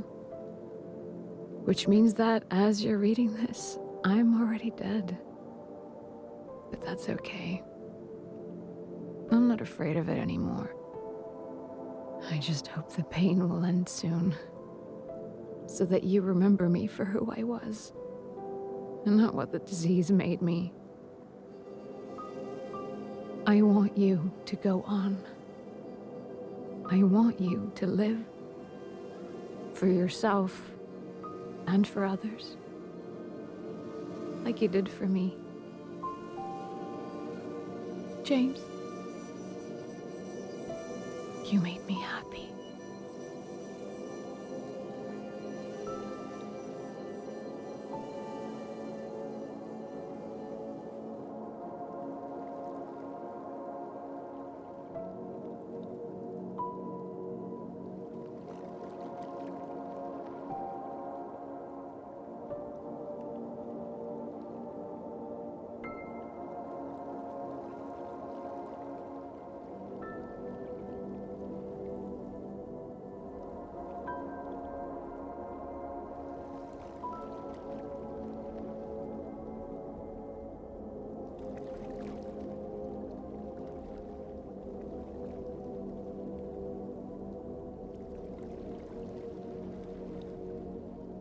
Time to do some explaining, James. Yep.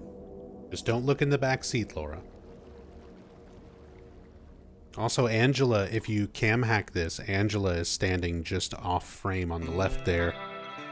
Just hanging out in the cemetery.